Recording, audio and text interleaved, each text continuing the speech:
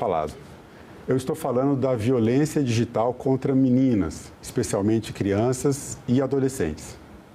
A Organização Civil Serenas, em parceria com a Secretaria de Comunicação da Presidência da República e a Embaixada do Reino Unido, lançaram um curso online para ensinar professoras e professores como prevenir a violência digital contra as meninas nas escolas, especialmente crianças e adolescentes. A garantia dos direitos das meninas é assunto de cidadania e é sobre isso que eu converso agora com Letícia Ugria, vice-diretora do Programa de Acesso Digital da Embaixada do Reino Unido, e Mariana Filizola, coordenadora geral de Educação Midiática da Secretaria de Comunicação da Presidência da República. Letícia e Mariana, muito bem-vindos ao programa Cidadania. Obrigado pela presença de vocês. Obrigada. Obrigada, Marcelo. Escolas On, violência off. Educação online para a segurança das meninas. Afinal de contas, o que é esse curso? Exatamente, Marcelo. Bom, para falar um pouquinho de onde surgiu a ideia, eu teria que voltar um pouco no contexto de onde insere a parceria e a colaboração do lado do Reino Unido. Gênero é uma prioridade do Reino Unido há muitos anos. Em 2024 foi lançado a Estratégia de Desenvolvimento Digital do país, que cobre gênero de uma forma transversal. A estratégia ela é composta por 4 pilares que compõem sustentabilidade, transformação, inclusão e respeito. E dentro do pilar de respeito é desenvolvido várias iniciativas voltadas à segurança online e à proteção de meninas e mulheres, a proteção de violência contra meninas e mulheres, facilitada por tecnologia. No Brasil, especificamente, a gente tem o Programa de Acesso Digital, que existe desde 2020. Existe em vários países, mas no Brasil a gente já está há algum tempo. E a gente tinha desenvolvido com a SECOM há alguns anos um memorando de entendimento voltado à integridade da informação e educação midiática. Dentro desse contexto e tendo orçamento para conseguir apoiar com um projeto, a gente entrou em contato com a presidência, com a SECOM, e sugeriu fazer um projeto focado especificamente em gênero. E a gente encontrou o solo muito fértil para poder conseguir fazer isso. Então, Mariana, dá uma continuidade nessa abertura que a Letícia fez, chegando um pouco mais para a questão do curso, né? De uma maneira geral, o que vocês abordam nesse curso? O que vai ser ensinado para professoras e professores no que diz respeito a essa questão que é a proteção das meninas, especialmente no ambiente digital? Eu acho que é importante dar um pouco um contexto também, né, de como que esse tema ganha forma dentro do governo federal. E como a Letícia explicou, isso vem de uma parceria da Secretaria de Comunicação com a Embaixada do Reino Unido, mas de uma parte muito específica dentro da SECOM, onde a gente atua, que é a Secretaria de Políticas Digitais. Então, nós somos um órgão, né, dentro da Secretaria que começou agora em 2023, com a missão de pensar e estruturar políticas públicas para o ambiente digital. E dentro desse guarda-chuva, a gente tem educação midiática e proteção de direitos como prioridades, áreas de atuação prioritárias. E dentro disso ainda, né, quando a gente fala em proteção, em educação, a gente fala também em formação de professores. Então, juntando isso tudo e enxergando o quanto que a questão da violência, ela tem um impacto significativo nas questões de gênero, então, especialmente em meninas, a gente viu uma oportunidade grande de fazer essa parceria e convidar a Serenas, que é uma organização especializada em atuar na promoção de direitos de meninas por meio da educação, para desenvolver essa formação inédita. Então, surge daí também essa parceria e o curso ele tem uma abordagem muito enxuta, né? Bem curtinha, mas com muitos conteúdos que a gente enxerga que são importantes de empoderar os educadores para poder lidar diretamente com os casos que eles recebem, porque muitas vezes o professor é o ponto de acolhimento dessas meninas, né? As professoras e os professores, e ajudá-los, apoiá-los a ter ferramentas tanto para esse acolhimento quanto para trabalhar esse tema na sala de aula sob a perspectiva da educação midiática, né, Lei? Exatamente. E além de professoras e professores, esse curso se estende a todo o ambiente escolar, né? É bom a gente sempre lembrar que na escola as meninas estão ali em contato, os alunos também, claro, né? Todos os estudantes estão ali em contato por mais tempo, de forma mais direta com professores e professores, mas tem outras pessoas, tem os gestores, tem outros profissionais de educação envolvidos.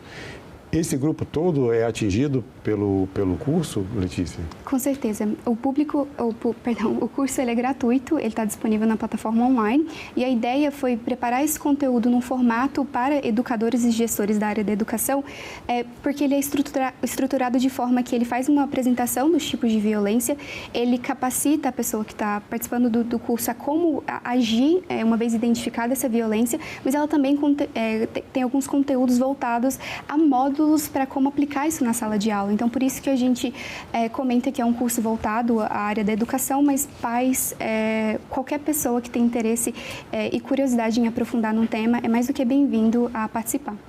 A gente está gravando esse programa em março de 2025, que é o mês de lançamento do curso, né? O curso já está disponível para as pessoas que tiverem interesse, quiserem aderir a essa iniciativa. E é um mês em que os temas com relação às mulheres, né, ficam em evidência. Ontem mesmo, numa reunião, eu conversava com algumas mulheres, falando sobre essas questões de trabalho e outras questões relacionadas a gênero, inclusive a violência contra as mulheres. No ambiente físico, a gente tem ouvido muito, né, na vida real, infelizmente, muitas situações de feminicídio. Dentro da política, às vezes, violência política contra as mulheres, né? A desigualdade salarial, que não deixa de ser uma forma de violência. Mas no ambiente digital, Mariana, essa violência acontece de uma forma diferente, né? O ambiente digital ele tem toda uma característica diferente, de anonimato, enfim, várias coisas, várias questões. Como é essa questão dentro do ambiente digital? A violência que existe no ambiente digital, ela é diferente contra meninas, contra meninos? Como é que você enxerga essa questão?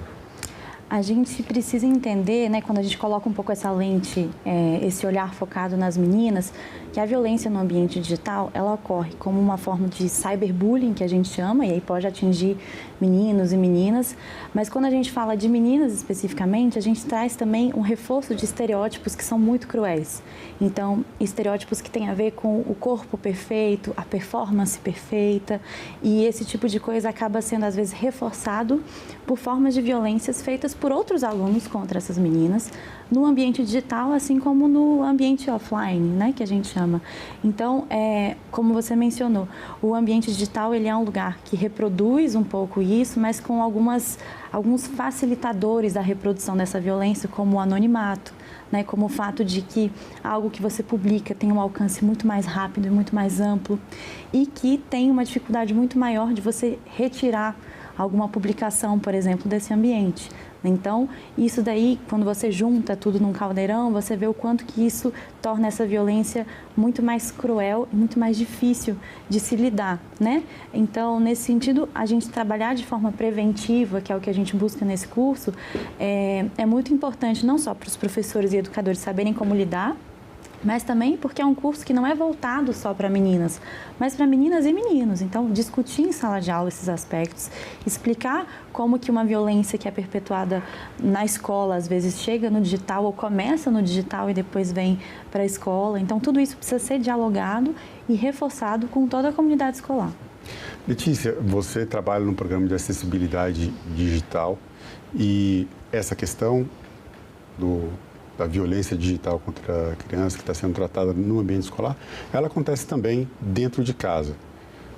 Nas famílias, já é comum, segundo dados de pesquisa, inclusive que vocês trouxeram, já é comum você terem pessoas, assim, ou pelo menos que conhecem alguém que já sofreu, alguma criança, alguma menina que já sofreu algum tipo de violência digital, ou alguma pessoa dentro da própria família, que é mais grave, né? Como é a questão da abordagem desse assunto fora da escola? As pessoas têm coragem para falar, estão empoderadas para falar? Existe algum medo, alguma coisa que restringe um pouco uma questão que é bastante importante, que é justamente comunicar quando isso está acontecendo, tanto por parte da própria menina, quanto por parte, às vezes, dos seus familiares, que sabendo desse assunto, às vezes podem não levar a questão adiante? Essa é uma boa pergunta, Marcelo. Eu acho que tem algumas questões que a gente pode explorar. A primeira, eu acho que é a confiança dessa menina para poder saber que ela tem o direito de ser tratada com respeito. O que aconteceu com ela é válido e ela merece poder compartilhar isso com alguém. Então, acho que isso vem desde pequena, quando a gente tem algumas abordagens específicas de gênero que já vai colocando nela algo que a Mari já falou em relação ao direito dela de poder reivindicar um espaço de respeito. Então, acho que esse é o primeiro ponto. O segundo é saber quais são as leis aplicáveis aqui no Brasil que protege a criança dela não ser tratada dessa forma. Então, acho que é muito importante os pais entender o contexto no qual a criança se insere, porque eu acho que é um pouco difícil entender que hoje em dia a internet já não é mais quem você quer seguir, quem segue você. É uma plataforma aberta, seu conteúdo pode atingir outras pessoas e a opinião de outras pessoas pode atingir a criança. Então, eu acho que é muito importante entender que a criança ela é inserida num contexto e que a escola tem um papel muito importante em servir como um ator para identificar e atuar quando necessário. A gente tem um problema grave, que inclusive é apontado por pessoas ligadas ao direito de família como um alerta, que é o chamado abandono digital. Crianças e adolescentes que ficam navegando, usando ou em celulares ou em computadores, navegando em ambiente digital, em redes sociais, sem a vigilância dos pais, sem o acompanhamento dos pais ou responsáveis. Como esse problema agrava a situação que o curso quer prevenir, que é justamente a prevenção contra a violência, especialmente contra as meninas no ambiente digital. Olha, Marcelo, eu acho que é importante a gente entender, quando a gente fala de Brasil, né, que nem sempre nas famílias, os pais, as mães, os responsáveis, eles têm orientação e repertório suficiente para poder lidar com essa situação com os seus filhos, com as crianças e com os adolescentes. Então, o primeiro passo é a gente não culpabilizar os responsáveis por esse tipo de situação. Mas como apoiar, né? E o segundo passo é a gente entender que isso é uma responsabilidade coletiva. Então, não é só papel do pai ou da mãe. E, nesse sentido, o governo federal tem atuado muito fortemente. A gente lançou agora, nesse mês de março, o Guia sobre o Uso de Telas e Dispositivos por Crianças e Adolescentes, que é uma iniciativa de 7 ministérios, coordenado pela SECOM, com apoio, inclusive, da Embaixada do Reino Unido, com o objetivo de ter ali materiais e conteúdos de apoio para as famílias, para os professores, para os agentes de justiça, de acolhimento, sobre como lidar com todas essas questões do digital no contexto da vida das crianças e dos adolescentes. Então, é um guia que a gente recomenda muito o acesso, porque tem ali muitos quais são os riscos, quais são as oportunidades e também como proporcionar esse espaço de diálogo, que eu acho que é o último ponto e o mais importante de pensar nesse contexto, né? Como a Letícia falou, possibilitar esse espaço de escuta e para que as crianças e adolescentes entendam que eles têm direito a serem ouvidos e sintam que existe um espaço, um canal aberto de conversa, né, com os responsáveis, com os adultos, ainda que eles não tenham todo o repertório para lidar com isso, mas ter esse canal aberto é essencial em qualquer contexto de crescimento e de desenvolvimento saudável. Agora, a gente teve uma mudança na legislação que causou bastante polêmica no final do ano passado, especialmente nesse ano, quando entrou em vigor, que é a proibição do uso de celulares nas escolas. Como é que vocês enxergam essa questão no sentido dessa prevenção contra a violência, especialmente a violência contra as meninas no ambiente digital? A retirada do celular, ela promove um espaço de segurança pela falta do uso, ou o fato das crianças não levarem o celular na escola pode afastar os professores daquela vigilância que a gente falava agora há pouco, né? Esse contato, opa, calma aí, vamos saber o que essas meninas estão vendo, se estão sentindo alguma coisa. Como é que vocês veem essa mudança na legislação em prol das crianças e adolescentes? Qual é a avaliação que vocês fazem? Eu acho que a pessoa mais bem colocada seria a Mariana para falar sobre isso, mas eu queria fazer uma observação antes. Sim, claro. Eu acho que, primeiro, é fundamental trazer as crianças para esses debates, porque elas têm uma opinião sobre o uso da tecnologia também. Para elas, o celular não é, o celular não é somente acesso à internet, ela é câmera, ela é música, ela é muita coisa. Então, acho que é importante ter a participação delas. Segundo, eu acho que é ingênuo acreditar que a professora, na sala de aula, ela tem esse papel de vistoriar, porque ela está lá para passar um currículo. Então, assim, ela cumpre, né, tem um papel muito importante lá. Então, só duas reflexões que eu queria trazer aqui antes. Claro, bem importantes essas reflexões. Mas vamos lá, Mariana. Então, essa lei, né, como você comentou, trouxe muitas questões, e especialmente para as escolas, sobre como lidar agora com a questão da restrição do uso dos celulares e também qual é o papel de quem, que isso vai impactar, né? Acho que inicialmente é complicado a gente fazer alguma correlação com diminuição de violência e essa restrição do uso. Primeiro porque está muito recente ainda, né? Começou a valer agora em janeiro. E segundo porque eu acho que tem vários fatores envolvidos quando a gente fala na disseminação de violência. Mas acho que é importante frisar sobre a restrição do uso de celulares que o objetivo dessa lei não é afastar as crianças e adolescentes da tecnologia e nem colocar a tecnologia no lugar de vilã. Pelo contrário, a lei está possibilitando com que isso seja fonte de muitos diálogos, muitos questionamentos. A ideia da restrição é que o uso seja feito só de forma pedagógica e intencional, então apoiar os professores no desenvolvimento de metodologias, de aulas com esse foco e, ao mesmo tempo, evitar a distração na sala de aula, que é um fator que contribui significativamente para que a gente tenha uma queda, né, na atenção nas aulas, no desenvolvimento. E apesar de pouco tempo dessa implementação, a gente já tem visto resultados muito interessantes sobre usos criativos que os alunos estão fazendo de outras ferramentas e tecnologias durante o recreio, por exemplo, né? A gente vê a volta aí dos esportes, de muitas outras atividades e também o apoio para que os professores façam esse uso intencional e reflexivo. Então, a educação midiática ganha um papel também agora mais importante. A gente tem a homologação pela primeira vez de diretrizes do Conselho Nacional de Educação Digital e Midiática, então que vão ajudar a orientar as escolas, claro, sempre levando em conta que as escolas do Brasil têm suas especificidades, então não dá para você dizer que todas vão ter que adotar as mesmas medidas em relação ao celular, porque cada uma tem as suas particularidades. E aí essas orientações vêm para ajudar as escolas nessas escolhas e também com várias formações, né? Esse curso vem também nesse lugar de apoiar as discussões sobre educação digital e midiática, sendo um amparo para os professores nessa nova fase que a gente está vivendo agora. Vamos falar então agora um pouco sobre o curso. Vamos fazer aqui um ping-pong sobre o curso, né? Escolas on, violência off, né? Um curso de prevenção à violência contra as meninas. A gente já falou um pouco sobre, né, a quem é dirigido, como é que o curso é gratuito, você também já trouxe essa informação para a gente. Tem tempo de duração do curso, como as pessoas se inscrevem, são turmas regulares. Vocês duas agora podem contar para a gente, falar do curso. Perfeito, que é a parte importante também. Então, o curso, como eu comentei, ele é gratuito, ele está disponível na plataforma de Escola Digital de Governo, da ENAP. Ele é assíncrono, então, quem está fazendo o curso tem total liberdade para ir no ritmo que preferir.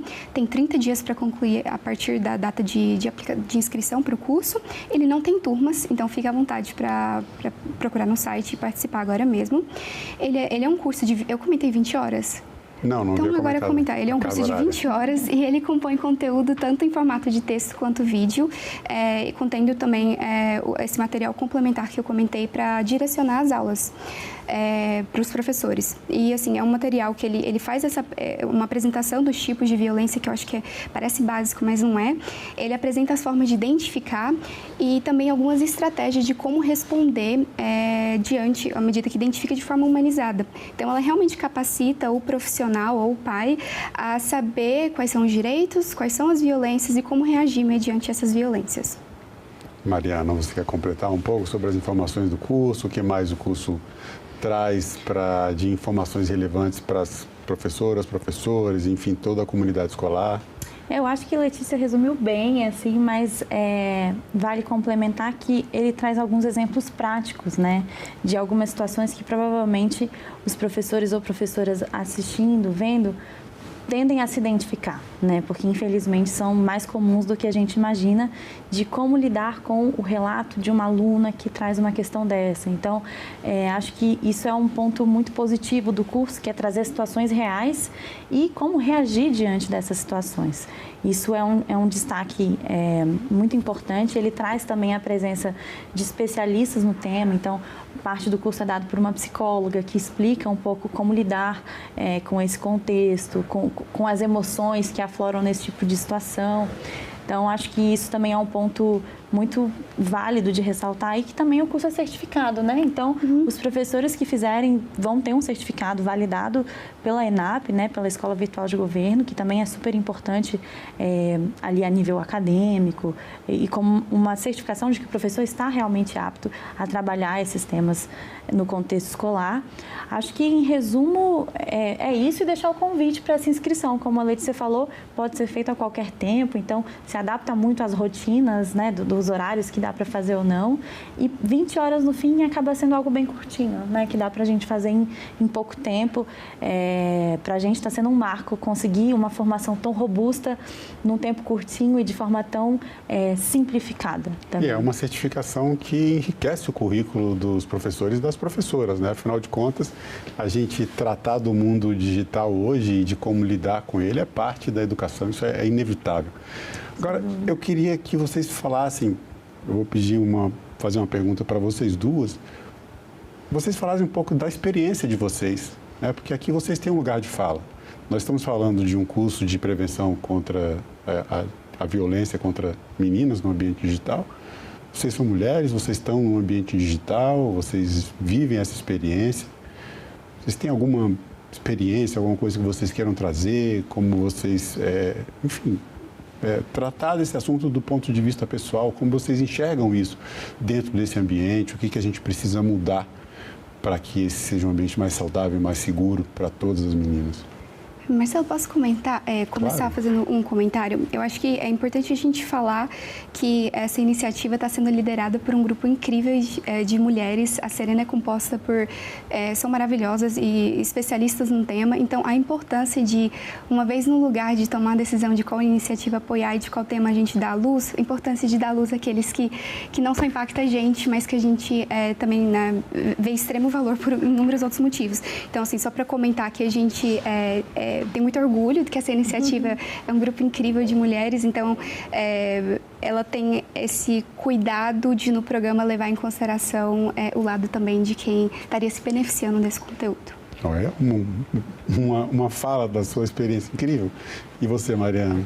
Acho que isso é um ponto importante, né, do quanto que foi essencial ter um grupo de mulheres organizando essa formação, né, pensando a partir da nossa perspectiva mesmo, como você falou, é um assunto que nos toca de forma universal, assim, é muito difícil você conhecer uma mulher que nunca passou por um episódio de assédio, né, ou de algo do tipo. Infelizmente, acredito que Letícia também, em algum ambiente, em algum momento da vida, a gente acaba sendo, sim, vítima desse tipo de situação, e acho que o principal que todas nós queremos quando nós somos vítimas disso é saber como ser acolhida.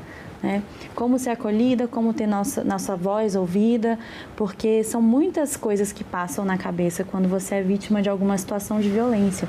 A primeira é até que ponto isso realmente aconteceu, ou é uma coisa da minha cabeça. Você se questiona um pouco do que está acontecendo, como está acontecendo, e aí você ter as ferramentas e o conhecimento para entender que aquilo é um episódio de violência é essencial para que você tome atitude ou se sinta empoderada, né, apesar dessa palavra já estar tão usada, para procurar ajuda, para conversar com alguém e se sentir ouvida, acolhida, para realmente conseguir uma solução para aquilo, né? Ou no caso de uma violência, você conseguir fazer uma denúncia. Então, acho que para nós, mulheres, é muito importante a educação ser um ponto de partida para que a gente tenha nossas vozes ouvidas e que nós sejamos acolhidas caso alguma dessas situações aconteça. E que isso ajude a semear essas ideias nas gerações que estão chegando agora. A gente está falando de cidadania, eu agora pergunto para vocês o que é cidadania, mas eu vou estender um pouco. O que é para cada uma de vocês cidadania digital? Eu acho que não tem como, licença, falar de cidadania digital sem falar de inclusão digital. E aqui puxando um pouquinho para o lado da minha atuação, mas é muito importante a gente ver que a cidadania digital ela é necessária uma conectividade significativa, de qualidade, para que as pessoas possam participar desse espaço de diálogo e usufruir dos serviços públicos que estão disponíveis por meio das plataformas e da tecnologia. Então, eu acho que é importante, quando a gente aborda o tema, problema reconhecer que é um espaço onde você exerce seus direitos, você pode exercer sua criatividade, você pode usufruir de benefícios, mas claro, desde que tenha uma conectividade presente. E para você, Mariana, o que é a cidadania digital? Eu acredito que um dos principais pontos de quando a gente pensa o que é cidadania, de forma geral, é participação. E quando a gente fala na cidadania nesse ambiente, significa você poder participar desse ambiente estando ciente dos seus deveres, né, dos seus direitos e também pensando nisso de uma forma crítica. Então, como é que eu acesso essa informação? Que informação está chegando para mim? O que existe ali por trás disso? Como é que eu entendo a intencionalidade do conteúdo que está chegando para mim? Então, pensar na educação midiática atrelada ao que é a cidadania digital é essencial para que todo mundo possa ter os seus direitos garantidos nesse ambiente e possa usar, como a Letícia falou, da melhor forma, né? Expressar sua criatividade, ter sua voz ouvida, num lugar cada vez mais seguro e mais diverso para todo mundo. Bom, eu agradeço mais uma vez Letícia Hungria, Mariana Filizola. Deixo também aqui o meu agradecimento à Organização Civil Serenas, que não está presente aqui como uma convidada, mas certamente está presente aqui pela voz de vocês. Muito obrigado pela entrevista. Obrigada, Marcelo. Obrigada, Marcelo. E eu agradeço também a você que acompanha a programação da TV Senado. Assine o canal da TV Senado no YouTube, ative as notificações e acompanhe toda a programação do Poder Legislativo diretamente da fonte. Na TV Senado, democracia é todo dia.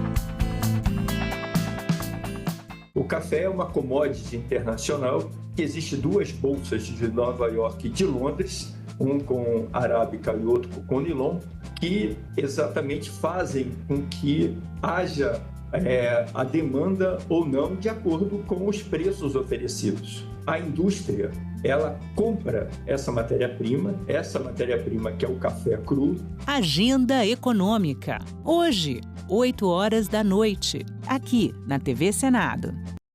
Eu me lembro, por exemplo, das campanhas das diretas. Havia uma movimentação extraordinária na tentativa de pressionar o Congresso Nacional para que ele aprovasse a volta das eleições diretas. Isso não aconteceu, mas a esplanada, desde a Catedral até o prédio do Congresso Nacional, foi tomada por milhares e milhares de pessoas. A Praça dos Três Poderes não é só fachada. Desde o início, as pessoas ocupam espaço para lutar pelos seus direitos. É uma das ideias que mais deram certo em Brasília. A outra é a superquadra. Eu tive a sorte de passar minha infância numa superquadra. Diferente dos condomínios de hoje em dia, que criam muros para isolar os moradores, os prédios do plano piloto são erguidos em pilotis, para que as pessoas circulem livremente pela cidade.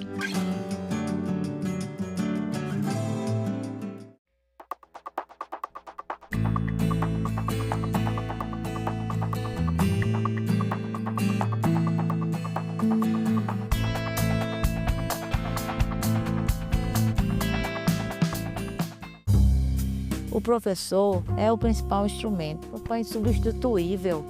Pode botar quantas máquinas quiser. Mas a valorização dos professores ainda é um grande desafio também para o país. A obrigação do MEC é atualizar o valor do piso todo ano. Mas quem paga são os estados e os municípios. Aí começa a confusão. Salão Nobre, nesta quarta, 20h, aqui na TV Senado.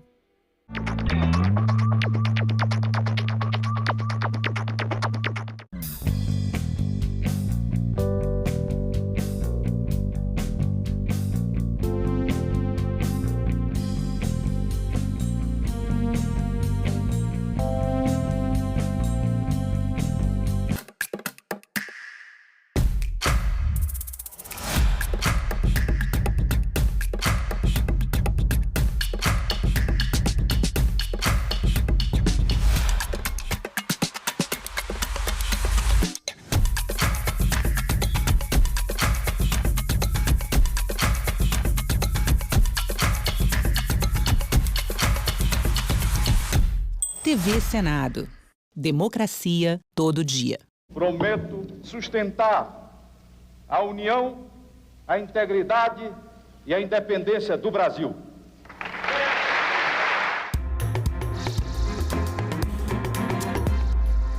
Bom dia, terça-feira, 8 de abril, o Senado Notícias está no ar. A Comissão de Constituição e Justiça faz daqui a pouco, a partir das 9 da manhã, a primeira audiência pública para discutir o novo Código Eleitoral. A votação da proposta deve ficar para o próximo mês de maio. O novo Código Eleitoral pretende unificar toda a legislação eleitoral.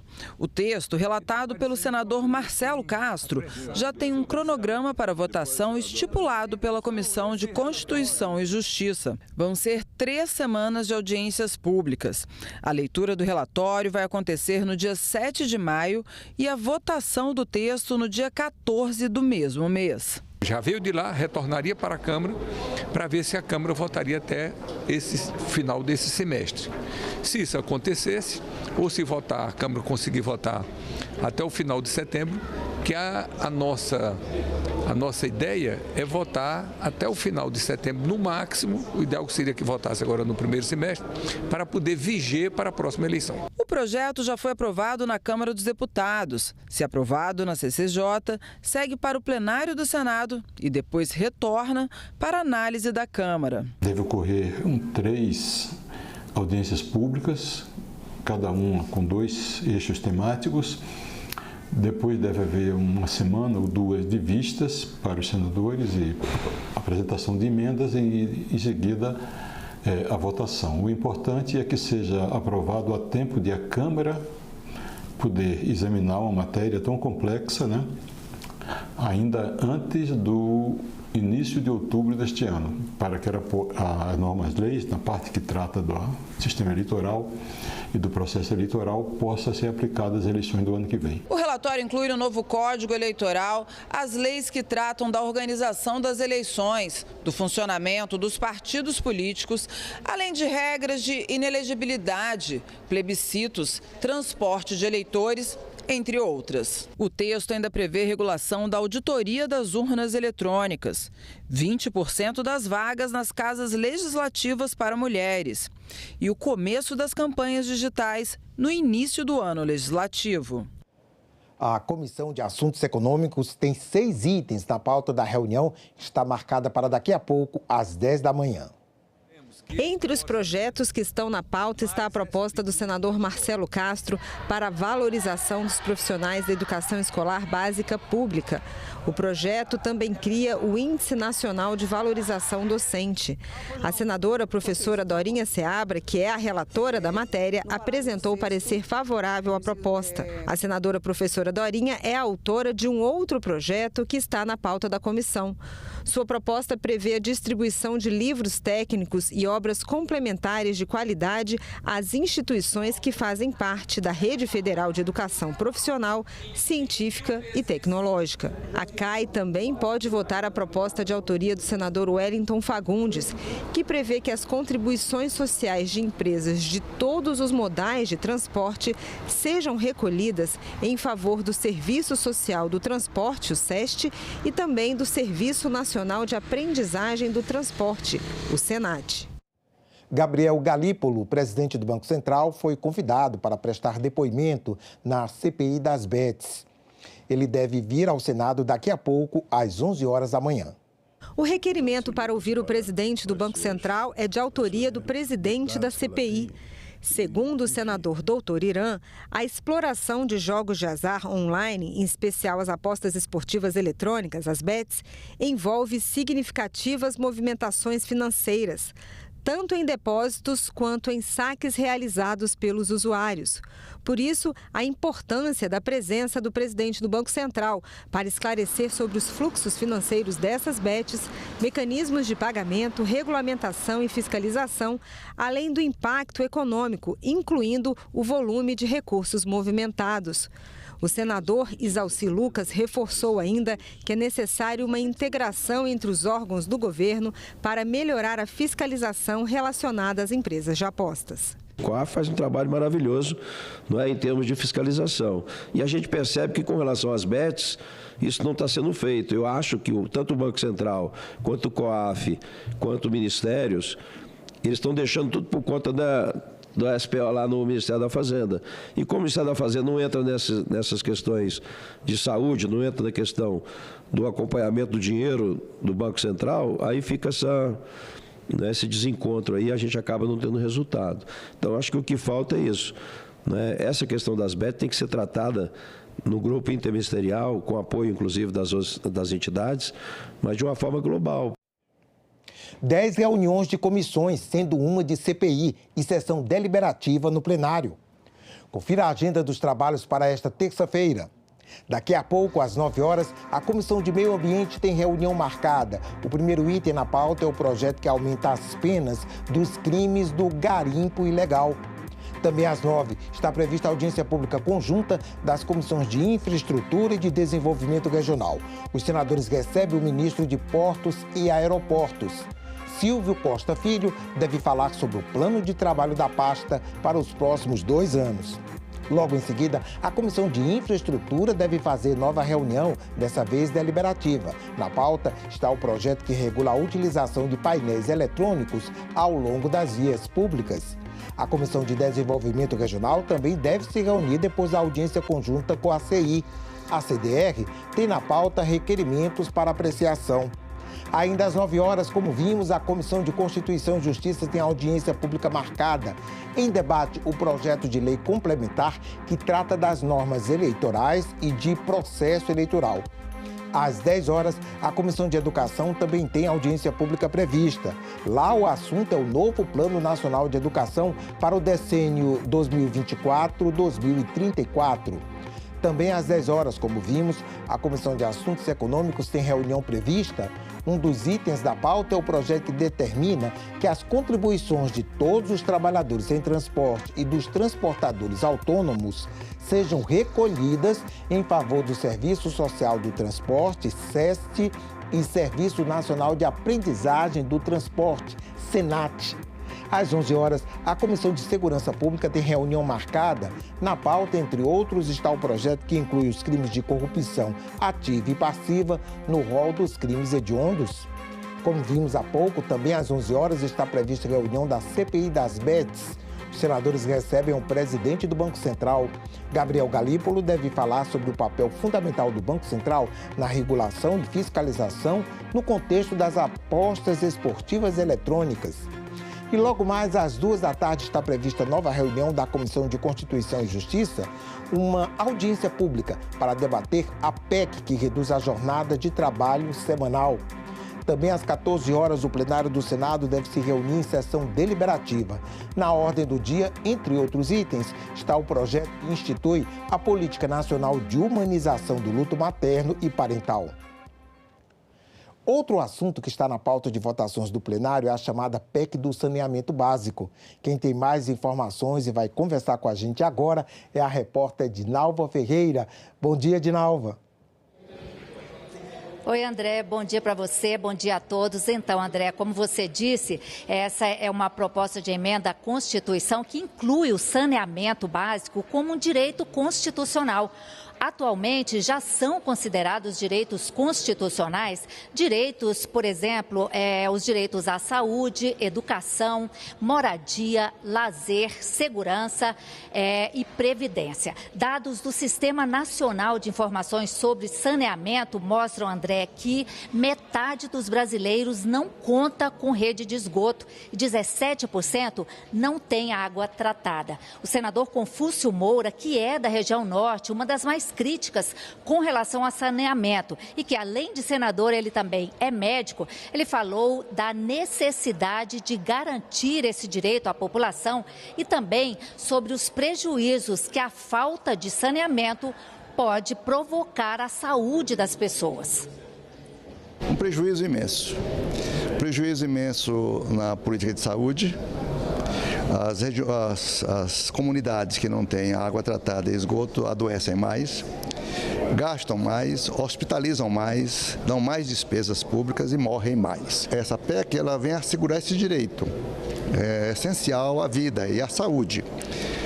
Mas ela vem corroborar e ratificar a Lei Geral do Saneamento, que foi aprovada em 2021, que determina que o governo brasileiro, através de vários mecanismos de concessões e outros meios onde haja as empresas públicas, as autarquias que tenham capacidade comprovada de investimento e capacidade econômica, até o ano 2033 levem água tratada para 100% dos brasileiros e esgoto sanitário a 91% de todas as casas de brasileiros.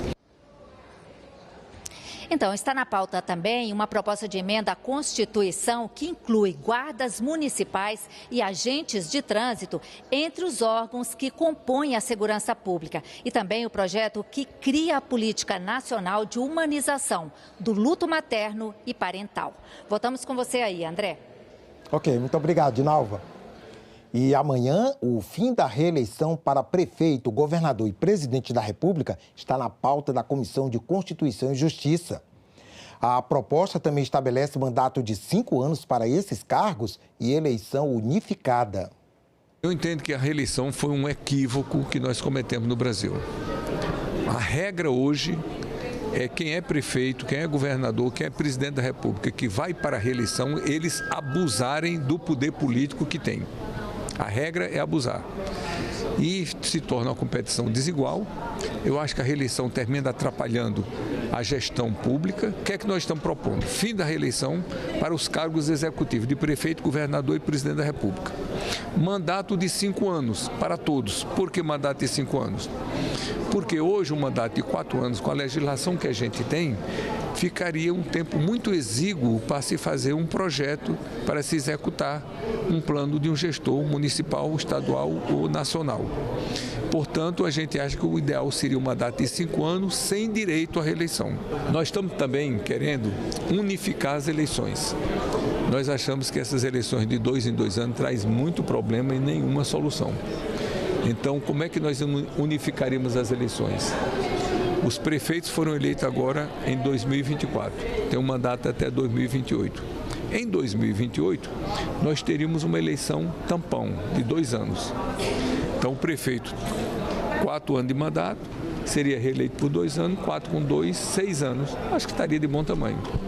E aqueles que fossem eleitos pela primeira vez em 2028, ele seria eleito por um mandato tampão de 2 anos, mas com direito à última reeleição do Brasil, que seria em 2030, por mais 5 anos. Então, 2 com 5, 7. 7 anos também estaria de bom tamanho. E, a partir de 2030, nós teríamos eleições unificadas de vereador a presidente da República, passando por prefeito, governador, deputado estadual, deputado federal e senador, de 5 em 5 anos, 2030, 2035, 2040, 2045. Os desafios das mulheres que sofrem com a endometriose foram tema de audiência pública nesta segunda-feira, em reunião conjunta das Comissões de Direitos Humanos e de Assuntos Sociais. A endometriose é uma doença ginecológica que afeta de 10% a 15% das brasileiras e os especialistas reivindicam campanhas de conscientização sobre o tema. A endometriose é uma doença inflamatória e dolorosa que causa diversos problemas na vida da mulher. No Brasil, atinge 1 a cada 10 mulheres em idade reprodutiva, o que resulta em cerca de 7 milhões de mulheres. Além da dor, a doença pode causar infertilidade, desconforto sexual, alterações intestinais e urinárias, entre outros problemas de saúde. Por ser pastora, quantas vezes no gabinete pastoral o que eu recebia eram mulheres gritando de dor, incompreendidas pelos maridos, casamentos destruídos porque elas não estavam dando conta da obrigação conjugal. Vocês entenderam o que eu estou falando?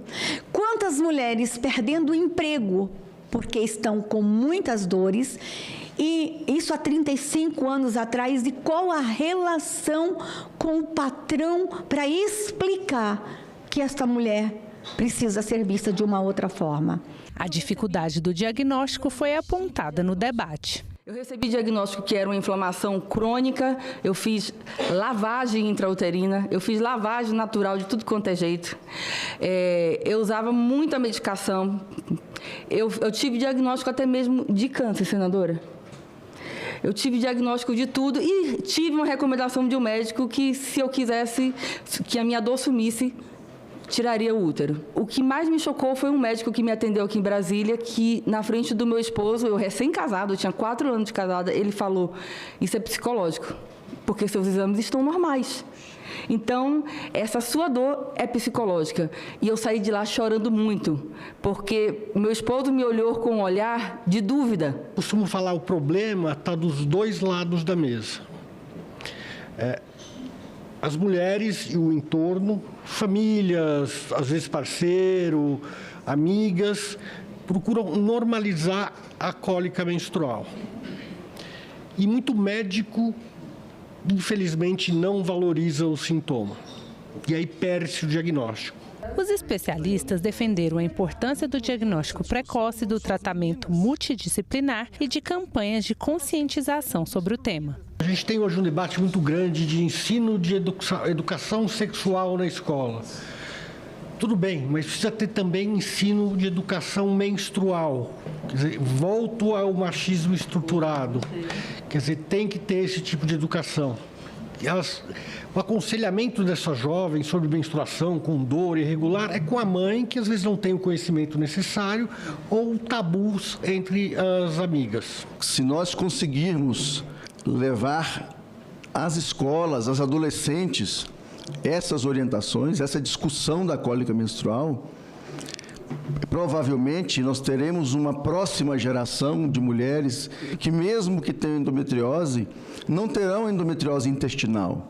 Não terão que fazer uma cirurgia para tirar um rim por causa de uma endometriose profunda que obstruiu o seu ureter.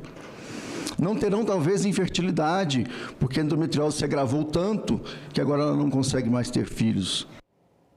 Recentemente, a atriz Ingrid Guimarães denunciou nas redes sociais o constrangimento e a violência a que foi submetida ao ser obrigada a trocar seu assento por outro de categoria inferior em voo da companhia American Airlines.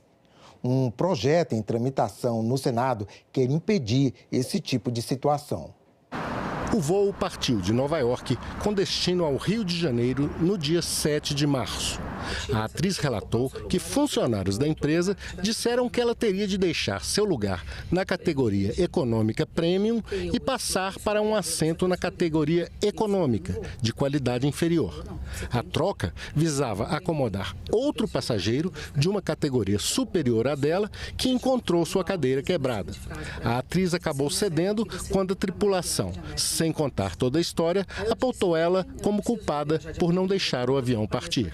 Eu vivi uma situação abusiva, violenta, injusta, e eu fui coagida na frente do voo inteiro a fazer o que a American Airlines queria. No meio do voo, eu fui falar com o comissário brasileiro e perguntar qual era o critério, que nunca ninguém me explicou nada. Por que tinha sido eu a pessoa escolhida? Ele disse que o critério normalmente eram vários, mas um deles era a tarifa mais barata ou então a mulher viajando sozinha. A minha reserva era de uma mulher sozinha. Uma mulher viajando sozinha, que não tem um homem ao lado para gritar, para se impor.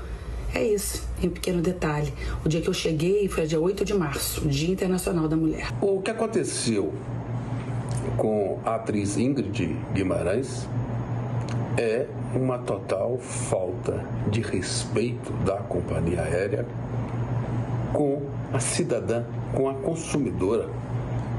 Isso, infelizmente, tem acontecido muito, porque a companhia aérea, ela acaba por esquecer que na sua relação com o consumidor, com o passageiro, com a passageira, ela tem alguns parâmetros que ela precisa respeitar.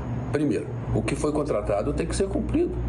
Se ela está no assento X, ela não pode ser removida desse assento por um mero capricho para satisfazer um passageiro, a falta de vaga para um passageiro na primeira classe. Isso é puro abuso de direito. E por conta disso, nós apresentamos aqui no Congresso Nacional um projeto de lei que altera o Código Brasileiro da Aeronáutica e faz, a partir da aprovação deste projeto de lei, com que nenhum passageiro seja constrangido a mudar de categoria sem a sua permissão. Isso é fundamental para assegurar o direito do consumidor brasileiro, do cliente brasileiro. O que ela passou é inaceitável, é inadmissível e nenhum outro brasileiro deve sofrer. Para os advogados consultados pela TV Senado, a lei vem reforçar a legislação vigente, que já garante os direitos dos passageiros. O Código de Defesa do Consumidor e a ANAC garantem que o passageiro tenha direito ao reembolso adequado, reacomodação na classe adquirida ou até mesmo indenização por danos morais e materiais. O Código de Defesa do Consumidor sempre deixou muito claro, primeiro, o direito à informação do consumidor em qualquer circunstância, que se aplica também à relação entre da companhia aérea com o passageiro ou a passageira, o consumidor ou consumidora. Segundo ponto, reforça também a proibição da companhia aérea agir numa situação como essa de abuso de direito. Paulo Roque entende que, para resolver o problema, é preciso que os órgãos reguladores apliquem pesadas multas às companhias aéreas. O que pode realmente resolver são as penalidades administrativas. Multas aplicadas, no caso do Brasil aqui, pela Autoridade da Aviação, que é a ANAC, que regula o setor, poderá aplicar multas pesadas, o próprio PROCON também, as autoridades de defesa do consumidor, para que, doendo no bolso, elas fiquem inibidas, desestimuladas a continuar desrespeitando os direitos dos passageiros. A senadora disse que já tem os apoios necessários para pedir urgência. Assim, a votação da proposta pode ser feita diretamente no plenário. Se for aprovada no Senado, ela segue para análise da Câmara dos Deputados. O Conselho de Comunicação Social, órgão auxiliar do Congresso, aprovou na tarde de ontem o relatório sobre a regulamentação dos serviços de vídeo sob demanda, os chamados streams. O Conselho de Comunicação Social, após 27 reuniões, encerrou as atividades da sua sexta composição.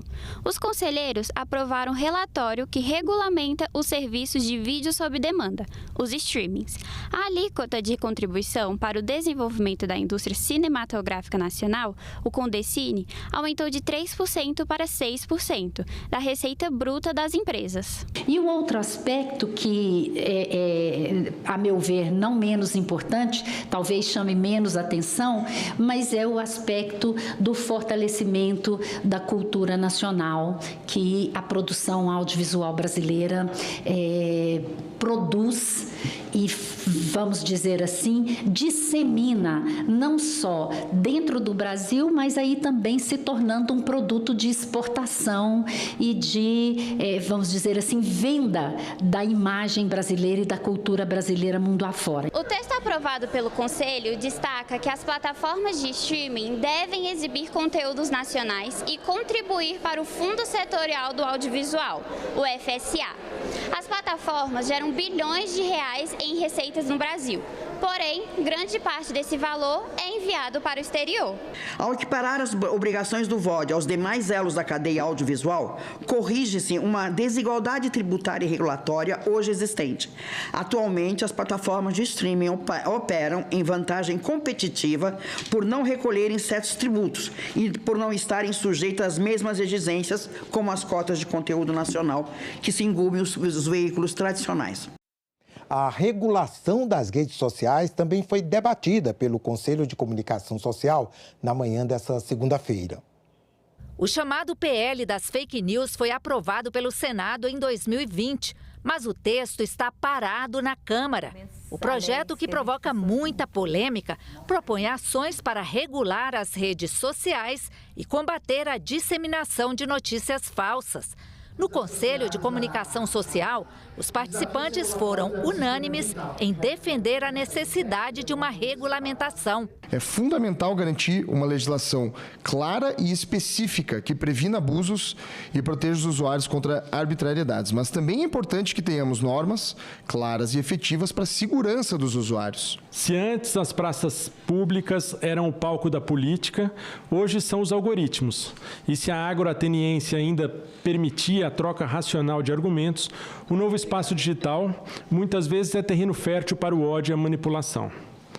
Não há, portanto, ingenuidade possível. A ausência de regulação não significa liberdade plena. Significa, muitas vezes, a dominação dos fluxos comunicacionais por estruturas opacas e interesses privados que se sobrepõem ao bem comum. O presidente da Anatel apontou que, por uma lógica econômica, não há interesse das empresas em identificar os usuários que propagam fake news nas redes. Hoje, o anonimato, se você quiser identificar a sua conta, se você quiser, ou seja, o combate ao anonimato, na verdade, é um negócio. Então, assim, para você identificar a sua conta, você tem que pagar. Então, na verdade, o que era para ser uma obrigação de responsabilidade, uma obrigação para que todos pudessem ser identificados, responsabilizados pelo que eles eventualmente falam, vira um negócio e é um modelo e basicamente, o que está previsto na Constituição deixa de ser uma obrigação e vira simplesmente um interesse comercial. Então, quando você associa... E por que isso não é feito de forma obrigatória? Porque isso já está cantado em verso e em prosa, que as plataformas de rede social se beneficiam em termos de engajamento, em termos de uso dessas redes, à medida em que vão se criando essas bolhas que reforçam pensamentos de grupos ali já estabelecidos. Essas plataformas, elas não são neutras. Eu acho que esse é um ponto importante. Elas decidem, com base em algoritmos, o que cada pessoa vai ver ou vai deixar de ver. No caso das redes sociais, por exemplo, o feed ele não mostra tudo que é postado nessa rede social, mas sim o que o algoritmo acha que prende mais atenção. A coordenadora do Comitê Gestor da Internet no Brasil, Renata Miele, defendeu que é preciso ter mudanças na responsabilização. O STF analisa a constitucionalidade do artigo 19 do Marco Civil da Internet, que determina quando as plataformas podem ser responsabilizadas por conteúdos de terceiros. Ele não olha o conteúdo e ele só vai ser responsável por aquele conteúdo se uma ordem judicial mandar retirar aquele conteúdo do ar. Já no caso das redes sociais, que é o que nós estamos discutindo aqui, isso claramente é insuficiente, porque as redes sociais elas têm uma intervenção ativa sobre a circulação do conteúdo do usuário, através de mediação algorítmica. Então, o algoritmo, a partir de uma série de parâmetros que são totalmente opacos para a sociedade, é a rede social e as engrenagens dessa rede social que determina quem vê, quem não vê, se vai ter alcance ou se não vai ter alcance. Nesse sentido, a rede social passa a ser, de alguma maneira, copatrocinadora daquele conteúdo. Nós defendemos um modelo multissetorial de regulação do ambiente digital, não só das redes sociais, mas do ambiente digital, das políticas digitais como um todo. Então, como que a gente pode pensar nesse multissetorialismo aliado a essa estrutura de autonomia do Estado, também com participação social nesse processo, para que os direitos estejam protegidos, mas para que a gente também consiga ter uma eficiência na implementação de uma eventual legislação que venha a ser aprovada pelo Parlamento. A Anatel, hoje, na estrutura do Estado brasileiro, é a instituição mais preparada para assumir o desafio de regulação do ambiente digital. Quer dizer que nós estamos prontos para assumir isso imediatamente? Claro que todo é um processo tão complexo que qualquer um vai precisar superar uma série de desafios e fazer adaptações internas para assumir esse desafio. Uma audiência pública ontem na Comissão de Direitos Humanos debateu os direitos das pessoas com deficiência e doenças raras. Se o tratamento de doenças comuns, que atingem, volta e meia, milhões de pessoas, é um problema não resolvido no Brasil, imagine tratar doenças raras.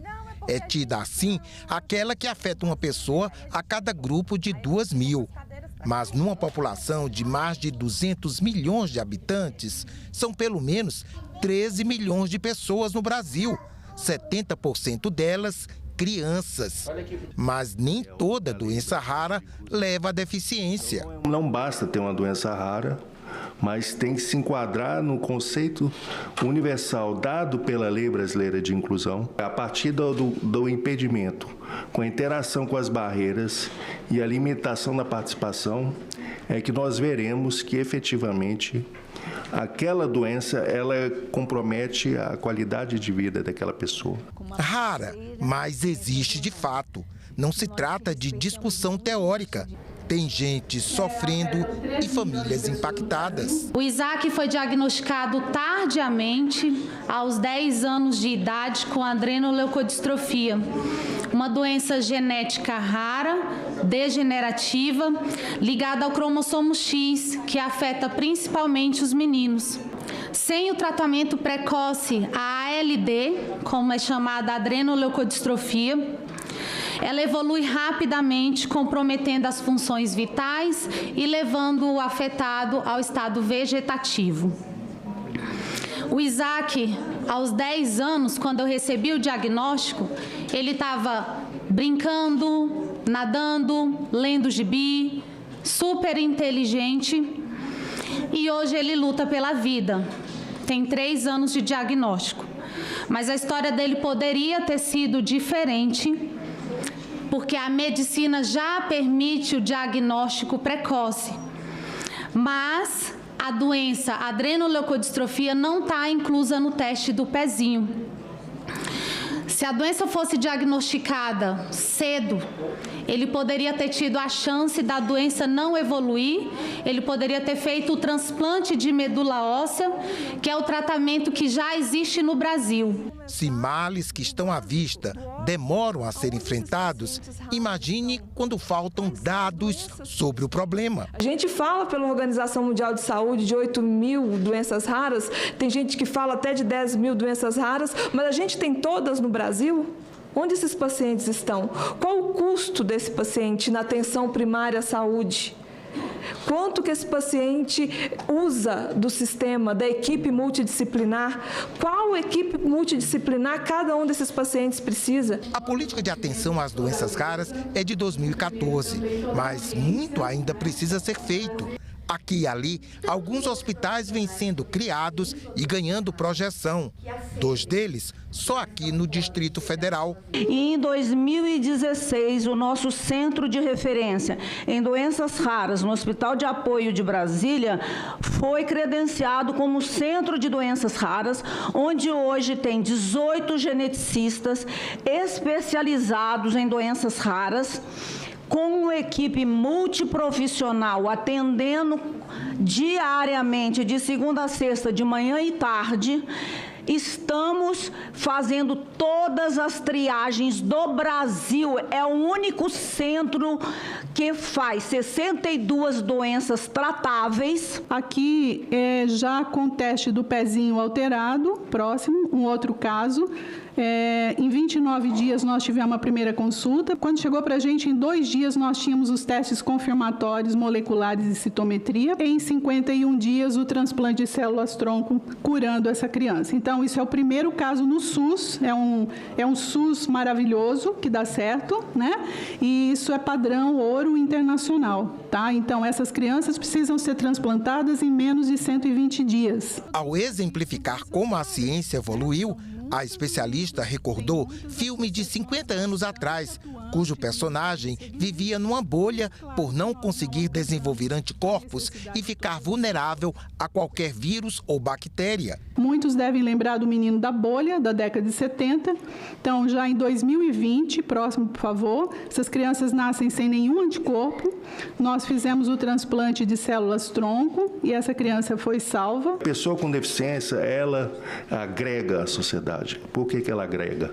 Com a deficiência dela, ela permite que o ambiente aprenda com ela. A gente vai ter algum dia um orçamento exclusivo para doenças raras, né? A gente tem aí programas que dão tão certo no SUS, como o programa de hemoderivados, o programa de imunização. Será que a gente tem que caminhar por um programa de doenças raras? A gente precisa amadurecer o debate. Ficamos por aqui. Você pode rever as reportagens desta edição na nossa página na internet, senado.leg.br/TV.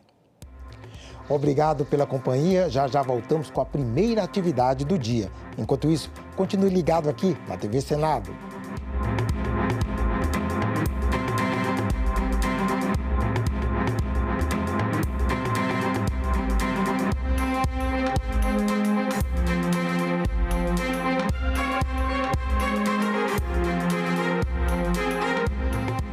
Lamento informar que o excelentíssimo senhor presidente da República, Tancredo de Almeida Neves, faleceu esta noite.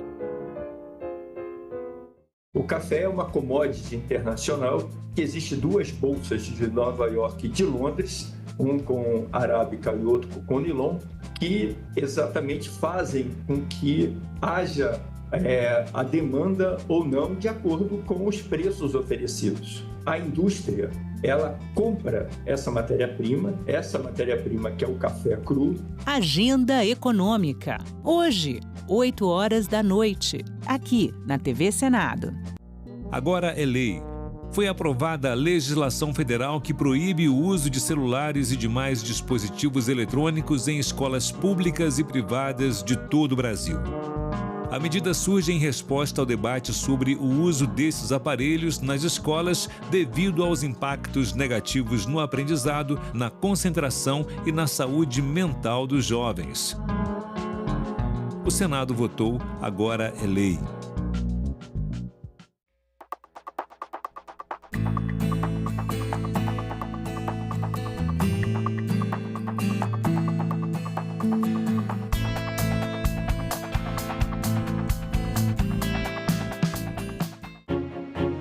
Tensão em Brasília.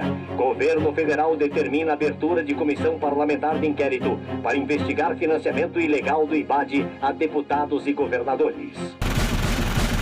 Imagine if the Brazilian government were to have funded Barack Obama, had spent $30 million on the campaign in the last campaign, or they had sent money to support the governors of Florida or California in the electoral campaign. Imagine the outcry in the United States if they had done that. Yet Gordon saw nothing wrong with the United States government funding candidates in the campaign, the anti-Goulart candidates in the election of 1962. A eleição em que eu fui candidato, em 62, eu fui procurado por um cidadão que queria me oferecer dinheiro para a campanha. Então eu falei, olha, mas como? Qual é a contrapartida? Não conheço o senhor. Não, nós só queremos que o senhor defenda a democracia. Eu disse, mas para isso o senhor não precisa me dar dinheiro. Em uma das audiências mais emblemáticas da CPI, um criminoso, confesso, se vangloriou da quantidade de times que rebaixou para obter ganhos financeiros. Esta CPI foi essencial para sua localização em Dubai, onde foi detido pela Interpol. A comissão também requereu prisões preventivas e conduções coercitivas para chegar a investigados e inovou a oferecer um acordo de colaboração premiada que acabou sendo recusado. Com base nas investigações, sugerimos o indiciamento de 3 investigados com apoio em fortes indícios colhidos. Ajustamos a redação dos crimes de corrupção esportiva e fraude de resultado. Também criamos o crime de fraude ao mercado de apostas, inexistente até então. Além disso, propomos penas para atletas que forneçam informações privilegiadas usadas para obtenção de vantagem nesse mercado. Propomos ainda o crime de divulgação ou propaganda de ganhos regulares e reais em apostas. No relatório apresentado, eu entendo que nós temos essas apreciações a fazer. Entre elas, destaca-se a falta de recomendação para que sejam desencadeadas pelos órgãos públicos de apuração e persecução penal, como a Procuradoria-Geral da República e a Polícia Federal, investigações sobre a suposta ação perpetrada pelo deputado Felipe, o qual teria cobrado 35 milhões de reais à Associação Nacional de Jogos e Loterias, então presidida por Wesley Cárdia. A proposta que eu faço é que na comissão de esportes ele seja convocado para que ele fale, para que ele responda, e na comissão de esportes haverá uma decisão.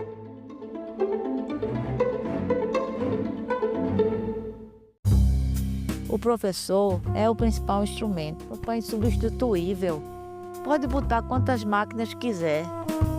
Mas a valorização dos professores ainda é um grande desafio também para o país.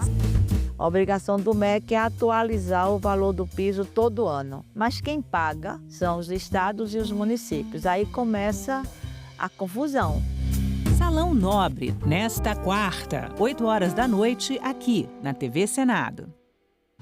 Uma notícia falsa pode vir de quem a gente menos espera, no grupo da família ou nas nossas redes sociais. Mas como saber se uma informação é verdadeira? Agora, as informações sobre o Senado podem ser checadas pelo WhatsApp. Envie texto, link, foto, captura de tela ou vídeo de qualquer notícia duvidosa sobre o Senado Federal. Nossa equipe vai analisar o material e responder se a informação é falsa, verdadeira ou imprecisa. Ficou na dúvida? Senado verifica.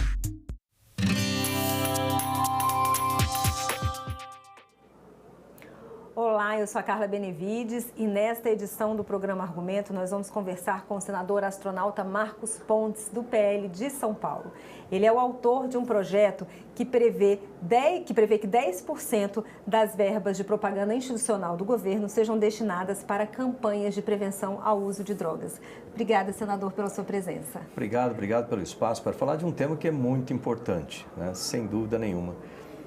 Nós vivemos no país, no mundo, todo um problema seríssimo com drogas. Todo tipo de droga, a gente pode imaginar. Cada dia aparece uma pior do que a outra. E isso afeta as pessoas, isso afeta as famílias, isso afeta a comunidade, a sociedade como um todo. Então, eu acho mais do que justo que nós tenhamos o governo participando com uma campanha institucional contra o uso de drogas. Existe um gasto já previsto, utilizado para a comunicação do governo, e eu sei que o governo não gosta muito de atrelar percentuais a valores específicos, a causas específicas, mas nesse caso eu acho que vale a pena, porque o recurso que é utilizado nisso é um investimento, porque sem isso aí, mais gente vai ficar drogada, mais gente vai estar com essa situação difícil e mais pessoas vão gastar às custas do governo. Lembrar que toda a parte de saúde, essas coisas, acaba caindo na conta do governo, ou seja, você reduz os custos através de uma propaganda bem feita. Então, trabalhar na prevenção é mais barato do que ter que lidar com as consequências de quem usa, do uso das drogas? Sem dúvida nenhuma. Isso em todas as áreas, em todos os setores. E nessa especificamente, nós vemos que o apelo das drogas colocados, seja nas ruas por amigos, né? Traficantes e outras pessoas que acabam influenciando, principalmente jovens, que acabam perdendo literalmente a sua vida por causa dessa droga, né? dessa situação. E essas pessoas poderiam ser muito produtivas para o país. Pensa bem, um jovem de 17 anos que entra numa droga e começa a aumentar, mesmo comece com maconha e vai subindo isso até chegar em crack, esses outros tipos de droga muito mais pesadas, esse jovem ele acaba, em vez de ser um elemento produtivo para a sociedade e com o seu trabalho, o seu talento, poder produzir, né, para todos, né, para a sociedade como um todo, não, ele acaba sendo um peso. E isso é terrível, né? Isso não pode acontecer. E como seria essa campanha, senador? Olha, isso aí tem que ser trabalhado junto com a campanha, com as campanhas que o governo já faz, de uma forma muito prática e na linguagem que as pessoas entendam, entendeu? Isso é importante, que fique muito focada nisso aí. Nós temos profissionais competentes para fazer esse tipo de trabalho. É importante que chegue dentro da casa das famílias, então a televisão ela tem uma função, uma capacidade muito grande de levar isso aí para dentro da casa das famílias. Rádio também tem essa possibilidade, a internet tem, mas é mais limitada. E rede social? Então, as redes sociais eu acho que é mais limitado, mas tem que ser feito também, ou seja, todos esses canais têm que ser utilizados, sem dúvida nenhuma. O senhor diz no seu relatório que as drogas hoje elas são um problema de saúde pública e tem que ser tratado então como política pública também? Sem dúvida. Quando a gente fala em problemas de saúde, quando você pensa no Ministério, uma coisa que eu sempre falei meio de brincadeira, mas é verdade. Quando você fala no Ministério da Saúde, a impressão que você tem é que o nome está errado, né? Porque o Ministério da Saúde ele trata de doença. Você não tem um Ministério de prevenção, né, a problemas de saúde. Você tem esporte, por exemplo, você tem uma série de coisas, mas esses itens, quando você fala sobre, por exemplo, alimentação incorreta, né? Que hoje em dia você vê a quantidade de crianças obesas, por exemplo, crianças com diabetes e etc. A alimentação é uma coisa essencial. Você não vê muita propaganda sobre isso. Você vê na TV o pessoal tentando evitar que as crianças tenham uma alimentação incorreta. E por que não droga, que está lá no último espectro, na última ponta do espectro, né, que é um problema que, sem dúvida nenhuma, destrói rapidamente a vida desses jovens. Eu estou falando jovens porque é o ponto focal para mim, né? Eu imagino que uma pessoa adulta já, depois de 40 anos de idade, não vai, apesar que existe, mas não vai ter a ingenuidade de entrar num processo de uso de drogas. Mas um jovem, ele fica muito mais susceptível a isso aí. E lembrar que a gente está tratando da futura geração do país. Então, se a gente não tiver o investimento adequado para proteger essa geração, para colocar a informação correta, para que eles sejam cientes, né, do buraco que eles entram com relação às drogas, eu acho que não... Qual outra coisa mais importante do que isso para a gente mostrar? Fazer propaganda política? Não, propaganda política não é importante. É importante a gente salvar a população. Pois é, durante a discussão da matéria na Comissão de Assuntos Econômicos, o líder do governo, o senador Jacques Wagner, disse que o governo já pediu a retirada de pauta, argumentando que ia conversar com o governo, porque o governo já há dentro do governo campanhas, uma verba destinada para campanhas antidrogas, contra as drogas, e que ele precisaria conversar com o governo, enfim. O senhor acha que essas campanhas, elas não têm sido suficientes? Por que aumentar e por que destinar essa verba especificamente para isso? Vamos colocar de um outro ponto assim, de vista. Imagine que a campanha estivesse sendo feita para aumentar a popularidade do presidente da República, né? E certamente eles iriam ter métricas para verificar se a campanha está sendo eficiente, e se não for, eles vão aumentar e muito esse valor para que isso fosse feito. Só coloquei desse ponto para ver um choque político realmente. Nesse caso, usa-se métricas para verificar o aumento, e é fácil de verificar, o aumento do uso de drogas no Brasil, principalmente essas drogas mais pesadas, vamos dizer assim. Então, claramente, seja lá qual campanha que está sendo feita, não está sendo suficiente. Então, eu acho que tem que ser um trabalho pesado em cima desse tema para que realmente a gente tenha resultados visíveis. Fora isso, lógico que a campanha ela é um fator contribuinte positivo para reduzir o risco, né, para mitigar esse risco. Existem outros também, lógico, o trabalho que tem que ser feito dentro do próprio tratamento daquelas pessoas que já ficaram viciadas em droga. Tem todo um trabalho psicológico, tem outros fatores aí sendo trabalhados juntos. Mas a campanha é essencial para evitar que se entre no problema. Se você fechando a torneira, vamos dizer assim, reduzindo isso aí, é muito mais fácil você tratar os resultados ruins que nós já temos, né, com pessoas utilizando drogas no país. O relator da proposta, senador Plínio Valério. Olá, estamos de volta, são 9h17. Está começando nesse momento a audiência pública na Comissão de Constituição e Justiça. Em debate, o projeto de lei complementar que trata das normas eleitorais e de processo eleitoral. Acompanhe. Nas eleições e distribuição das vagas no sistema proporcional. Esta reunião será semipresencial, sendo permitida a participação remota das senhoras e dos senhores senadores e dos convidados, por sistema de videoconferência para exposição de debate. Será realizada em caráter interativo, ou seja, com a possibilidade de participação popular.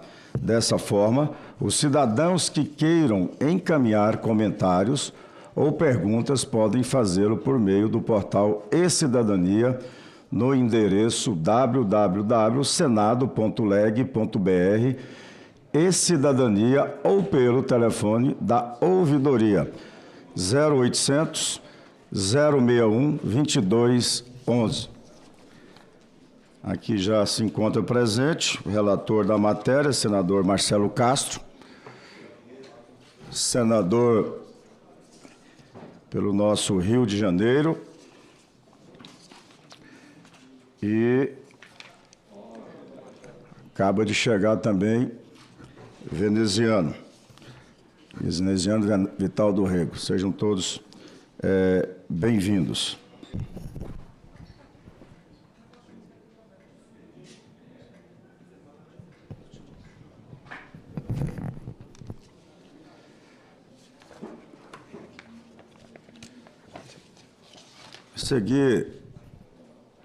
senador Portinho. Nós vamos já chamar os convidados que vão participar dessa audiência pública. A maneira que eu for chamando, a informação que eu tenho é que já alguns se encontram aqui. Senhora Marilda de Paula Silveira, peço que venha compor a mesa aqui conosco. Já se encontra, né? É doutora e mestre em Direito Administrativo pela Universidade Federal de Minas Gerais, UFMG. Bem-vinda, Maria. Senhora Flávia Cristina Mascarenhas Magalhães, consultora legislativa do Senado Federal.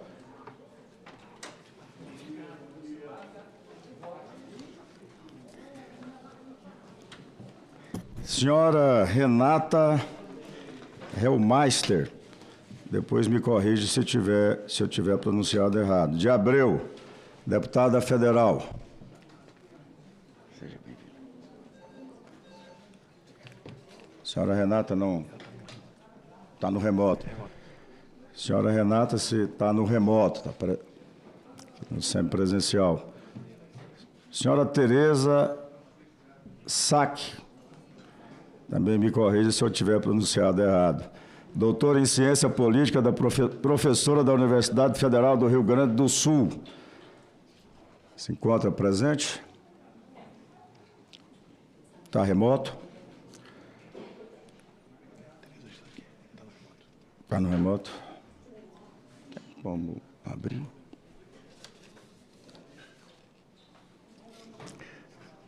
Senhora Raquel Branquinho Pimenta Mamed Nascimento, Procuradora Regional da República, diretora da Escola Superior do Ministério Público da União.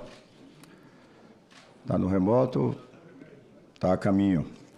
Senhor Jairo Nicolau, está no remoto, doutor e mestre em Ciência Política pelo Instituto Universitário de Pesquisa do Rio de Janeiro, professor da Fundação Getúlio Vargas, FGV. No remoto. Senhor Roberto Carlos Martins, consultor legislativo da Câmara dos Deputados. Senhor Roberto se encontra. Seja bem-vindo, senhor Roberto.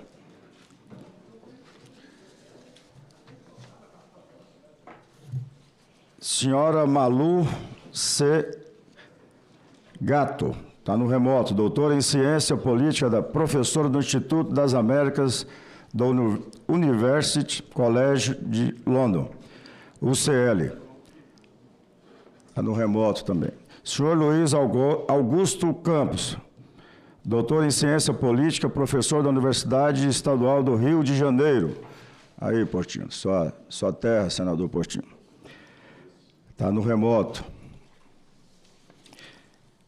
Bem, já anunciados nossos convidados, senador Marcelo Castro, o relator, o senhor quer usar a palavra? Antes de iniciarmos, algum outro senador quer usar a palavra? O senador Fabiano Contarato tinha pedido antes de iniciar, mas ele foi fazer a abertura na comissão, se eu não me engano, meio ambiente, né? Que ele é presidente. Bom, vamos já para ganhar tempos, nós queremos estar ouvindo aqui os nossos convidados. A senhora Marilda de Paula Silveira, com a palavra. Bom, excelentíssimo senhor senador, vice-presidente Vanderlan, excelentíssimo senhor senador relator Marcelo Castro, eu queria, antes de mais nada, agradecer o convite para estar aqui hoje, não só o relator, mas a senadora Soraya Tronic, e exaltar o trabalho que foi feito por todo mundo que trabalhou nesse Código Eleitoral. Sei que não foi pouca gente, teve uma dedicação muito grande da então deputada Margarete Coelho. Claro. Desculpa te interromper, o Fabiano Contarato na comissão, ele pediu fazer uso da palavra, né? A palavra para claro. Ele já passo novamente para Vossa Excelência aqui. Nos perdoe. Imagina. Senhor presidente, muito obrigado. É porque eu pedi justificar aos colegas e aos aos convidados que eu estou presidindo a Comissão do Meio Ambiente, eu tenho que ir para lá também, mas eu não poderia deixar de passar aqui. E eu venho aqui com toda a força da minha alma, senador veneziano e senador Marcelo Castro, porque eu acho assim, meu Portinho, desculpa, Portinho. Não, Portinho, sabe por quê? Eu fico assim triste quando a gente está numa casa de leis em que desde o dia 5 de outubro de 88 está expresso na Constituição que homens e mulheres são iguais em direitos e obrigações. Mas uma sociedade que é tão sexista, que é tão preconceituosa. Eu não canso de fazer essa fala aqui. Dos 3 poderes, o único que nunca foi presidido por uma mulher foi justamente o Legislativo.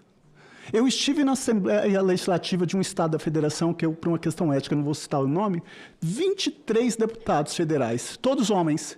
Isso tem que me dizer alguma coisa, porque se não me disser, tem algo errado. Nós temos que entender qual é a participação das mulheres. Até a reforma do novo Código Civil, senador Portinho, a mulher era relativamente incapaz. Eu lembro da minha mãe usando o CPF do meu pai. Eu lembro que quando as mulheres obtiveram o direito à licença maternidade, o que as empresas começaram a fazer? Não contratavam mulher ou exigiam atestado de esterilidade. E pelo princípio constitucional de que não há crime sem lei anterior que o defina, não apenas sem prévia combinação legal, nós tínhamos um fato que era moralmente reprovável, mas era lícito. Até que surgiu, posteriormente, muitos anos depois, uma lei federal falando constitui crime exigir atestado de esterilidade ou negativo de estado gestacional para qualquer fim. Mas a verdade é que esse Congresso, ele legisla no seu tempo, mas às vezes de forma muito letárgica. E como método, eu não tenho dúvida disso. É como método, né? A gente falar que homens e mulheres são iguais em direitos e obrigações. Nós tivemos aqui na CPI da Covid e que diversos senadores homens se exaltaram. Nenhum foi chamado, o senador veneziano, de descontrolado. Mas a nossa querida senadora Simone Tebet foi. Porque é um comportamento sexista. É um comportamento misógino. Um dos primeiros projetos de emenda constitucional que eu fui relator aqui na CCJ, eu lembro, foi que queria acabar com a participação das mulheres no processo eleitoral, nas cotas. Até nisso nós somos preconceituosos, que fala assim, 30% para as mulheres. A lei não fala isso. A lei fala 30% para o gênero. Você pode ter uma chapa com 70% de mulheres e 30% para homens. Mas olha como nós somos impregnados de um comportamento sexista, misógino, e que atribuímos isso. E aí queriam acabar. E eu fui e relatei pelo arquivamento e apresentei uma PEC para determinar paridade, 50%. A gente tem que avançar, a gente tem que caminhar. Como que a gente quer que o Congresso legisle de forma plural se a gente não tem uma representatividade maior das mulheres? Eu não canso de dizer isso. E isso não é palavra porque eu estou falando aqui, porque eu estou utilizando. Não, eu tenho 2 missões na minha vida. Eu fui delegado por 27 anos e fui professor de Direito Penal. Sou ainda professor com muito orgulho de Direito Penal, Processo Penal, desde 1999. Mas eu queria muito que aqui no Senado nós tivéssemos uma representatividade maior das mulheres, da população preta, parda, indígena, quilombola, da população LGBTQIA+, dos pobres. Porque é muito fácil a gente legislar de forma incisiva contra uma camada socioeconômica menos favorecida. Então eu fiz questão de vir aqui para falar, olha, contem comigo naquilo que humildemente eu puder contribuir nessa reforma, na defesa intransigente daquela premissa constitucional que está deitada eternamente em berço esplêndido desde o dia 5 de outubro de 88, que diz que homens e mulheres são iguais em direitos e obrigações. Obrigado, senhor presidente. Só queria fazer esse registro aqui e parabenizar as mulheres. Gostaria de fazer o registro da única senadora presente até o momento, ou a primeira, melhor dizendo, senadora presente até o momento, senadora Zenaide, que chegou agora, e dizer que essa não é uma causa da direita ou da esquerda, né? É um princípio constitucional de igualdade e que deve ser uma causa de todos. Eu, como sobrinho neto de Carmen Portinho, que junto com Berta Lutz foi a grande sufragista, as mulheres conquistaram uma primeira vitória numa batalha, não sei se a guerra, mas e não gosto de tratar assim, numa guerra de gêneros, ou como aquela novela Guerra dos Sexos. A gente tem que compreender que a vitória ela foi expressiva na medida em que ela permitiu a participação igualitária das mulheres no processo eleitoral, podendo votar e ser votadas. Muitos anos depois, a gente chega a essa audiência pública agradecendo ao relator Marcelo Castro, porque é um tema muito sensível e o que deve ser debatido, acredito aqui, pelos nossos convidados e por todos nós, senador Contarato, é se já é o suficiente ou o que mais a gente pode fazer para estimular a participação de mulheres, de todos brasileiros, né? Eu defendo muito a dignidade da pessoa humana, seja ela qual gênero tenha. E por isso vim aqui, senador Marcelo, porque pedi, vou acompanhar toda a audiência, assim como meus colegas, muitos não estão aqui presentes fisicamente, mas sei que estão nos seus gabinetes. Alguns me ligaram dizendo que estão acompanhando de lá. A deputada Soraya Santos, inclusive, que é uma grande mulher, defensora do PL, da causa, ela também me escreveu aqui, quero fazer o registro que ela está acompanhando o seu gabinete e espero que essa audiência seja muito profícua com a participação de grandes mulheres aqui, como da nossa senadora Zenaide.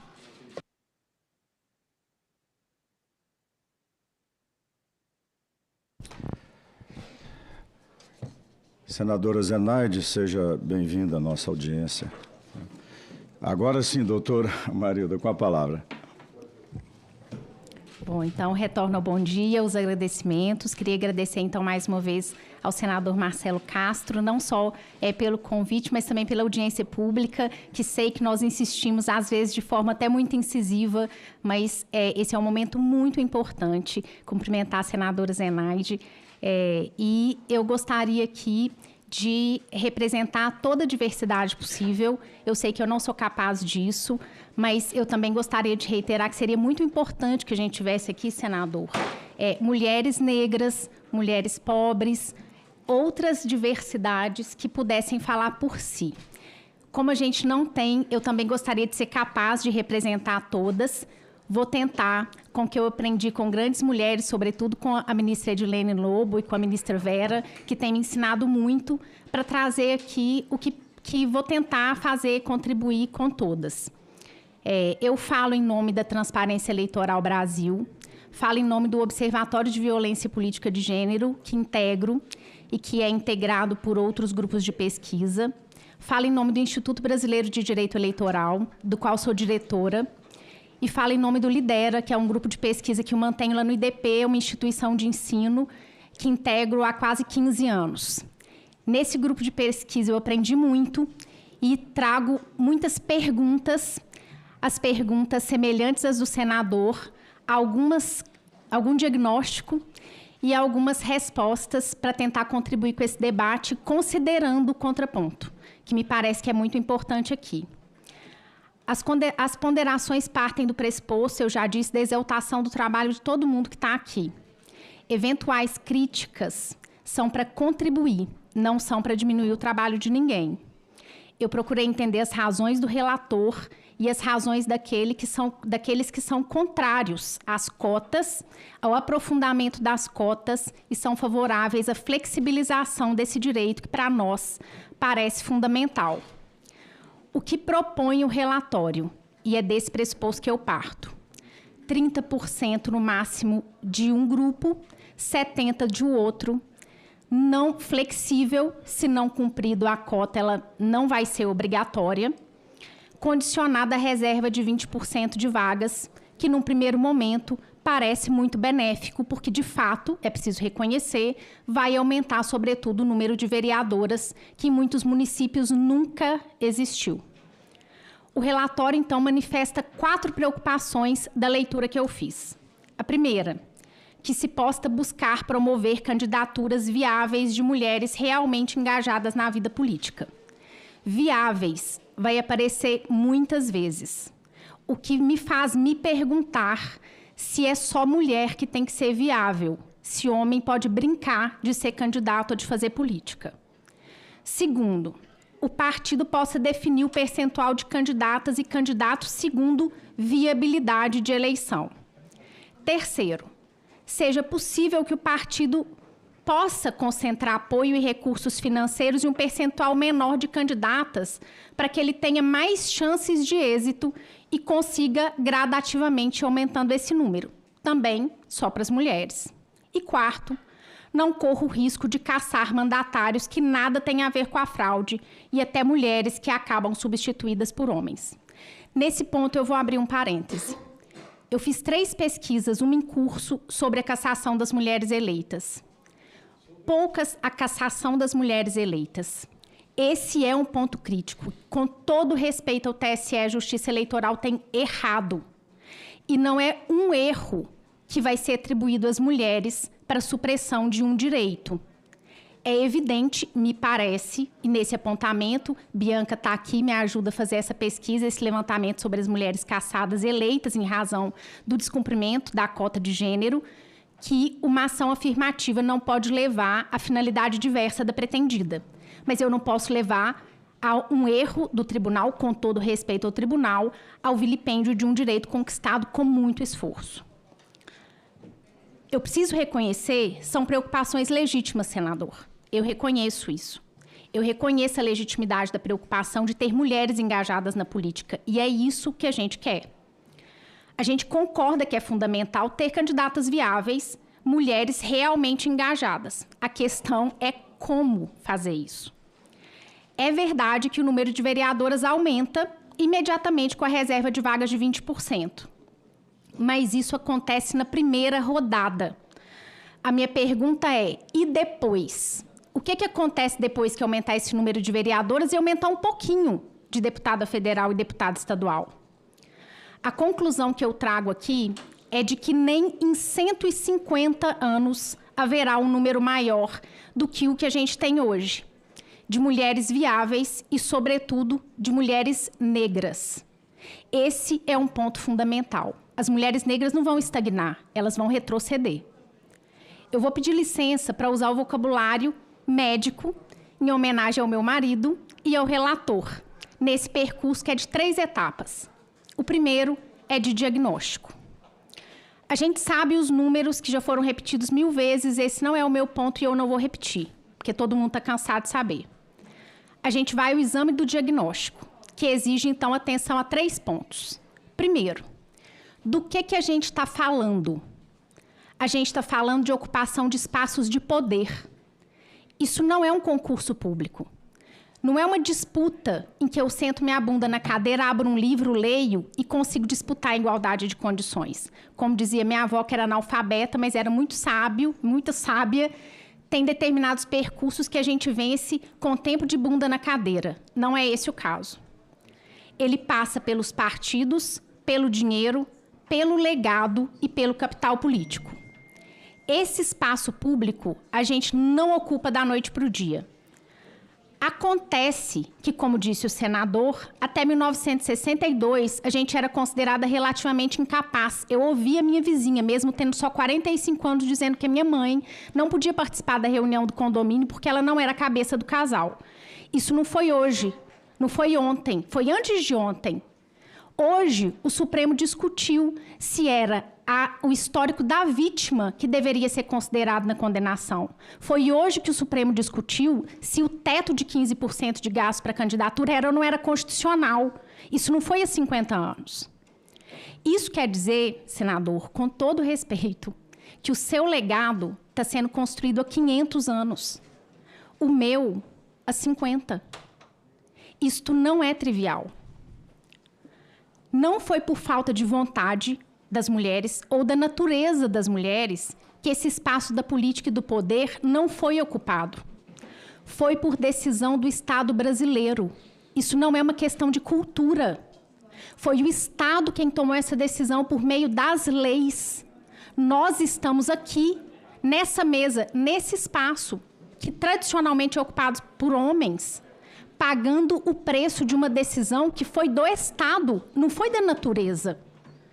Porque tem um discurso antecedente embarcado nessa narrativa de que há uma condição natural na posição da mulher. Isso não é verdade. Se a posição da mulher não fosse de disputa, eu não seria advogada. E a Faculdade de Direito não estaria com mais de 50% de mulheres e a OAB com mais de 50% das mulheres. Porque a advogada só faz na vida brigar. O nosso espaço é de disputa, é de saber perder e ganhar. Como espaço da política, quem não sabe perder não pode ser advogado. Isso é uma questão de história. Eu me pergunto, E as mulheres negras? As mulheres negras na fila desse pão, na fila do poder. Eu aprendi com a ministra Edilene um dado que eu não sabia. 67% das trabalhadoras domésticas são negras. 40% em situação de pobreza. Como que elas vão romper esse legado? Se 20% das vagas, que já são ocupadas pelas mulheres que vão continuar, num dado de conversão de 60%, elas vão entrar nesse ciclo de eleição. Nunca. Isso não vai acontecer. O dado de hoje, das pesquisas de hoje, varia de 130 a 150 anos para poder ter o mínimo de reequiparação. Neste modelo, nem 150. É nunca. O segundo ponto do diagnóstico. Essa corrida não zera quando termina o ciclo eleitoral. Porque também é um discurso comum. Começou a eleição, é só a gente ir disputar aqui entre a gente, se esforçar muito, você consegue. 60% de reeleição é a média. Isso quer dizer que 60% de quem está sentado aqui nas câmaras municipais, nas prefeituras, vai se reeleger. Como é que eu rompo este ciclo de reeleição? A média, eu repito, é 60%. Todas as posições que estão ocupadas. E quem está sentado não quer levantar. Portanto, é evidente que nessa pirâmide, quem chega primeiro já ocupou o espaço, vai continuar. E terceiro, a pergunta é, quem já chegou e quem está? Este é um ponto. Isso não é uma disputa de mulheres contra homens. De eu sou contra os homens são maus. Isso é uma disputa de ocupação de espaço de poder. A questão é de lógica. Os homens já estão e eles não querem sair. Para sentar, alguém tem que levantar. Quem vai levantar? O senhor quer levantar, senador? Ninguém quer levantar. Mas acontece que só tem 513 cadeiras aqui. Se os espaços estão ocupados por homens, só tem 18% de mulheres e o ciclo é de reeleição de 60%, é só fazer conta. Esse ciclo não vai mudar. Se for 20% teto, porque isso não é piso, é teto, que incentivo os partidos têm para lançar mais de 20%? Nenhum. A gente não vai mudar o que a gente já tem aqui. Como eu disse, não é uma questão de um contra os outros, de mal contra o bem, é de matemática, é de conta, é de lógica. Doutora Marilda, por uma falha dessa presidência, nós não passamos o tempo inicial. Desculpa. O tempo é de 10 minutos, como já venceu, nós vamos dar um tempo aí para a senhora estar concluindo, ok? Tá bem. Vou concluir o meu raciocínio, então, para dizer ao que leva esse diagnóstico, então, para dizer as consequências desse remédio, senador, embora já tenha me antecipado aqui, eu trouxe 5 consequências. A primeira é um completo desincentivo para que os partidos lancem candidatas acima dos 20%. O segundo é a manutenção das candidatas já eleitas, que tem todo o mérito, senadora, mas que também já tem o seu legado e que não vai permitir a entrada de outras mulheres, sobretudo das mulheres negras que não ocupam espaços. Elas têm 7% de ocupação, o que é quase irrelevante. Terceiro, a gente cria, o que é pior, uma separação da disputa das mulheres com os homens. As mulheres vão se matar pelos 20%, enquanto os homens vão continuar disputando a sua eleição dos 80% com 70% do dinheiro. O que não me parece justo nem se a gente tivesse vivido até 1962 como relativamente incapazes. Como se eu não precisasse pedir autorização do meu marido para assinar um contrato e ele tivesse autorização legal para me bater. Quarto, mulheres que possuem vínculos familiares também terão vantagem para poder competir nesse universo de 20% e de 30% de cota não obrigatória. E quinto, a destinação de 20% das cadeiras parece positiva, como eu disse, mas é baixo para as próximas eleições. Eu queria, por último, e finalmente, dizer que eu li na segunda página desse relatório que esse Código Eleitoral ele só reúne leis que já existem. E eu queria chamar a atenção para isso. Este pressuposto não procede. Ela não reúne só leis que já existem. São mais de 800 artigos. O Supremo decidiu a interpretação de uma palavra no Código Eleitoral no último julgamento. O TSE decidiu a interpretação de uma palavra na linha L da Lei Complementar 6490. Isso derrubou uma biblioteca de livros e de pesquisas. 800 artigos, senador, com todo respeito, não são a reunião de leis que já existem. Não tem nada mais importante para um país do que como a gente converte vontade em cadeira. Espelhar o que está ali na rua, aqui dentro, em 513 cadeiras, é muito difícil. Para isso, a gente precisa ouvir o povo, precisa ouvir as instituições. Esse código foi votado na Câmara. Eu, que vivo disso, conheci o texto no dia. Essa é a primeira audiência pública que a gente faz sobre isso. O CPC teve não sei quantas audiências públicas. E é código de processo civil. Só advogado tem que saber. O código eleitoral, o povo tem que saber. É disso que se trata. Eu disse que a minha avó era analfabeta, mas era uma mulher sábia. E ela dizia, tudo que a gente divide multiplica.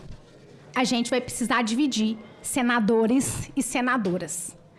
Para a mulher sentar, alguém vai ter que levantar. E tem que levantar é aqui. Muito obrigada.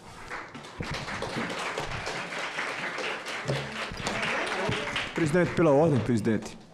Vossa Excelência me concederia... Sim. Com a palavra, senador. Só uma dúvida se a gente deixa os questionamentos para o final. Não, é só uma dúvida. A gente faz no final, depois de todos, como é que será a condução? O que Vossas Excelências decidirem. No final... É melhor no final, porque senão cada um for interromper... Não, eu peço desculpas. Senador Veneziano, com a palavra. O propósito não é de fazer questionamentos nesse instante, presidente, senhoras expositoras, senhores expositores, companheiros e companheiras.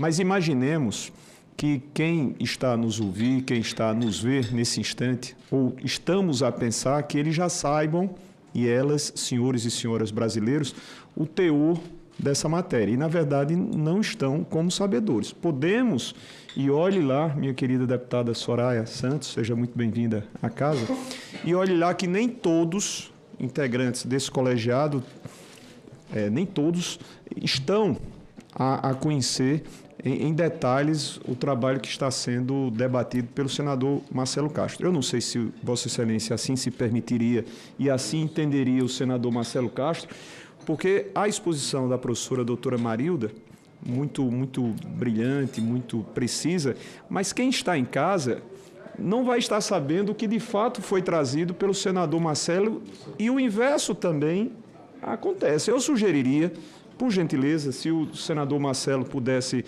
em rápidos mesmo, minutos, a dizer. É a título de tornar de informação.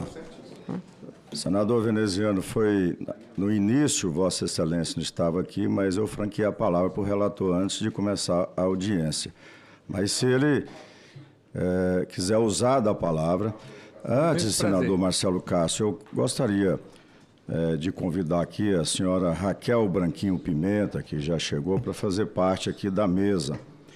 E registrar a presença aqui com muita honra da senadora Soraya Santos, ali do nosso Rio, grande amiga, é um prazer ter aqui. Chegou aqui também, está participando desta comissão, senadora Damares, que está aqui presente, senadora Augusta Brito, e acaba de chegar também, participar dessa audiência, senadora Dorinha. Então, senador Postinho, nós temos aqui já o número maior das mulheres senadoras aqui, né? Já está 4-3 o placar. Presidente... Okay?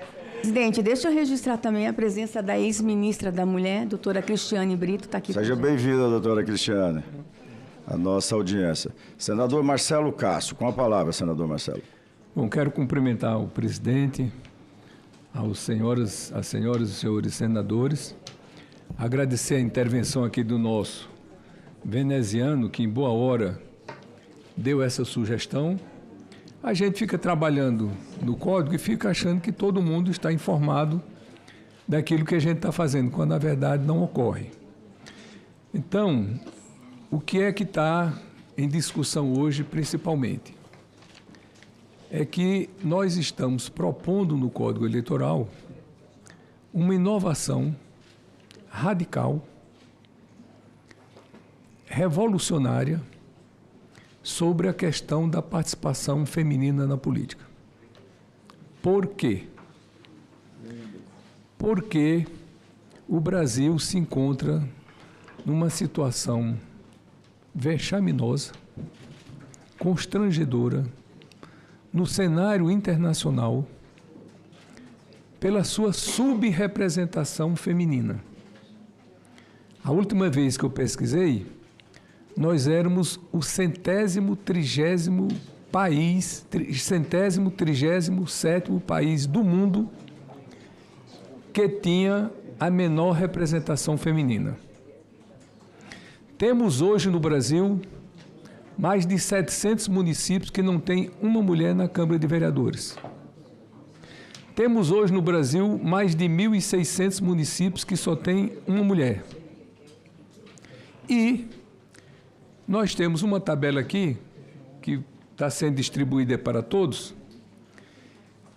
que desde a redemocratização, a participação feminina aqui no Parlamento, na Câmara de Deputados, tem sido ínfima.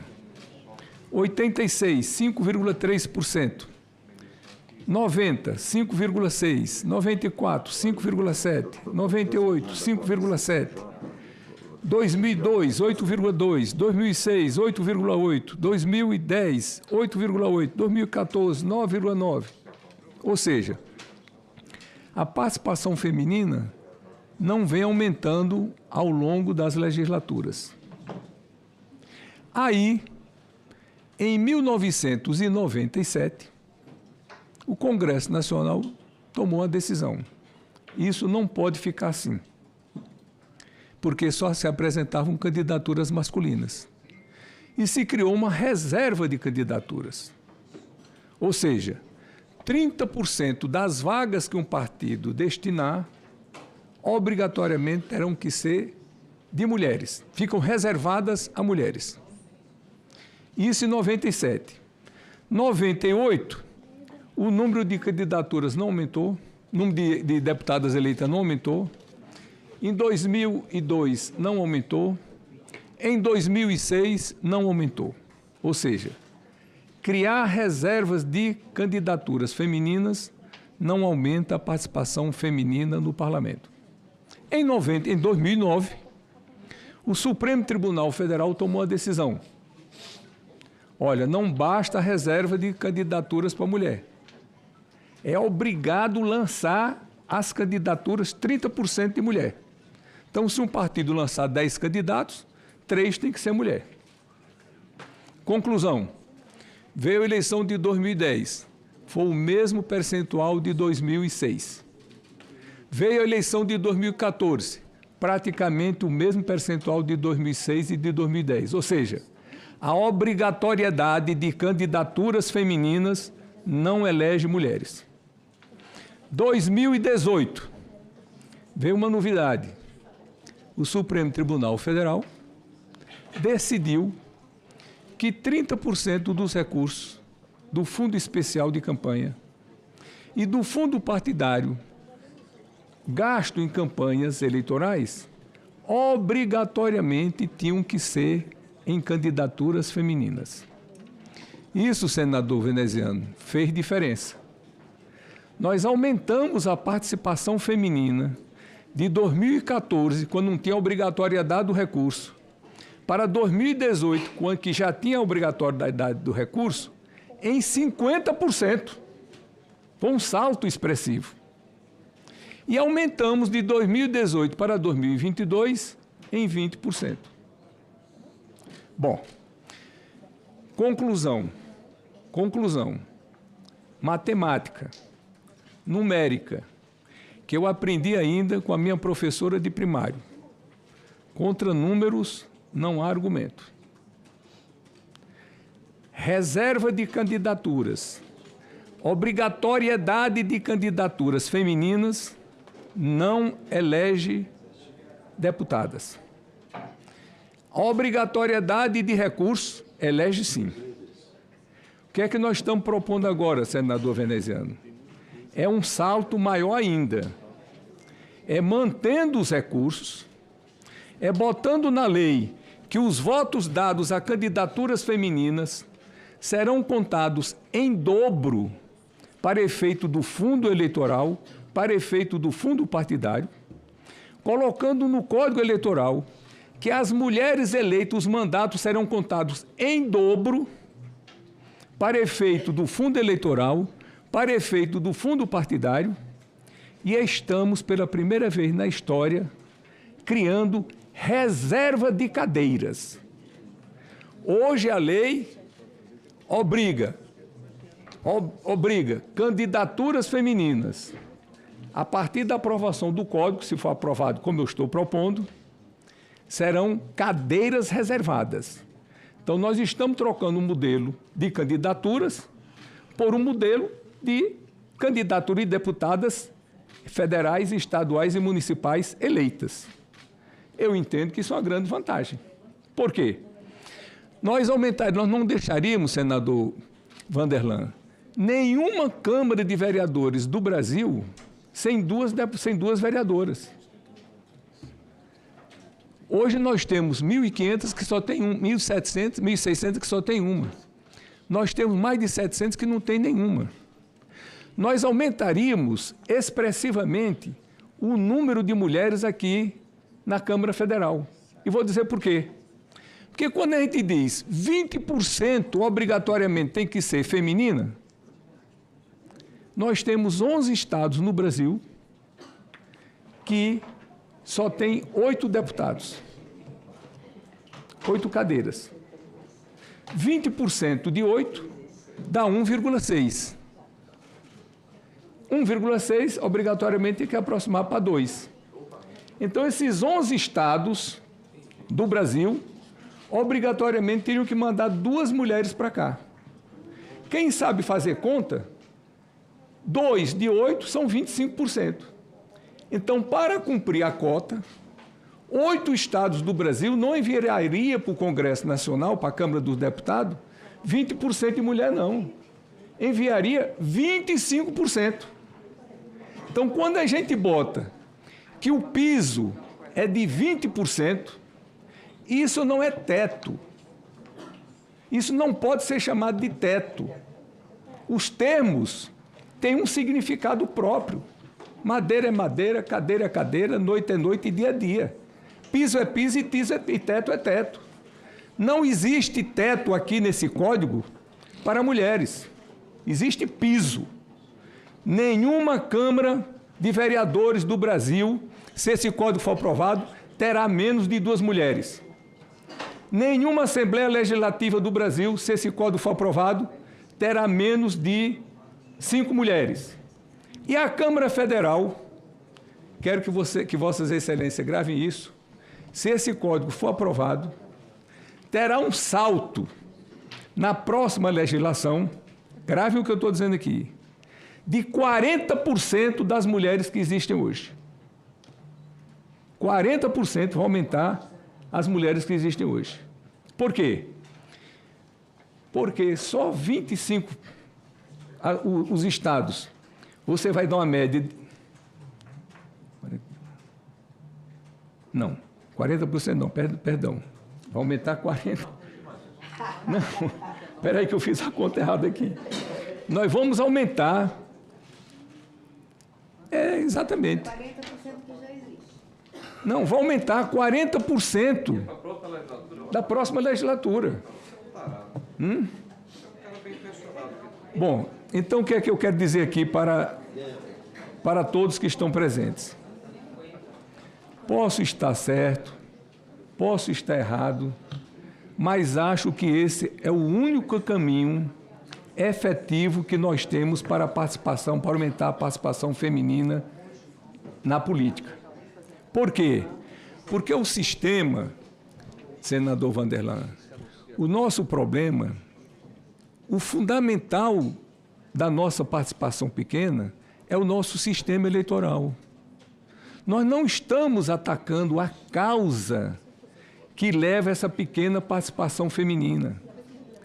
O fenômeno de participação feminina subrepresentada é um fenômeno mundial. A média das mulheres nos parlamentos do mundo inteiro hoje são 26,9%.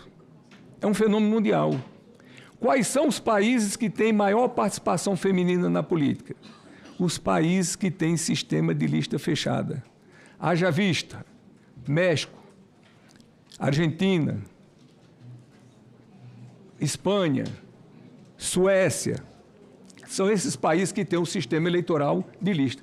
Como é o sistema que eu defendo, é o sistema misto, e é muito difícil de ser aprovado, que aí resolveria em definitivo essa questão feminina, da participação da mulher, nós estamos propondo uma maneira prática, objetiva, com toda modéstia, inteligente e, sobretudo, execuível. Eu digo com segurança que se nós colocarmos 20% de reserva de candidatura feminina, nós vamos aprovar isso aqui no Senado e aprovar na Câmara. Marcelo, só uma pergunta. E por que não bota 30%? Porque não aprova. Marcelo, só uma pergunta. Do jeito que veio da Câmara, está sendo colocado para 2026 também ou 2030? Você está antecipando aqui para 2026? A Câmara não vem com essa inovação. Essa inovação nós estamos colocando aqui no Senado. Então lá não veio dessa maneira. Não veio assim. Então, a gente aprovando aqui teria que ser aprovado na Câmara. Então, simplificando, só para concluir, nós estamos trocando o modelo atual de obrigatoriedade de candidaturas para o modelo de reserva de cadeiras. Então, não vamos aventurar se vai eleito ou não. Já estamos determinando que serão eleitas. Obrigado, senador. Eu consulto os senadores e as senadoras. Nós temos aqui alguns convidados presencial e outros remotamente. Nós já ouvimos aqui a Marilda, presencial. Vamos ouvir agora a deputada federal Renata, que está remotamente, ela já está aguardando.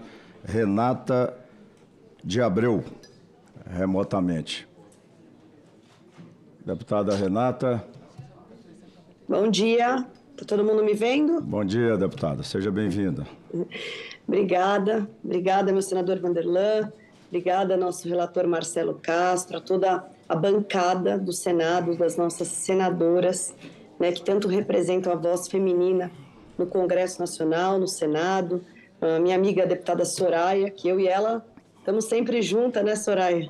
Lutando, às vezes com opiniões diferentes, mas sempre com o mesmo objetivo. E esse é fruto, motivo da nossa união hoje, né? Eu queria fazer uma palavrinha rápida, agradecer muito o convite do senador Marcelo Castro também para falar sobre a participação da mulher na política, sobre o olhar partidário. Afinal, sou presidente nacional do Podemos e eu acho que é muito legal a gente poder debater todos esses temas, ouvir a Marilda no observatório, os pontos de vista são muito importantes e eu queria, assim como muitas senadoras que comandam os seus partidos nos estados, colocar o olhar e a importância desse momento que a gente está vivendo, né? Quando a gente olha para a história, a gente está falando de um voto feminino que tem menos de 100 anos. E é importante que a gente pense em soluções efetivas para aumentar a participação da mulher na política, o que deu certo, o que não deu, que a gente possa criar leis, projetos que de fato garantam essa participação feminina.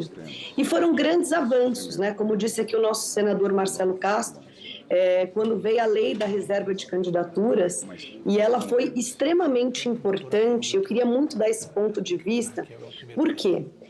Eu ouvi muita gente nos debates dizendo assim, os partidos não querem lançar candidatas femininas, os partidos não queriam botar mulheres candidatas. A lógica partidária, ela não tem tanto, na minha visão, essa questão de eu não quero lançar ela por ser mulher. A questão é histórica.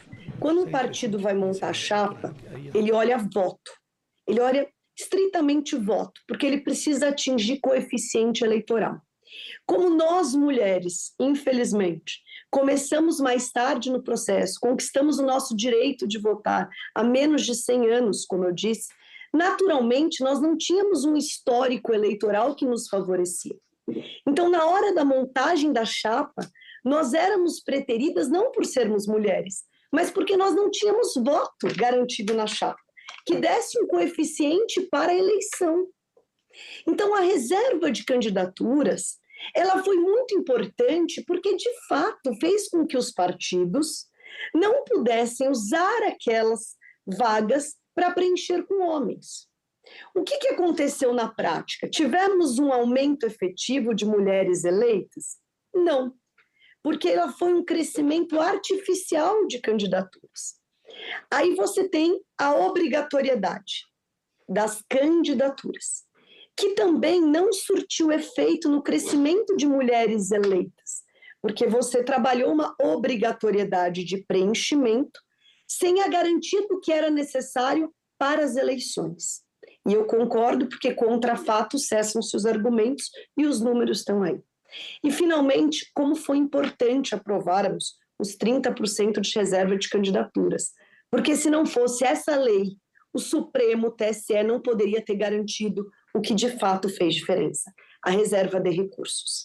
E essa reserva de recursos, ela de fato gerou um aumento significativo na eleição de mulheres. E por que isso aconteceu? É importante a gente se atentar aos fatos. Porque mais mulheres decidiu ir para a política num primeiro momento? Sim, um pouco, sim. Mas teve um fato dentro da política que aconteceu.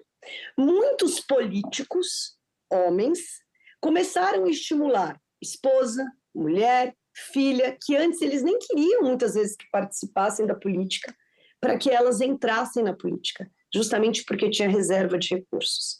Um que era deputado federal, então passou a lançar a filha deputada estadual. E, naturalmente, você teve um crescimento, sim, de pessoas com relação já com a classe política. Eu estou falando na maioria, mas, obviamente, temos exceções, né? E isso foi muito importante, porque quanto mais mulheres presentes na política, outras se estimulam, outras se enxergam, outras conseguem ver que sim, é possível a gente estar lá mesmo com o filho, mesmo com as dificuldades. Então, tudo isso que aconteceu foi muito importante para o avanço da participação feminina na política. Eu tive a oportunidade de ser relatora da PEC, que garantiu a reserva de recurso para as mulheres, né, mesmo depois da decisão do Supremo, a gente aprovou na Constituição Federal, então não teremos retrocesso se algo for aprovado no Senado com relação a isso, porque está aprovado na Constituição. Lembro que colocamos, junto com a bancada feminina, a deputada Soraya está aí também, o voto da mulher contando em dobro, da mulher e do negro para fundo partidário, que também foi um avanço para estimular os partidos a investirem nas candidaturas femininas, né? E tentamos, num trabalho árduo na Câmara, colocar as cadeiras efetivas, inclusive naquele momento com uma graduação que começava com 15% e crescia até 30% lá na frente, naturalmente por entendermos a dificuldade, claro que o nosso sonho é ter a paridade, ter os 50%, mas por entendermos a dificuldade de aprovação, e era muito necessário garantirmos as cadeiras efetivas. Mas naquele momento não houve na bancada feminina um consenso com relação à proposta de acordo que estava na mesa, que era a flexibilização da obrigatoriedade da reserva de cadeiras para simplesmente a reserva de cadeiras. E aí nós não avançamos nas cadeiras efetivas. E aí eu queria dar, assim, a minha opinião. Eu acho que as cadeiras efetivas realmente é uma conquista nossa e que a gente tem muito que lutar por isso. A gente está falando que se na última eleição, nas duas últimas eleições, se nós tivéssemos as cadeiras de 20%, e olha, eu brigo por mais, mas se tivesse os 20%, a gente está falando de mais de 3.700 mulheres eleitas vereadoras no Brasil. A gente está falando de mais de 37 deputadas estaduais, mais 24 deputadas federais. Então, assim, dizer que não é um avanço, é um avanço. Mas é muito importante que nós tenhamos também um pragmatismo no que a gente consegue construir para que a gente, em hipótese nenhuma, deixe de avançar. Foi muito difícil a gente chegar até aqui. E é triste ver, muitas vezes, gente, eu queria muito compartilhar um sentimento aqui com vocês, tá? Eu sei que eu sou uma das poucas mulheres que preside um partido político no Brasil.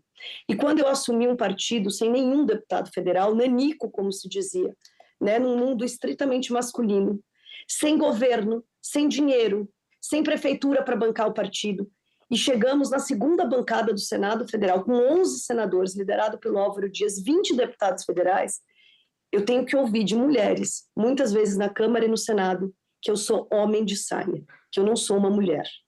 Então, nós mesmas duvidamos da nossa capacidade. Me desculpem, nós precisamos ter ideologia, nós precisamos olhar a história, ver as conquistas, olhar os números e construirmos com pragmatismo, com acordo, para que a gente possa avançar na política. Eu, mais do que nunca, sonho em termos 50% de mulheres nessas casas. Eu acho que quando uma mulher entra na política, a política melhora. pelo dom da mulher de ser a grande cuidadora da sociedade, pelo dom da mulher de dialogar com respeito, com carinho, de construção. E uma sociedade, eu quero dizer para todos os senadores aí presentes, ela só vai ser plena com a presença de todos, de mulheres, de deficientes, de homens, porque os problemas da vida dos brasileiros, eles são reais, eles são diferentes. Eu me lembro quando a gente discutia a cesta básica lá na Câmara, e a bancada feminina propôs a inclusão do absorvente. E muitos falaram, poxa, que absurdo, vai incluir absorvente na cesta básica? Mas só uma mulher, uma jovem que precisa ir para a escola e não tem dinheiro para pagar um absorvente, sabe que ela não sai de casa por causa disso. Só um deficiente físico sabe as dificuldades que ele enfrenta todos os dias. Só uma mãe de um filho autista sabe as necessidades daquela criança. E os espaços de poder, eles são essenciais para darmos voz a todos na sociedade, todos, absolutamente todos. Então, todas as políticas públicas, todas as políticas afirmativas que nós possamos criar para dar voz a todos os segmentos da sociedade é muito válido na nossa representatividade brasileira. Então, assim, eu quero muito parabenizar aqui a todas as senadoras, todas as deputadas, porque essas conquistas que deu muito no judiciário foi fruto da mobilização, foi fruto de um trabalho árduo, né, de persistência, de resiliência, né? E agora também colocar aqui a importância de avançarmos. E assim, tem muitas senadoras aqui, para eu concluir, que são e deputadas presidentes de partido. E a gente observa que, realmente, quando você fala de estimular a mulher a querer ser candidata, a gente precisa entender que, sim, temos alguns 15 segundos. Tem alguns desafios, né? Por exemplo, não é fácil você convencer uma mulher como a gente de sair de casa em São Paulo, deixar 3 filhos pequenos e ficar 3 dias em Brasília. Então, a mulher, como eu digo, ela é a mãe, ela não abre mão disso. São desafios culturais, sim, que nós enfrentamos.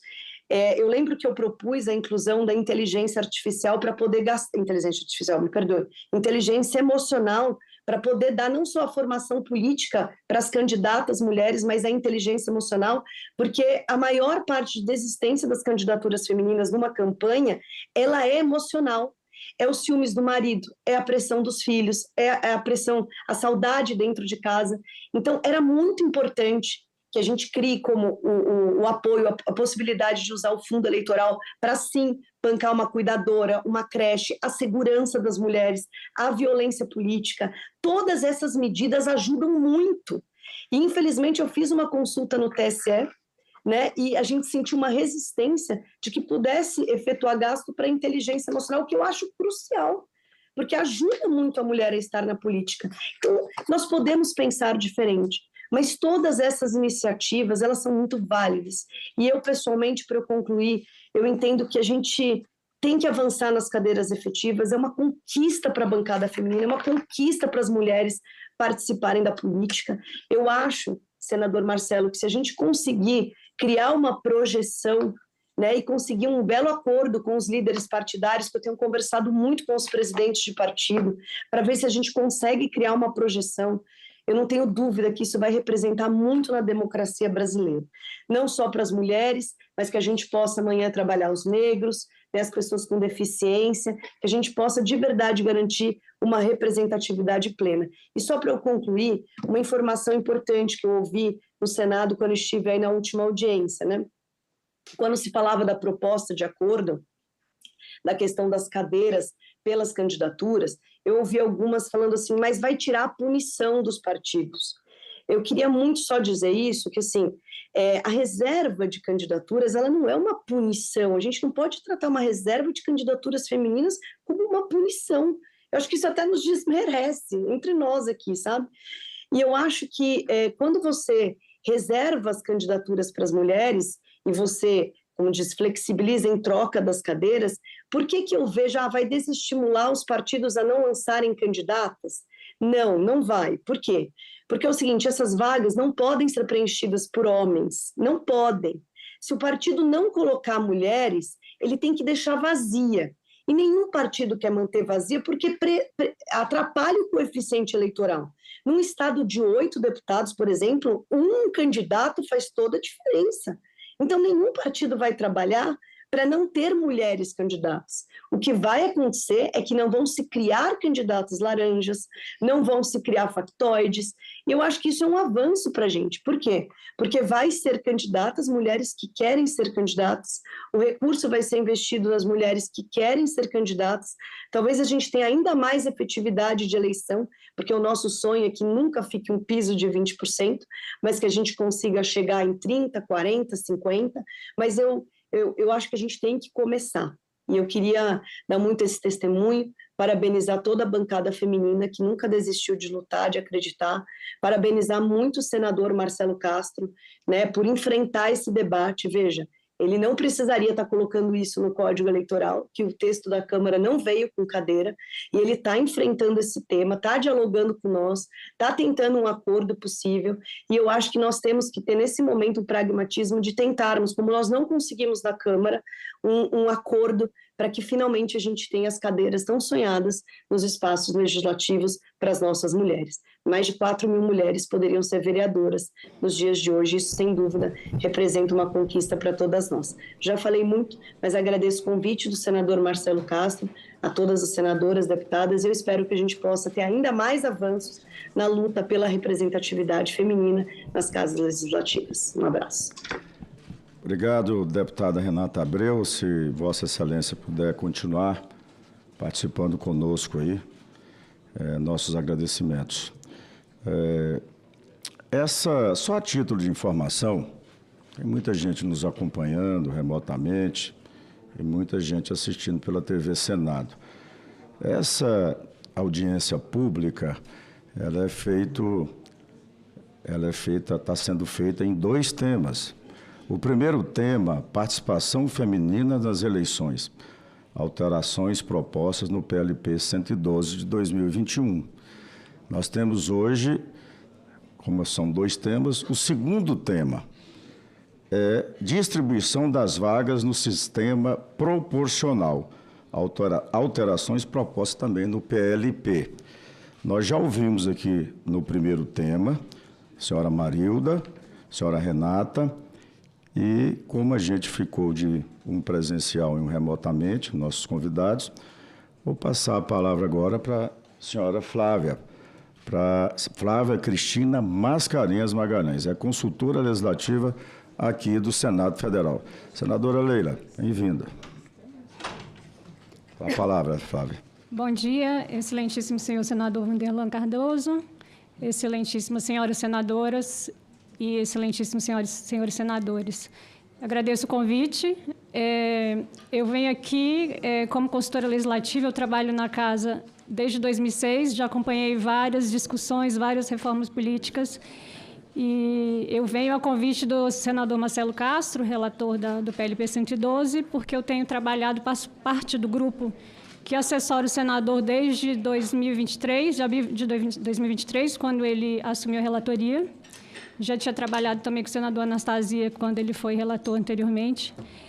E eu não vim aqui, na verdade, nem para criticar ou defender o projeto. O meu papel, eu acredito que foi mais para explicar o contexto e a proposta com maiores detalhes, né, a proposta introduzida pelo senador no projeto.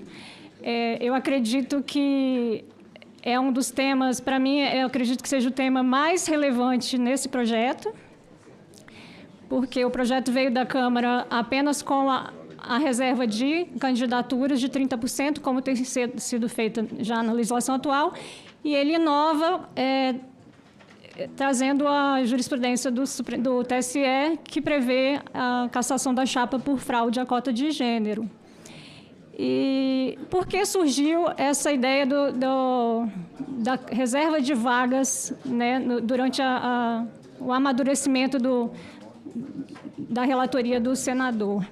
Bom, acho que foi considerado, primeiro, o contexto atual, em que a gente tem que trabalhar com o sistema eleitoral de listas abertas, né? Então, a gente pode ver que os países que têm maior participação feminina nos parlamentos, eles adotam o sistema eleitoral de lista fechada, então fica muito mais fácil de trabalhar porque você faz alternado, ou uma mulher, né, um gênero a cada 3. Então, isso possibilita que os parlamentos aumentem a diversidade com um prazo menor. Aqui no Brasil, a gente parece não ter disposição, intenção de mudar o sistema eleitoral. Então, a gente tem que trabalhar com o que a gente tem, que é o sistema eleitoral aberto. Além disso, foi verificado que essa obrigatoriedade da reserva de candidaturas, ela tem proporcionado um crescimento muito, na verdade, até muito pequeno nas casas legislativas que são preenchidas pelo sistema proporcional. Como o senador falou, de fato, esse aumento, né, até em 2010, quando foi obrigatória a reserva de candidaturas, a participação ainda foi de 45 mulheres na Câmara dos Deputados, só apenas 45 eleitas. Em 2014, nunca chegou a 10%, não superou 10%. Esse percentual só aumentou quando foi prevista a reserva de recursos, né, de 30% dos recursos dos fundos, tanto do fundo de campanha quanto da parcela do fundo partidário aplicado em campanhas para mulheres.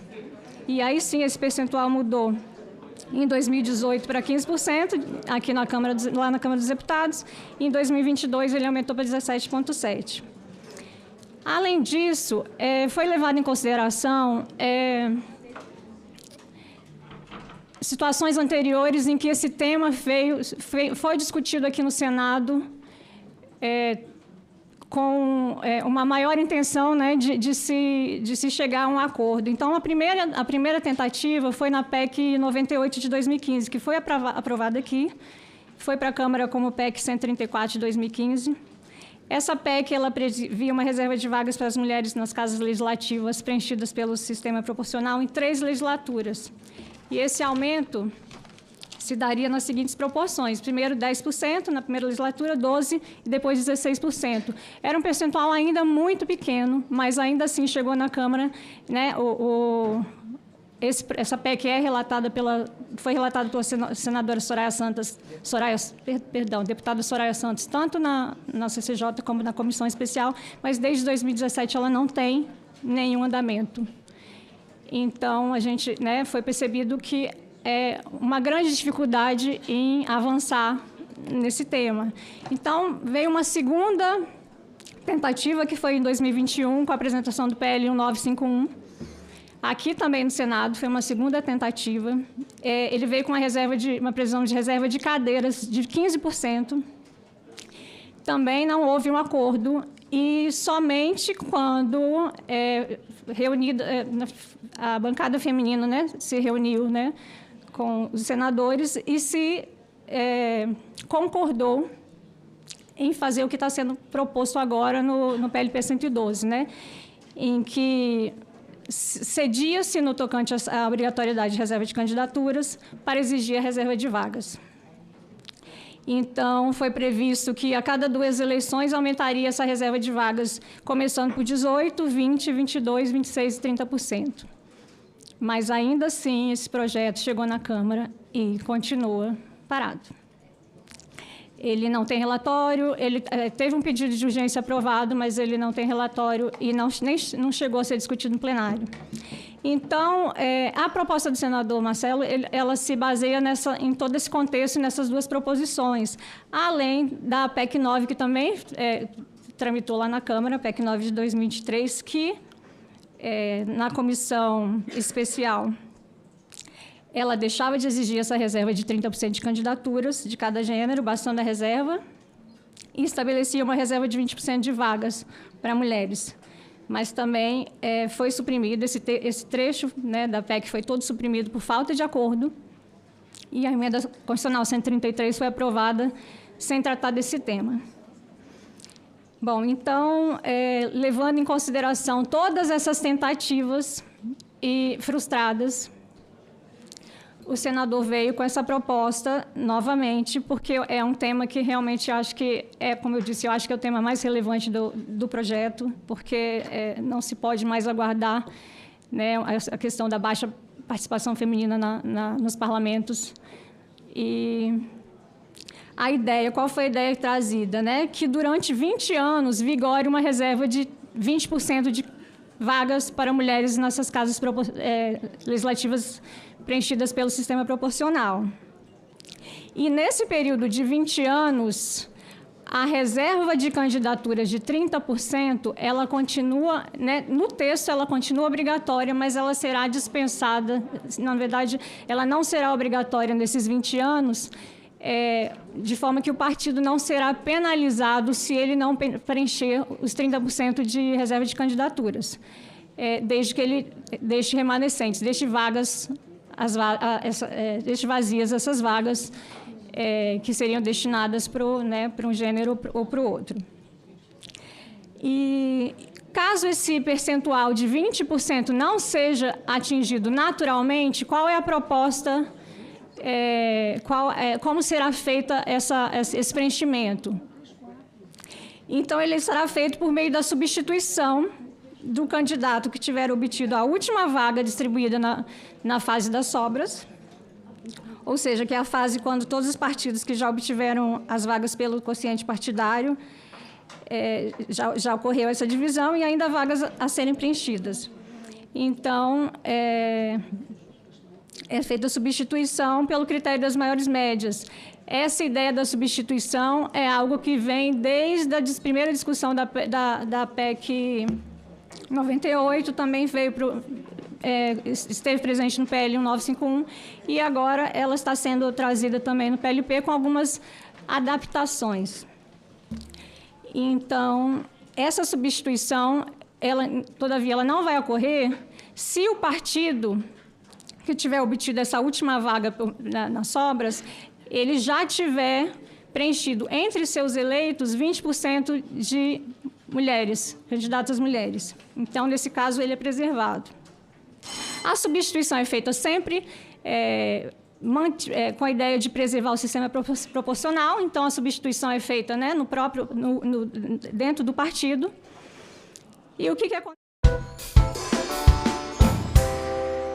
Econômicos da terceira sessão legislativa ordinária da 57ª legislatura, que se realiza nesta data, 8 de abril de 2025.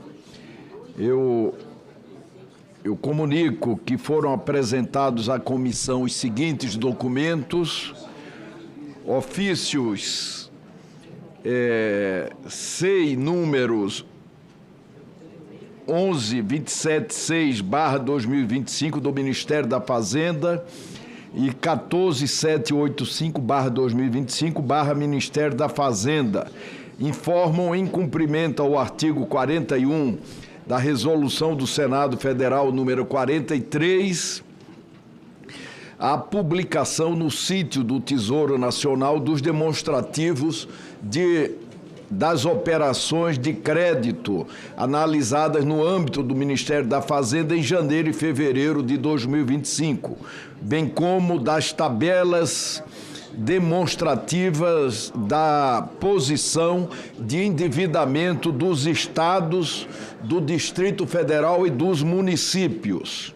Ofício SEI número 13.607/2025, Ministério da Fazenda, encaminha nos termos do artigo 4, letra A, da Lei 14.148, de 3 de maio de 2021, a nota COCAD-SOARA número 50/2025, que trata sobre o relatório de acompanhamento do PERSE e detalha os valores da redução de tributos das pessoas jurídicas habilitadas neste benefício fiscal, demonstrando a superação do limite de 15 bilhões de reais previstos para a fruição na competência de março de 2025. Ofício 5125/2025 do Banco Central do Brasil encaminha, em atendimento ao artigo 2º da Lei 14.185, o relatório do Banco Central sobre os depósitos voluntários remunerados a prazo do 4º trimestre de 2024. ofício das câmaras municipais de Itajaí, Santa Catarina, São Bernardo do Campo, São Paulo, Canoa, Rio Grande do Sul, que encaminha moções de apoio, por fim, manifestação de entidade externa Internet Sul. Os documentos, nos termos da Instrução Normativa número 12/2019, da Secretaria-Geral da Mesa do Senado Federal, estarão disponíveis para consulta no site desta comissão pelo prazo de 15 dias, podendo qualquer membro deste colegiado solicitar a autuação neste período.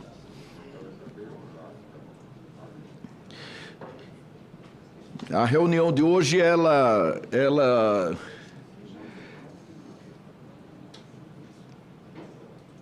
terá a leitura do expediente que já foi feito, uma breve comunicação do presidente da comissão, uso da palavra, se for o caso, pelos senadores que desejarem, e em seguida partimos para a parte deliberativa. Eu queria apenas informar, antes de iniciar a deliberação de hoje, desta comissão, eu gostaria de informar, enfatizar alguns pontos da pauta, cujo desenho estamos procurando sempre compatibilizá-lo com as prioridades que já apresentamos a Vossas Excelências. Assim, nós vamos precisar deliberar hoje sobre 2 requerimentos, na verdade, sobre 2 anteprojetos que fiz e que tramitam nesta comissão, e que a decisão será se será um projeto individual ou de alguém mais que queira assinar, ou se será um projeto desta comissão. Para que funcione como projeto da comissão, que teria uma tramitação mais célere, nós teremos que votar, não é? E não há, pelo que eu tenho visto, consenso com relação a essa apreciação. De modo que eu consulto Vossas Excelências sobre os 2 requerimentos. É um requerimento para limitar a dívida da União. Existe um vazio legislativo com relação a isso. Em 2000, o presidente Fernando Henrique Cardoso mandou para o Congresso Nacional um projeto de resolução, a proposta de um projeto de resolução para limitar a dívida de estados, União e municípios. O Congresso Nacional limitou as dívidas de Estado, União, de estados e municípios, e não limitou a dívida da União. Durante muito tempo esse projeto tramitou e foi arquivado em 2018. E nós estamos reapresentando este projeto. E o outro anteprojeto é desta comissão ser informada obrigatoriamente pelo Ministério da Fazenda com relação ao endividamento de estados e municípios internos. Hoje a comissão é informada apenas sobre o endividamento externo e ela delibera sobre esse endividamento. Só que não havendo a informação sobre o endividamento interno, fica comprometida a avaliação do endividamento externo, porque nós não levamos isso nunca em consideração. Então, eu quero, em primeiro lugar, consultar sobre o projeto que limita a dívida, se podemos fazê-lo individualmente, como proposto por mim, ou por mais alguém que queira assiná-lo, ou se fazemos como uma proposta da comissão. Com a palavra, o senador Wagner, líder do governo. Presidente, em relação ao item das informações sobre dívida dos estados, que eu acho absolutamente pertinente, controla a externa, não controla a interna. E o pobre coitado do opositor que ganha a eleição fica com a conta para pagar. Então não há nenhuma objeção sobre esse da parte do governo. Quanto ao outro, não há objeção. Eu confesso que teria até prazer que ele venha se tornar um projeto da comissão. Porém, não se tem a profundidade do mérito dele, então é difícil que as pessoas... A Vossa Excelência mesmo disse que quer fazer audiência pública. Eu não sei se a gente pode fazer algumas audiências públicas e, na medida que as pessoas forem se convencendo da questão do projeto, ele se transformar nesse caminho, que eu estou dizendo que Vossa Excelência quer mais celeridade. Então eu pondero isso com Vossa Excelência, que óbvio que a preocupação nesse projeto do governo, como Vossa Excelência diz, ainda no tempo do ex-presidente Fernando Henrique foi tentado isso, não foi conseguido, então eu ponderaria só com Vossa Excelência. Eu não quero ficar empatando a tramitação. Mas, sem problema. Então, em relação à informação da dívida, não tem problema. Em relação ao outro, eu preferia que a gente primeiro debruçasse sobre ele para depois tomar essa decisão. Obrigado. Senador Omar Aziz, em seguida o senador Iovisto. Senhor presidente, senhores senadores, senhora senadora, em relação à dívida da União, para mim tanto faz ser Vossa Excelência o autor, a comissão. Eu acho que é um debate importante que nós temos que ter aqui. Não dá para ser uma coisa só dada, até porque se trata de uma redução e isso demanda um debate bastante profundo. Em relação a operações de crédito interno, nós estamos cansados aqui de estar votando matérias para que estados e municípios que estão endividados, a gente tenha que assumir, a União tenha que assumir essas dívidas. E não passa absolutamente nada, só chega para a gente depois o pepino feito sem a gente discutir. Hoje, as operações de crédito que são feitas com bancos, Banco do Brasil, Caixa Econômica, é operação de crédito com juros normais, quer dizer, qualquer gestor, e esse que é o grande problema de ter reeleição no país, por isso que eu sou contra a reeleição, é que você só pensa no teu momento. A pessoa hoje ganha eleição e no dia seguinte já está pensando na reeleição dele. Não está pensando em como vai ampliar o Estado, melhorar a qualidade de vida das pessoas. Então, as duas minutas que nós temos aqui de resolução, eu acho que são muito interessantes. Eu concordo com o senador Jacques Wagner e concordo com Vossa Excelência, senador. Senador Iovisto, com a palavra, Vossa Excelência. Senhor presidente, eu entendo que discutir a dívida interna brasileira é o mais importante assunto que existe para essa nação hoje. Mesmo que tenha vício inconstitucional, porque dizem que isso teria que ser uma medida oriunda do Executivo, que aquilo proposto por Fernando Henrique Cardoso já caducou, porque foi arquivada, e que teria um vício de origem se nós tomássemos a iniciativa. Ainda assim, eu acho que a dívida tem que ser discutida. Claro que no mérito, o grande mérito vai ser a discussão. Eu não quero entrar no mérito agora, senhor presidente, mas só para dar um aperitivo. O projeto fala aqui em 4 vezes a receita corrente líquida.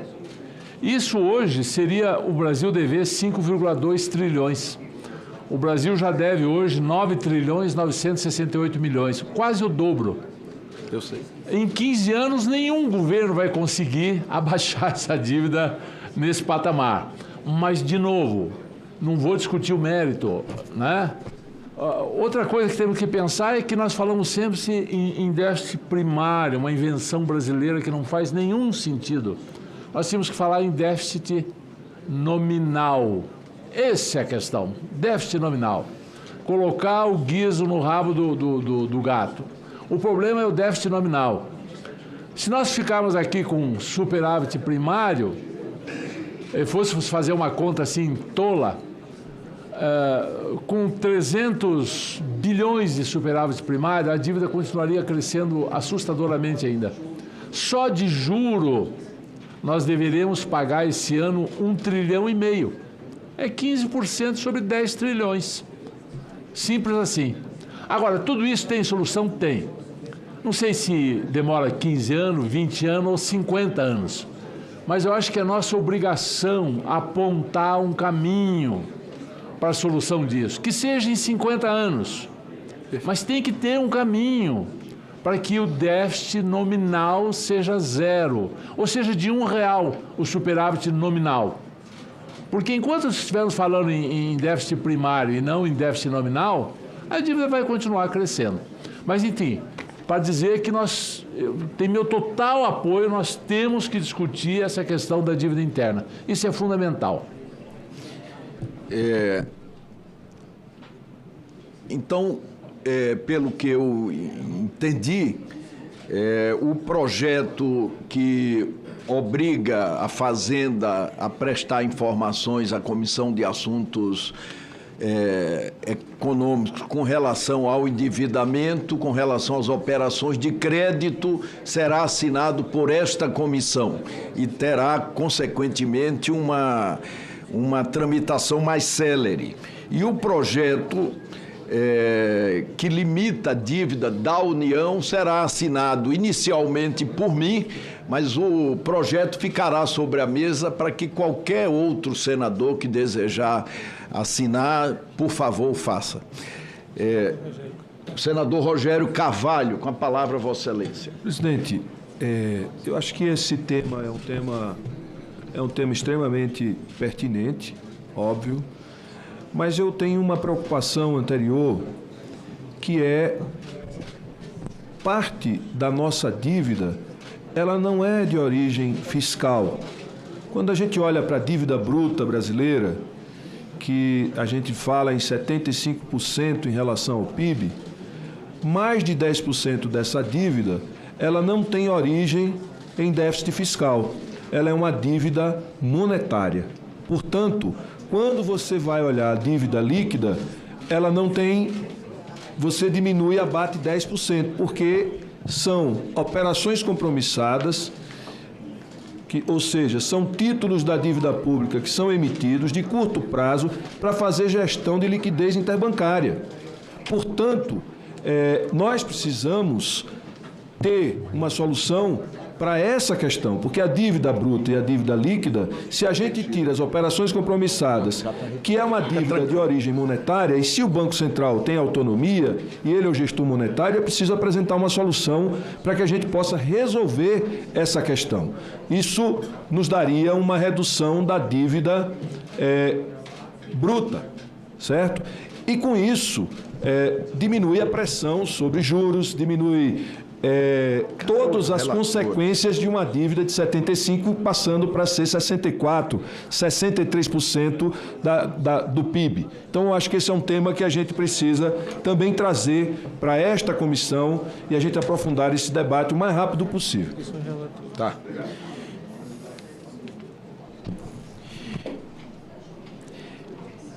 Item primeiro da pauta. Passamos à parte deliberativa da reunião. Esse é da operação de crédito para a gente deliberar a autoria da comissão. O projeto de limite da dívida será assinado individualmente. Os senadores que, por favor, desejarem assinar, que o façam. E o segundo projeto de informações com relação às operações de crédito tramitará como um projeto da Comissão de Assuntos Econômicos. E tem um da pauta, relatora Daniela Ribeiro. E tem um da pauta... Cadê o projeto?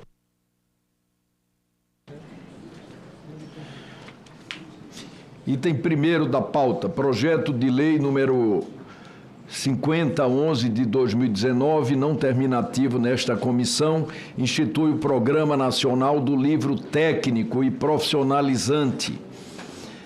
É um projeto da Câmara dos Deputados e que tem como relatora a senadora Daniela Ribeiro. Eu tenho a honra de conceder a palavra a Vossa Excelência. Obrigada, senhor presidente. Cumprimentando Vossa Excelência, senador Renan Calheiros. Cumprimento meus colegas senadores e a todos que aqui nos acompanham, bem como quem nos acompanha pela TV Senado.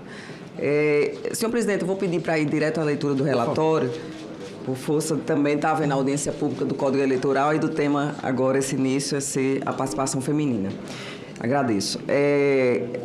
Trata-se do projeto da Comissão de Assuntos Econômicos, né, de número 5.011 de 2019, da Câmara dos Deputados, que institui o Programa Nacional do Livro Técnico e Profissionalizante. Análise.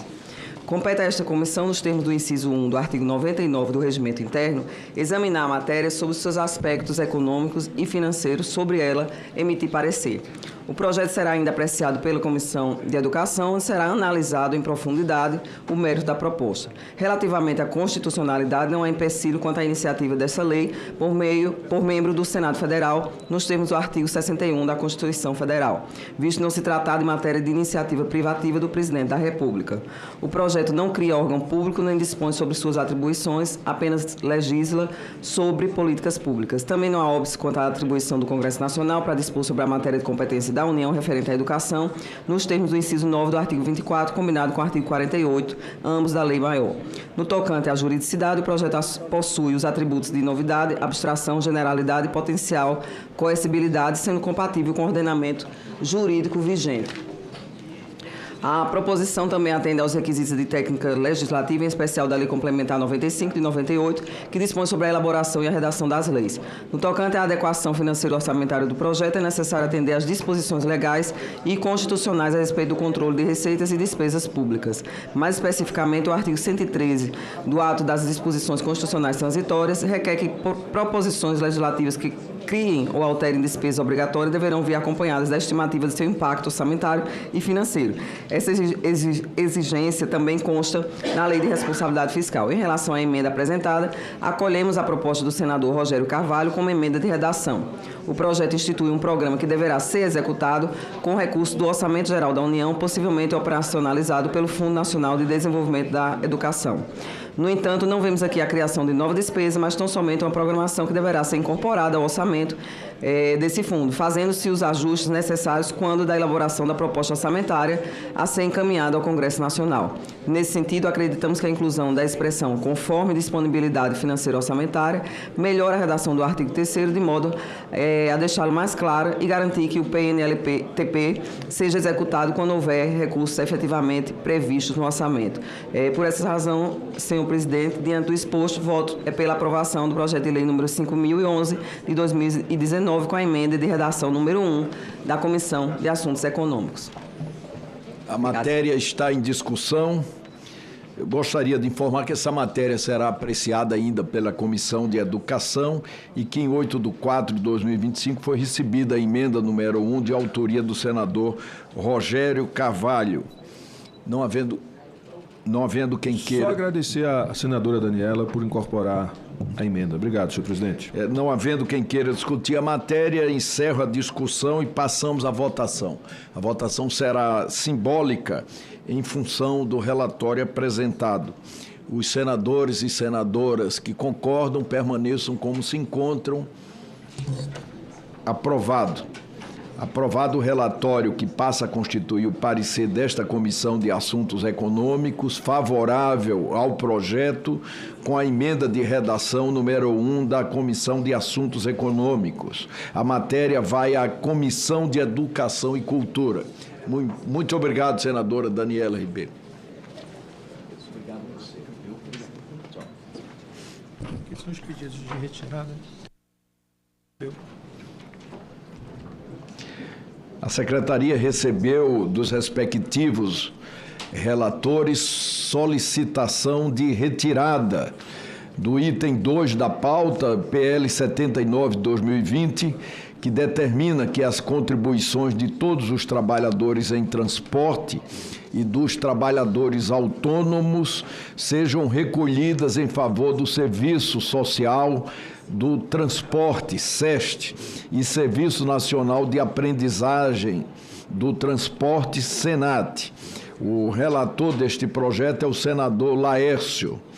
O item 3 da pauta também houve um pedido de retirada, projeto de lei 1558 de 2022, que dispõe sobre o uso do cadastro positivo para concessão de descontos e benefícios pecuniários para os cidadãos que são adimplentes em seus financiamentos que usam recursos públicos e já amortizam mais de 75% da dívida total.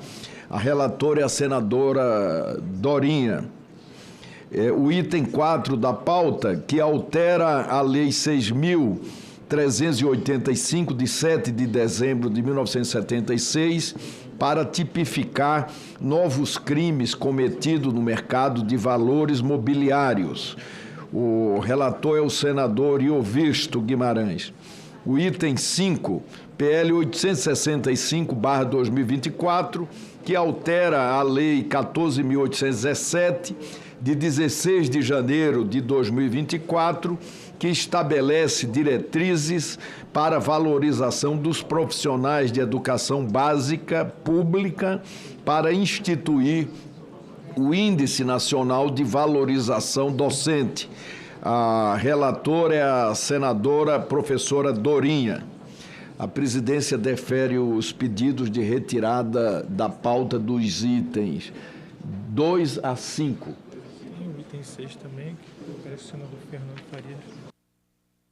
Item 6 da pauta. Projeto de Lei 4423 de 2024, não terminativo nesta comissão, de autoria da Comissão de Relações Exteriores, que estabelece normas gerais sobre o comércio exterior de mercadorias. Com a palavra o senador Fernando Farias, relator da matéria. Presidente, eu solicito para estender a retirada de pauta, porque esse é um projeto que pegou uma dimensão maior. Ele requer conversar muito com a Receita, com a Fazenda, Defesa, e o tempo não foi suficiente. Então, eu peço aí para estender a retirada de pauta. Tá, esse projeto é um projeto muito importante, fundamental, porque consolida e atualiza toda a legislação de comércio exterior.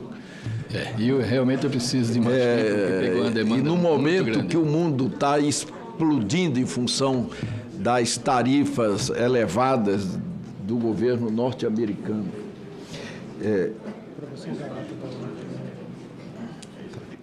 Então, esse projeto foi retirado de pauta. Houve um adicional pedido do senador Omar Aziz, que tem preocupação com relação também à questão da Zona Franca.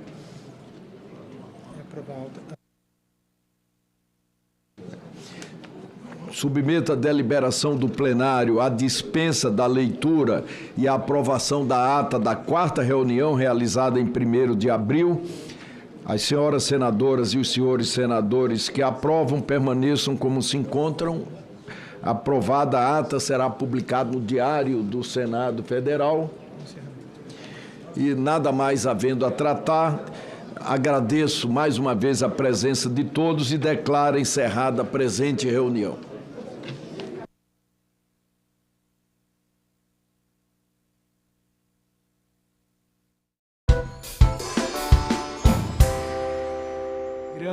Da região norte do Brasil. Então, nós precisamos muito do Senado Federal no apoio a essa agenda hidroviária brasileira, que essa não é uma pauta apenas do governo do presidente Lula, essa tem que ser uma pauta do Brasil, tendo em vista os grandes desafios que nós temos colocados no escoamento do agronegócio brasileiro. Aqui fala um pouco da sustentabilidade,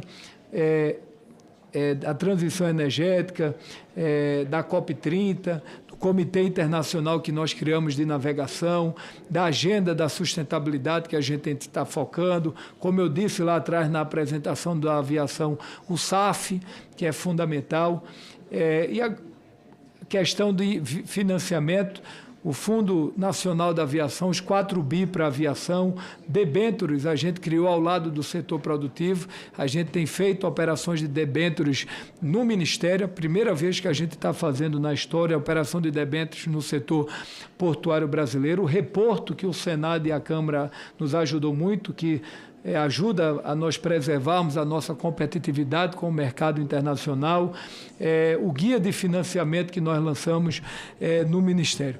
De maneira, senador, que quando a gente termina falando muito, até para não ficar um monólogo, mas eu quis apresentar um pouco do que nós estamos fazendo à frente do Ministério. Não é uma tarefa fácil, a gente sabe disso, a gente sabe dos desafios que estão colocados para a agenda da infraestrutura brasileira, mas eu estou muito confiante com o momento que vive o Brasil e com o momento que vive a agenda da aviação, do setor portuário e do setor hidroviário brasileiro. A gente pode, nesses próximos 5 anos, se transformar numa das grandes potências mundiais. O Brasil saiu da 12ª economia para a 10ª. Podemos chegar em 2 anos na 8ª economia do mundo. E o agronegócio, não tenho dúvida que daqui a 15 anos pode faltar alimento no mundo. E o Brasil será, como já é hoje, o grande celeiro de consumo do mundo. E a gente tem que estar preparado com o setor produtivo, com o setor público, para fazer com que o Brasil cresça, se desenvolva, gere emprego, gere renda e que a gente possa, sobretudo, resgatar a esperança, né, dessa nova geração de brasileiros que acreditam no país mais justo, mais solidário, mais humano e mais fraterno. Então, muito obrigado pelo convite que recebi de poder vir aqui ao Senado. Agradeço ao ministro Silvio Costa Filho pela exposição que faz, uma exposição longa, mas rica em detalhes e abordando 2 temas que são centrais para o desenvolvimento do país, né? 2 setores que são extremamente sensíveis, né, à política de infraestrutura, né? O setor da aviação e o setor dos portos, né, da navegação brasileira. Eu acho que o Brasil tem um desafio para além dos investimentos que você tem direcionados a cada uma dessas, para cada um desses modais, né, você tem uma necessidade no Brasil de fazer uma discussão que é uma discussão que não se centre apenas no modal em si, que é a discussão da intermodalidade. Você fala de um modal que é tão estratégico para o desenvolvimento da logística brasileira, que é das hidrovias, né, a navegação, e aí você tem paralelamente a ele, como corredor necessário, o setor rodoviário e o ferroviário. E a gente tem, e isso é uma situação que se arrasta ao longo dos anos, ao longo dos tempos, né, você tem uma política que muitas vezes ela é focada, né, cada uma dentro do seu setor, mas não tem essa capacidade de integração, da visão, né? O que está fazendo o Ministério da Infraestrutura, agora o Ministério dos Transportes, no sentido, né, de viabilizar uma política eficiente, que integre os modais. Porque não tem porto forte, não tem hidrovia forte, se você não tem uma rodovia bem estruturada, uma ferrovia, né, bem estruturada, portos secos, né, portos de integração, para você fazer chegar o escoamento até as nossas hidrovias. Só para você ter uma ideia, e aí arrastando um pouco para o quintal de casa, né, o ministro Silvio Costa falou aqui de 100 e poucos milhões de toneladas, né, de escoamento da nossa produção pelas hidrovias.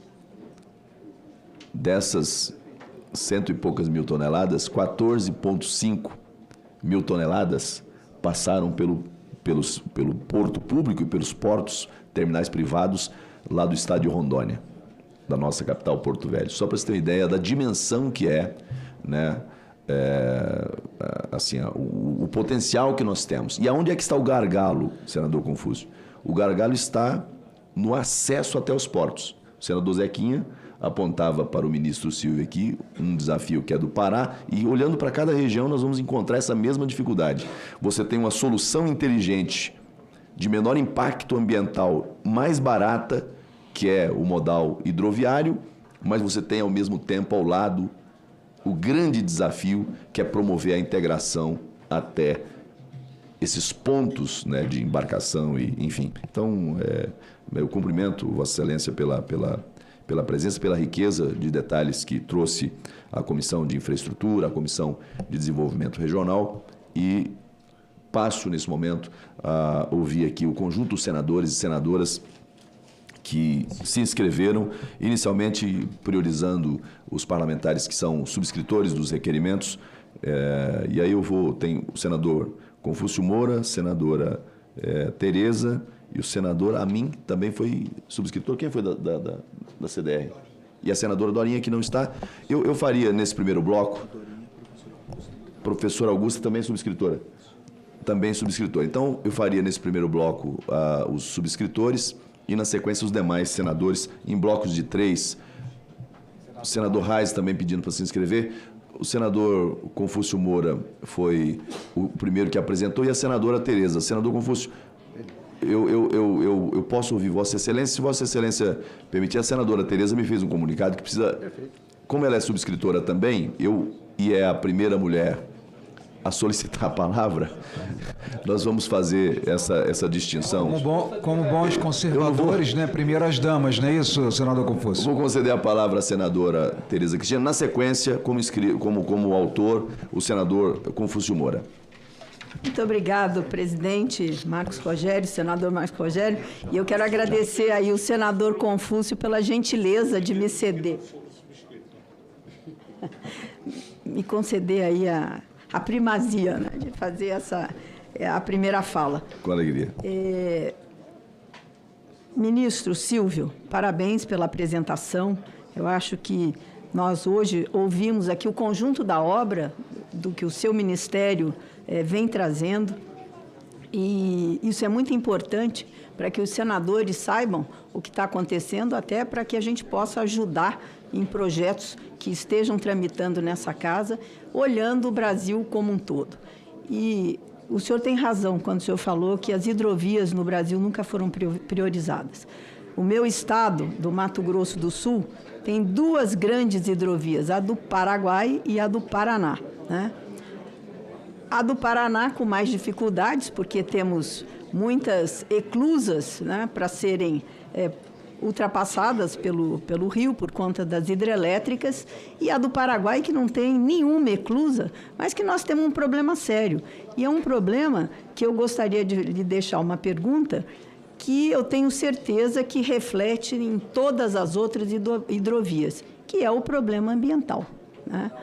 Então, se nós não resolvermos o problema das licenças de maneira célere, olhando o desenvolvimento do país, nós já temos um problema de planejamento, como bem colocou aqui o senador Marcos Rogério, que nós precisamos dessa integração. O processo ele é multimodal, ele precisa de rodovias, ele precisa de ferrovia, ele precisa de hidrovia. Por quê? Diferentemente dos Estados Unidos, que tem uma hidrovia que corta, né, o país, facilitando o acesso de toda a área produtiva dos Estados Unidos, meu querido senador Confúcio, levando para o mar a produção americana, nós aqui, a nossa produção está no interior, né? Então, nós precisamos mais ainda dessa multimodalidade aí, do sistema de logístico para o Brasil, barateando aí custos de produção, e a gente sabe que onde a hidrovia funciona, você diminui muito, né, o custo de produção. O Brasil consegue produzir uma soja mais barata que o resto do mundo, tendo todas essas dificuldades de logística que nós temos. De sermos um modal rodoviário preponderantemente, né? De termos ainda poucas hidrovias, poucas ferrovias, e esse é um assunto também que não está na sua pasta, mas que nós temos que ter como prioridade. Aí nós falamos em meio ambiente, mas a gente coloca caminhão à vontade aí, soltando, emitindo gases de efeito estufa aí para o mundo, né? Emitindo... aos bilhões de toneladas. Aos bilhões, e a gente não prioriza ferrovia, não prioriza hidrovia, e a hidrovia talvez seja o modal mais barato. Eu até não tenho esse levantamento, mas deve ser o quilômetro mais barato, né, que a gente tem de escoamento de safra. A agricultura brasileira está pronta hoje para produzir muito mais do que produz hoje.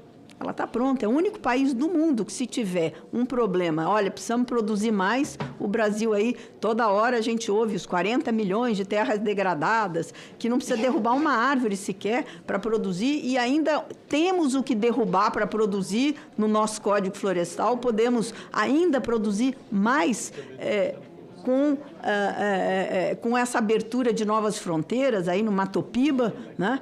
Enfim, então, a importância da logística para a agricultura, para tudo, mas para a agricultura brasileira é fundamental e para alimentar o mundo, né? Então, eu fico muito feliz da gente ter aí a hidrovia sendo priorizada. O meu estado tem lá a hidrovia do Paraguai, né? O senhor colocou que vão construir 400 barcaças para levar minério, pode trazer diesel da Argentina, pode trazer fertilizantes do mar, leva soja, enfim, tem uma mão dupla tirando o caminhão, né, das rodovias. Agora, tem que ter prioridade. Nós não podemos ter lá o Pedral. Há quantos anos o senhor colocou? 12 anos? 20 anos? 12 anos que se fala desse bendito Pedral e não se tem a licença para explodir lá. É a mesma coisa na hidrovia do Paraguai. Nós precisamos explodir umas pedrinhas lá, nem é tão grande assim, e aí nós não temos licenciamento. Então, hoje, nós temos esse problema que precisa ser ultrapassado. Problemas tem, mas nós temos como mitigar. Então, nós não vamos acabar com o mundo, porque nós vamos explodir uma pedra, mas nós estamos tirando milhões, né, de toneladas aí de CO2 que são emitidos por caminhões quando a gente resolve um problema de uma hidrovia e também de portos, que a gente tem aí caminhões acumulados para poder exportar. Então, eu fico aqui, a minha pergunta é o seguinte, nós vamos ter prioridade mesmo? Esses recursos serão alocados mesmo do Fundo de Marinha Mercante? Eles vão ser colocados? Porque isso é fundamental para o desenvolvimento do nosso país e para o desenvolvimento da nossa agropecuária. Obrigado, presidente. Muito obrigado, senadora líder Tereza Cristina. Conforme anunciado, na sequência, senador Confúcio Moura. Eu vou ouvir o conjunto de 3 senadores. Na sequência, o ministro responde e assim a gente segue para os demais inscritos. Muito obrigado. Senhor presidente, primeiro agradecer a Vossa Excelência por ter pautado essa audiência pública e pode constatar o interesse pelo número de senadores presentes, números convidados, assessores, consultores, técnicos e provavelmente empresários do ramo estão aqui no plenário e muita gente assistindo à distância pela internet. Agradecer ao senhor ministro também por atender o nosso convite, foi muito importante a sua presença aqui, muito didático na sua explanação, eu até tinha feito uma exposição escrita, vou dispensar porque o senhor me esclareceu grande parte do que eu escrevi aqui. Eu tenho observado, senhor presidente, que vou destacar aqui 3 ou 4 parlamentares que, ao longo do meu convívio aqui no parlamento, eles lutavam muito por a infraestrutura portuária e aeroportuária. Eu vou falar do mais antigo, foi Alberto Silva, do Piauí, que foi, além de governador, foi senador e foi deputado federal. Ele lutou muito realmente a navegabilidade do rio Parnaíba. Ele discursava incessantemente falando das belezas do delta do Parnaíba. Fantástico, ele queria que o Parnaíba comunicasse com o Brasil inteiro. Esse era o sonho do falecido parlamentar brilhante governador Alberto Silva. Aqui, mais recente no nosso meio contemporâneo, o Irajá, o tanto que Irajá tem falado do Pedral do Lourenço, do derrocamento do Pedral do Lourenço. Eu acredito que a metade dos discursos do Irajá, nas comissões, no plenário, é falando o mesmo tema. Isso é muito importante, emite uma energia tão boa, chegou ao ponto agora do ministro alocar o recurso de 1 bilhão e pouco para fazer o derrocamento do Pedral do Lourenço, que será um investimento fantástico e a melhoria da navegabilidade do Rio Tocantins na sua plenitude. É uma integração maravilhosa. E tem mais um que os velhos parlamentares aqui podem lembrar, do deputado Nilson Gibson, lá do Pernambuco. O tanto que Nilson Gibson falava no plenário, o senhor bem sabe disso, seu pai também foi colega do Nilson Gibson, o tanto que ele falava no Porto de Suape. E está lá o Porto de Suape, funcionando, e ele, pela energia daquele parlamentar brilhante, eu não sei se ele é vivo ou falecido, mas ele deixou marcas aqui nos anais da Câmara dos Deputados. E, por fim, cito mais um, que é o Francisco Ariosto Holanda, que foi também deputado federal, ministro, foi secretário de Estado, lá no estado de Ceará, foi o Porto de Pecém. Toda aquela área portuária de Pecém foi um trabalho fantástico, didático, repetitivo de Francisco Ariosto Holanda. Então, eu destaquei 4 nomes aqui, só para observar como é importante a defesa de pautas de integração e de infraestrutura no país. Mesmo assim, um parlamentar que aparentemente é só um discurso, mas devido à sua renitência e repetição, a coisa aconteceu. Então, eu tiro assim o chapéu para esses brilhantes parlamentares e tantos outros que eu não vou lembrar de todos aqui, que têm trabalhado essas pautas fantásticas sobre a infraestrutura portuária e também na área de logística. Mas eu agradeço muito a visita, não vou fazer nenhuma pergunta, né? Sobre as perguntas de Rondônia, Vossa Excelência explicou muito bem aqui, que realmente interessaria muito a nós lá do Estado.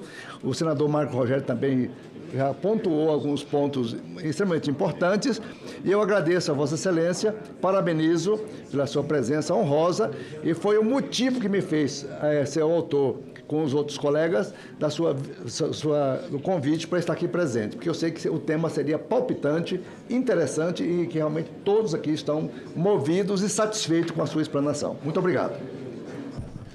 Muito obrigado, nobre senador Confúcio Moura. Na sequência... Aqui pela ordem, só uma... Pela ordem, senador Jaime Campos. Um minuto. A nossa ministra já falou com mulher, e acho que o mais velho quase aqui também tem um direito até para o Estatuto dos Idosos, né? Só um minuto, só quero cumprimentar o ministro Silvio Costa aqui. Obrigado. Eu confesso que eu saí extremamente animado desta audiência de Vossa Excelência aqui, que na verdade é só notícia ruim que nós temos. A sua fala aqui, confesso, o senhor me encheu de satisfação e, sobretudo, de esperança. Na medida que o que o senhor falou aí, se de fato acontecer, eu espero que aconteça, realmente está sendo contemplado em todas as regiões do Brasil. Seja na questão aeroportuária, seja na questão do transporte dos nossos portos. Enfim, eu só quero pedir para o senhor uma coisa. Lamentavelmente, o transporte aéreo do Brasil, cada dia que passa, presta de mal a pior. Na medida que nós, lá de Mato Grosso, sobretudo ali da região do Grande Cuiabá, que congrega mais de 1.200.000 habitantes, temos muita dificuldade em relação aos voos.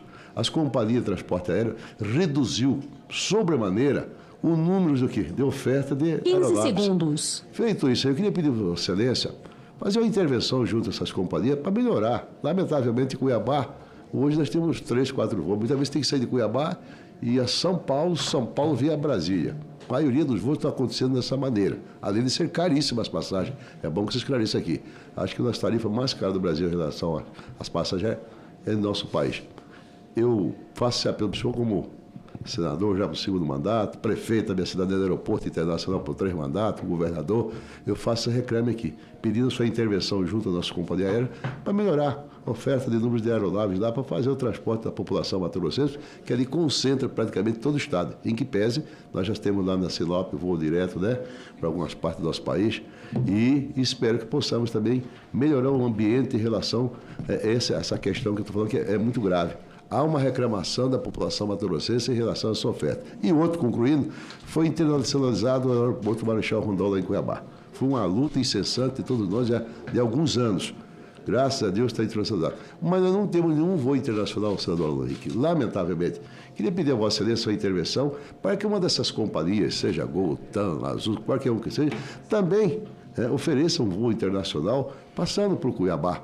Não adianta um aeroporto ser internacionalizado e não tem nenhum voo. Tem a estrutura da Anvisa, do Ministério da Agricultura, da Polícia Federal, mas não tem o voo.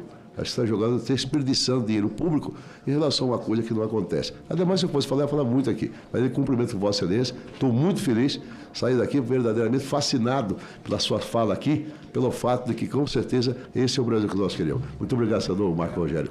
Obrigado, viu, senhor? Parabéns. Muito obrigado, senador Jaime Campos. Eu acho que há controvérsia em relação à idade, viu? Há muito a mim. É apelado demais, né, pô? Cabelo branco facilita essa gente. Ninguém ousa questionar. E prejudica a mim e ao Confúcio. E ao Confúcio. O senador Espiridião, a mim, Vossa Excelência tem a palavra. Eu serei o mais conciso possível, mas tenho perguntas para fazer. e vou iniciar cumprimentando o ministro pela exposição. Eu costumava dizer para o Silvio Costa pai que se eu tivesse alguma vez uma situação judicial em que eu tivesse pouca razão, Silvio Costa seria a solução. Ele era o melhor advogado para as causas difíceis, para não dizer causas perdidas. Mas a sua capacidade de exposição, ele sabe disso, ele gostava, isso ajudava a banca, né, a advocacia dele a ser valorizada. Mas eu quero cumprimentá-lo pela exposição, pelas atitudes que eu pude testemunhar até aqui. E vou começar falando sobre a questão de suas estatísticas. Quando o senhor apresenta as estatísticas, por exemplo, se consegue recuperar movimentação aérea, voos, nós temos que pegar 2019 como início. Porque 2020 foi um fiasco. 2021 também. Então, a grande dúvida é a seguinte: nós recuperamos mais ou menos do que os Estados Unidos o patamar de 2019. Até onde eu acompanhei, a nossa recuperação positiva, portanto, até onde eu acompanhei, nós já estávamos com 8% acima de 2019, mas eu não tenho o dado atual. Isso vale para portos também. Movimentação portuária de 2020, ainda que tenha sido menos afetada, mas se eu começar por 2022, as estatísticas, o senhor não vai nos dar a realidade de que nós precisamos quando pleiteamos lá no Ministério, por exemplo, a questão da segunda pista do aeroporto de Navegantes, e aí temos que assumir o encargo de fazer a pesquisa de demanda. Estou falando de uma matéria que está no Supremo Tribunal Federal, que não é da sua responsabilidade, mas a dúvida é essa. E no caso lá, queria deixar uma questão para o senhor mandar estudar. Os blocos, no nosso caso, Paraná, Santa Catarina e Rio Grande do Sul, tiveram 9 aeroportos concedidos, concessionados, como queira, num único leilão, bloco 6. Comenta-se, vou dar aqui um nome, que a CCR contratou 4 bancos para fazer a modelagem da venda, ou da seção, subseção, ou terceira, não sei como vai ser. A concessão é dela. Ela ganhou. Como é que vai ser a subconcessão? Mas tem que ser por bloco. Senão vai acontecer de separar filé mignon da carne de pescoço. Então, eu queria alertar, especialmente diante da presença aqui do secretário nacional de Aviação Civil. Eu não estou criticando a CCR, não. Mas uma coisa é uma coisa, outra coisa é outra coisa. Se eu ganhei um leilão de um pacote, eu posso vender o filé mignon do pacote? É uma questão jurídica que eu coloco, porque nós queremos que o senhor possa sempre dizer que está multiplicando as concessões. Mas temos que ter uma avaliação do que está acontecendo com as concessões. Então, acho que com uma ação sua junto com a ANAC, a Secretaria Nacional de Aviação Civil, para avaliar o desempenho das concessões, como já existe a avaliação do desempenho dos aeroportos. Não é? Nós já estamos ficando um pouco, parece até gauchada, né? Só porque o aeroporto de Florianópolis foi tetracampeão, eles começam a ficar, parece um gaúcho, viu? Tipo, padrão Luiz Carlos Reis, que pela sua postura germânica sempre é altivo, né? Então o que eu queria colocar para o senhor é estatísticas, tanto para portos quanto para aeroportos. porque isso vai dimensionar a nossa potencialidade. E a comparação, no caso do transporte aéreo, 2019. Eu até deixaria essa pergunta. Nós, em relação aos Estados Unidos, estamos abaixo ou acima na recuperação? Segundo, queria chamar a sua atenção aí na área dos portos. Nesta semana está se realizando em Londres o último debate do IMO, International Maritime Organization, que vai definir um novo combustível. As mais longas rotas de importação e exportação do mundo são as nossas, especialmente as do sul do Brasil, mas do norte também, porque nós compramos e vendemos para o hemisfério norte. O senhor já imaginou se eles mudam o combustível do bunker oil para o hidrogênio verde e nós não temos nem navio nem porto habilitado e aplicam uma multa de 100% sobre o frete? Estou dizendo, já imaginou? Onde é que vai parar a nossa competitividade? Então, eu queria... Quem tem acompanhado esse assunto é o pessoal da Marinha e do Ministério das Relações Exteriores. Mas esse conclave lá, não é para eleger o Papa, termina dia 11 de abril. E eu queria reforçar essa necessidade em nome da competitividade do país. Eu, pessoalmente, quem sou eu acho que se nós conseguirmos defender o combustível, o álcool de cana, o etanol, e os Estados Unidos o do milho, nós faremos uma boa aliança com os Estados Unidos e incluiremos a África, que é onde se pode plantar ainda, Seif. Na Europa não dá para plantar. E o hidrogênio verde que se apregoa, eles não têm energia para produzir o hidrogênio verde. Então, o combustível marítimo pode ser uma armadilha e pode ser uma coisa muito boa para nós. Depende de estarmos atilados e ligados a isso. Queria lhe fazer um apelo sobre a Aeroclube. Fiquei muito feliz quando o senhor falou da formação de pilotos. Eu tive o privilégio de fazer o curso para brevet de planador. E pude arcar com as minhas despesas. Mas tem muita gente cuja família não pode custear. E os nossos aeroclubes, agora são chamados de SIACs, né? Prestaram e prestam um serviço extraordinário ao país. Me ajuda aí, Tomé.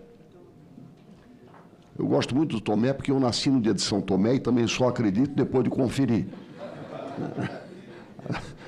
E eu acho que apoiar com bolsas, eu até incluiria isso no pé de meia. Isso é um curso técnico. E apoio aos aeroclubes. Eles, com um grão de areia, fazem um muro. Historicamente, eu fiz no Aeroclube de São José, perto de Florianópolis, no meu curso. O Grob Twin 102 está lá ainda, desde 84. É um Cadillac para pilotar. Então, eles guardam bem as coisas, o espírito comunitário. Então, eu queria chamar a sua atenção para bolsas e equipamentos. E queria concluir, acho que tomei bastante tempo, mas lhe trago aqui contribuições efetivas. Eu queria chamar a atenção, aí eu sou procurador do Cajuru, então o senhor vai me dar mais um minuto.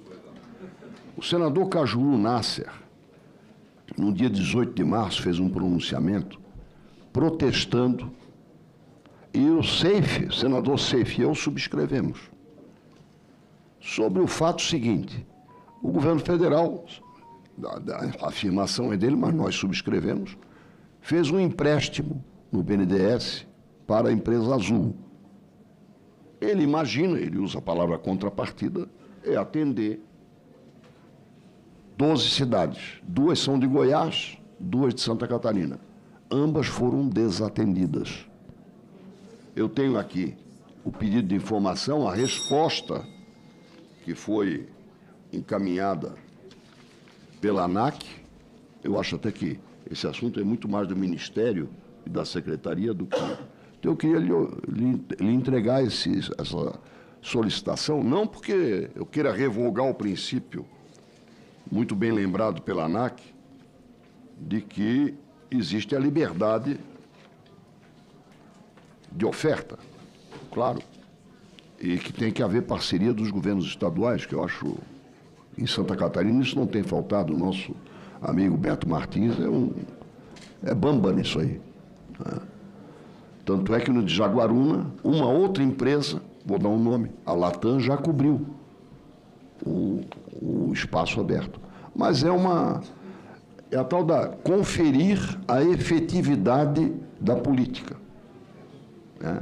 O senhor consegue anunciar 12 aeroportos, e isso daqui a 2, 3 meses deixa de acontecer, quer dizer, a efetividade da política pública. E, finalmente, quero informar que já está apresentado por mim o projeto que disciplina os eVTOL. Eu acho que, na ANAC, principalmente, certo, doutor Tomé? É o nosso doutor Roberto Honorato tem interesse nisso. Eu acho que é uma regulamentação indispensável. Nós temos hoje empresas já credenciadas. O drone é uma realidade e este equipamento, né, de decolagem vertical para transporte de carga e daqui a pouco de pessoas já é uma realidade. O aeroporto Navegante seria o segundo do Brasil a estar qualificado para isso, se o projeto se desenvolvesse. Nós estamos lutando, não é nenhuma queixa aqui. E, finalmente, cumprimentá-lo, porque o senhor está fazendo acontecer descentralização também no transporte de carga. E o maior exemplo disso é o caso de Joinville, que está bem encaminhado, e estamos evitando uma barbaridade. O senhor imagina um polo metal mecânico como é a Joinville, ter que depender de importar e exportar via Guarulhos. Por quê? Isso não é um cartório.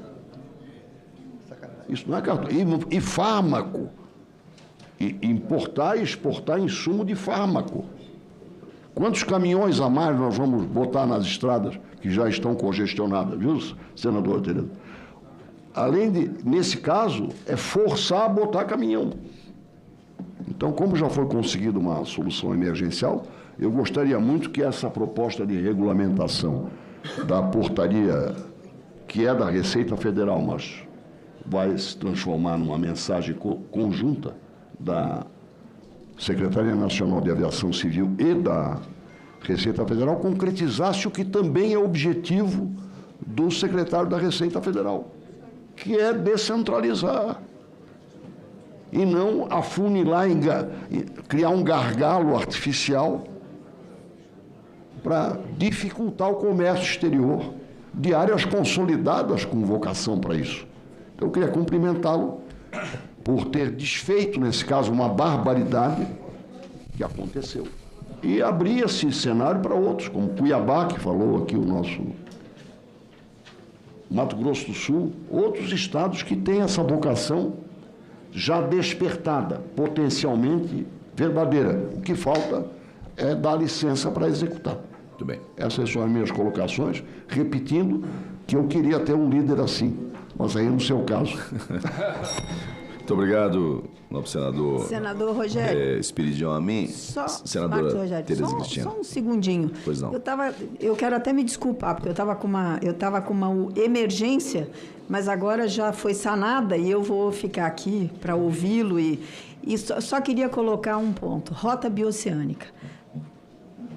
Hidrovia do Paraguai, e aí o senador Amin tocou rapidamente num problema que nas hidrovias, em portos. Tivemos esse problema durante o passado, na crise da pandemia no Porto de São Francisco, que é Receita Federal, a aduana. Então, nós temos tanto na parte terrestre quanto na parte hidroviária, portuária menos, mas a gente precisa ter a Receita Federal trabalhando junto, senão, e o Ministério da Agricultura, que eu passei e sofri lá por falta de funcionários, para estarem nos portos para poder fazer, tem que trabalhar num combo para agilizar o escoamento enfim, seja de produtos agropecuários, remédios, enfim, o que for, nos portos, aeroportos brasileiros e rodovias também. Muito obrigado. Obrigado, senadora Tereza Cristina. Eu vou assegurar a palavra agora ao ministro para responder aos questionamentos e às observações feitas. Na sequência, já anuncio os 3 próximos senadores inscritos: o senador Beto Faro, o senador Alan Rick e o senador Jorge Seife. Ministro. Bom, agradecer todas as perguntas, questionamentos, sugestões. Eu acho que isso é fundamental para a gente avançar na agenda nossa do desenvolvimento. Primeiro, senadora, em relação à hidrovia do Rio Paraguai, eu acho que essa é uma obra estratégica para o Brasil. Eu quero concordar com a senhora em relação aos grandes desafios que a gente tem na agenda ambiental, porque a gente sabe muitas vezes a burocracia dos órgãos públicos, a dificuldade das licenças, o retrabalho. Isso tem nos tirado efetivamente um gasto de energia grande, mas a gente tem procurado quase que semanalmente a gente fazer reuniões com esses órgãos de controle. Senador, obrigado. Com esses órgãos de controle para que a gente possa avançar nessa agenda de liberação de licenças ambientais para a gente poder prover efetivamente esses investimentos. Então, especificamente em relação à hidrovia do Paraguai, a gente está confiante que em breve a gente deva ter a licença autorizada para a gente possa avançar nessa concessão. A gente já está fazendo as audiências públicas e, quando a gente tiver autorização, a gente espera que nesse segundo semestre a gente possa fazer a hidrovia do Rio Paraguai. Uma hidrovia que hoje movimenta há quase 10 anos 7 milhões de toneladas. Com a hidrovia pronta, como a senhora sabe, deve chegar a quase 25 milhões de toneladas do escoamento daquela produção, pegando todo aquele tramo norte, tramo sul, passando pela Bolívia, pelo Paraguai, pela Argentina, pelo Uruguai. Vai ser um grande hub logístico naquela região. Então, isso efetivamente é uma prioridade nossa. E, naturalmente, a gente tende a olhar para preservar a agenda ambiental do Pantanal, né, que isso, sem dúvida alguma, é um ativo do povo brasileiro. Então, essa questão da hidrovia é uma prioridade nossa. Segundo, eu concordo integralmente que a gente tem que avançar num plano logístico, né, não só do Brasil, mas a gente tem que avançar num plano logístico que dialogue com a América do Sul.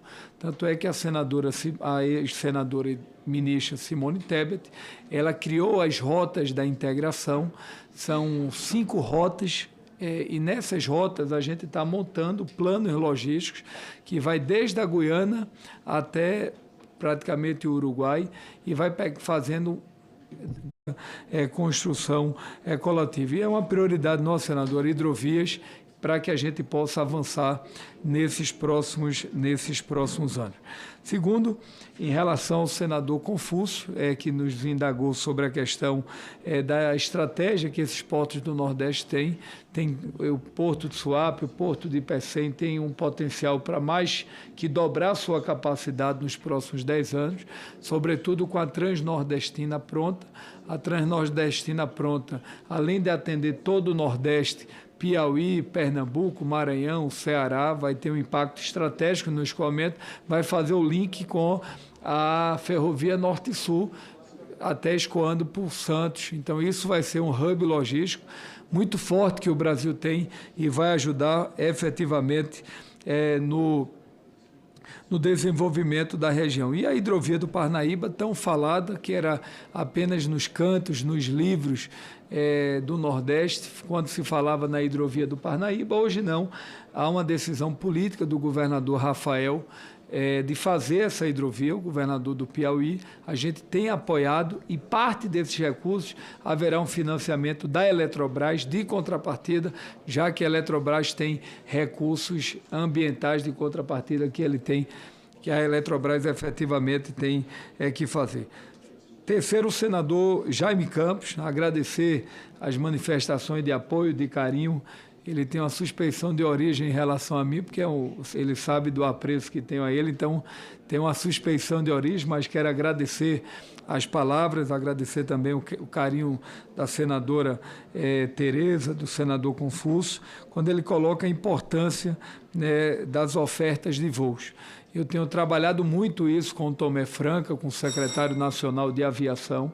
O Brasil tem uma necessidade, hoje nós temos um gap, um déficit aí de quase 8% da necessidade que o Brasil tem na área da aviação. Por quê? Porque as aéreas estavam com dificuldade e ainda estão de crédito para poder comprar novas aeronaves e, concomitantemente, houve uma paralisia de fabricação de aeroportos, de aviões, por conta da pandemia. Então, isso vai levar mais de 2, 3, 4 anos para que a gente tenha a repactuação definitiva da malha aérea brasileira. Por quê? Porque cada avião, como vocês sabem, demora 3, 4, 5 anos para que ele possa chegar. O que a gente tem feito nesse momento é o quê? É a gente poder avançar na aviação internacional, ampliando cada vez mais voos internacionais e também avançando com crédito para que as empresas peguem dinheiro, comprem aviões. Estamos trabalhando para que elas possam comprar aviões a Embraer para fortalecer a indústria local e a gente ter um planejamento a curto e a médio prazo de retomada de voos. Mas nós vamos dar uma olhada nessa questão dos voos estratégicos para o Mato Grosso e Mato Grosso do Sul, e Mato Grosso, para que a gente tenha um olhar com as companhias aéreas para a gente ver o que é que está efetivamente pendente, tendo visto o crescimento do agronegócio, tendo visto que aqueles 3 estados juntos esse ano devem crescer mais de 5%. Os dados, 7% já se fala naquela região. Então, isso é um dado muito importante que a gente precisa avançar. Depois, o nosso senador Amin, que fez algumas indagações, começando pelo número de 2019, nós conseguimos voltar ao que era 2019. 2019 foi em torno de 117 a 118 milhões de passagens, nós chegamos a 119, agora em 24, e se não tem sido a cheia lá do Rio Grande do Sul, nós teríamos chegado a quase 123, 125 milhões de passageiros. Por quê? Porque no Rio Grande do Sul, no ano passado, nós perdemos entre 3 a 3 milhões e meio de passageiros que deixaram de ir para o Rio Grande do Sul por conta, infelizmente, do fechamento do aeroporto. Segundo, em relação à segunda pista, eu acho que a segunda pista ela é importante que ela seja viabilizada, mas desde que a gente tenha a necessidade técnica e operacional validado pela ANAC, né, da efetivação dessa pista, que são investimentos na ordem de quase 500 milhões de reais, e a CCR não vai fazer esse investimento sem ter esse reequilíbrio. Então, o que é que nós estamos fazendo? Nós já tivemos com o ministro Zanin, estamos dialogando com o governador Jorginho, com o ex-senador Beto, estamos construindo uma proposta, a gente está autorizando que essa área da segunda pista hoje, ela ingresse no parque aeroportuário, isso já está validado pelo Ministério de Portos, a primeira etapa foi feita. Ou seja, então, volte para o plano diretor do aeroporto. Volte para o plano diretor do aeroporto e, na medida que tem a necessidade da segunda pista, a gente vai autorizar esse reequilíbrio para que essa segunda pista ela saia efetivamente do papel. Terceiro, em relação à CCR. A CCR hoje é um ativo do Brasil, é um dos grupos que tem feito no país mais de 15 bilhões hoje de investimentos em rodovias, em aviação. Então, eu tenho tentado dialogar com concessionárias no Brasil. Pra você ter uma ideia, a CCR, eu tive conversando recentemente com o Miguel Setas, ao lado do Tomé, tem 15 dias no Ministério. Olha, eu disse, olha, está havendo aí uma conversa na rua, não sei como é que chama lá no estado, a boca miúda, como diz lá no Nordeste, está colocando que existe a possibilidade de venda. E ele disse, olha, não, naturalmente a CCR é um agente financeiro, né, é uma empresa e que dialoga com o mercado. O mundo está voltando a investir no Brasil, senador. Obrigado. O mundo tem procurado o Brasil, sobretudo agora um pouco por essas medidas que estão sendo tomadas, né, protecionistas do mercado americano. Tanto é que nesses 3 meses nós tivemos o maior volume de investimento dos últimos anos, que ingressaram de recursos extraordinários do exterior aqui para o Brasil, e muita gente não está querendo ficar vivendo na tese só do rentismo, ou seja, está querendo investir em projetos de infraestrutura. Eu até tenho conversado muito isso com o governador Tarcísio, tenho conversado com o governador Ratinho, tenho conversado com o governador Rafael, que é um excelente quadro hoje do estado do Piauí, para que a gente possa trazer esses ativos para o país. Então, por que é que eu estou colocando isso? Que a venda da CCR de parte da concessão, ou seja, está ali o contrato de concessão, ela pode vender parte, mas não é permissível a possibilidade de venda de bloco, ou seja, preserva o ativo positivo e o negativo termina deixando prejuízo para que no futuro o Estado ou volte para a Infraero. Isso nós não vamos aceitar, nós não vamos permitir. Se a CCR ou qualquer concessionária quiser fazer IPO, quiser fazer a venda desses ativos para o mercado, ótimo, é importante, mas a gente não vai aceitar que efetivamente tenha venda de parte. Preserve o bom e esqueça o ruim. E a gente tem conversado muito isso com o Fábio Rogério, que está até aí da CCR, que são as concessionárias. E dentro disso, até já entrando na questão da Joinville, eu não ia falar, mas vou falar, que é o que a gente está construindo no Ministério. Nós vamos anunciar agora no mês de junho a julho, estamos construindo. O Tomé disse, não fale data não, porque a pressão aumenta. Mas a gente está construindo lá com Mariana Pescatori, com o Ministério e com a ANAC e com a iniciativa privada. É um amplo programa de fortalecimento nos aeroportos brasileiros, o Investe Mais Aeroportos. Esse programa, por quê? Porque os aeroportos hoje, como vocês sabem, Marcos, senador Marcos, eles viraram em grandes agentes de desenvolvimento regional. Não é mais aquele aeroporto onde a gente vai lá, desce, pousa e vai embora. Hoje não, eles são hubs logísticos, não só em loja, por exemplo, tem os aeroportos que estão hoje com shoppings funcionando internamente. Eles estão se transformando, senador Jorge, em hubs logísticos comerciais. Então, o que é que a gente está fazendo? Esse programa, senador Messias, que a gente deve anunciar agora nesse primeiro semestre, que é o Investe Mais Aeroportos, serão grandes hubs logísticos, onde a gente vai priorizar o transporte de cargas no Brasil. A gente quer fazer com que esses grandes grupos no Brasil, essas concessionárias, busquem a iniciativa privada para que a gente faça grandes investimentos no aeroportos.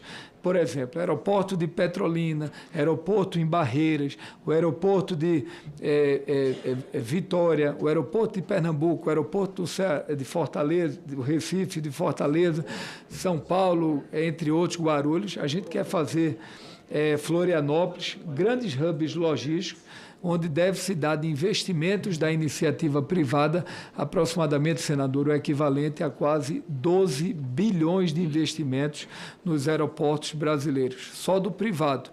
Isso significa dizer, senador, infraestrutura regional e vai gerar emprego, vai gerar renda, vai movimentar a economia. Então, acho que esse é um dado importante que a gente efetivamente espera lançar em breve. Segundo, em relação ao IMOMO, que foi registrado, essa questão da preocupação do combustível nos marítimos no mundo. A gente tem tratado isso via o nosso Ministério de Portos, a gente tem dialogado com esses agentes econômicos. Eu não sinto que, nesse momento, vai ter alguma medida de maior tensionamento, que haja uma proibição para ter uma descontinuidade, mas eu acho que vai haver essa discussão que já está tendo, para, da mesma forma que está havendo na aviação, através do SAF, que é o novo combustível da aviação, que vai ajudar na descarbonização, a gente tem trabalhado ao lado do Ministério, sobre a liderança lá de Mariana, a gestão ambiental de portos sem papel, navios verdes, é o termo que a gente está chamando lá no Ministério, onde a gente tem procurado desenhar esses grandes projetos pela frente, que a gente tem, Alex, uma agenda ambiental visando a sustentabilidade. E duas preocupações que eu tenho. Tanto o SAF como o IMOMO são dois combustíveis, né, verdes, que dialogam com o futuro do mundo, da globalização, mas a gente tem que discutir o preço, porque não adianta aumentar. É fundamental. Todos nós defendemos a agenda ambiental, mas o que a gente tem que discutir é o custo logístico, porque não adianta também ter preços do que já são pagos hoje, que impacte economicamente no agronegócio, que impacte na economia dos países, prejudicando o escoamento da produção no Brasil. Então, é um olhar que a gente está tendo para que a gente possa avançar. Em relação aos aeroclubes, eu acho importante, a gente tem tentado fazer o programa de fortalecimento dos aeroclubes brasileiros, que não são apenas pouso de quingué, de cêntrica, de aviões menores, que os aeroclubes servem também, mas também escolas de preparação, encontros de lazer dos pais com os seus filhos, o fortalecimento dessa aviação. Isso a gente está trabalhando, mas o grande fato de qualificação e capacitação que a gente está fazendo são parcerias com a Embraer e com a Boeing, que está levando hoje alunos de todo o Brasil, até alunos de escola pública, para que eles possam fazer lá em São Carlos, que eles possam, lá em São Paulo, que eles possam fazer esses cursos de qualificação e capacitação profissional. E em relação ao nosso Cajuru, em relação a essa demanda da Azul, eu já conversei com o Cajuru, a gente tem trabalhado com o nosso Tomé. Vou registrar o Cajuru da voz ativa do senador Amin, em defesa não só do Estado, mas também do Estado do Goiás e da região, para que a gente possa tocar isso conjuntamente. Registrar a importância da rota oceânica, senador, e depois eu quero lhe fazer uma visita ao seu gabinete, Alex, que a gente possa, eu, você e Dino, ouvir a nossa senadora, que não é porque está na frente dela, foi uma excelente ministra da Agricultura do Brasil, ela sabe o apreço que tenho por ela, né, e a contribuição que a senhora deu ao setor do agronegócio brasileiro. O Brasil tem uma dívida histórica à senhora, eu digo isso pessoalmente e publicamente, porque é importante que a gente faça esse registro e que a gente possa fazer essa discussão também da rota oceânica, porque é um ativo que a gente precisa efetivamente avançar. E a preocupação da Receita Federal. A gente está trabalhando junto à Receita, o Barreirinha, para que a gente possa avançar na desburocratização de projetos, muitas vezes que ficam parados 1 ano, 2 anos, 3 anos, dependendo da Receita Federal. O nosso secretário nacional de aviação, de portos, Alex, tem praticamente mensalmente, a gente tem feito uma reunião com a Receita, a gente fez uma ordem de prioridade nos projetos que têm uma maior capacidade de geração de emprego, de operacionalidade, de liberação para começar, junto à Receita, e a gente está destravando isso. E outro debate que eu tenho feito, já tive autorização do ministro Haddad, tenho conversado com o Barreirinha, a gente está fazendo com que também os portos secos no Brasil, ele possa ter também a governança do Ministério de Portos, porque a gente tem a operação primária, mas muitas vezes essa operação primária ela depende de um porto seco.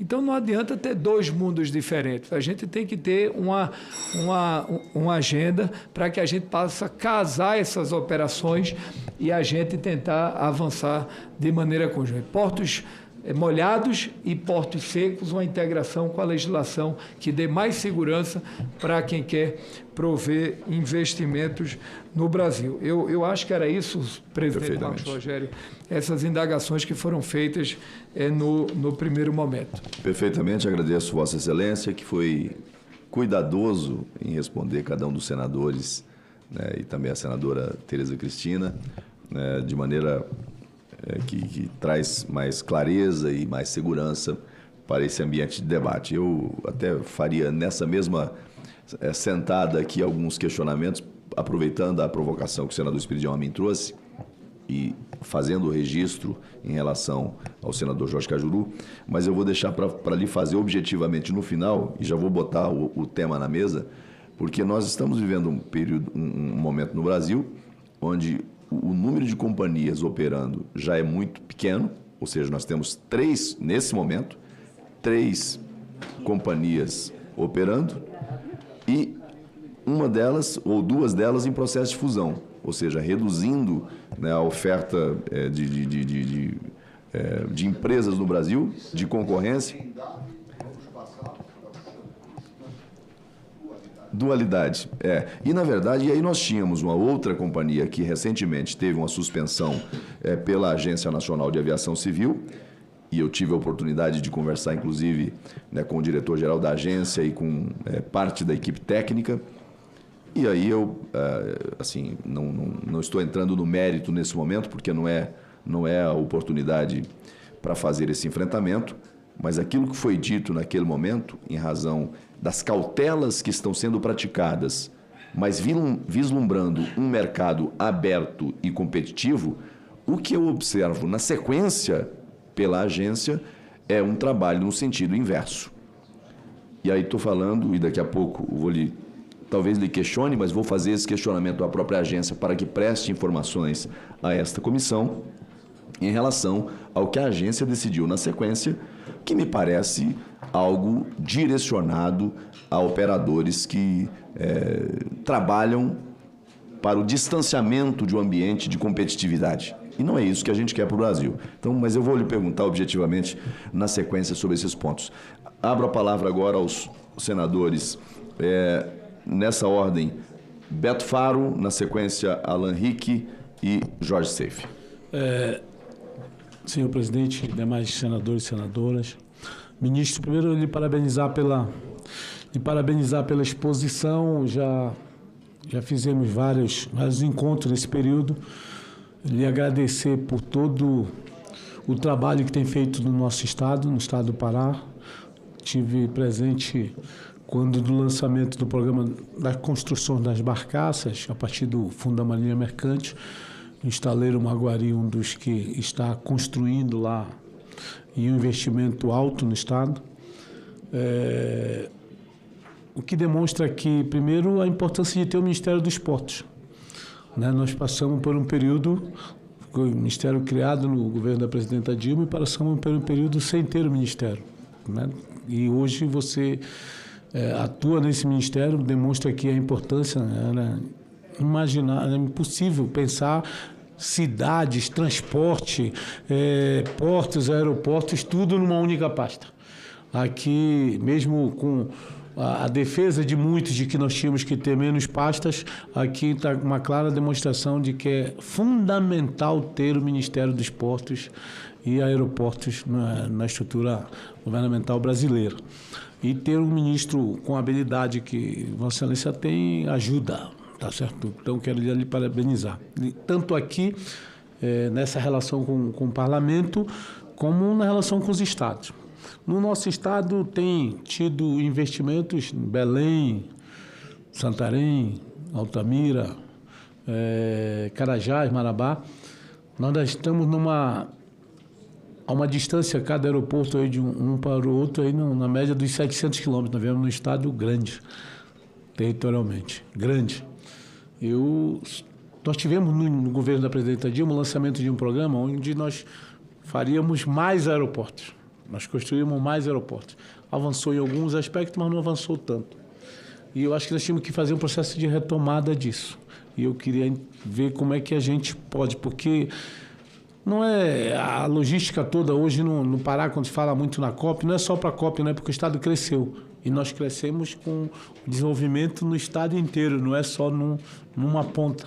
Então, agronegócio, agricultura familiar, minério, turismo, enfim, nós estamos crescendo. E nós poderíamos trabalhar numa perspectiva ali de diminuir pelo menos para 500 quilômetros a distância de um aeroporto. E para diminuir para 500 quilômetros ali, nós teríamos que ter Cametá, Breve, Soure, Redenção, Paragominas, Tailândia. São cidades que estão com desenvolvimento tanto nessa área da produção e grande e turística, para que a gente pudesse ter, então, essa logística era fundamental isso. Assim como no investimento nos portos que estão sendo trabalhados ali no Estado. Então, lhe trazer uma demanda, evitar uma audiência, lhe trazer aqui uma demanda de que a gente possa estar ampliando, além daqueles que nós estamos investindo lá. Belém, né, obra em execução, como naqueles outros que já foram mencionados aqui. Portanto, só para registrar aqui, agradecer essa relação que tem sido construída com o Estado, mas a demonstração aqui da sua fala, todos os dados que traz aqui, é o que está acontecendo no país inteiro, não é só numa região, só num estado. Então, parabéns aí pela atuação à frente do Ministério. Passo a palavra para o senador Alan Rick para suas considerações. Obrigado, senador Jorge Seife. Cumprimento o ministro Silvio Costa Filho. Parabenizo pela explanação que trouxe acerca dos investimentos, dos desafios do Brasil. E eu sou testemunha, ministro, do trabalho de Vossa Excelência. Eu moro no estado com o querosene de aviação mais caro do Brasil. Daí surgiu o nosso projeto de lei, aprovado agora, senador Jorge Seife, na nova Lei Geral do Turismo, setembro do ano passado, sancionado, que permite a utilização desses recursos do QAV, que eu sei que é uma pauta que Vossa Excelência também defende, ministro Silvio, para subsidiar o preço, reduzir o preço do querosene de aviação nos aeroportos da Amazônia Legal. Ora, a Amazônia Legal compreende todos os estados da região norte, né, Tocantins, parte do Maranhão, Mato Grosso. E citei aqui o preço do QAV no meu estado do Acre, R$ 7,82, isso com relação ao ano de 2024. Em Rondônia, R$ 7,36 o litro, R$ 7,82 no Acre, R$ 7,36 em Rondônia. Para o senhor ter ideia, como referência, o estado de Pernambuco, que é a casa de Vossa Excelência, R$ 4,11 o litro. Paraná, R$ 4,28, Minas Gerais, R$ 4,24. Então, a variação entre o preço praticado nas regiões Sudeste, Nordeste, com o Norte do Brasil, é de 84% a mais que nós pagamos. Enquanto que o preço do QAV, ele representa 36% do valor da passagem aérea, senador Marcos Rogério, na média brasileira, na nossa região, no estado de Vossa Excelência, no meu estado e outros estados da região amazônica, compreende 60% do preço da passagem. Nós temos trechos mais longos e um QAV mais caro. Alguma coisa tinha que ser feita. Então nós, estudando o Código Brasileiro de Aeronáutica, estudando a legislação, encontramos um caminho. O uso dos recursos do Fundo Nacional de Aviação Civil. Foi criado para isso, para fomentar a aviação regional, reduzir as desigualdades, fortalecer desde os táxis aéreos até mesmo as grandes companhias, para que elas possam aumentar a oferta de voos e reduzir o preço das passagens. E agora, ministro, nós estamos numa fase crucial. O projeto virou lei, foi sancionado, maravilha, mas precisamos regulamentar. Tenho conversado com Vossa Excelência, com a equipe de Vossa Excelência, está aqui o secretário de Aviação Civil, Tomé Franca, e nós apresentamos uma sugestão, uma minuta de sugestão construída com a ANAC, ouvindo também as companhias aéreas, ouvindo o consumidor, acima de tudo, ouvindo as pessoas.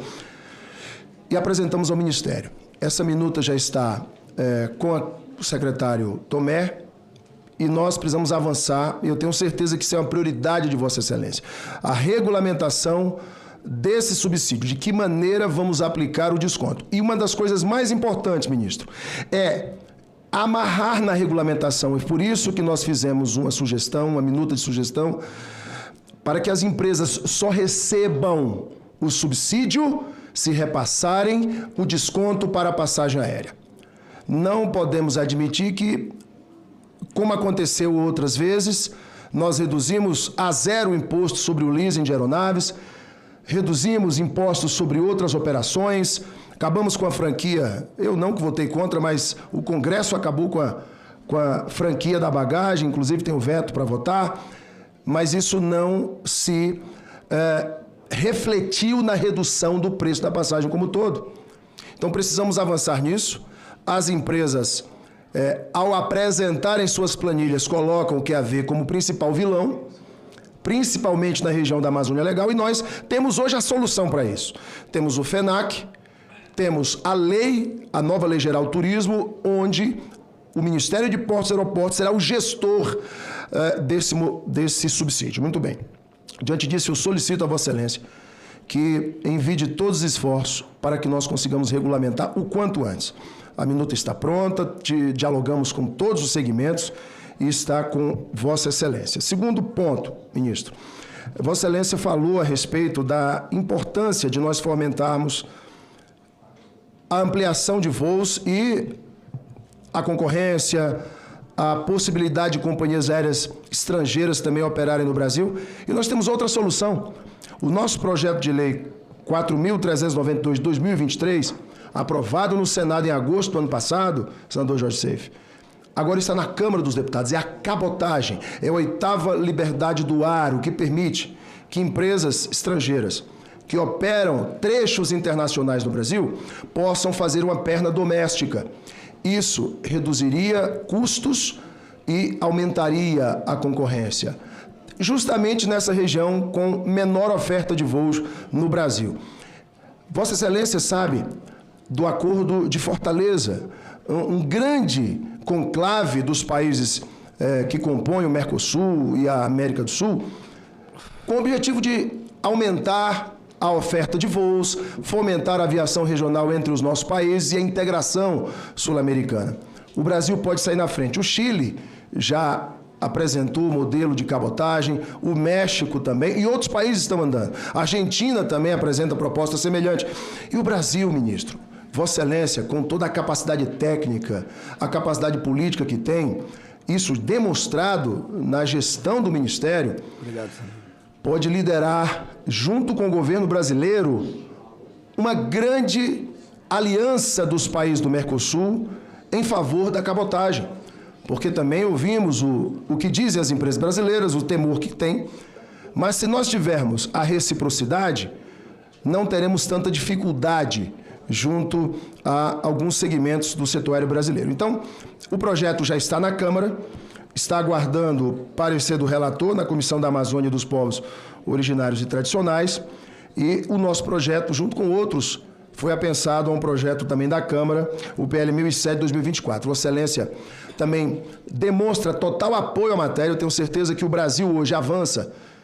Senador Jorge Seife, amigos, senhoras, senhores senadores e senadoras, e todos os amigos que nos acompanham. O Brasil avança para se tornar um protagonista desse grande debate da 8ª liberdade do ar, que é a cabotagem aérea na nossa região. Portanto, peço também a Vossa Excelência que envie os esforços necessários para que a gente possa aprovar a matéria dentro da Câmara dos Deputados e, desta forma, com um diálogo com os países do Mercosul, fomentarmos a aviação regional e reduzirmos preços e aumentarmos a concorrência, que é salutar para qualquer segmento. E, para finalizar, Vossa Excelência falou muito bem sobre as concessões portuárias, investimentos em hidrovias. A região amazônica é profícua nas hidrovias, né? Temos aqui a hidrovia do Madeira, lá de Rondônia. O senador Bagato, ele conhece muito bem, ele que é um produtor rural muito bem sucedido. Mas nós sabemos que temos as enormes dificuldades logísticas com a BR-364. E lá em 2008, ministro, Brasil, Peru e China começaram o debate da ferrovia transoceânica. Essa ferrovia que liga os portos do Açu, lá no Rio de Janeiro, corta os estados do Rio, Minas, São Paulo, Goiás, Mato Grosso, Rondônia e Acre. Vai desbocar lá no Boqueirão da Esperança, em Cruzeiro do Sul, no Acre. Última fronteira nossa com o Peru. E a China tem total interesse, hoje o maior parceiro comercial do Brasil, quem mais compra as nossas commodities, os nossos produtos, tem o maior interesse em financiar e ajudar. Eles acabaram de construir no Peru um investimento de 3,6 bilhões de dólares, o Porto de Xangai. Para o senhor ter ideia, ministro, o Porto de Xangai é uma alternativa hoje para que o Brasil tenha acesso ao Pacífico muito mais barata do que Canal do Panamá e fazer toda a travessia pela Patagônia, pelo bico da América do Sul. E nós podemos reduzir de 20 a 25 dias de tempo de navio as nossas cargas por esse porto. Então, Vossa Excelência tem nas mãos a oportunidade, eu falo isso com muita alegria, porque vejo na competência, no dinamismo e no respeito que Vossa Excelência tem pela pasta que ocupa, a oportunidade de fazer também um amplo debate, levando ali ministra Simone Tebet, ministro Celso Sabino, ministro Fernando Haddad, o governo brasileiro como um todo, para um debate com os irmãos peruanos, com o governo chinês e com toda a América Latina. Eu penso que nós podemos ter a viabilidade tanto da rodovia BR-364, ligando-se à cidade peruana de Pucallpa, são apenas 240 quilômetros, e nós teríamos a ligação ferroviária definitiva, quanto retomarmos o debate, senador Marcos Rogério, sobre a ferrovia transoceânica. Esse é um dos grandes gargalos da logística no Brasil. O nosso modal ferroviário é ínfimo comparado a de outros países. Então, coloco aqui esses 3 temas para que Vossa Excelência envie todos os esforços para a regulamentação do subsídio do QAV aos aeroportos da Amazônia Legal para voos com origem ou destino nestes aeroportos, para que a gente possa reduzir essa variação de 84% no preço que é cobrado no Sudeste, no Nordeste, do preço que é cobrado lá no Norte, notadamente no Acre e Rondônia. São os preços mais altos do Brasil. Lembrando, Vossa Excelência, cabotagem e o debate sobre a ferrovia transoceânica. Ministro, eu estou absolutamente contemplado com aquilo que nós já avançamos, programa ampliar, a retomada de investimentos em aeroportos regionais. E lembrando, esse QAV mais barato também vai fomentar a nossa aviação regional, as pequenas empresas aéreas, que muitas delas fecharam suas portas. Obrigado, ministro, e aguardo ansiosamente vossa resposta. Muito obrigado, nobre senador Alan Rick. Na sequência, com a palavra, líder e vice-presidente da Comissão de Desenvolvimento Regional, senador Jorge Seife. Senhor presidente Marcos Rogério, estou muito feliz com a presença do ministro Silvio, que nos prestigia. Fiquei muito feliz com as notícias, investimentos, coisas sensacionais. Quero lembrar ao senhor, e faço aqui uma defesa do governo que eu fiz parte, de que o senhor teve a sorte de estar agora num novo momento do Brasil onde não há teto de gastos, né? E com isso te dá muito mais liberdade para fazer tantos investimentos e concessões, que nos alegra muito. Eu acredito muito, presidente Marcos Rogério, na iniciativa privada gerindo e tocando esses grandes projetos no Brasil. Eu tenho algumas perguntas para o senhor. Primeiro, na verdade, eu vi uma entrevista recentemente do senhor na CNN, o qual o senhor falava de novas companhias aéreas. Também fazendo aqui uma lembrança do tempo do governo do presidente Bolsonaro, ele estava conversando com outras empresas, mas veio a pandemia e a escassez, as empresas aéreas não puderam, as empresas começaram a reduzir suas rotas, seus investimentos e a própria produção de aeronaves no mundo ficou comprometida, como o senhor já bem colocou. Então, eu queria que o senhor detalhasse um pouco sobre essas novas companhias aéreas, que nós vemos hoje, e com todo respeito às companhias brasileiras, Azul, Gol e Latam, isso é um oligopólio, e eu atribuo grande parte dessa falta de voos domésticos, esses altos valores nas taxas, porque eles estão realmente deitados eternamente em berço esplêndido, visto que é um grupinho de 3 empresas, fazem o que quer, o Brasil está na mão dessas três, e para que isso fosse mitigado, reduzido, e eles tivessem sim que reduzir as suas margens de lucro, tínhamos que ter, senador Alan Rick, outras companhias aéreas. Quero também dizer para o senhor que é muito importante esses investimentos em portos, hidrovias, etc., mas eu reforço aqui as palavras da senadora Tereza Cristina. Hoje, o Ministério da Agricultura, ministro, e a Receita Federal têm sido, senador Messias, grandes barreiras de exportação, trazendo prejuízo, inclusive, que eu vou agora mencionar, um estudo que saiu recentemente no Valor Econômico, diz que custo adicional de 2,3 bilhões em 2024 devido a atrasos nos portos.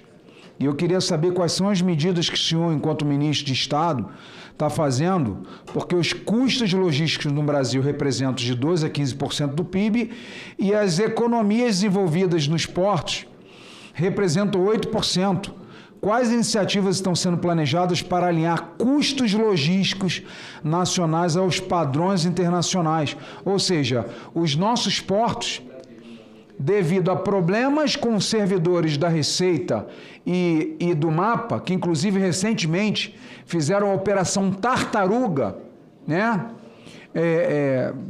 Pressionando o governo por mais salário e impedindo o Brasil de exportar e trazendo prejuízos para as empresas que aqui carregam e descarregam. E com um crescente interesse de investidores estrangeiros no nosso setor portuário, qual é a previsão de novas ondas de fusões e aquisições? Como o Ministério pretende equilibrar essa atração de investimento com garantia que os serviços portuários não sofram excesso de tarifas, senhor ministro? Dentro dessa linha, recentemente a ANTAC autorizou aumento de tarifas portuárias em 13% no Porto de Santos. Quais são as estratégias do Ministério para assegurar que tais aumentos não prejudiquem a competitividade? E quais são os planos do Ministério para acelerar investimentos? O senhor já apresentou aqui, pode desconsiderar essa pergunta. Ministro, eu também tenho uma preocupação. Eu costumo dizer que o homem inteligente aprende com os erros alheios e não os comete. O homem ordinário, o homem padrão, o homem comum aprende com os próprios erros e o tolo, o imbecil, o idiota, não aprende nunca. Nós tivemos no passado, durante os governos de Lula e Dilma, um esforço significativo para revitalizar a indústria naval brasileira, com investimentos substanciais na construção de estaleiros e embarcações. No entanto, corrupção, prisões, fracasso na política, e o senhor apresentou aqui, inclusive com entusiasmo, mais investimentos num programa que no passado já não deu certo. O que mudou, senador Alan Rick? Para o passado de lava-jato, de prisões, de corrupção, de ineficiência, de falta de clientes, de falta de atração de investidores. O que mudou para que nós, de novo, estejamos investindo nessa pauta sem que tenhamos os mesmos problemas que envergonharam o nosso Brasil e o setor público? Também quero dizer, senhor ministro, que diante dessas lições aprendidas, né, que esses investimentos na indústria naval, como o Ministério pretende equilibrar necessidade de desenvolvimento com prevenções de práticas de corrupção e garantir que os investimentos públicos realmente resultem em benefícios econômicos. Lembrando que cidades inteiras do Nordeste, o senhor lembra, quebraram. Pessoas investiram em hotel, em comércio, cresceram acreditando nesses investimentos, o que foi 100% a bancarrota. O senhor sabe que lá na cidade de Dionísio Cerqueira, no meu amado estado de Santa Catarina, nós temos um porto seco que faz divisa com a Argentina e é o principal hub logístico das exportações do sul do Brasil com o Mercosul. Passa por esse porto. E que também estamos com problemas aí com servidores do MAPA e Receita. O senhor tem alguma novidade para que haja agilidade? Temos portos importantes, Criaremos novos portos secos, hidrovias, fiquei super feliz com a criação da secretaria, parabéns pela gestão do senhor, mas não adianta termos portos, não adianta termos hubs, não adianta termos tudo isso se o serviço público acaba sendo um entrave. Também quero pedir para o senhor, ministro, já me encaminhando para o final, que nós temos um pier turístico em Itajaí, que é uma área da ANTAC. E hoje existe um interesse do governo do estado, existe um interesse da prefeitura de Itajaí de se permutar essa área para fazermos um terminal de passageiros para navios de turismo, né? Como que se fala? Terminal de passageiros. Terminal de passageiros. E que não tenhamos que dividir o Porto de Itajaí, que eu acho que é inadequado, apesar de todos os esforços do Porto de Itajaí em ter um espaço compartilhado com esses navios de passageiros. Então, eu queria pedir o seu apoio. É uma área da ANTAC, vou mandar para o senhor um ofício e peço que o senhor me ajude junto com a ANTAC para que haja uma permuta. Aquela área hoje está inoperante, que se ceda isso para o porto, para a cidade de Itajaí, para a prefeitura, fazer os investimentos em um porto de passageiros e que haja contrapartida por parte da prefeitura. No mais, quero agradecer imensamente a presença do senhor, a honra que nos dá em debater temas tão importantes para o futuro do nosso Brasil. Muito obrigado. Muito bem, senhor. Agradeço, líder Jorge Seife, e com isso concluímos os 3 oradores dessa sentada de perguntas e asseguro a palavra ao ministro para as respostas. Na sequência, teremos a fala do senador Jaime Bagatoli, senador Zequinha Marinho, também inscrito aqui o senador Sérgio Moro, Chico Rodrigues e Messias de Jesus. Senador Raizing. Bora, Tia.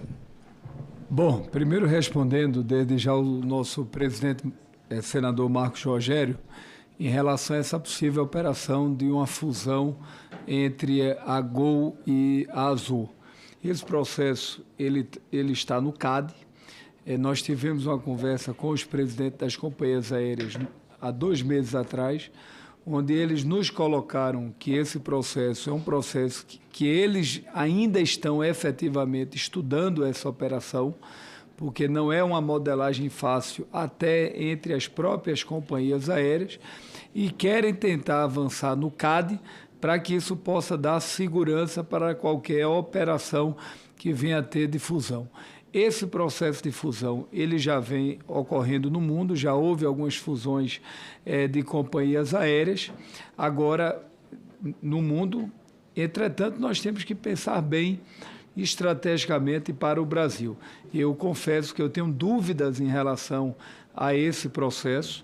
Eu defendo que o Brasil possa ampliar a quantidade de novas companhias aéreas. Eu acho que esse caminho da fusão não é saudável para o setor da aviação brasileira, porque quando eles tomaram essa decisão de poder começar a conversar, não se tinha uma linha de crédito que hoje nós estamos implementando no país. Nós vamos aportar nas companhias aéreas brasileiras, naturalmente, crédito, quase 4 bilhões de reais. Então, o Brasil hoje tem a agenda de crédito que está sendo ofertada e, concomitantemente, nós estamos tendo um crescimento da aviação no país. Então, o mercado hoje brasileiro, com mais de 200 milhões de habitantes, ele é muito interessante para qualquer companhia aérea. Eu estou na torcida e tenho trabalhado para que elas permaneçam de maneiras independentes e, ao final, elas possam sair dessa dificuldade. Entretanto, nós não podemos interferir no ente privado, até para não causar qualquer segurança jurídica. Nós temos que respeitar a decisão dessas companhias aéreas e, ao final, cabe ao CAD poder tomar a decisão. Mas está muito claro a nossa posição do Ministério. Quando o Ministério for provocado a participar das discussões, é que nós não vamos aceitar redução de número de voos no Brasil, nós não vamos aceitar aumento de passagens que venha a ser abusivo, e nós temos que ver quais são as contrapartidas positivas para o Brasil que essa possível fusão venha a ter. Entretanto, é muito prematuro ainda. Eu defendo a democratização da aviação no país. Tanto é que, já avançando um pouco na pergunta do nosso senador, que nos fez essa pergunta agora há pouco, nosso Alan Hick, do que é que o Ministério e o governo está fazendo para poder ampliar a aviação. Além do crescimento na aviação internacional, que nós tivemos a entrada de várias companhias aéreas no mundo, agora no Brasil, que estão ampliando voos para o país, voos internacionais. Nós estamos conversando com o mercado árabe, companhias aéreas, como o exemplo da Etihad, entre outras, já sinalizam em avaliar voos para o Brasil da Arábia Saudita, voos também da África, visando voos direto ou com escala para o país. Mas no mercado brasileiro, tem duas companhias aéreas que a gente está dialogando. Uma é a Total, que já faz transporte de cargas no Brasil, e a outra é a Avion, que é uma empresa lituana, que sinaliza também em fazer operações em voos no país. A gente está tendo a melhoria na aviação no mundo, voltou a funcionar com mais intensidade a indústria da aviação, as empresas começam a receber aeronaves, porque há 2, 3 anos que não recebiam, e a gente espera que a gente possa trazer mais companhias vindo operar no Brasil, a exemplo de companhias aéreas aqui da América do Sul, que sinalizam também operar no país. Não é uma tarefa fácil, porque quando você pega o mundo, Estados Unidos, tem poucas companhias aéreas operando para o mercado. Portugal, praticamente só tem a TAP, que domina 90% das operações de voos. Então, há hoje uma grande concentração de companhias aéreas no mundo, que a gente precisa preservar o Brasil e que a gente possa fortalecer a aviação num todo. O senador Marcos Rogério e o senador Alan Hick trataram efetivamente dessa questão da cabotagem. Eu entendo que essa questão da cabotagem, ela precisa avançar, já há um projeto aprovado aqui. A gente tem que discutir a regulamentação o quanto antes da cabotagem, e eu sou da tese que a gente deve começar efetivamente essa operação no norte. Funcionou bem a cabotagem, as aéreas operaram bem, deu resultados efetivos de redução de passagens, de ampliação de voos. Aí a gente vai trabalhando para tentar avançar nessa modelagem no resto do Brasil. Há hoje algumas críticas por alguns trabalhadores e colaboradores das companhias aéreas, mas isso eu entendo que uma conversa franca, transparente, o Congresso, o Poder Executivo mostrando todos os benefícios que a gente pode trazer para a aviação brasileira, eu acho que não vai haver impeditivo. Então, é muito importante que a gente possa avançar nessa direção, e a gente, em breve, vai lhe convidar para a gente poder fazer uma discussão sobre isso. Em relação ao nosso Alan, eu concordo, Alan, essa questão das passagens aéreas naquela região, Rondônia, Roraima, Acre, são preços que precisa-se ter mais oferta de voos, porque hoje a gente está tendo ocupação de voos ali com quase 92% em média, então é uma alta ocupação. O senador Messias tem me cobrado isso também, a preocupação que ele tem no Estado, e a gente está fazendo um apelo, porque nesse momento é o que a gente pode fazer efetivamente, além de solicitar esse apelo, a gente está ajudando também, que é o FENAC. E nesse FENAC que está sendo construído, essas companhias aéreas, elas vão ficar obrigadas, elas vão ter o crédito, mas elas vão ter a obrigatoriedade de poder repassar. Então, ela vai desde da compra de combustível, que elas poderão fazer compra de combustíveis verdes, elas poderão ter desoneração, elas têm que dar contrapartidas nas tarifas. É o que a gente espera. Agora, isso foi criado um comitê há 15 dias atrás, e esse comitê ele vai tratar das regulamentações, porque ao final nós não podemos, é como eu poder chegar daqui a pouco no supermercado, Júlia. Chegar no supermercado e dizer, olha, essa fuba aqui, esse cuscuz, como diz no Nordeste, não vai mais ser R$7, isso vai ser R$4,50. Eu não posso fazer essa intervenção. Então, assim, a gente não pode chegar do dia para a noite e poder cobrar a operação. A gente não pode fazer uma intervenção nessas aéreas, mas eu penso que medidas como essa a gente vai aprimorando a boa governança na aviação desses estados. Então, em relação à cabotagem, vamos avançar conjuntamente nesse diálogo. Custo da passagem, vamos, através do FENAC, buscar contrapartidas, e a ANAC será a nossa parceira. Eu quero até pedir ao Senado Federal, deve estar chegando em breve os 3 novos nomes da ANAC que foram encaminhadas pelo governo federal, que vocês possam apreciar esses nomes. São nomes qualificados, que têm expertise na área. Está ali até um pretendente que foi sugerido pelo nosso nome, doutor Tiago, que hoje é diretor comercial da Infraero. Estou até fazendo a propaganda dele aqui, que é um excelente quadro, pode nos dar uma boa contribuição. Então, com essa nova roupagem da ANAC, são 5 diretores, serão 3 novos diretores, aí sim a gente vai poder avançar nessa discussão mais profunda dessa questão da cabotagem e também da própria regulamentação de fusão, entre outros temas que estão colocados. Então, o nosso não, e a transoceânica é um debate que a gente está fazendo em 2 aspectos. Você sabe que ali tem um porto de Xangai, que é o porto da China, no Peru, que hoje é um dos maiores portos da América do Sul. Ele faz hoje, vai fazer competição de operações com o próprio Porto de Santos, e a gente tem trabalhado para não haver disputa, e sim uma agenda conjunta, que vai desde fertilizantes, minério, agronegócio, tendo em vista que pelo Peru, pelo Porto de Xangai, a gente vai ter o escoamento, vai ter uma redução para o mercado asiático em quase 8 a 9 dias, e podendo chegar a 11 dias, dependendo da embarcação. Então, em média, em torno de 9 a 12 dias, o que a gente espera, mas não deixa de ser um ativo para que o setor portuário brasileiro e o setor portuário do Peru e da América do Sul possam ampliar essa rota. Então, essa transoceânica, a gente entende que ela é fundamental, que ela possa haver essa interseção com o Brasil. E eu estou até marcado de ir, agora possivelmente no início de junho, uma ida ao Peru, onde nós vamos visitar o porto, vamos conversar com o presidente, com o legislativo, para pensar em ações integradas. A própria ministra Simone Tebet vai estar, já que faz parte do planejamento da gente, das rotas da integração. Isso aqui é isso. O senador Beto Faro, agradecer as palavras que deu de reconhecimento do trabalho, do esforço. Nós estamos trabalhando muito pelo estado do Pará, focando na COP30, focando nas obras de requalificação dos portos. Nós estamos fazendo uma grande carteira de leilões também nos portos do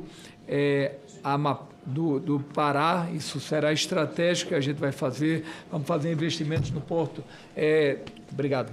No porto também do Amapá, entre outros portos que nós vamos fazer parcerias com a iniciativa privada para ampliar o escoamento da produção, mas a gente está avançando fortemente na aviação do estado do Pará, tendo em vista a importância da COP30 para a economia daquela região e do Brasil. No mais, eu acho que era isso, as perguntas. E, naturalmente, o nosso senador Jorge Seife. Eu não posso, a gente tem procurado trabalhar conjuntamente pelo estado de Santa Catarina, tem o desafio da aviação que a gente tem tocado conjuntamente. Nós queremos avançar na agenda logística do estado. Eu penso que a indústria naval brasileira ela é fundamental para o país. Todas as grandes nações no mundo, a exemplo dos Estados Unidos, a Europa, a Ásia, estão investindo fortemente na indústria naval, não apenas na área de petróleo e gás, mas também na requalificação e na construção de embarcações para o país. Nós não podemos falar em 6 concessões hidroviárias se nós não tivermos a capacidade também de produzir embarcações e navios. A gente precisa avançar na indústria de conteúdo local e é isso que o Fundo da Marinha Mercante está servindo.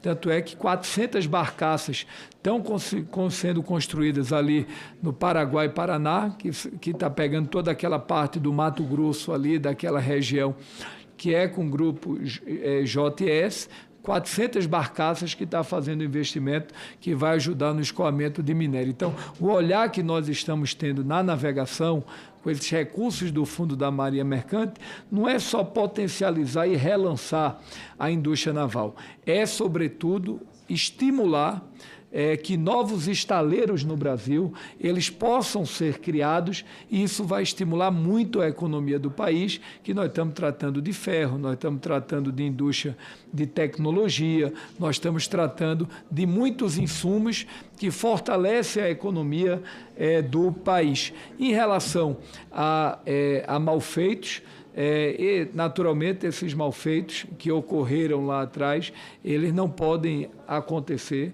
Isso, naturalmente, tem um modelo de governança. A Petrobras, depois do que enfrentou lá atrás, hoje é um centro de excelência. Há hoje um compliance que é acompanhado por todo o mercado internacional.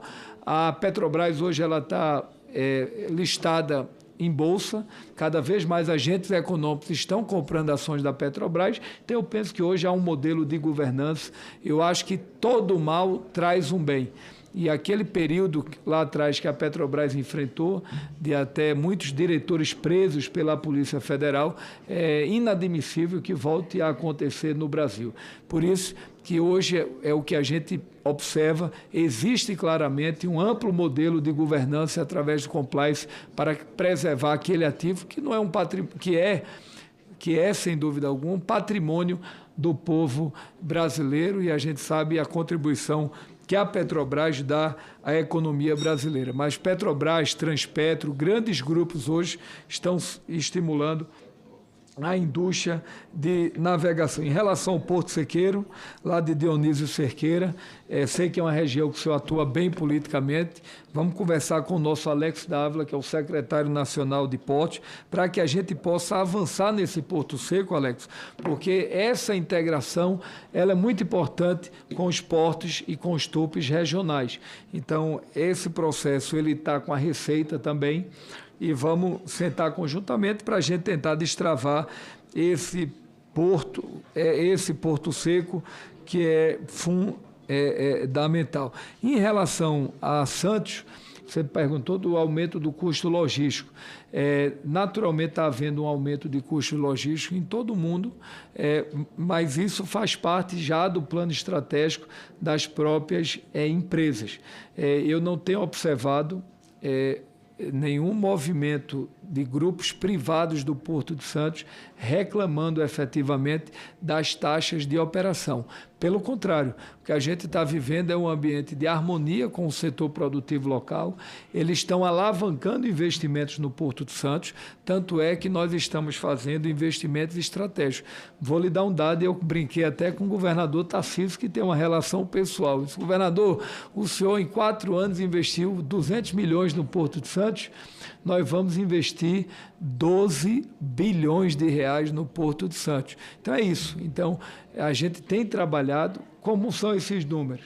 6 bilhões do túnel, 6 bilhões da concessão da dragagem, 700 milhões da perimetral, mais 150 milhões de um estacionamento para ajudar na mobilidade. Estamos fazendo o aeroporto do Guarujá, que é mais 50 milhões de investimentos, que aquele aeroporto é muito estratégico para o turismo de Santos, que você conhece bem. Então, assim, a gente tem trabalhado de maneira coletiva para avançar nas pautas de interesse do Brasil. Muito obrigado, ministro Silvio Costa Filho. Na sequência, o senador, ainda temos inscritos aqui, o senador Jaime Bagato, ele vai ser o primeiro a falar. Na sequência, o senador Zequinha Marinho não está inscrito. Se voltar, está inscrito. O senador Chico Rodrigues também se ausentou, Messias de Jesus e o Rising. Então, acho que nós vamos conseguir, nessa rodada, já fazer a conclusão com os senadores inscritos. Senador Jaime Bagatoli, senador pelo Estado de Rondônia, com a palavra para indagar ao ministro.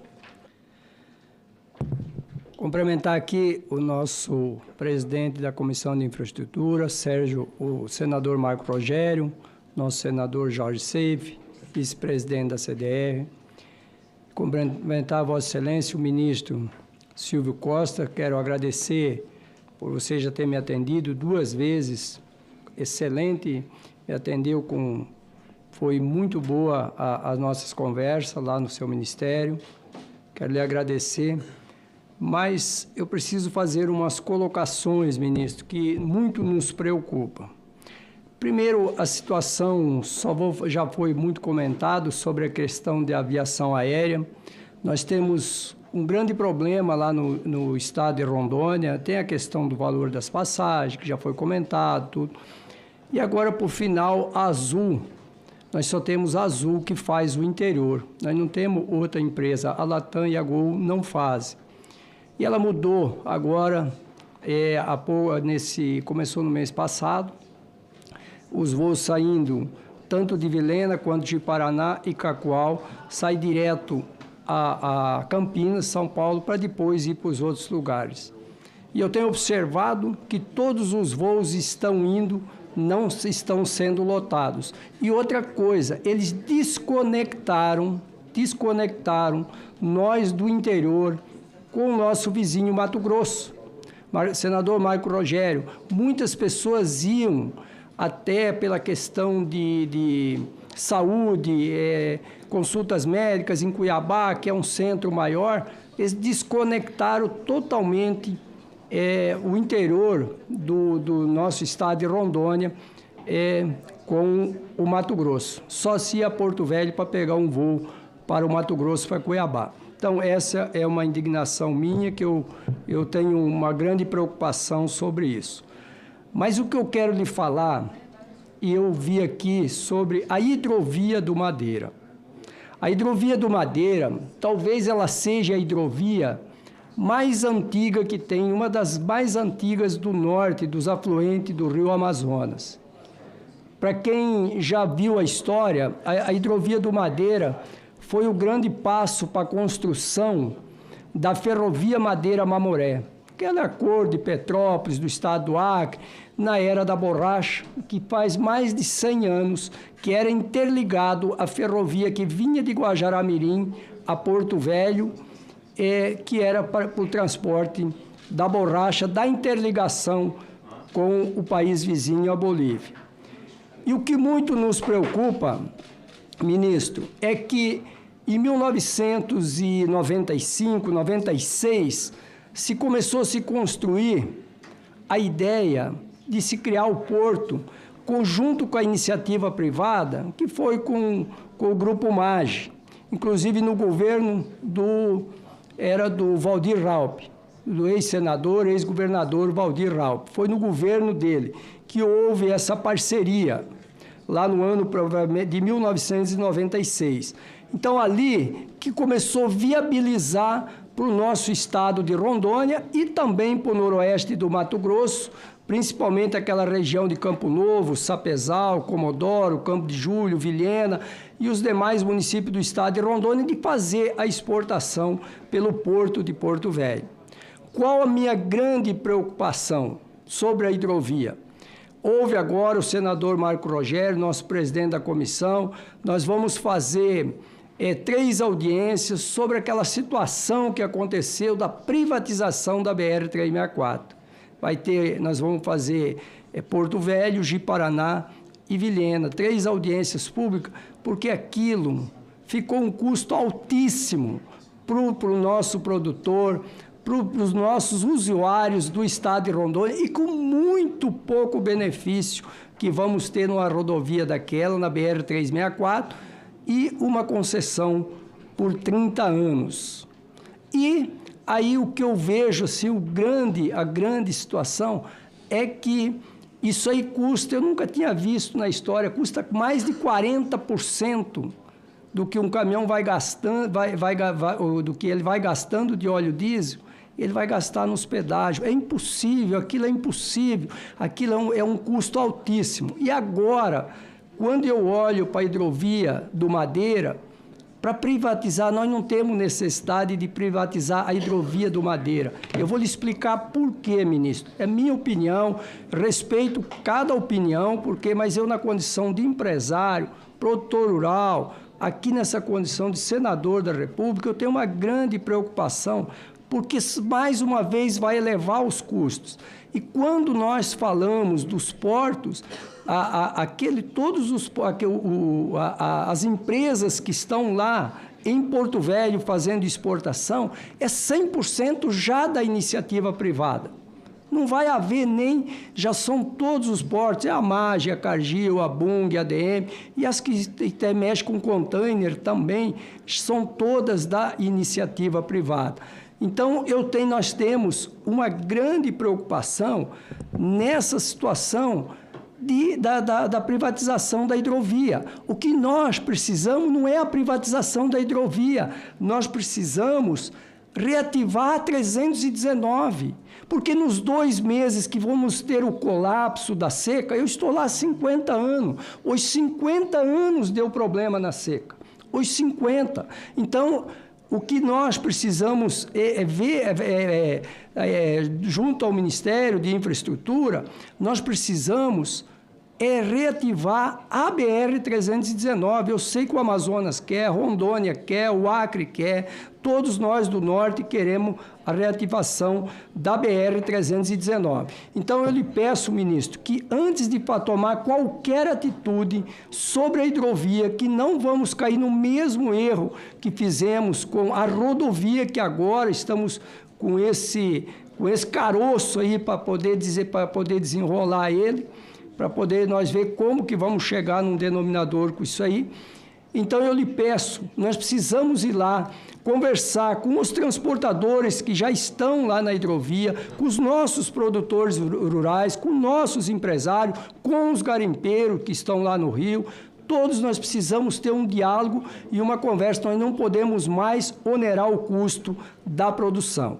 E dizer para você, que as minhas palavras aqui, eu tenho 2 perguntas só para lhe fazer. Essa da hidrovia, o senhor já entendeu o que a gente está querendo. Agora eu tenho mais 2 perguntas. Nós temos um grande problema com o nosso pequeno exportador. E não é só o de Rondônia, é o que de Santa Catarina, Jorge Seife. De Santa Catarina, do Paraná, do Rio Grande do Sul, no Brasil inteiro, com o nosso pequeno produtor que exporta 4, 5, 6 containers, 10 containers talvez por mês, ou 1 container só. O que está acontecendo? A primeira pergunta que eu vou lhe fazer: como anda o trabalho do pessoal do MAPA, do Ministério da Agricultura? Esse que é o grande problema. Melhorou ou parece que cada dia está numa situação muito mais complicada do que já vinha no ano passado? E o pior vem aqui na segunda pergunta: os armadores ainda estão cobrando multas, taxas, aquelas por atraso dos embarques, que não é a culpa do pequeno exportador. Só para o senhor entender, ministro, eu tive reclamações de pequenos exportadores que eles pagaram, senador Marco Rogério, 50% do valor, 60% do valor da mercadoria que eles estavam exportando, eles pagaram em multa. E aí não é só madeira, não é só esse tipo de exportação. Até de produtos perecíveis, de carne, de suíno, de bovino. Teve diversos produtores me ligando, principal até do estado de Santa Catarina, que é uma grande indignação deles sobre essa situação. Então, eu deixo aqui essas perguntas no ar e eu gostaria que Vossa Excelência pudesse responder. E qualquer dúvida, nós podemos ir no MAPA, podemos marcar para ir lá com o Sindicato dos Armadores para ver o que realmente está acontecendo. Obrigado. Muito obrigado, senador Jaime Bagatoli. Na sequência, como inscrito, o senador Messias de Jesus e, por fim, Vossa Excelência. A senadora está aguardando que ela tem uma relatoria na sequência. Senador Messias de Jesus, Vossa Excelência tem a palavra. Presidente Marcos Rogério, cumprimento Vossa Excelência, quero cumprimentar o nosso ministro, querido amigo Silvio Costa Filho, dizer que é uma satisfação tê-lo aqui conosco discutindo o planejamento do Ministério de Portos e Aeroportos. Quero parabenizá-lo pelo dinamismo e competência com que Vossa Excelência tem gerido aquele ministério e essa questão tão pontual em nosso país. Como já estive com Vossa Excelência algumas vezes e falamos sobre algumas questões em Roraima que eu gostaria de aproveitar aqui publicamente para falar sobre isso. Nós tínhamos um aeroporto não muito moderno e precisaria, sim, e agora nós temos um aeroporto moderno, mas nos tiraram algo que era tão moderno e que a gente precisava muito, que era as pontes, as fingas, que liga o terminal ao aeroporto. Roraima, quando é tempo de sol, é um verão escaldante, um sol escaldante. Quando é chuva, período chuvoso, é chuva todos os dias. Então, sem as fingas, nós avançamos no aeroporto moderno que recebemos, mas retroagimos porque perdemos as duas fingas. E eu gostaria de pedir, em nome do povo de Roraima, que Vossa Excelência estudasse uma possibilidade da concessionária ou o próprio Ministério colocar de volta lá essas pontes que são tão importantes para nós lá. Principalmente quando tem um cadeirante para embarcar na aeronave. Já tivemos lá várias dificuldades nesse sentido e esse certamente é um apelo da população de Roraima sobretudo aqueles que usam o aeroporto, as aeronaves para poder sair do estado. Um outro pedido que eu tenho a fazer a Vossa Excelência, nós só temos, na verdade, um aeroporto em Roraima oficial, que é o Aeroporto Internacional de Boa Vista. Fora esse, não temos nenhum outro. Nós temos no sul do estado a segunda maior cidade do estado, que é Rorainópolis, e necessitamos muito lá de uma pista de pouso, um aeroporto, que possa dar àquela população a tranquilidade de termos um aeroporto também seguro ali para pousos e decolagem de aeronaves. Do outro lado, nós temos na região norte o município de Uiramutã, que é um município essencialmente indígena, mas que é o acesso mais difícil no estado em função das serras e a dificuldade que temos na estrada lá. Portanto, se Vossa Excelência tiver como colocar isso no plano de trabalho do Ministério, um aeroporto em Uiramutã, um aeroporto em Rorainópolis e, logicamente, as fingas tão solicitada pelo povo lá do nosso estado. E, por último, ministro, parabenizando mais uma vez Vossa Excelência, eu gostaria de verificar a possibilidade, nós temos o Rio Branco, que liga ao Rio Amazonas, ao Rio Negro, lá no estado do Amazonas. Lá, os ribeirinhos, nós temos uma vila, a mais desenvolvida de todos, que é a vila de Santa Maria do Boiaçu. Nós precisaríamos muito lá de um porto de pequeno porte, o menor que for. Lá nós temos média de 20, 30 embarcações por dia e não temos lá nenhum porto. É Boiaçu? Santa Maria do Boiaçu. Santa Maria do Boiaçu. Isso atenderia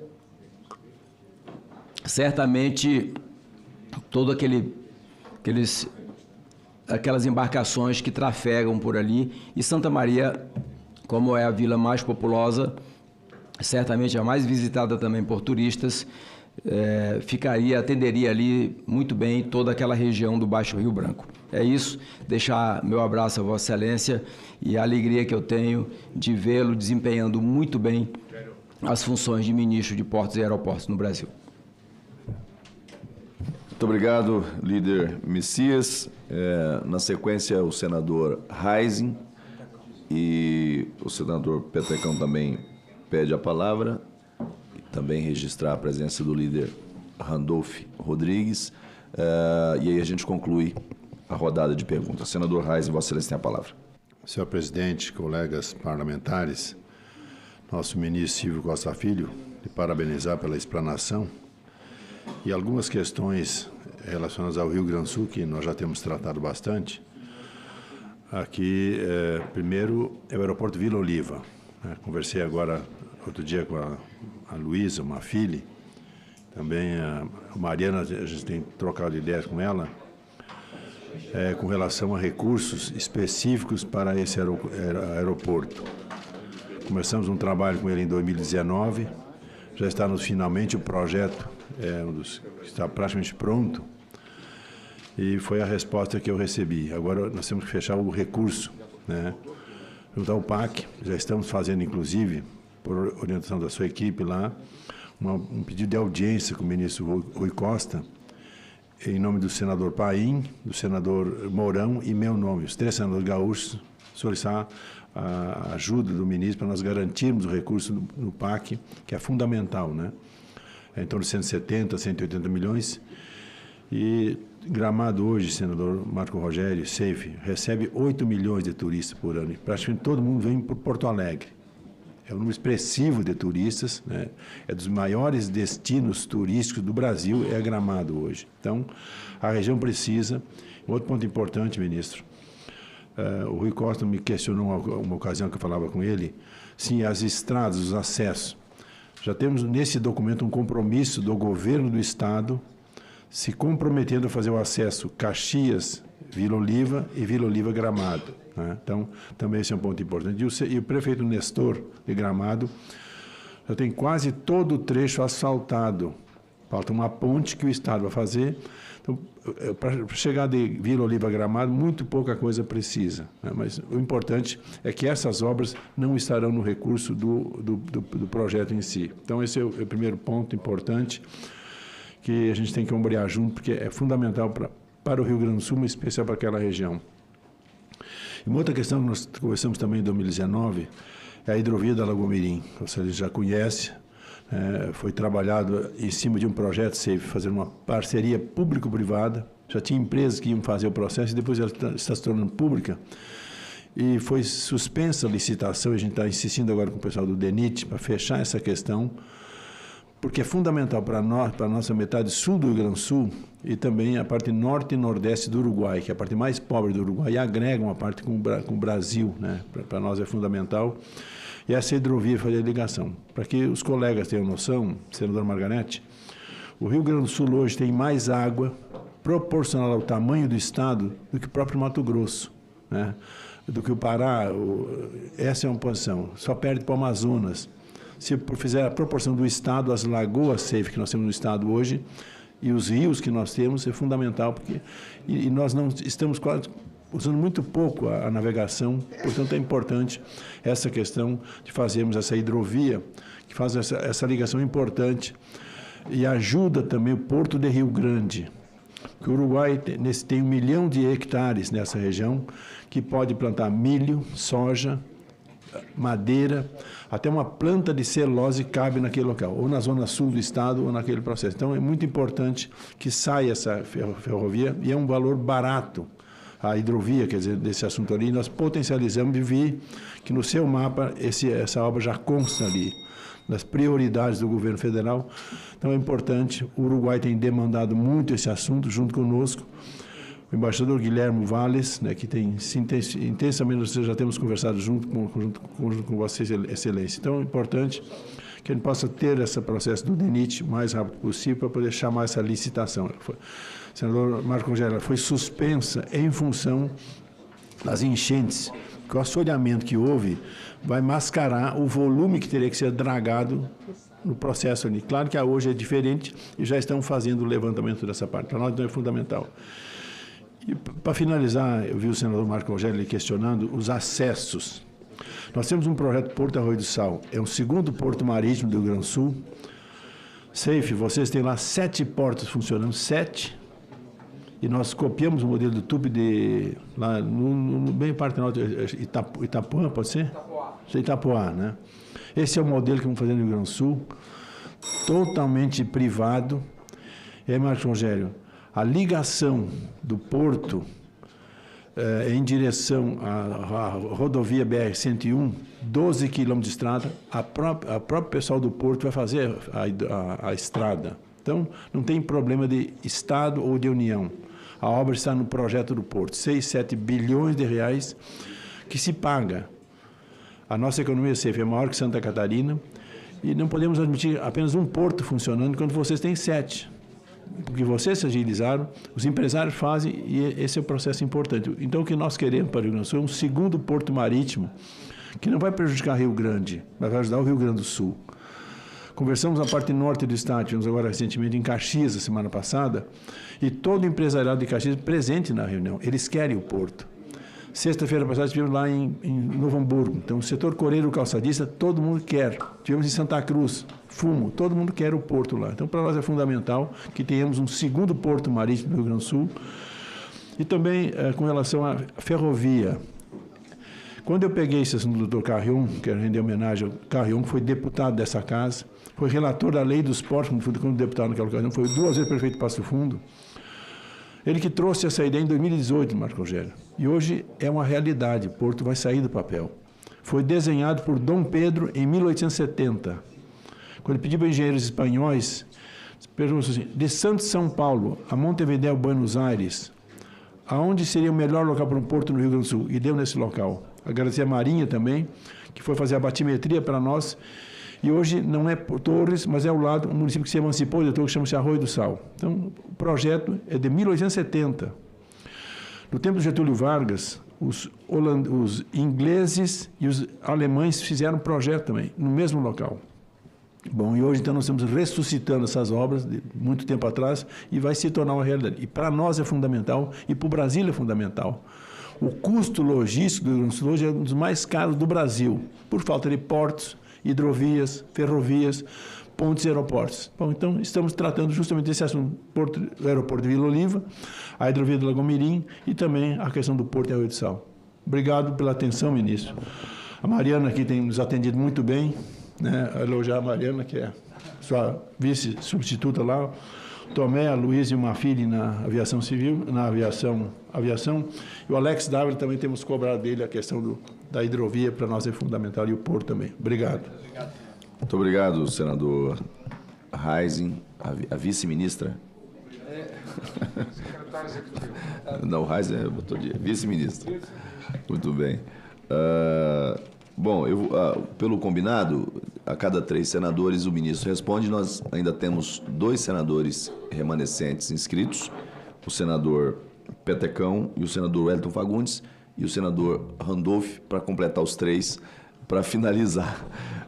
Então, o ministro tem a palavra, vamos tentar ser o mais sucinto possível. Sim. Como já está bem avançado, se o ministro quiser, eu já coloco. Todos nós, né? Todos. Perfeitamente. Aqui vamos pela voz. Democracia.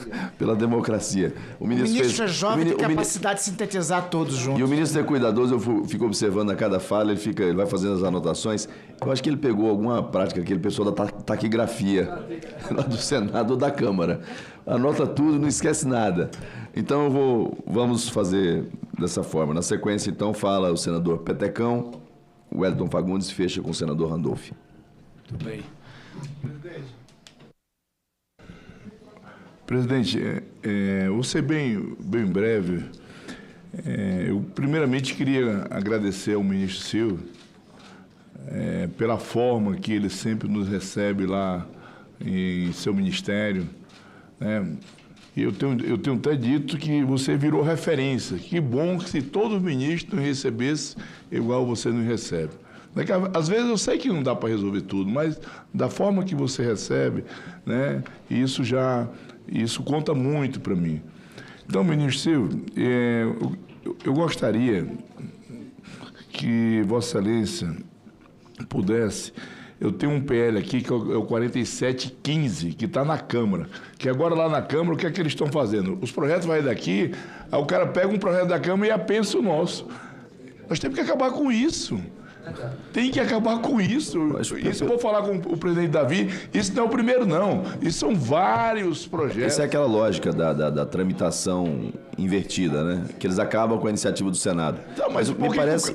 Por que o cara não apresenta o projeto dele? E por que ele tem que pensar no meu? Me parece assim, sem querer ser apenas reportando o que foi tratado na reunião de líderes mais recente, até o final do ano, a prática era essa. O presidente Davi teria, numa composição com o presidente Hugo Mota, feito o realinhamento dentro daquilo que manda a Constituição Federal, do que manda o regimento, respeitando a iniciativa de cada parlamentar. Então, apenas para reportar, esse assunto foi tratado na reunião de líderes e era um absurdo.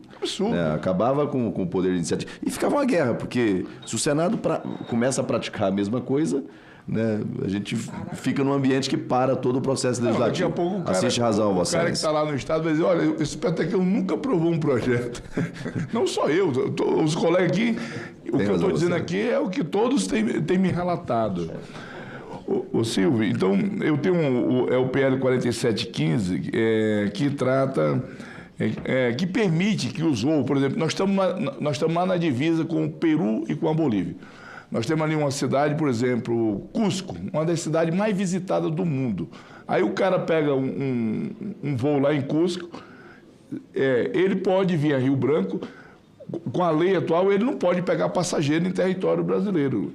O que é que nós queremos? Que esse voo, o projeto trata disso, que ele faça uma escala em Rio Branco e o cidadão que estiver lá em Rio Branco, ele pode vir para Brasília, pode ir para São Paulo. O projeto trata disso, Marco Rogério. E isso é importante para a nossa região. Que ele possa fazer uma escala em Porto Velho, pegar os passageiros, cria mais opções, que nós vivemos totalmente isolados naquela região, você sabe disso. E você é um dos baluartes batalhadores que luta por isso. Nessa linha, eu tenho no Rio Grande do Sul. São Borja está do lado da Argentina e próximo do Paraguai. Entendeu, Safe? Nós podemos fazer essa conexão. Para nós é importante esse assunto também no Rio Grande do Sul. Mas é importante para todo mundo. No Brasil. Os estados que estão na fronteira é importante para todo mundo. Então, eu gostaria muito, ministro Silvio, da sua contribuição. Né? Você que tem nos ajudado muito lá na região amazônica, especialmente lá no Acre, de o senhor abraçar essa causa que com certeza vai nos ajudar e ajudar muito. Eu faço parte da Frente Parlamentar de Portos e Aeroportos. Eu queria... o nosso presidente lá é o deputado Paulo Alexandre, você conhece o Paulinho, lá de Santos. Esse cara tem feito um trabalho maravilhoso. Já tive algumas oportunidades de fazer algumas viagens e conhecer alguns portos do mundo. Né? Nós tivemos lá, na última vez que tivemos, visitando alguns portos do Mediterrâneo, e é totalmente diferente. Você chega num porto da Europa, é uma verdadeira festa. Aqui criou-se a cultura, e eu espero que isso vai mudar, tenho certeza, que os portos têm que viver isolados. Não, o porto de Barcelona, você chega no navio, é uma verdadeira festa. Você conhece. Então, essa frente é uma frente muito importante, que cuida de portos e aeroportos. Eu estou lá à sua disposição. Mais uma vez, até por conta do adiantado da hora e respeito aos meus colegas e o acordo que foi feito, eu vou ser bem breve, eu quero lhe agradecer de coração assim, o carinho, né, que você tem dado aos parlamentares, não só a mim, isso é o osso de todos os parlamentares aqui no Senado, e quero aqui me colocar à sua disposição, tá bom? Conte comigo, estamos juntos. Valeu, Silvio. Obrigado. Muito obrigado, senador Sérgio Petecão, e na sequência o senador Wellington Fagundes. Senhor presidente Marcos Rogério, nosso companheiro Silvio Costa, meu presidente da Frente Parlamentar em Defesa dos Municípios, que eu sou vice-presidente, mas ele, como ministro agora, foi para o cargo mais importante. Mas continuamos na luta em defesa dos municípios, né?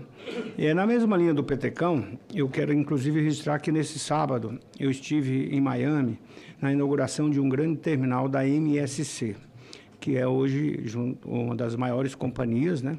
Inclusive também ela é a empresa líder, e tem a TIL, que é a empresa de transporte, principalmente de containers no mundo, e que comprou a sua concorrente agora por 22 bilhões de dólares, transformando na maior. E eles estão com investimentos altíssimos no Brasil, inclusive no Porto de Santos, compraram a Santos Brasil e outros investimentos. O que a gente percebeu lá na conversa, viu, ministro? Que eles continuam ávidos pelo Brasil. Eles querem, inclusive, vão estar voltando aqui e querem exatamente esse trabalho junto nosso. Eu falei muito, senador Marcos, do trabalho nosso aqui, eu, como presidente da Frente Parlamentar de Infraestrutura e Logística, e eles querem expandir esses investimentos, inclusive na área também de aviação de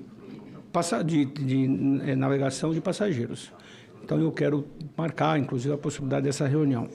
Bom, também outro aspecto, ministro, saiu uma matéria agora, há poucos dias, que lá do governador Mauro Mendes pedindo ao STF permissão para o uso de aviões agrícolas no combate a incêndios em Mato Grosso. Olha só, em função dessa matéria que me estranhei muito, e ao Supremo para decidir uma situação dessa, eu tive uma reunião com o presidente da ANAC, e que ele me disse que não é nada disso. A ANAC tem as portarias, enfim, mas eu vou fazer a pergunta aqui, de acordo com o que foi colocado. Recentemente, então, foi veiculado na mídia nacional notícias sobre a limitação regulatórias que estariam impedindo o uso de aeronaves agrícolas privadas no combate a incêndios no estado de Mato Grosso. E aí não é só Mato Grosso também, não. Como o Ministério avalia a participação da frota de aeronaves privadas em esforços de combate a incêndio, ainda que de forma remunerada? E eu falo isso principalmente porque no meu estado, muito grandioso, Rondônia também, mas Mato Grosso porque nós temos o Pantanal, uma região grandiosíssima, né? São 300 mil quilômetros quadrados e o incêndio é constante. Inclusive, nessa minha ida na Flórida, eu tive a oportunidade de visitar o Everglades com trabalho que estamos fazendo junto com as universidades, exatamente na experiência de combate a incêndios.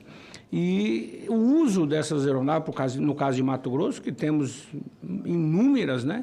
Inclusive, foi criado agora, sob o Instituto Federal de Educação Tecnológica, um curso de engenharia de manutenção de aeronaves agrícolas, exatamente pelo volume que temos lá. Eu gostaria que Vossa Excelência fizesse algum comentário, se não tem problema, pode depois de conversar com a ANAC, porque isso precisa ficar bem claro, né, de que forma nós podemos usar esses aviões, porque às vezes o fazendeiro ele quer fazer a parceria com o fazendeiro vizinho, ou ali no caso do Pantanal, outras regiões, poder fazer esse trabalho conjunto. Aí eu tenho mais duas perguntas, que é em relação ao aeroporto Marechal Rondon de Vargem Grande, em Mato Grosso, na região metropolitana de Cuiabá. Conseguimos finalmente, né, ministro, fazer a internacionalização. E eu quero agradecer também o seu trabalho, da ANAC, de todos os órgãos, né? Está lá tudo pronto, mas infelizmente nós não temos ainda as companhias, os voos. Eu gostaria que Vossa Excelência fizesse algum comentário. Acho que o Petecão falou ali da situação. Eu tenho feito reuniões com as companhias, mas se o Ministério já está trabalhando, explicar mais o que está sendo feito. E ainda tem o investimento também do aeroporto de Cáceres, né? A pergunta é: quais os principais impactos esperados com investimentos públicos em melhorias nos aeroportos de Cáceres para a cadeia logística da região? E quando essas melhorias devem ser concluídas? Eu falo Cáceres porque nós estamos ali na região fronteiriça. São 720 quilômetros com a divisa com a Bolívia. E que temos que integrar esta região exatamente para não ficarmos só sofrendo as consequências, principalmente a questão do narcotráfico. Se Vossa Excelência puder também fazer alguns comentários. E aí o nosso presidente Marcos Rogério vai me perdoar de ter que ir lá como líder do bloco. Nós temos lá uma reunião agora. Isso. E logo que concluir, nós estamos aguardando Vossas Excelências lá também, porque hoje também temos o aniversário do Isalci. Hoje é aniversário do Isalci. Para comemorarmos lá no nosso bloco. Tá, um grande abraço. Muito obrigado, líder Wellington Fagundes. A reunião do bloco, toda terça-feira, nós temos reunião do bloco Vanguarda e a cada terça-feira um senador é que oferece o almoço. Né? E todos os senadores das bancadas. E hoje tem aniversariante. Então, além do almoço, vai ter um momento festivo. O senador, o ministro é convidado. O senador líder Randolph, para concluir a nossa lista. Aliás, eu queria só como eu queria lhe pedir, eu sei que não é regimental para esse tipo de procedimento, mas se antes o senador pudesse me liberar só para ir ao banheiro um minuto. Todo mundo foi, o ministro, fazer um apelo ao regimento por favor. Não é regimental, é humanamente necessário. É um apelo humanitário. Um apelo humanitário. Ele tem que fazer um curso com o Davi, né? Porque foi o recordista, né? Tem que apurar qual foi o mecanismo. Exatamente. Eu acho que ele ficou uns 2 dias sem tomar água, né? Se preparou. Muito bem. Legal, vamos lá.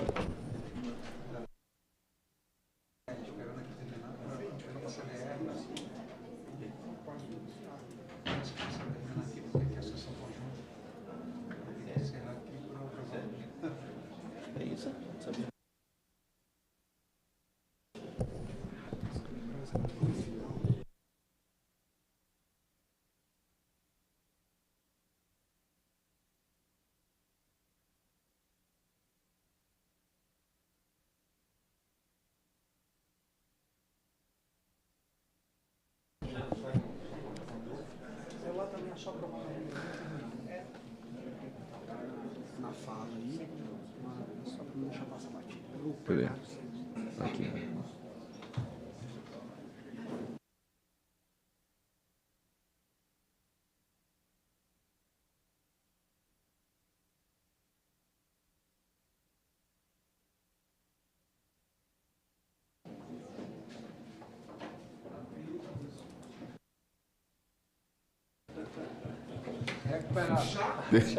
Perfeitamente.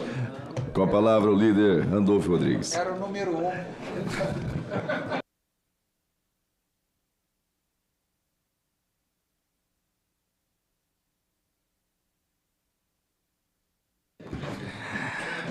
Muito obrigado. Ministro, fique à vontade, sem problema nenhum. Presidente Marcos Rogério, muitíssimo obrigado. Obrigado. Presidente, o senhor pôde perceber que pela unidade aqui presente entre parlamentares de governo e de oposição, o ministro Silvio Costa Filho é uma unanimidade. Eu costumo dizer que da geração dos Silvios Costas é a melhor das gerações, entendeu?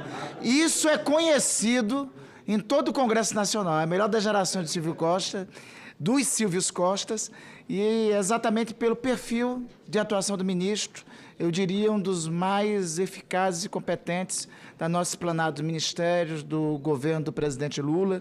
E eu acho que o que lhe caracteriza, sim, ministro Silvio Costa, é esse seu caráter atencioso, não somente com os colegas parlamentares, mas com qualquer cidadão, onde quer que esteja, sou testemunho disso, pela dedicação que o senhor tem à causa pública sempre. Qualquer serviço que coloca para o senhor devolve com dedicação e enorme zelo. Então, essa homenagem também tem que prestar. E, sobretudo, pela forma resolutiva que já foi testemunhada aqui por outros colegas parlamentares, né? Que toda vez que alguma demanda é colocada junto ao Ministério, o senhor, de imediato, resolve dar a resposta. Eu tenho que prestar aqui essa homenagem ao senhor, e a primeira razão de estar aqui é para lhe prestigiar e testemunhar o que todo o Congresso Nacional já sabia, que agora é de conhecimento também do Poder Executivo em vosso exercício no Ministério dos Portos e Aeroportos. Para acrescentar, presidente e ministro Silvio Costa Filho, eu queria trazer ao senhor, aproveitar a vossa oportunidade aqui, iria até o senhor e saberia que teria uma resposta, mas aproveito a oportunidade de sua presença aqui na Comissão de Infraestrutura, para lhe reportar a situação do aeroporto de minha cidade, que o senhor conhece muito bem. O senhor esteve junto com o presidente Lula ainda há pouco, o senhor viu a boa infraestrutura do Aeroporto Internacional de Macapá. Pois bem, ministro Silvio, aquele aeroporto, o aeroporto Alberto Alcolumbre, o aeroporto internacional Alberto Alcolumbre, foi um anseio antigo dos amapaenses e foi um esforço de nossa bancada parlamentar, como eu lhe reportei anteriormente, inclusive meu e do senador Davi Alcolumbre, nosso presidente daqui da casa. A obra tinha estado no início dos anos 2000, paralisada, e depois de 10 anos da obra paralisada, a partir de iniciativa do senador Davi Alcolumbre, conosco e com outros colegas da bancada, nós destinamos uma emenda de bancada no total de 163 milhões de reais que concluiu. Eu diria, o senhor pode me corrigir, talvez seja um dos melhores equipamentos de infraestrutura aeroportuária que nós temos no Brasil, na Amazônia, seguramente. Aquela obra é muito recente, é jovem, foi inaugurada em 2019. Ocorre que, embora seja uma obra recente e uma belíssima infraestrutura, inclusive para atender a demanda da capital do Amapá, eu diria pelos próximos 20, 30 anos, que é um amplo aeroporto, a partir da privatização e da concessão para empresa privada, ocorreu um total abandono. A concessionária do aeroporto, a NOA, a mesma do aeroporto de Belém, o que eu acho que nos faz deixar com uma pulga atrás da orelha, visto que o Aeroporto Internacional de Belém é o aeroporto da Conferência do Clima, que será realizado em novembro. Não sei como detalhadamente eles estão cuidando do aeroporto de Belém.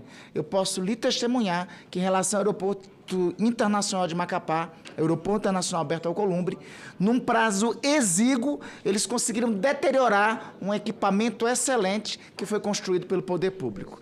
Para o senhor ter ideia, nos anos 2023 e 2024, eles não conseguiram fazer a manutenção de equipamentos de navegação aeroportuária. O Aeroporto Internacional de Macapá, o senhor percebeu, tem 3 ou 4 fingers. Eles, ao longo deste ano, eu posso testemunhar, ao longo dos últimos 3 meses, esses fingers, a maioria dos fingers, não estão operacionais, pelo descaso da concessionária.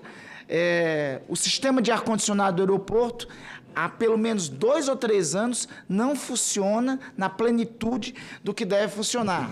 O estacionamento do aeroporto tem sido totalmente abandonado. Enfim, o último ocorrido é que, neste último final de semana, o teto do aeroporto internacional, parte do teto do aeroporto foi comprometido, ou parte do teto veio a desabar. Então, não há justificativa para uma obra feita pelo poder público, com um custo de mais de 100 milhões de reais aos cofres públicos, um patrimônio construído para os amapaenses, ser transferido para uma empresa privada e uma empresa privada tratar com tamanho descaso como tem tratado o Aeroporto Internacional de Macapá.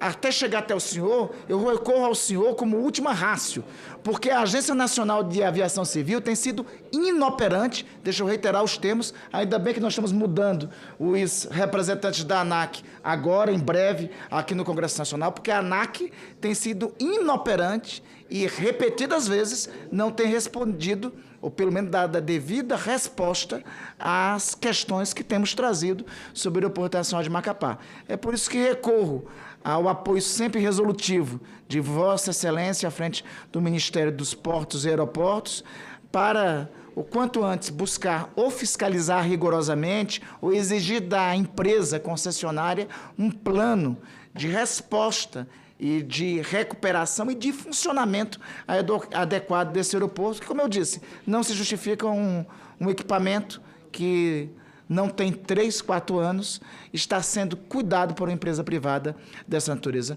Inclusive, presidente Marcos Rogério, eu quero cumprimentar Vossa Excelência. Eu sei que de Vossa Excelência tem um requerimento aqui para, inclusive, constituir uma comissão externa para ver a situação dos funcionamentos dos aeroportos brasileiros. Lhe cumprimento pela iniciativa, adiro à iniciativa de Vossa Excelência para essa comissão externa. Tem junto um requerimento meu especificamente sobre o aeroporto de Macapá. Até peço a Vossa Excelência, se possível, a pensar ao vosso, porque eu acho que é uma providência a ser muito bem tomada por Vossa Excelência. Inclusive, no nosso requerimento, nós pedimos a vinda do presidente da ANAC aqui, que eu acho que pode ser uma providência, se Vossa Excelência me permite, preliminar, para ouvirmos sobre a situação dos aeroportos brasileiros, como estão sendo cuidados, sobretudo, pelas concessionárias, e, em seguida, para junto termos a comissão externa por Vossa Excelência assim proposta. Eram esses os termos, mais uma vez, prestando ao ministro Silvio Costa Filho todas as homenagens pela gestão que tem feito à frente do Ministério. Agradeço, Vossa Excelência, nobre senador líder Randolph, e agradeço a referência que faz ao requerimento das diligências, que eu acho que vai ser um instrumento para o conjunto dos senadores muito importante. Eu acho que, além dessas diligências nos aeroportos, especialmente aqueles que passaram pelo processo de concessão, porque a gente aprova aqui né? O gestor público formula, né, a política pública, o modelo, a modelagem toda, passa pelo regulador, pela agência, mas com a autorização, com a aprovação, né, do marco legal pelo parlamento. E depois, lá na ponta, a efetividade disso, às vezes, escapa do controle do parlamento. Então, a Comissão de Infraestrutura tem a prerrogativa de fazer essas inspeções, essas diligências, e nós assim encaminhamos em relação aos aeroportos, em relação também às rodovias e às ferrovias, e eu já tenho pedido aqui, inclusive, que em relação à questão da navegação também se faça, até com a contribuição que o senador Jaime Bagato lhe trouxe aqui agora há pouco, né, no tocante à hidrovia do Rio Madeira, né, que está na fase de estudos e com a possibilidade de concessão também, é algo que nos preocupa muito. E nesse caso, ministro, depois eu vou lhe encaminhar, eu fui o relator da medida provisória que tratou da Eletrobras, né, daquele processo de desestatização. E naquele momento, senador Messias, nós alocamos ali 2 recursos e um deles foi justamente para a hidrovia do Madeira. E esse recurso ainda não foi devidamente encaminhado, né?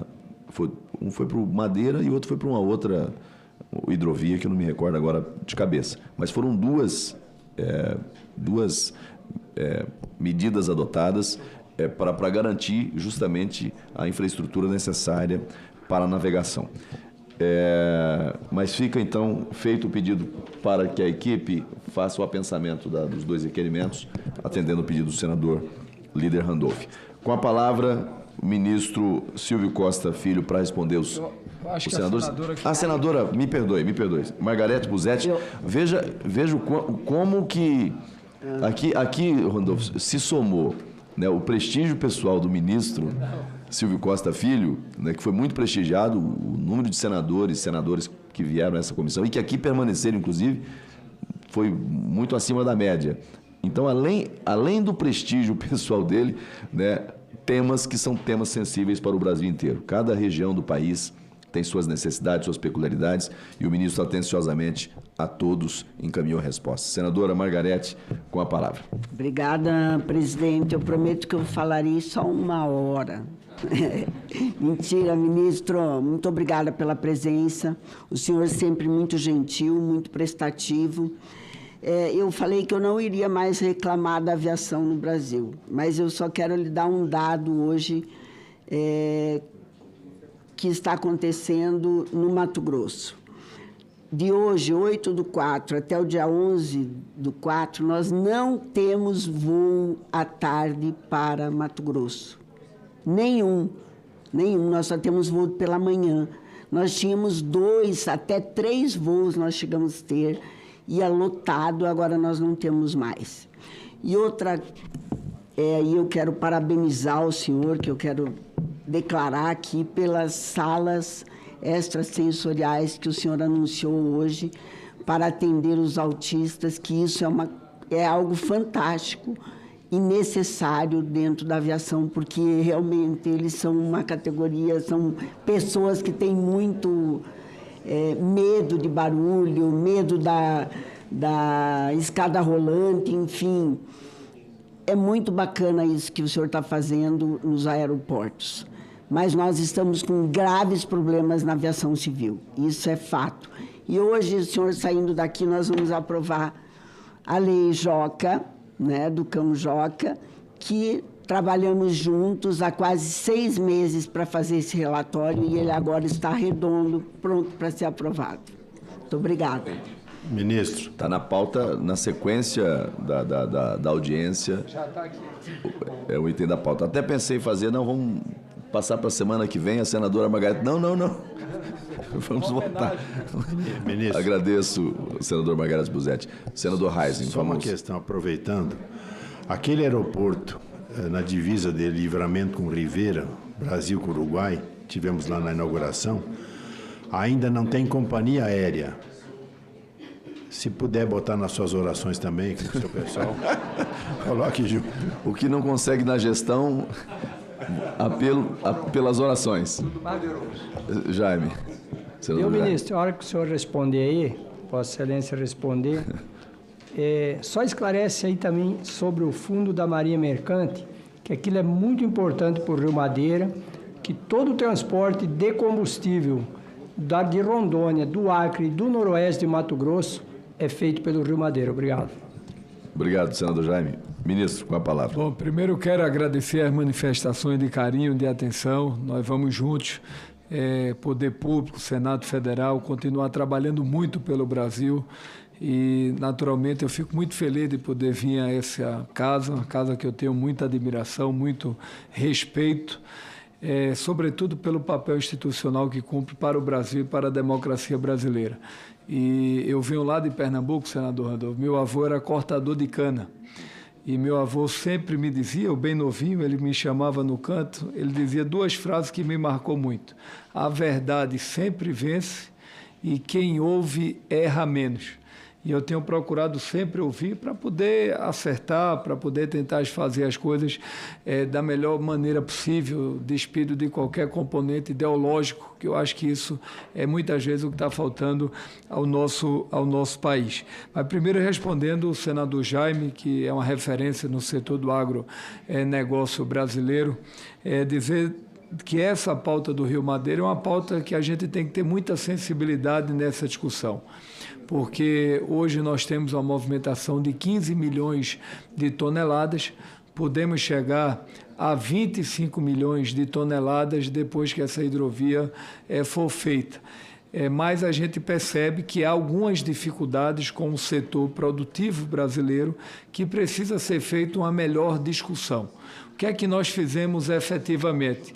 A gente iniciou a hidrovia do Paraguai e Paraná, nós avançamos na hidrovia do Tocantins, nas discussões, e eu pedi para deixar sobre o Estado a hidrovia do Madeiro, para que a gente pudesse fazer uma discussão mais profunda com o setor produtivo local, com o Senado, com a Câmara Federal, para que a gente possa avançar de maneira substancial. Então, a nossa ideia é que agora, nesses próximos 30 dias, nós façamos uma reunião, ou aqui, lá no Ministério, que a gente possa convidar os agentes políticos envolvidos nesse processo, para que a gente faça uma discussão do que é que nós, da onde nós estamos, e aonde nós queremos chegar, e ver se é possível equalizar um entendimento para que a gente possa avançar no fortalecimento, no transporte de grãos, fertilizantes e combustível, que o transporte de combustível também abastece países da América do Sul. Então, essa discussão do Madeiro, há uma discussão, e o que me preocupa é porque nós vamos evidenciar um processo eleitoral daqui a pouco. E, de certa forma, a narrativa que está se fazendo é que pode haver uma privatização do rio. E muitas vezes o cara que não para ler um relatório e tal, ele recebe uma notícia, o rio vai ser privatizado, então aquilo termina gerando um efeito muito negativo. Então, por isso que a gente tem que sentar, é o que eu tenho orientado o nosso secretário nacional de hidrovias, Dino, para que a gente possa fazer uma discussão efetiva sobre esse processo. Colocar que a questão, avançamos bem, que era uma preocupação, o senador Jaime, das dragagens. Você sabe que ali Benjamin Constant, Tabocá, o Rio Solimões, o Rio Madeira, sempre precisa ser feito dragagem.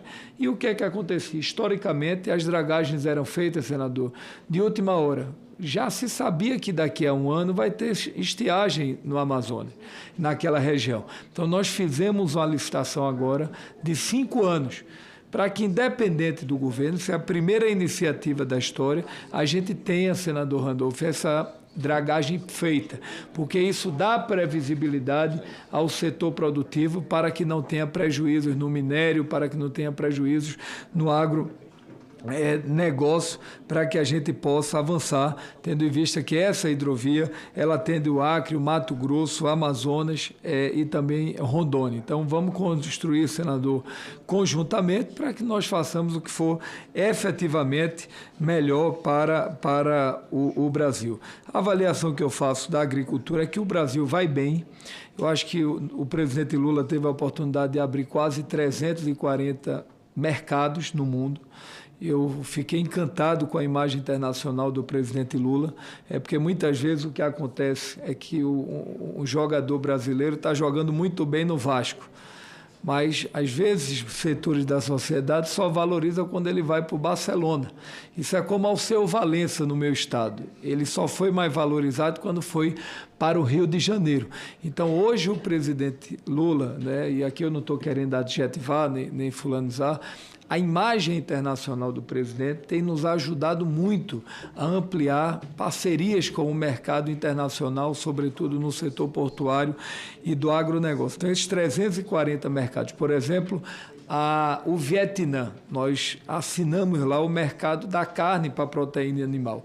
Nós estamos falando aí de quase 10 bilhões por mês que o Brasil vai abrir de operação de carne.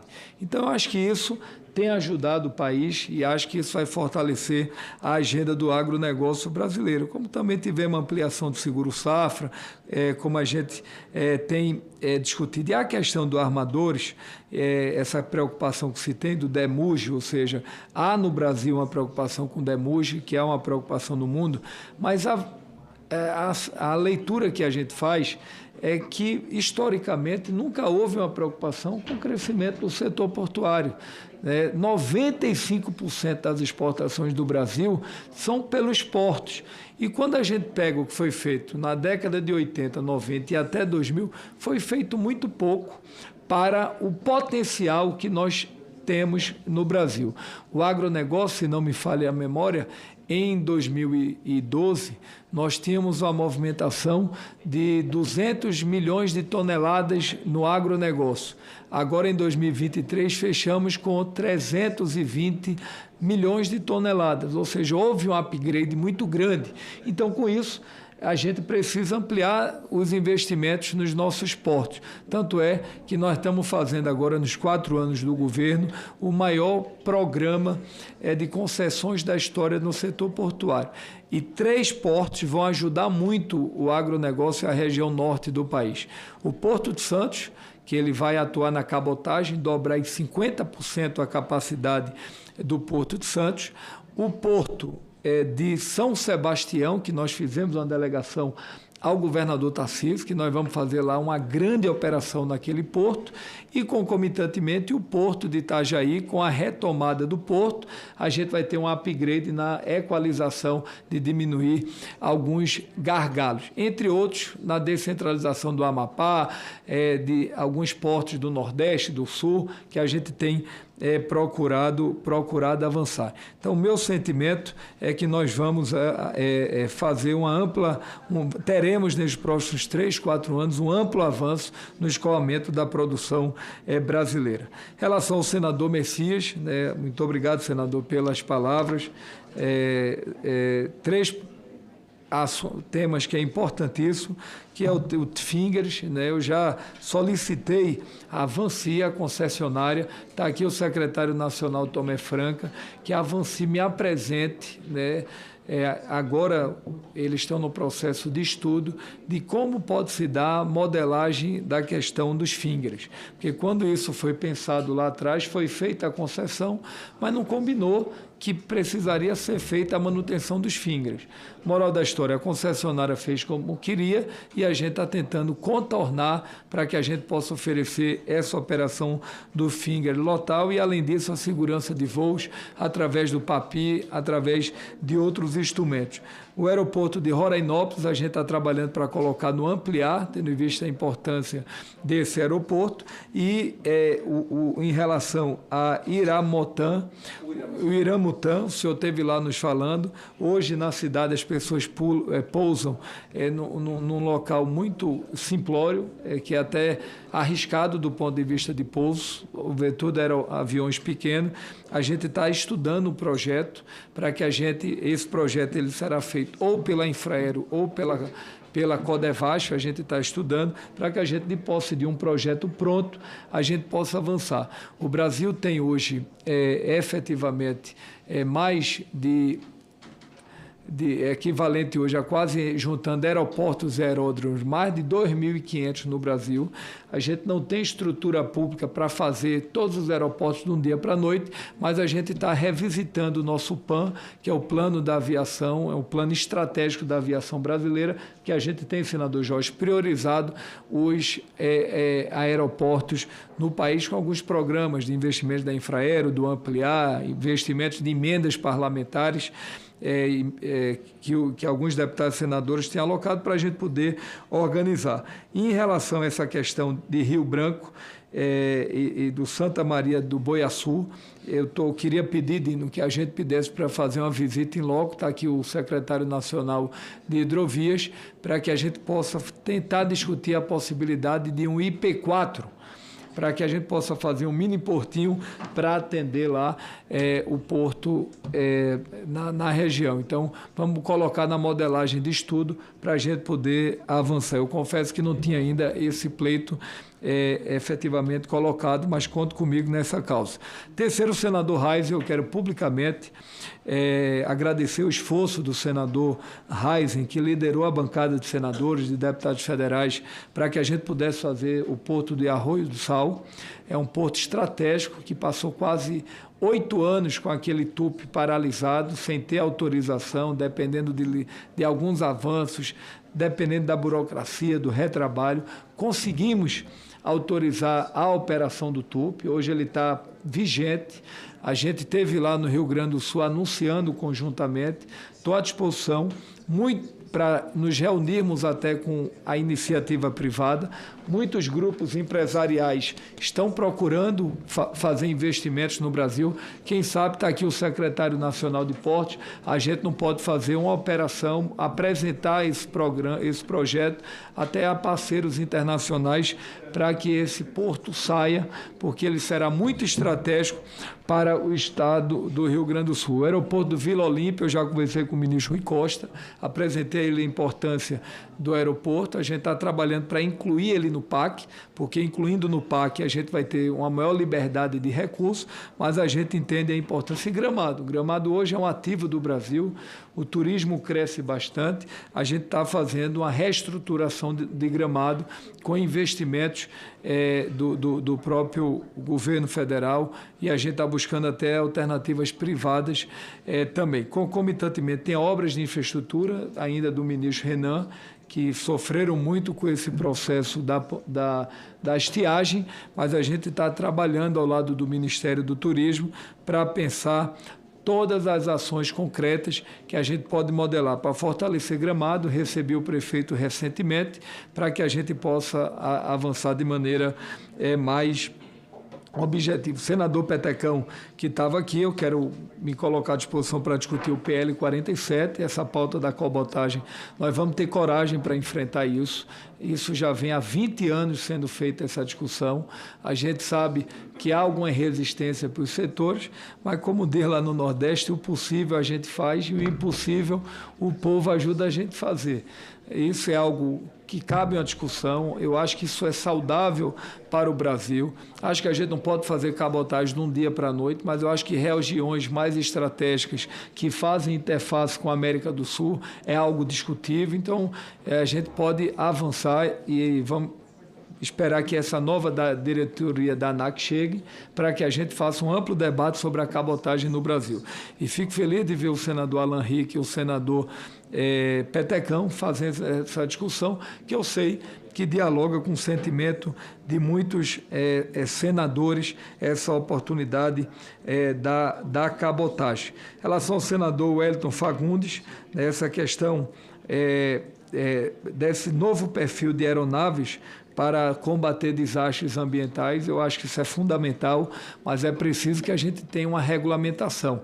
Como a gente não tinha, senador, uma regulamentação mais clara, tendo em vista esse novo momento ambiental que a gente vive no Brasil e no mundo, a gente criou uma regulamentação, a gente criou um projeto que está sendo criado hoje, que é o PATI, que é um programa que a gente vai cuidar da causa animal nos aeroportos, ou seja, é um programa de proteção ao transporte animal.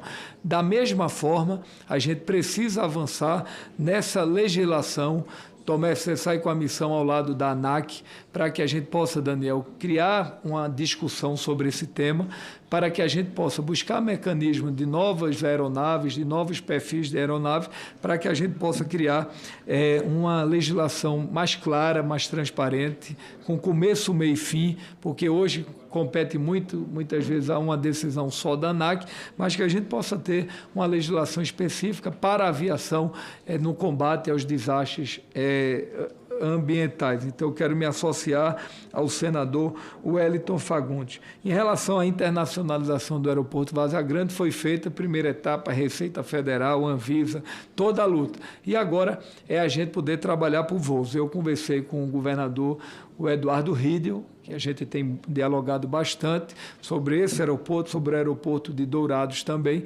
mas para que a gente possa buscar voos. Infelizmente, eu queria de um dia para a noite, colocar mais 100 aviões na Azul, 50 na Gol, 100 na Latam, mas não depende da gente. Para você ter uma ideia, hoje nós estamos com 20 aviões em solo da Azul, 15 aviões da Gol, aproximadamente 35 aviões paralisados, porque eles não têm condições de pagar o motor do avião. Cada motor desse, nós estamos falando em torno de 10 milhões de dólares, uma requalificação e uma revisão. Então, a gente está fazendo crédito, vamos dar o crédito para eles se capitalizarem, porque se não fosse o Estado brasileiro, os bancos públicos no Brasil e no mundo não iam apoiar. A gente está fazendo isso pelo BNDES, por todas as garantias que a gente está dando através do FENAC, e essa legislação ela será muito saudável, muito saudável para a aviação, e a gente vai trabalhar para poder ampliar a aviação. Senador Randolph, eu vou chamar, eu queria solicitar o quanto antes que a nossa Secretaria, senador, de Aviação fosse em loco lá na próxima semana, um compromisso lá, a SAC vai lá fazer uma visita pessoalmente lá, secretário nacional, para que a gente possa entender. Essa é a primeira observação que a gente está fazendo. Eu não ouvi efetivamente alguns movimentos de críticas à operação da NOAA lá no Estado, mas a gente vai fazer essa visita, vamos chamar a concessionária lá da NOAA para que a gente possa discutir uma qualidade e medidas emergenciais, porque nós não podemos aceitar que as concessionárias do Brasil prestem serviços de má qualidade. Nós não vamos aceitar esse processo lá no Macapá, como também em Guarulhos. Eu estou indo pessoalmente, segunda-feira, cobrar os investimentos que sejam acelerados para melhorar a qualidade também das operações do aeroporto de Guarulhos, que a gente está sentindo que há um déficit nesse sentido. E, naturalmente, todas essas questões, e aí, senador, depois eu vou lhe procurar, de manutenção, que isso é a questão de zeladoria, ar-condicionado, fingers, inoperância de acesso, nós não podemos aceitar isso. E, por último, o nosso senador Marcos Rogério, né, que sugere essa comissão externa. Eu quero me colocar à disposição como governo brasileiro. O nosso secretário está à disposição e a nossa equipe, que está participando também dessa audiência, para ajudar no assessoramento dessa comissão. A gente já pode encaminhar todo o plano de investimentos que a gente tem para que a própria comissão possa dar uma olhada, todas as concessões que foram feitas desses 59 aeroportos nesses últimos anos, para que a comissão ela tenha claramente um papel pedagógico, um papel orientativo, que nos ajude efetivamente a melhorar cada vez mais a aviação no país. Eu não sei se tem alguma... Eu concordo que a 319, senador Jaime, sabia que estava faltando. Ela é importante que seja feita a discussão, ela é fundamental. Agora só voltando a essa questão, para concluir, do Madeira, eu queria, senador, ver se a gente pode... Eu vou combinar com o nosso secretário de Hidrovias para que a gente possa, Mariana, combinar com o senador Jaime, conversar com o senador Almazir, senador Marcos Rogério, senadores da região norte, para a gente discutir a questão do Madeira e ver como a gente pode até avançar na comunicação e na estratégia. analisar quais são os benefícios e quais são os prejuízos que vinham a ocorrer de maneira coletiva. No mais, senador, é isso. Eu quero efetivamente, por último, agradecer a todos os senhores e senhoras senadoras, agradecer o apoio, o compromisso e o comprometimento com a agenda do desenvolvimento do Brasil, me colocar à disposição de todos e todas aqui presentes. Senador Jaime. Ministro, só uma coisa que nós esquecemos. A cabotagem marítima também tem que avançar no Brasil. Nós temos 8 mil quilômetros de costeira marítima. Mais de 8 mil quilômetros, então nós temos que... igual com a aviação aérea, nós temos que ver a cabotagem marítima também. Obrigado. Quero incorporar a fala de Vossa Excelência, concordo integralmente, nós estamos discutindo isso também na BR dos Rios. Essa BR dos Rios tem que entrar a pauta que a gente está discutindo, essa questão que foi colocada para a cabotagem, a gente poder aprimorar essa cabotagem nos rios brasileiros. Então, quero agradecer ao senador Marcos Rogério, em nome dele, ao senador Adalvio Colombo e a todos que fazem o Senado Federal e me colocar à disposição de todos. Muito obrigado. Muito obrigado ao ministro Silvio Costa Filho. E eu queria, antes de concluir aqui, eu teria aqui um conjunto de perguntas para fazer, mas nós esgotamos aqui uma lista extensa de senadores, senadoras, né, questionando o ministro.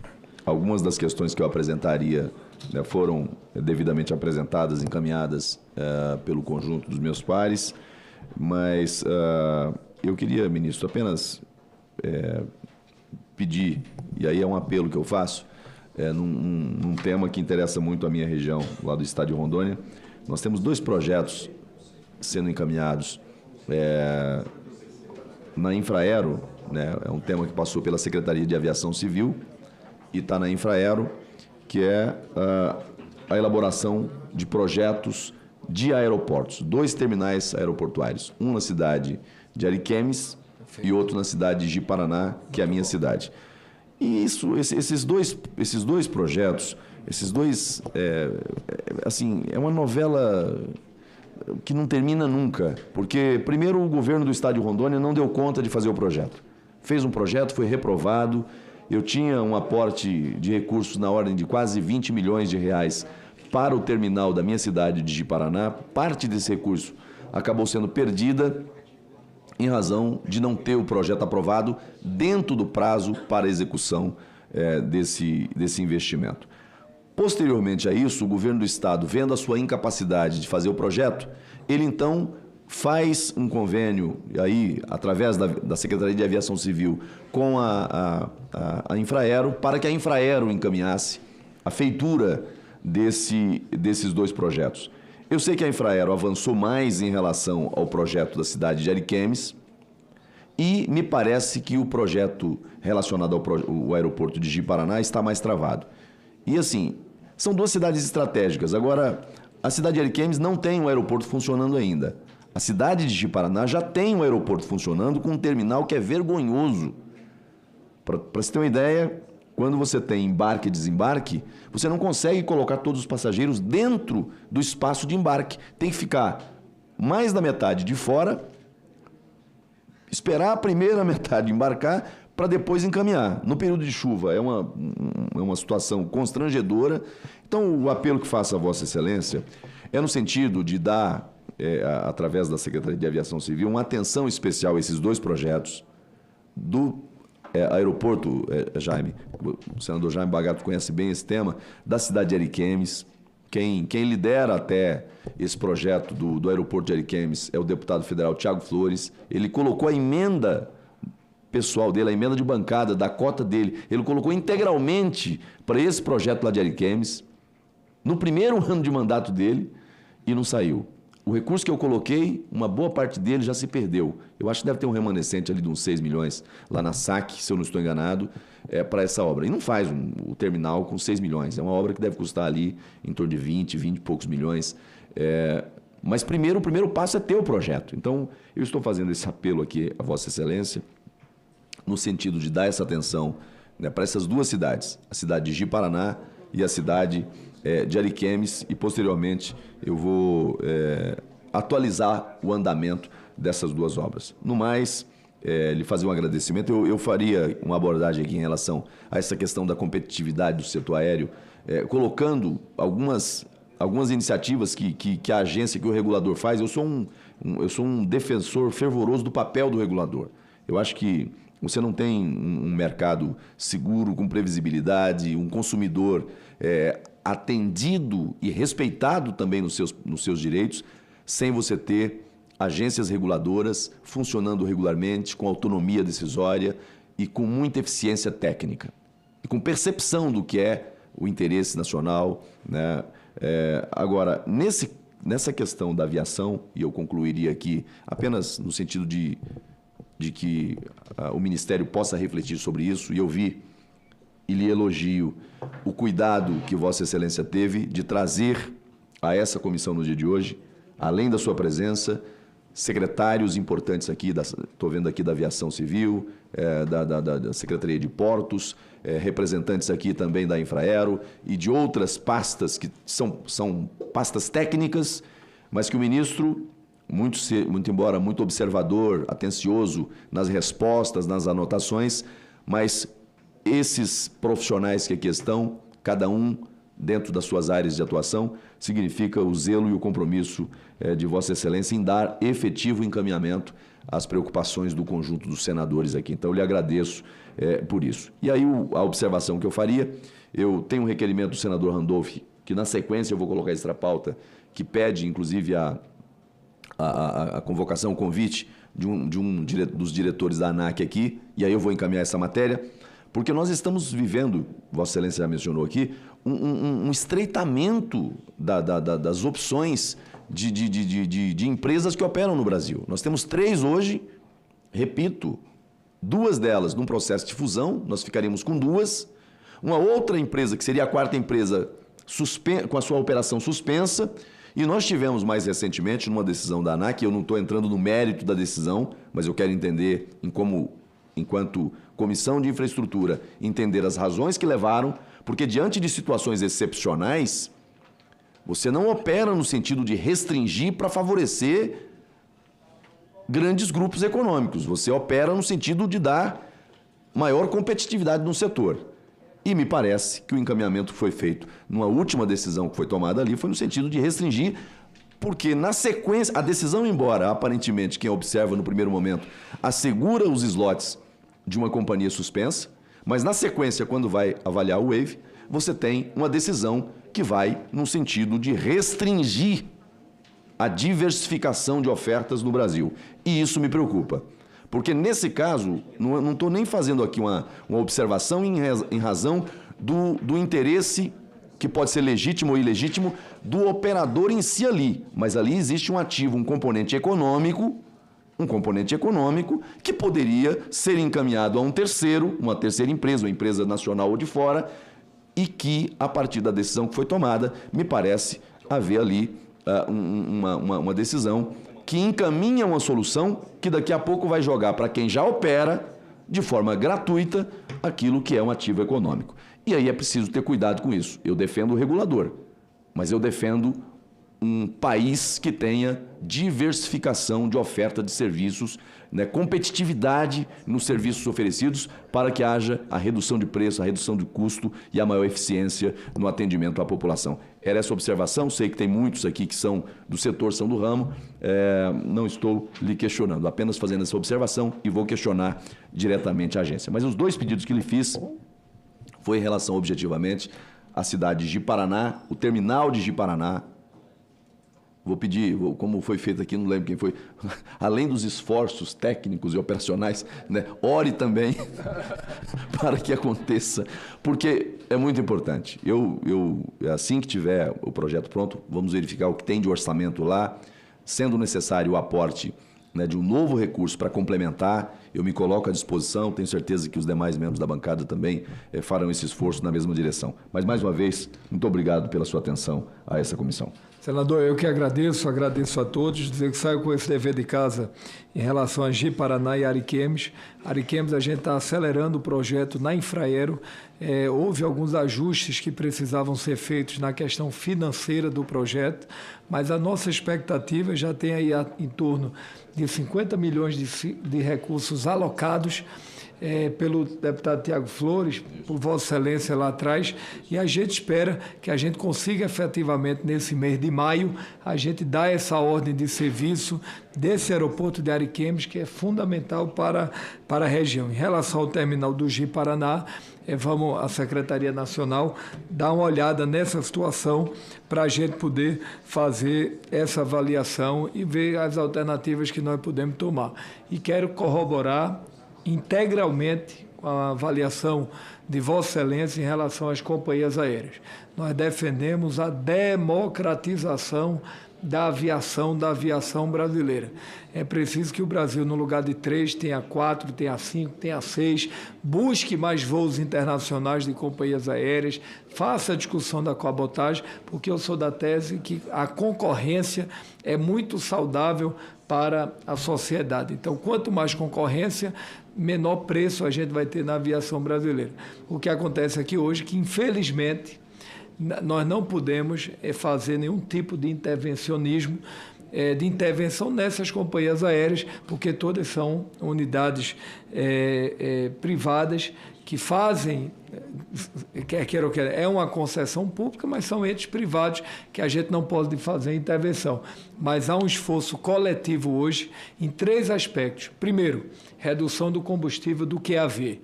Em 2 anos reduzimos 20% e as passagens caíram 8% esses 2 anos, se pegar os dados da ANAC e os dados que estão colocados.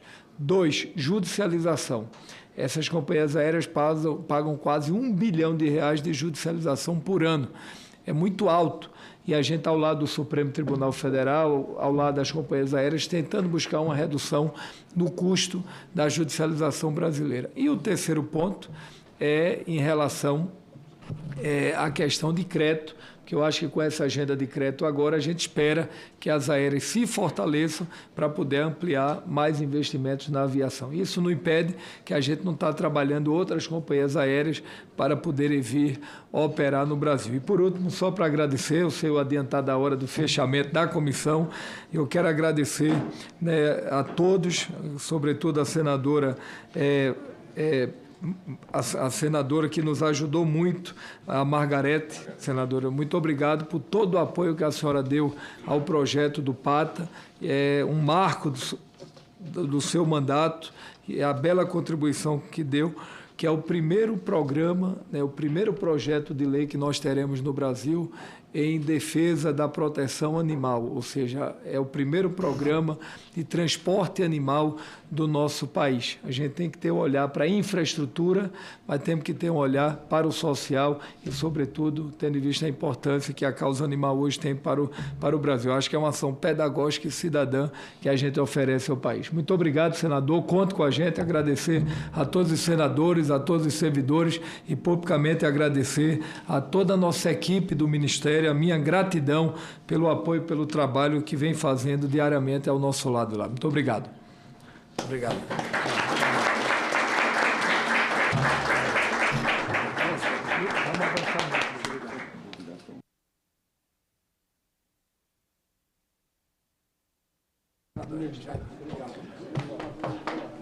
Antes de encerrarmos os nossos trabalhos, submeto à deliberação do plenário a dispensa da leitura e aprovação da ata da presente reunião conjunta. As senhoras senadoras e os senhores senadores que aprovam permaneçam como se encontram. A ata está aprovada e será publicada no Diário do Senado Federal. Eu informo aos membros da CI que imediatamente após o término dessa reunião, daremos início à nossa reunião deliberativa nesse mesmo plenário. Já a CDR, também na sequência da presente reunião, realizará sua 8ª reunião extraordinária no plenário 7. Eu suspendo por 3 minutos a reunião. Na sequência, a gente começa com a deliberativa para que o ministro possa fazer os cumprimentos.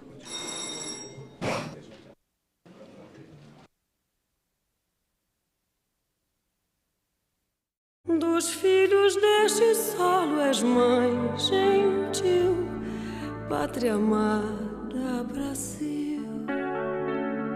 O café é uma commodity internacional que existe 2 bolsas de Nova York e de Londres, um com arábica e outro com conilon, que exatamente fazem com que haja a demanda ou não de acordo com os preços oferecidos. A indústria, ela compra essa matéria-prima que é o café cru. Agenda Econômica. Hoje, 20h, aqui na TV Senado. Agora é lei. Foi aprovada a legislação federal que proíbe o uso de celulares e demais dispositivos eletrônicos em escolas públicas e privadas de todo o Brasil. A medida surge em resposta ao debate sobre o uso desses aparelhos nas escolas devido aos impactos negativos no aprendizado, na concentração e na saúde mental dos jovens. O Senado votou, agora é lei.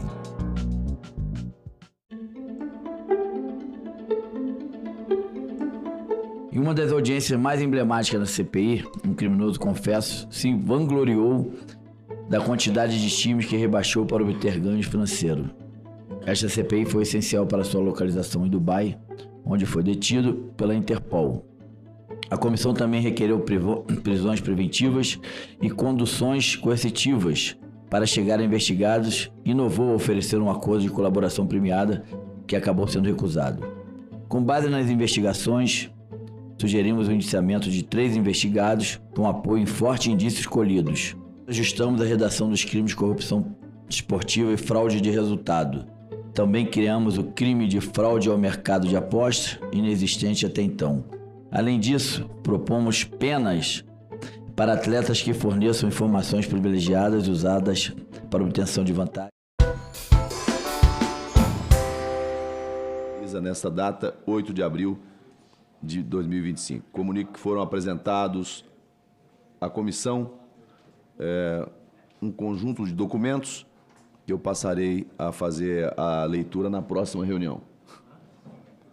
Vamos direto aos itens da pauta, em razão do avançado da hora. Presidente, eu pois não, falei com a senador Plínio. senadora Margarete, que tem relatoria, eu não tenho, é só um requerimento, e eu queria ir lá com o SAFE para abrir lá a comissão dele, que ele está esperando. Se for possível, ler o requerimento que está na pauta. Se não houver objeção.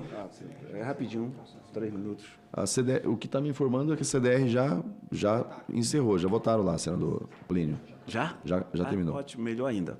Ok? Então, mantenho a ordem na sequência publicada. Item 1, projeto de lei 868 de 2020, tramita em conjunto com o PL 709 de 2024 e PL 943 de 2020. Não terminativo. Esse projeto estava na ordem do dia de hoje, a pedido do relator, foi retirado de pauta. Item 2 também foi retirado de pauta, o projeto de lei 5521 de 2020. A senadora Margarete Busetti, a relatora, me pediu a retirada de pauta para ajuste no parecer. O item 3, projeto de lei número 13 de 2022, que tramita em conjunto com o PL 1903 e 2024, também o 1474 e o 1510 de 2024, não terminativo, dispõe sobre o transporte aéreo de animais de estimação em voos domésticos. Essa matéria é oriunda da Câmara dos Deputados, né, e tem como relatora a senadora Margarete Busetti, que se esforçou para trazer no dia de hoje esse relatório, e eu cumprimento a relatora pelo esforço. O relatório é pela aprovação do projeto de lei número 13 de 2022, na forma da subemenda substitutiva número 1 da CMA, ficando prejudicados os demais projetos. Concedo a palavra à senadora Margarete Busetti, relatora da matéria, para a leitura do seu relatório. Obrigada, presidente. Peço permissão para ir direto à análise, porque é um relatório bem extenso. E, olha, nós estamos há 6 meses trabalhando com a ANAC, com a BEAR, com o IMEPOR, para que esse projeto pudesse ser aprovado.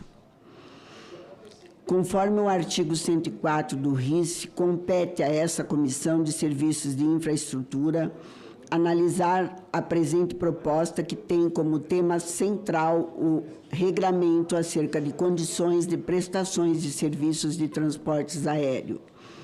No caso em pauta, trata-se do estabelecimento de medidas que garantam a oferta de serviços seguros e de qualidade para o transporte de animais de estimação, mais especificamente os cães e gatos por via aérea. Corroborando o entendimento proferido pela Comissão de Meio Ambiente na forma do parecer do Senado Federal número 2 de 2025, entendemos que as propostas originais contribuem em pontos específicos para a construção da solução mais adequada à garantia dos direitos dos animais e de seus tutores, mas não são individualmente capazes de solucionar os problemas que originaram essa importante discussão, nem de conciliar essa solução com as questões relacionadas à segurança do transporte aéreo. Sendo assim, concentramos a análise no substitutivo trazido pela emenda número 1 da CMA. Em primeiro lugar, cumpre ressaltar que, do ponto de vista de adequação dos dispositivos legais aplicáveis ao serviço de transporte aéreo, é fundamental avaliar todo e qualquer impacto que uma determinação associada à oferta de um serviço específico pode causar na cadeia de procedimentos associados ao gerenciamento da segurança de voo, cuja proteção se sobrepõe a qualquer outro objetivo. Sendo assim, reconhecida a necessidade de disciplinar o tema, de forma que o cidadão possa transportar seu animal de estimação com segurança e qualidade por via aérea, o atendimento a essa necessidade encontra limite nos parâmetros operacionais de segurança do voo. Não bastasse a abundância de relatos e processos judiciais que tratam de problemas encontrados por usuários de transportes aéreos nacional no momento de embarcar seus animais de estimação, o emblemático caso do cão Joca, que morreu após passar um longo período sob condições inaceitáveis durante uma operação desastrosa de transporte aéreo interestadual. Comprova a necessidade de se disciplinar esse tipo de serviço, provendo à população garantias mínimas de que o serviço ofertado cumpre com requisitos mínimos de qualidade e segurança. Esse disciplinamento deve, contudo, respeitar o equilíbrio saudável entre legislação, regulamentação, de forma que a implementação dos serviços e cuidados e responsabilidade que se dê na implementação de forma compatível com a necessária flexibilidade normativa que permeia o detalhamento das condições nas quais ocorre cada operação específica. É nesse contexto que corroboramos a opção adotada pela CMA de alteração do Código Brasileiro de Aeronáutica em detrimento da produção da nova lei autônoma sobre a matéria, sendo o transporte aéreo público da matéria amplamente regulado e cujo marco legal se encontra atualizado e concentrado no referido Código. Cabe implementar as diretrizes para o disciplinamento desse tipo de específico de contrato de transporte aéreo, neste momento, diploma legal. É, portanto, coerente a opção de inclusão do novo capítulo 4º do Contrato de Transporte Aéreo de Cães e Gatos dentro do título 7º do Contrato de Transportes Aéreos, de inclusão da seção 6ª da responsabilidade por danos a cães e gatos no capítulo 1º da responsabilidade contratual do título 8º da responsabilidade civil. Analisando a proposta de inclusão do capítulo 4º do Contrato de Transportes Aéreos de Cães e Gatos, começando pela inclusão do artigo 245-A, que determina a obrigatoriedade da oferta do serviço de transportes de cães e gatos, ressalvada a existência de limitações relacionadas à segurança operacional. Observamos um avanço representativo e, ao mesmo tempo, responsável dos direitos dos tutores em relação ao transporte de seus animais. Analisando em detalhe os parágrafos que acompanham a determinação do caput, observamos que o dispositivo proposto é eficiente na circunscrição das condições nas quais o serviço deve ser prestado e nas ações que competem a cada agente envolvido. O parágrafo 1º do artigo em análise específica, quais animais devem ter seu transporte previsto dentro das possibilidades compatíveis com o sistema de gerenciamento da segurança de cada operador.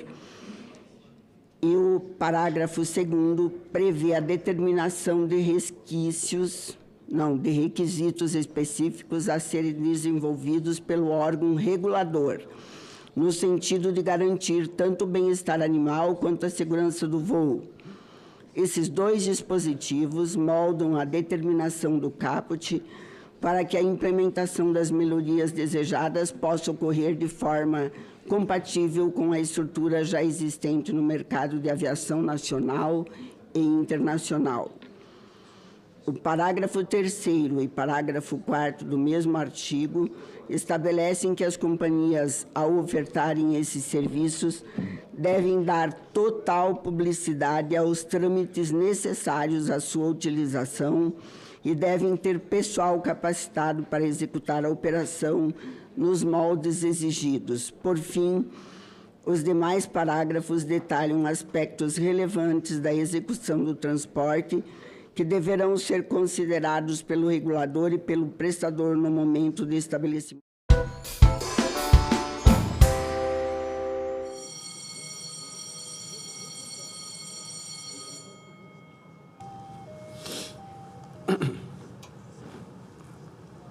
Sessão deliberativa ordinária, a número regimental. Declaro aberta a sessão. Sob a proteção de Deus, iniciamos nossos trabalhos. As senadoras e os senadores poderão se inscrever para o uso da palavra por meio do aplicativo Senado Digital por lista de inscrição que se encontra sobre a mesa ou por intermédio dos totens disponibilizados na casa.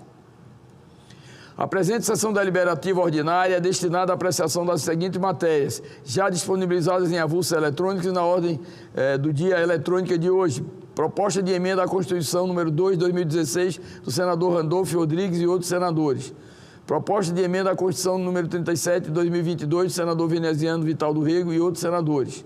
Projeto de lei número 1640, 2022, da deputada Giovânia de Sá, e projeto de decreto legislativo número 343, 2024, da Comissão de Relações Exteriores e de Defesa Nacional da Câmara dos Deputados. A presente sessão deliberativa ordinária é destinada a... Passamos aos oradores inscritos, que terão o prazo de 10 minutos para o uso da palavra. Como primeiro orador inscrito, passo a palavra ao nobre senador Paulo Paim, do PT do Rio Grande do Sul. Vossa Excelência dispõe de 10 minutos. Obrigado, senador Chico Rodrigues, presidente da sessão. Eu pedi que eu trocasse hoje o lugar, eu disse que não poderia, porque às 14 horas abre a CCJ e o debate lá é a redução de jornada, baseado numa PEC minha de 2015. Senhor presidente, senhoras e senhores, presidente Chico Rodrigues, senador Cachiru, senador Cleitinho, que estão no plenário, quero registrar que hoje pela manhã estive no Ministério do Trabalho e Emprego, reunido com o ministro Luiz Marinho e sua equipe, que trata das questões que pautamos lá. Conversamos sobre o mundo do trabalho, novas tecnologias, emprego, renda, desenvolvimento do país e especialmente sobre o debate que acontece na Câmara e aqui no Senado também, sobre a redução da jornada de trabalho. O senador Cleitinho tem uma PEC também nesse sentido. A jornada de trabalho é um debate que está acontecendo em todo o mundo. Esse é um tema em debate, como eu dizia, em todo o planeta, devido à sua urgência e o impacto positivo que está acontecendo nos países que já estão aplicando jornada reduzida até de 4 dias por semana, melhorou muito a vida das pessoas e a própria produtividade. O Brasil não ficará fora dessa discussão. O Brasil está agindo. Apresentei ao ministro a PEC 148 de 2015, que propõe a redução da jornada de trabalho para 36 horas semanais, sem redução salarial. A proposta está sob a relatoria do senador Rogério Carvalho e tramita na Comissão de Constituição e Justiça. Ainda hoje, daqui a pouco, teremos uma audiência pública na CCJ sobre esse tema. Eu irei para lá. Informei ao ministro sobre a mobilização que o Senado está promovendo nesse sentido, com a realização, nesse caso, de 4 audiências públicas sobre o tema na CCJ. Depois acontecerão outras na Comissão de Assuntos Sociais e também na CDH. Convidei o ministro a participar como painelista, deixando à vontade para escolher em qual delas ele estará presente. O ministro Luiz Marinho é profundo conhecedor desse tema, porque quando o presidente do Sindicato dos Metalúrgicos do ABC liderou a conquista da redução da jornada de trabalho para 40 horas para os metalúrgicos, 40 horas semanais, sem redução salarial. Entreguei a ele um convite para comparecer aqui no plenário do Senado no próximo dia 9 de maio, quando vamos realizar uma sessão de celebração em homenagem aos trabalhadores devido ao 1º de maio, Dia Internacional da Classe Trabalhadora. Esses homens e mulheres do campo e da cidade são verdadeiros heróis que, com suor e lágrimas, ajudam a construir o nosso país. O ministro Luiz Marinho ainda conversou comigo sobre a realização de uma sessão especial no Senado Federal no dia 13 de maio, em lembrança aos 30 anos do Grupo Especial de Fiscalização Móvel, um marco na erradicação do trabalho escravo no Brasil. Já encaminhei o requerimento para essa sessão especial e conversei hoje pela manhã com o presidente Davi Alcolumbre, que me recomendou que eu suscitasse a votação desse requerimento em plenário. Senhoras e senhores, falando ainda sobre redução de jornada, eu falarei aqui agora sobre um artigo que foi publicado numa série de jornais com o título Redução da Jornada de Trabalho, um caminho para o desenvolvimento e o bem-estar social. A discussão sobre a redução da jornada é uma das mais importantes no momento. Trata-se de uma proposta que visa melhorar a qualidade de vida da nossa gente, aumentar a produtividade e impulsionar a própria economia. Atualmente tramita na CCJ a proposta de emenda à Constituição, a 148 de 2015, de nossa autoria, que propõe a jornada de 36 horas semanais, sem redução de salário. Lembro e repito que o relator é o senador Rogério Carvalho, autor do requerimento desse debate que teremos hoje. Outras propostas semelhantes estão em discussão no Senado e na Câmara dos Deputados. Aqui tem a do Cleitinho, lá tem da Érica e mais uma, outra do deputado líder do PT. A história nos mostra que a redução da jornada de trabalho é uma luta de décadas da classe trabalhadora. No início do século XX, trabalhadores brasileiros chegavam a cumprir jornada de 16 horas diárias. Foi com muita mobilização que a Constituição de 1946 garantiu a jornada semanal de 48 horas. Na Constituição de 88, eu estava lá, com muita pressão e muita mobilização, nós conseguimos aprovar as 44 horas semanais, o que foi fundamental para a criação de novos postos de trabalho e para a melhoria das condições de vida da população. Em 1994, apresentamos na Câmara dos Deputados o projeto de lei 4653, que previa a redução de jornada de trabalho para 40 horas. Foi-nos dito que deveria ser por PEC.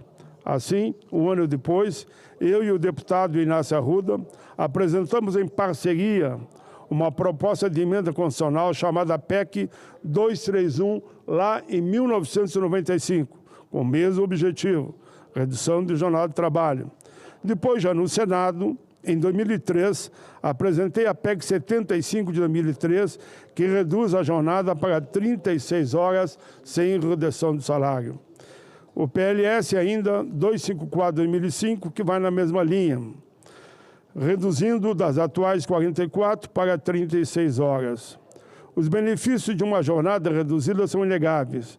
Menos horas de trabalho, mais tempo de lazer, família, estudo, qualificação profissional, menos acidente, menos estresse, mais qualidade nos produtos.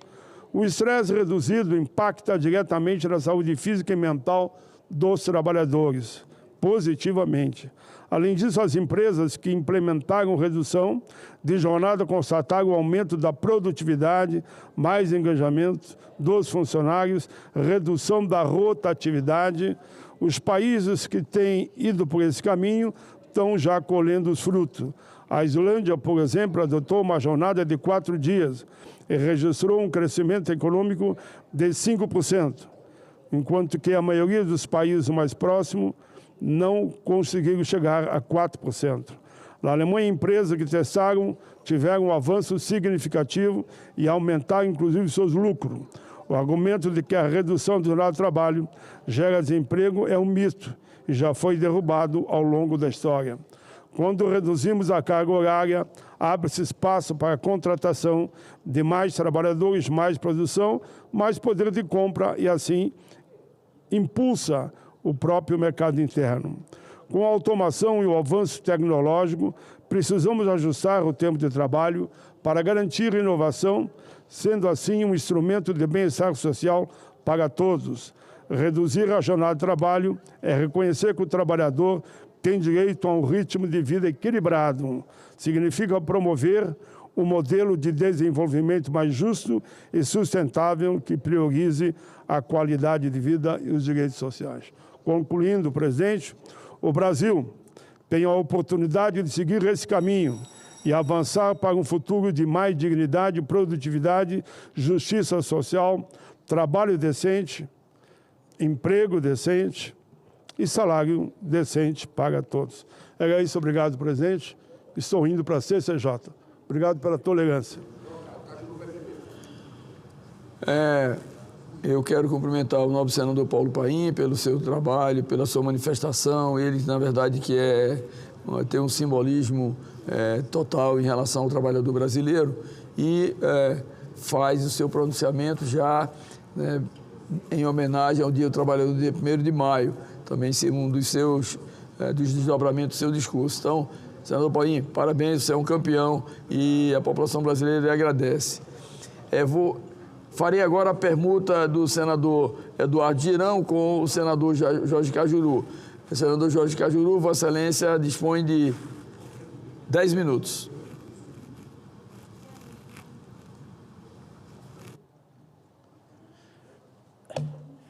Amigo pessoal, voz querida da nossa amada Paraíba e sempre pontual quando preside as sessões, senador Chico Rodrigues, um abraço especial. Brasileiras... Paraíba não, Roraima. Eu falei errado? Vossa Excelência foi a primeira vez que eu errei. Aí. Foi a primeira vez que eu errei. É a primeira. Desculpe, o meu dia hoje não está bom. Eu sou... Vai ficar bom o seu dia. Eu me desabafei ali com o Girão. Eu sou aquele tipo de pessoa que quando a outra chega em mim e fala assim, bom dia. Eu falo, bom dia para você. Para mim, o dia não está bom. Hoje é um dia realmente lamentável. Mas, enfim, vamos deixar nas mãos de Deus o que vai acontecer e o Brasil tomará conhecimento dessa decisão que eu estou por tomar. Eu ocupo a tribuna, brasileiras e brasileiros, minhas únicas vossas excelências, nesta terça-feira, 8 de abril de 2025, agradecendo, como sempre, a permuta do amigo e irmão cearense, exemplar senador Eduardo Girão, para manifestar minha satisfação pelo fato de que amanhã eu deveria estar alegre, e realmente não estou hoje. Mas amanhã, na Comissão de Constituição e Justiça, presidida por uma reserva moral da Bahia para o Brasil, o nosso querido senador Otto Alencar. Eis que alguém teve a coragem, senador Chico, para colocar aquilo que ficará na história do Brasil a partir de amanhã. Começará a tramitar a minha PEC 12, que o presidente Rodrigo Pacheco e também o presidente Davi Alcolumbre batizaram de PEC Cajuru, mas nem precisa, fica PEC 12 de 2022. Apenas a autoria é minha. A proposta, senhoras e senhores, meus únicos patrões, altera a Constituição Federal com o objetivo de proibir a reeleição para o mesmo cargo e no período subsequente à eleição dos chefes do Poder Executivo, por enquanto, presidentes, governadores e prefeitos, a partir de 2030. A duração dos mandatos desses cargos aumentaria de 4 para 5 anos. 8 anos, jamais. Isso valeria para 2030, como disse, de maneira que os atuais ocupantes de cargos no Executivo, se estiverem no primeiro mandato, ainda poderão se candidatar à reeleição. Como a minha proposta de emenda à Constituição visa também acabar com a farra das eleições de 2 em 2 anos no Brasil, a mudança, se aprovada no Congresso, e aqui passará fácil, na Câmara não tenho certeza, mas penso que passará também, o que espero acontecer exigirá do Tribunal Superior Eleitoral, o TSE, ajustes nos processos e calendários eleitorais. Eventuais dificuldades, a meu ver, não impedirão que o país desfrute das vantagens que advirão do fim da reeleição para os cargos executivos, a começar pelo reencontro com a nossa história republicana. A primeira Constituição de 1891 e a última de 1988 vedavam a reeleição para chefes do Poder Executivo. A Constituição Cidadã foi alterada por uma emenda constitucional de revisão que, em 1994, diminuiu o tempo de mandato de 5 para 4 anos e pela emenda constitucional que, aprovada em 1997, com fartas denúncias de compra de votos, de corrupção pura, passou então a permitir uma reeleição para o período subsequente. O tempo passou e o primeiro presidente a se beneficiar da mudança, Fernando Henrique Cardoso, viria a fazer meia-culpa e admitir, mais de 2 décadas depois, que o Instituto da Reeleição foi um tremendo equívoco dele. Demorou, mas o sociólogo se colocou acima do político. Em artigo publicado nos jornais O Globo e o Estado de São Paulo, Fernando Henrique Cardoso escreveu em setembro de 2020, abre aspas, devo reconhecer que historicamente foi um erro meu.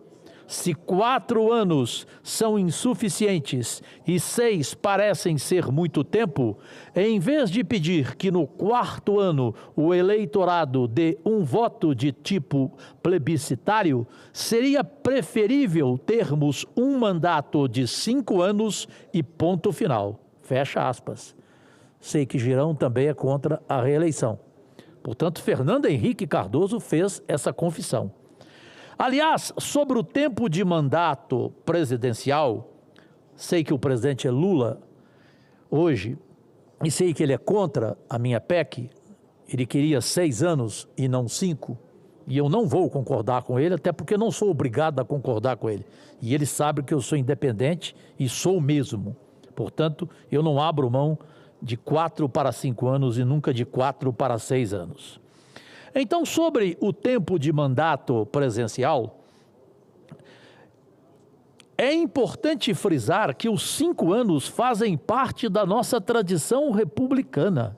O período de 6 anos foi uma anomalia que valeu apenas para o seu último presidente, João Figueiredo, da ditadura militar, que assombrou o país de 1964 até 1985. Quanto à reeleição, só um ingênuo pode imaginar que o detentor de mandato no Executivo não é tentado a usar o cargo em benefício próprio e fazer o possível e o impossível, até se corromper e corromper gente do meio, para se reeleger. Ele pode não admitir, mas o incumbente sempre disputa com larga vantagem.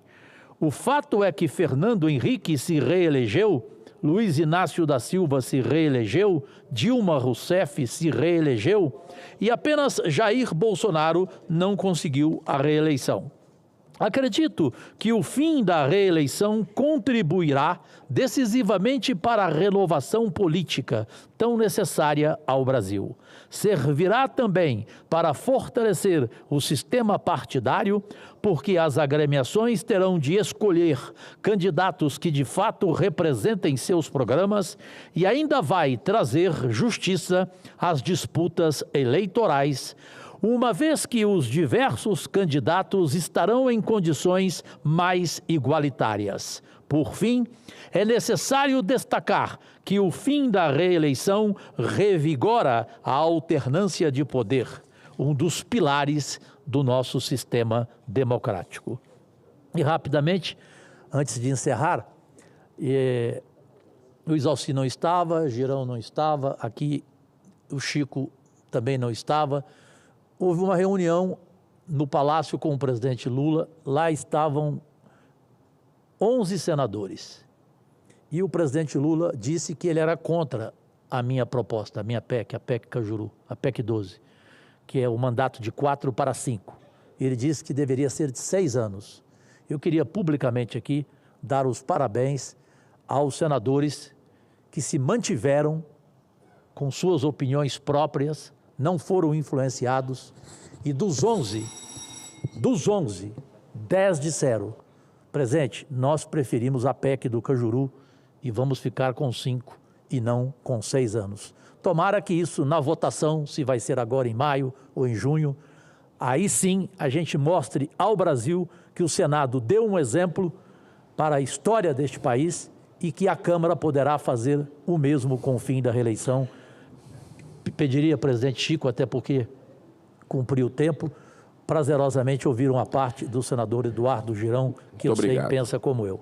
Muito obrigado, senador, meu amigo, senador Cajuru. Quero lhe cumprimentar por esse grande passo, a iniciativa sua.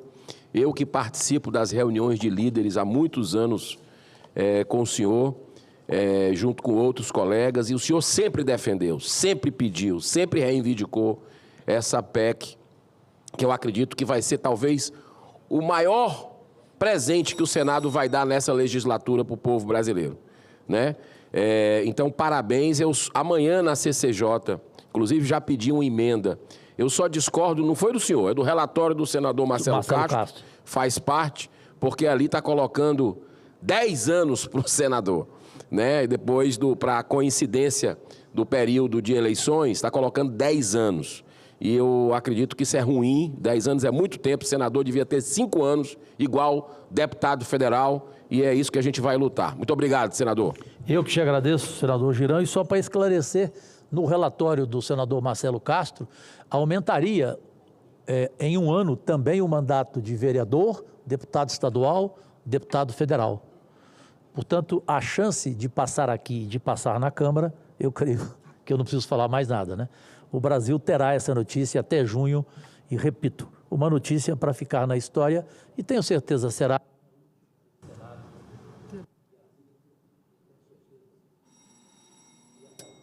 E assim, rapidamente, eu tenho certeza que deixarei o meu legado por todos os meus projetos e essa minha PEC, que considero a mais importante que ao longo do tempo eu construí, conversando com políticos dos mais sábios deste país, os jornalistas mais importantes deste país.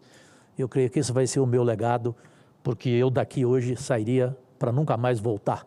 Eu só não posso renunciar porque o meu suplente, o primeiro, meu amigo de 30 anos, morreu. E o meu segundo suplente, além de corrupto, ele demitiria toda a minha equipe e sujaria o meu nome aqui. Portanto, eu vou suportar até o último dia, não sei como, mas Deus vai me dar força. Obrigado. Eu quero aqui parabenizar o nobre senador Jorge Cajuru, Vossa Excelência, que teve uma brilhante iniciativa com essa PEC número 12, que já recebeu, inclusive, o nome de PEC Cajuru, que tenho certeza, nobre senador Jorge Cajuru, que é uma demanda nacional. Eu acho que a população brasileira já está cansada de 2 em 2 anos ver realmente eleições se repetirem, causando prejuízos gigantescos. Só em termos de fundo partidário é em torno de 5 bilhões de reais a cada eleição. Então, na medida em que Vossa Excelência, com cuidado, com destreza, com capacidade de articulação, como teve já com vários senadores, tem a simpatia, praticamente vai ser a unanimidade aqui dos senadores. E Oxalá também tenha a aprovação em tempo recorde, expedita, na Câmara dos Deputados. Portanto, a tramitação na CCJ, depois no plenário do Senado e transferindo a responsabilidade regimental para a Câmara dos Deputados, haverá de deixar um marco indelével na história do Congresso Nacional. Porque está claro como uma janela sem vidros, né? A população não suporta mais eleições repetitivas, 2 em 2 anos, mais um processo burocrático. E aqui também se manifestou de uma forma muito clara, como sempre faz o senador Eduardo Girão. Vossa Excelência já pode contar com esse apoiamento ao seu voto, ao seu projeto, no meu voto, né? Porque nós entendemos que 6 anos é demais. 5 anos, já um prefeito, um governador, um presidente da República já pode desenvolver uma ação de gestão que fique registrada no dia a dia da população e limitando também a uma única eleição. Também achamos excessivamente grande 10 anos de um mandato de senador, né?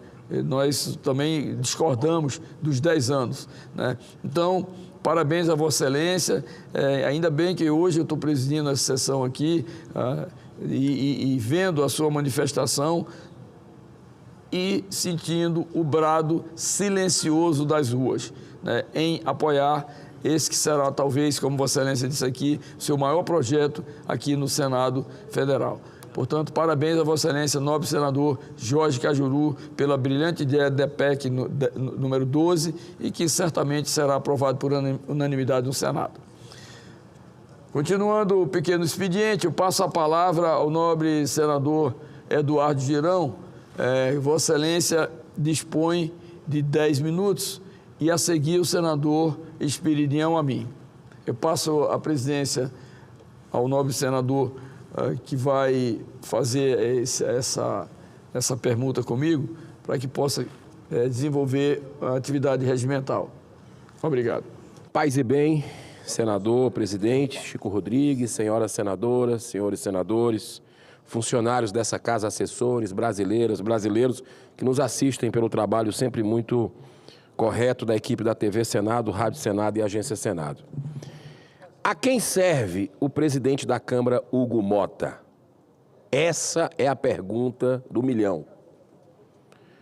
Logo depois de sua eleição à presidência da Câmara, Hugo Mota se manifestou de forma muito lúcida e sensata a respeito das manifestações do dia 8 de janeiro, negando narrativas golpistas, mais ou menos como fez o ministro do governo Lula da Defesa. dizendo que não houve golpe, que não tem elementos para isso, o que todo mundo já percebeu, a não ser quem quer insistir numa narrativa por interesses políticos ou de vingança sobre quem pensa diferente sobre seus adversários. Mas além de ele não enxergar nenhum dos elementos, Hugo Mota, naquele momento, necessários para um golpe de Estado, ele realçou, ele foi além, realçou a brutal injustiça de uma senhora que apenas esteve próxima às invasões sem ter quebrado nada. Aliás, a maioria foi assim. Até porque as imagens foram negadas, não tem individualização. Joga todo mundo dentro da rede e mão pesada neles. É esse o espírito de revanche do Brasil hoje. Então, essa senhora pegou 17 anos de prisão. Agora, faz uma nova declaração, o presidente Hugo Mota, completamente contraditória com a anterior. Olha o que ele disse agora. Caso o PL da anistia não seja conduzido com responsabilidade, haverá risco de aumentar a crise institucional. Abro aspas de novo. O tema deve ser tratado com sensibilidade e seriedade, porque pode gerar novos atritos entre os poderes legislativo, judiciário e executivo. Olha as platitudes que ele usa. Por fim, fala que podem ser discutidos eventuais excessos nas condenações e que espera contribuir para a pacificação nacional. A primeira pergunta que precisa ser respondida é sobre o que aconteceu nesse período para justificar tamanha mudança do presidente Hugo Mota nas suas falas. Vamos lá, tem algumas teorias. Aconteceu um estranho jantar no dia 18 de março, na casa de Alexandre de Moraes, o ministro carrasco, que vem perseguindo as pessoas, censurando os brasileiros, inclusive parlamentares, com esse inquérito que completou 6 anos agora, em março, inquérito vergonhoso que rasga a nossa Constituição. Além do Alexandre de Moraes, que recebeu as pessoas, olha só quem estava nessa cerimônia, nessa festa em casa. Hugo Mota, Davi Alcolumbre, o vice-presidente da República, Geraldo Alckmin, o procurador-geral da República, Paulo Gonet, e 7 dos 11 ministros do Supremo. Esse é o Brasil da separação entre os poderes inexistentes. Esse é o Brasil. A gente precisa entender para ver, talvez, a mudança de discurso do Hugo Mota sobre a anistia. E é justamente um jantar desse tipo, com aparência de mera confraternização, que ajuda a explicar o nível de interferência e de ação política de magistrados que deveriam se ater exclusivamente à sua responsabilidade, aos autos, como guardiões da Constituição, preservando a independência e a autonomia entre os poderes da República. Como Hugo Mota encerrou sua declaração, destacando a necessidade de pacificação do país, é sempre bom lembrar que os 21 anos da longa ditadura militar só foram encerrados depois que o Congresso Nacional aprovou, em 1979, a anistia ampla, geral e irrestrita, com o objetivo alcançado da pacificação. Foram perdoados todos os crimes, incluindo assalto a banco, sequestro de embaixador e todos que pegaram armas. Inclusive, alguns desses deram entrevistas dizendo que a estratégia era fazer um golpe para a ditadura do proletariado. Olha que loucura o que a gente está vendo aqui. Mas quando muda de camisa, quando muda de ideologia, aí querem acabar, dizimar essas pessoas. Hugo Mota falou muito em sensibilidade e responsabilidade, mas destacou que via riscos de aumentar a crise institucional. Olha só que a fala dele, aumentar a crise institucional. Ora, essa crise está consolidada, senhor presidente Mota. A ditadura da toga tem sistematicamente invadido a competência desse poder legislativo, que está omisso, dia sim, dia não, invade, humilha esse Senado Federal e esse Congresso Nacional. Eu poderia citar inúmeros casos, mas o tempo não me permite. Então, eu vou destacar apenas alguns deles. O Congresso Nacional, cumprindo com seus deveres, aprovou praticamente por unanimidade, depois de anos de estudos e debates em 2006, durante o primeiro governo Lula, a Lei sobre Drogas do Brasil. Em 2019, já no governo Bolsonaro, foi revisado e mantido todos os artigos, ou seja, tolerância zero às drogas. Mas o STF, sempre ele, declarou o artigo 28 inconstitucional. Um dos mais importantes, porque restringe o consumo de drogas ao definir penas alternativas aos usuários, como serviços comunitários e participação em cursos educativos sobre o efeito do uso de drogas. Felizmente, nesse ano passado, o Senado reagiu imediatamente e aprovou em abril de 2024 a PEC 45 por 52 votos a 9, resgatando o princípio dessa tolerância zero ao tráfico, garantido pela lei vigente. Mas adivinha onde é que está hoje parado essa PEC? Lá na Câmara dos Deputados. Na mesa de quem? De Hugo Mota. Com isso, prevalece a vontade do Todo-Poderoso, da Corte Suprema desse país. E a violência causada pelo crime organizado só faz aumentar, destruindo vidas e famílias inteiras sendo devastadas. Então, crise institucional? Com a sua omissão, senhor Mota, de não colocar para votar algo que o Senado já votou, só aumenta porque pende para um lado do STF, porque o senhor não cumpre seu trabalho. Assim como também o fim do famigerado foro privilegiado, que é a proteção da impunidade no Brasil, da corrupção. O Senado já fez a sua parte, está parado na sua mesa, senhor Mota. Que crise institucional? Crise institucional para nós, uma humilhação institucional, que o senhor tinha um dever, junto com o presidente dessa casa, de resgatar a hombridade desse Senado Federal e da Câmara dos Deputados, porque tem um poder que esmaga os demais poderes, vergonhosamente no nosso país. Por isso, senhor presidente, mais do que nunca é preciso resgatar a nossa autonomia do Congresso Nacional perante os demais poderes, pautando e votando a lei da anistia, a única que vai reconciliar esse país que está despedaçado, com pessoas sendo injustiçadas, e o brasileiro já está comovido, já percebeu a maldade, a crueldade que estão fazendo com alguns brasileiros que nunca tiveram passagem nenhuma pela polícia. Pouquíssimos se envolveram na depredação.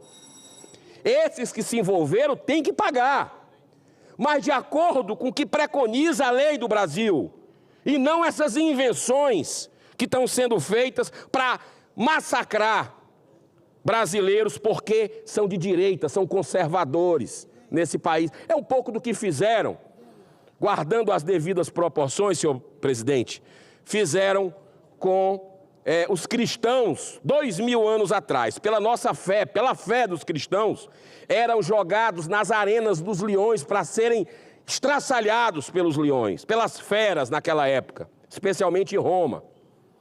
E agora estão fazendo isso, caçando os cristãos que querem defender a vida, a família, a pátria. Quem errou, senador Plínio Valete, tem que pagar, de acordo com a lei, mas a maioria não depredou. E a gente sabe disso. Os relatos estão aí, não tem imagens comprovando a individualização de cada um. Copiaram e colaram e jogaram lá sem defesa ao contraditório, sem defesa nenhuma. Para encerrar, a maioria dos presos políticos nada fez. Apenas estavam próximos aos acontecimentos, portando muitas vezes uma bandeira do Brasil, uma Bíblia e o batom, o símbolo hoje nacional desse massacre, desse golpe fictício que estão falando. São tratados essas pessoas como perigosos golpistas, terroristas, com penas que chegam a 17 anos de prisão. Onde é que nós estamos? Acorda, Brasil! Poderia ser Um de você que está nos ouvindo, o que está acontecendo. Já morreu um na prisão, que foi o Clériston Pereira da Silva. Outros estão acabados, seus negócios, acabou tudo. No último minuto que me falta, senhor presidente, se o senhor puder me dar essa tolerância. Senador Eduardo Girão. Claro. Eu queria fazer uma parte muito rápido, a sua fala, porque sempre é muito oportuna, mas dizer também que, olha, eu tenho dito que está faltando Deus no coração de muita gente no Brasil, principalmente dos julgadores. E eu falo, eu me arrepio mesmo, porque precisa ter essa sensibilidade acima de tudo, quando você vai tratar da vida das pessoas. E o que a gente tem percebido, né, o Supremo, talvez até na insensatez momentânea, em não olhar uma dosimetria necessária, porque não se pode comparar, né, alguém que apenas usou como arma um batom para replicar uma frase feita por um ministro do Supremo Tribunal Federal. E apenas isso. E esse batom que ali pode ser retirado, foi retirado apenas com sabão e água no outro dia, e essa senhora ter uma pena de 14 anos. Então, portanto, nós temos que rever, e acho que esse pronunciamento de Vossa Excelência, a manifestação que tivemos ontem em São Paulo, demonstra que a população está inquieta, que a população não aceita, e nós não podemos levar esse país à divisão. Nós precisamos procurar, acima de tudo, um país uno, um país integrado no desenvolvimento, para criar oportunidade para todos os brasileiros. E, acima de tudo, o pronunciamento de Vossa Excelência chama essa atenção, principalmente de humanismo nesse país. É preciso isso. É preciso fé, é preciso Deus acima de tudo, mas é preciso a sensibilidade de nós, seres humanos, principalmente os julgadores. Perfeito, senhor presidente. Eu peço que esse aparte do senador Wellington Fagundes seja recebido, incluído dentro do meu pronunciamento. Muito sensato. E eu, para encerrar nesse minuto que me falta, eu quero dizer o seguinte: o senhor foi preciso. Está faltando humanidade. Não é uma questão de ser de direita, de esquerda, contra governo, a favor de esquerda, a favor de governo. É uma questão de justiça. Então, e depende essa decisão histórica de nós. Não é do Poder Judiciário e muito menos do Executivo. Depende exclusivamente dos 513 deputados federais e 81 senadores, eleitos por mais de 100 milhões de eleitores para representar a sociedade. E só assim se poderá realmente alcançar a necessária pacificação do Brasil. É com anistia. Não podemos esperar. A maioria do povo brasileiro está conosco.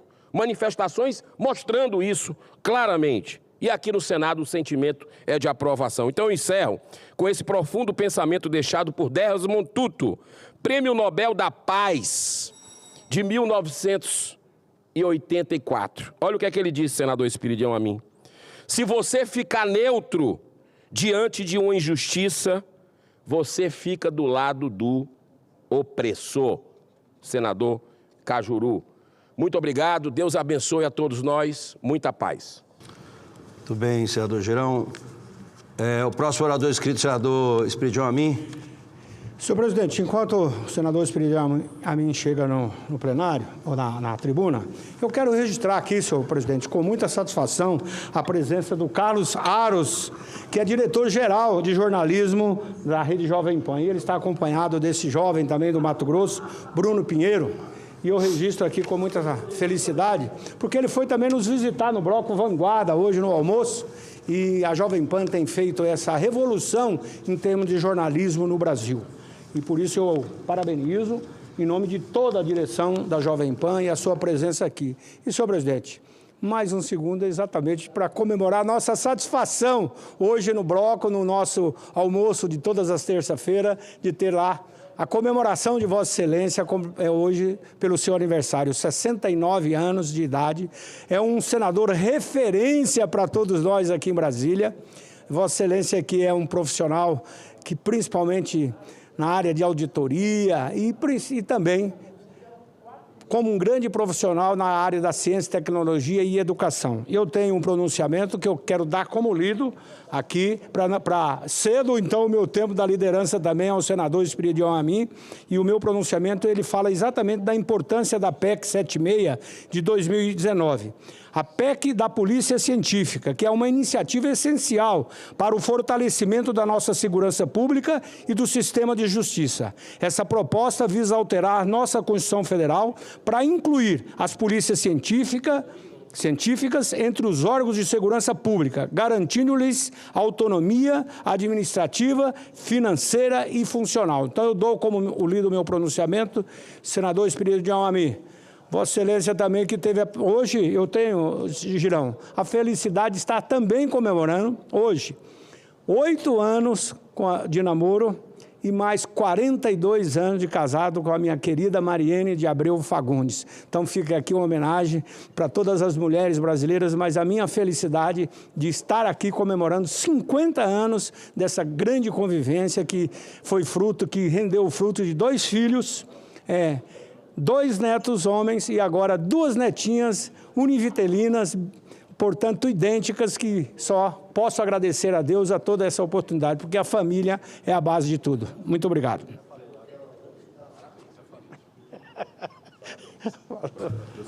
Com a palavra, o senador Espiridião Amin, com 10 minutos para a sua manifestação. Eu quero, em primeiro lugar, já que vamos começar por amenidades, cumprimentar o senador Isalci pelo seu aniversário e dizer ao senhor, senador Wellington, que eu pretendo ser o postulador da beatificação da sua mulher, porque aguentá-lo há 50 anos merece, no mínimo, a beatificação e depois, quem sabe, a canonização. E o senador Cajuru, que tem experiência a respeito, concorda com a minha fala. A experiência do senador Cajuru é um exemplo não, mas eu não lhe dei a todos. parte, eu não lhe dei a parte, nem vou lhe dar. Quero cumprimentar o senador Girão para lhe dizer que sentimos a sua falta no ato de domingo, porque Vossa Excelência tem pedido a presença de todos nós e as orações de todos nós naquilo que eu considero que o ministro Fux já prestou de serviço.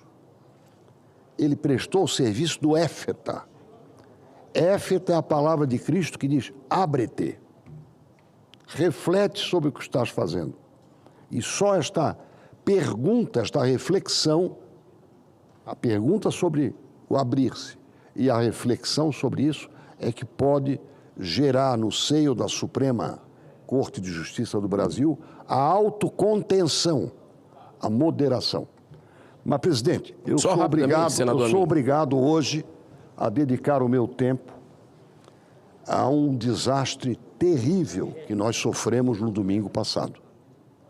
No domingo passado, não bastasse o susto de sábado, quando aquele avião monomotor apagou o motor e ele conseguiu aterrissar na BR-101, quase na divisa com o Paraná, conseguiu aterrissar sem danos. Não bastasse isso, que é uma obra de Deus, no domingo, Deus foi posto à prova. Porque no Morro dos Cavalos, em Santa Catarina, presidente, um trecho da rodovia federal é precário, porque tem 2 faixas em cada sentido, mas não tem acostamento. Por dificuldades que o DENIT teve há mais de 10 anos com o Ministério Público, com licença ambiental e com autorização da FUNAI. Então imagine um caminhão transportando gás etileno altamente inflamável, capotou, explodiu morro abaixo e vazou gás etileno já em combustão.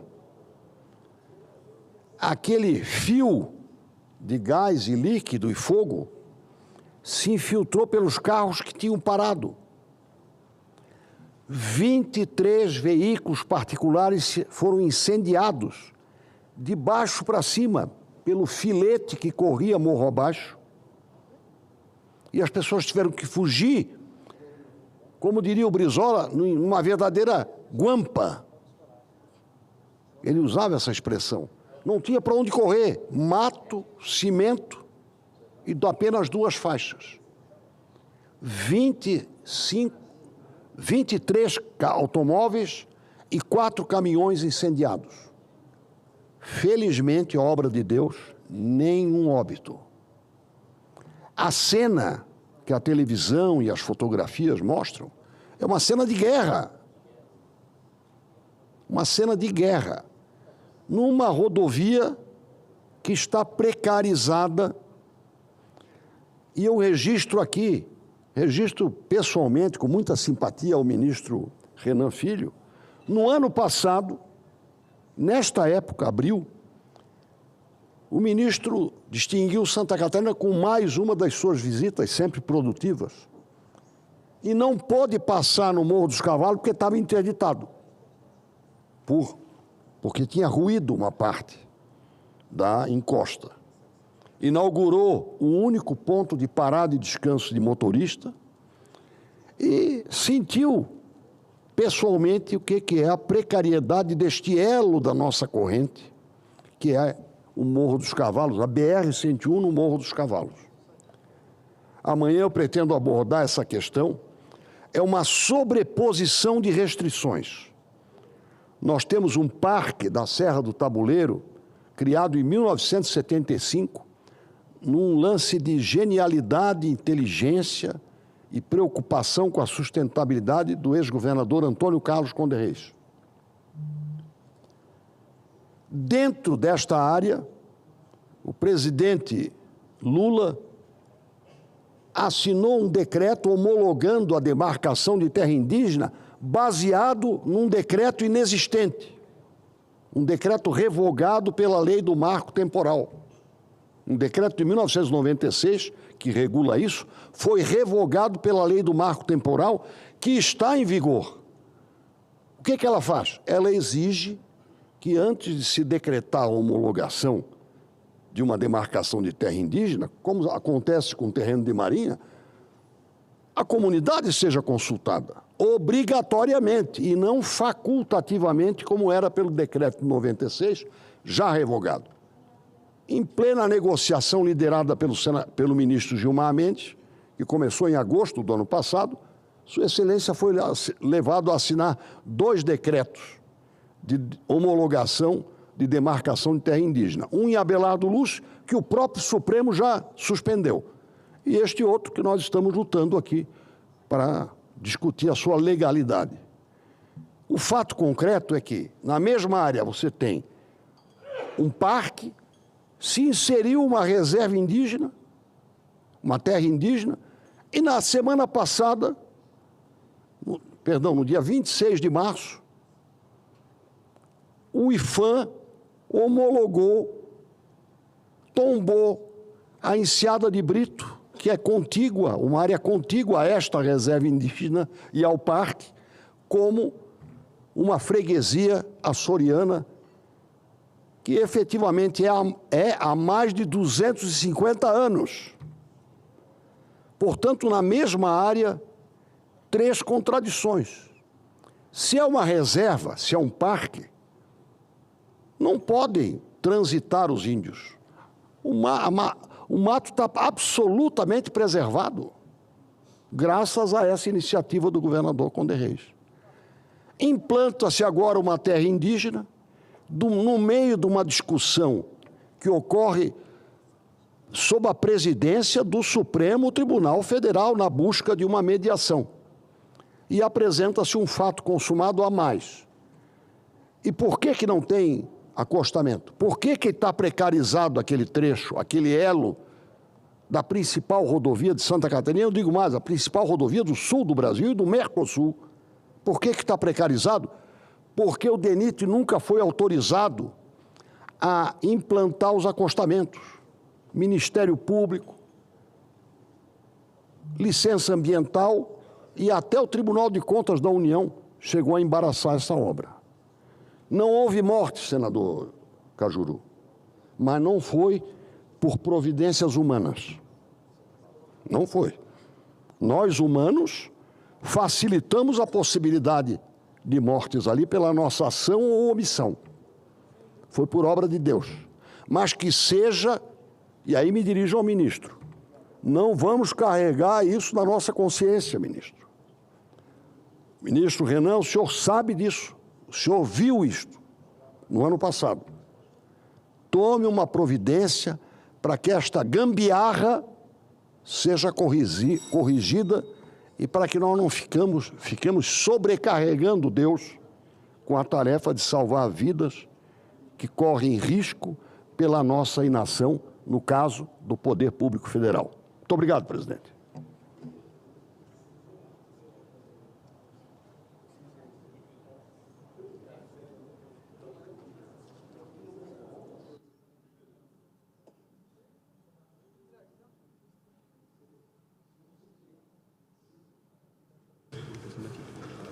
Senador Humberto Costa, em comunicação inadiável, por 5 minutos.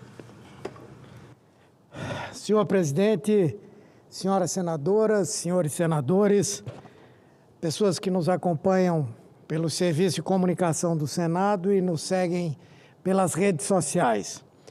Os brasileiros estão percebendo, e os mais recentes dados de pesquisa indicam isso, que o nosso país passa por um tempo de expressiva robustez. Especialmente quando o mundo é lançado por Donald Trump em uma guerra comercial insana e irresponsável, é muito bom saber que contamos com a inteligência, o trabalho e a liderança do presidente Lula para atravessarmos essa turbulência de maneira muito segura. Temos um lastro de mais de 350 bilhões de dólares em reservas internacionais. Nosso PIB tem crescido a uma velocidade superior a 3% ao ano, uma das maiores taxas do mundo. Estamos registrando os mais baixos índices de desemprego da história e recordes no aumento real de renda dos trabalhadores.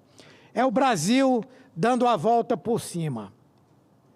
Bolsonaro deixou o governo com a indústria nacional destruída, ocupando a 70ª posição no ranking mundial. Em somente 2 anos, com investimentos fortes e uma política industrial arrojada e inovadora, avançamos 45 posições. Repito aqui, 45 posições em somente 2 anos. E hoje estamos em 25º lugar, um resultado absolutamente extraordinário. Isso significa mais empregos de qualidade, mais renda, mais confiança para se investir no Brasil. Somente de montadoras automobilísticas, os investimentos já superam 125 bilhões de reais.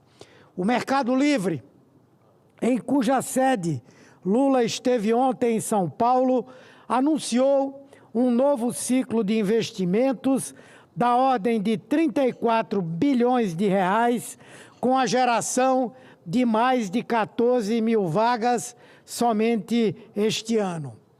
A Novo Nordisk, a maior fornecedora de insulina ao Sistema Único de Saúde, que produz a conhecida Ozempic, anunciou também ontem, ao lado de Lula, mais 6 bilhões e 400 milhões de reais em sua unidade em Minas Gerais.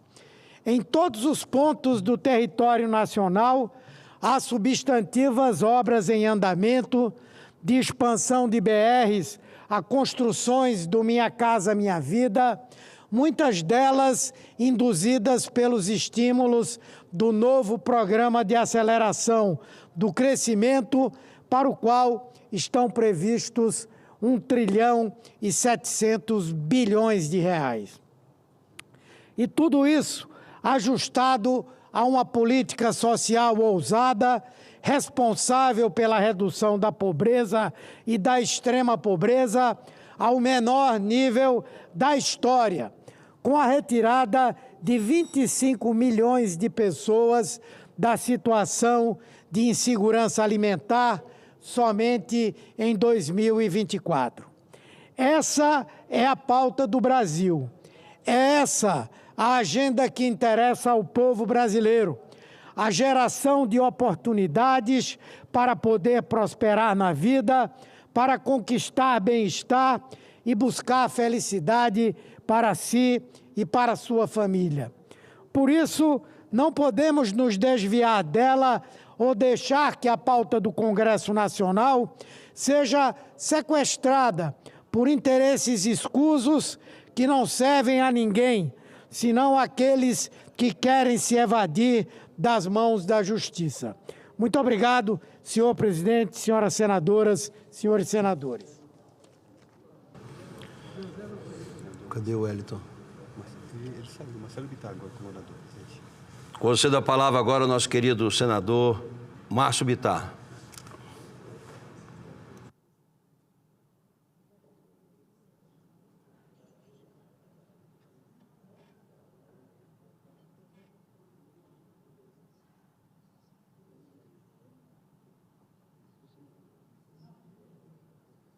Senhor presidente, senhores colegas, há muito tempo eu li que a arma mais letal que o homem criou não foi a bomba atômica, foi a fala.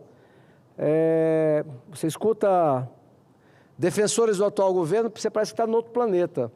O fato é que o Brasil caiu mais de 30 posições no ranking que faz a percepção de corrupção. E talvez seja porque as estatais davam prejuízo, foram envolvidas, foram dilapidadas no governo do PT, Lula 2, Dilma 1, depois passaram a dar lucro e agora voltaram a dar prejuízo. Então talvez seja isso que tenha acontecido. E mais uma vez quero lembrar que o Congresso Nacional, senador Cajuru, senador Plínio, fez a sua parte. Quando depois daqueles escândalos envolvendo estatais brasileiras, o Congresso criou a lei das estatais, que dava uma blindagem, protegia de certa forma, se não 100%, mas em larga escala, as nossas estatais. O que é que fez o PCdoB? Entrou no Supremo Tribunal Federal e o atual ministro da Segurança, ainda nos últimos meses no Supremo Tribunal Federal, numa canetada, suspende a lei das estatais e aí voltou a poder indicar quem quisesse. Por isso, quero aqui mais uma vez mencionar, olha só, líder Cajuru, em crise, mesmo em crise, os Correios gastaram 38 milhões em patrocínios no governo Lula. A estatal desembolsou 6 milhões para exibir sua marca na Lollapalooza, olha só. O Brasil gastou dinheiro público para promover um festival que não rendeu coisa nenhuma para aqueles que se pretende serem as pessoas mais vulneráveis no Brasil. 6 milhões de reais.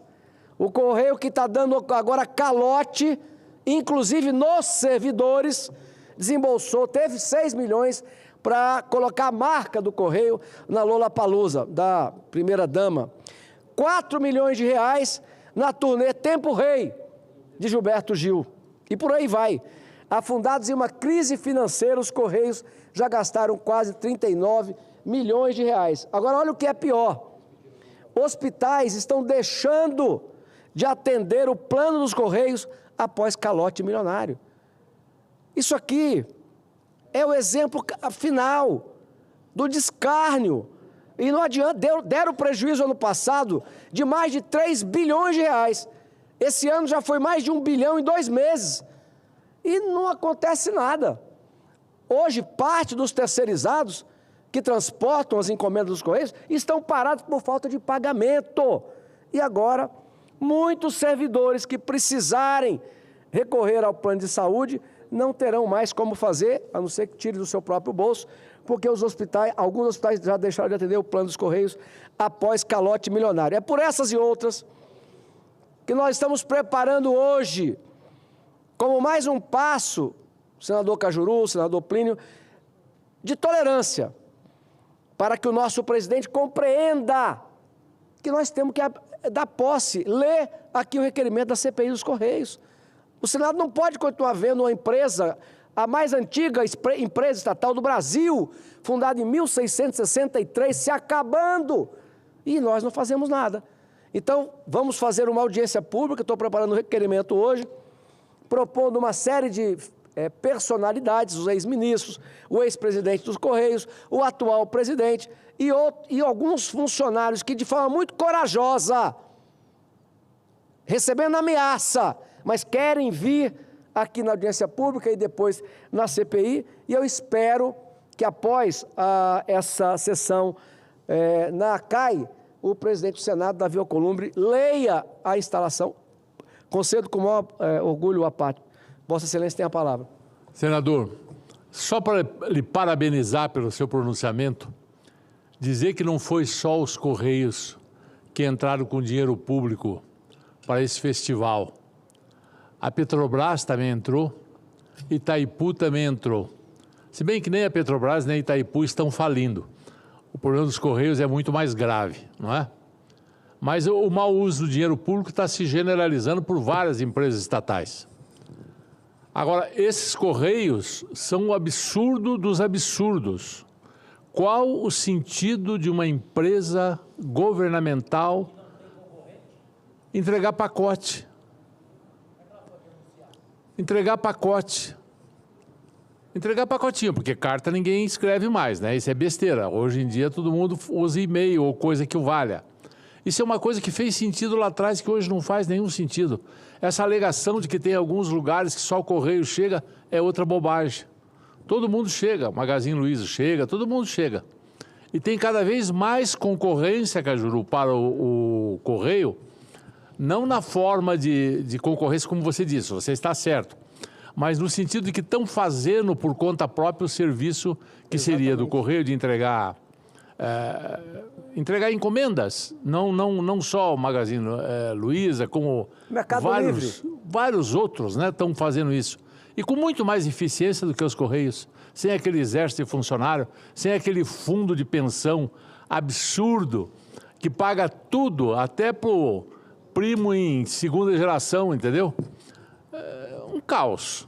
Isso já devia ser privatizado há muito tempo. O senhor está cheio de razão, mas privatizar é um palavrão nesse governo, né? Mas parabéns pela sua iniciativa. Obrigado, senador. Eu vi isso, incorpora a sua parte, a minha fala, isso me honra muito. E lembrando que com tudo isso, o Postales deu prejuízo de 15 bilhões no governo da Dilma e agora, que é isso também que nós temos que apurar, há uma denúncia gravíssima de que a mulher do atual presidente faz parte da banca, ou fez parte da banca de advogados, que intermediou um acordo pelo qual o Estado brasileiro assumiu metade desse prejuízo, de 7 bilhões e meio. Então, isso precisa ser averiguado. E os outros 7 bilhões e meio vai para a costa do servidor. Vai pagar essa conta do rombo lá de trás, o ativo e o inativo.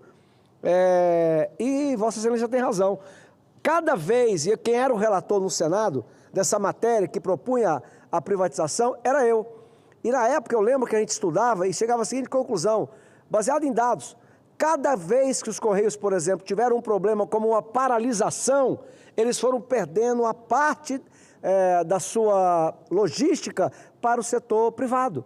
Porque a compra e venda, como Vossa Excelência disse, a loja como Magazine Luiza, o Mercado Livre, ele não pode esperar.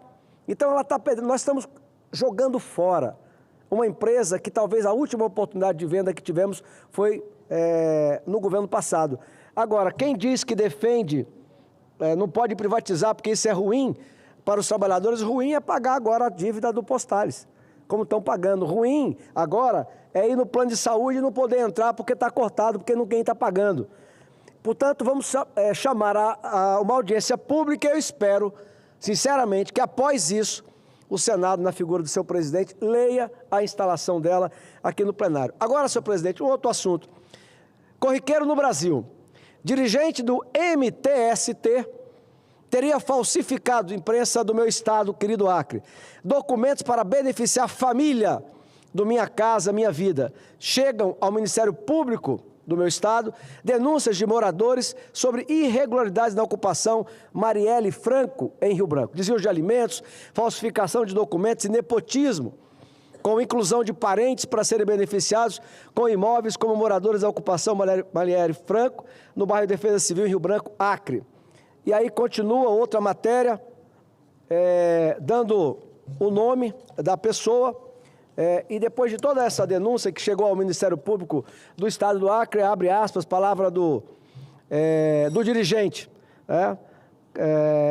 abre aspas, ainda bem que saí bonito na foto, a foto da matéria, disse o dirigente local do Movimento dos Trabalhadores Sem Teto, Jamir Rosas. Isso aqui foi denunciado no Ministério Público do Acre, eu espero que ele apure isso aqui.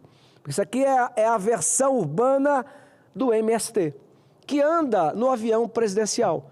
O Brasil vai tentar abrir mercado no estrangeiro, levando na bagagem o líder intelectual de um movimento de foras da lei, que invade terra, invade propriedade, causando insegurança na área rural. Por fim, senhor presidente, rapidamente, registrar que tem manhã que a gente acorda e às vezes leia as matérias, as manchetes, está certo desânimo, presidente Zalci.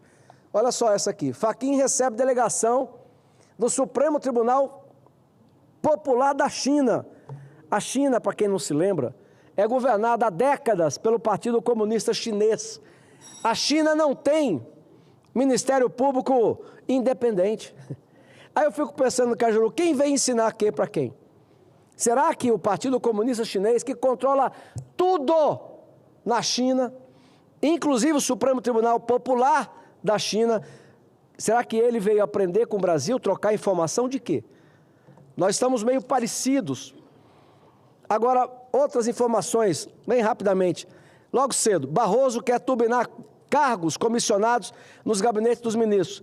Cada um tem direito a 3 juízes auxiliares, quer aumentar R$10 mil para cada um.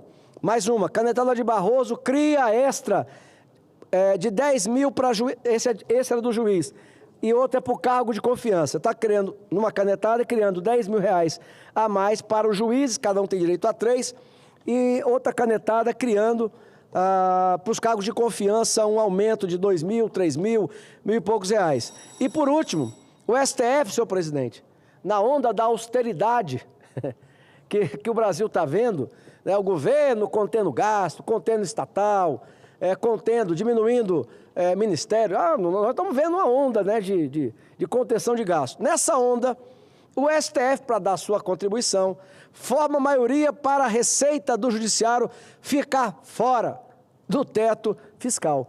Essa contribuição do Supremo Tribunal Federal. Mais uma, Moraes multa Felipe Martins em 20 mil. Sabe quem é o Felipe Martins? Aquele que foi preso por uma viagem que nunca fez e ainda está pagando multa.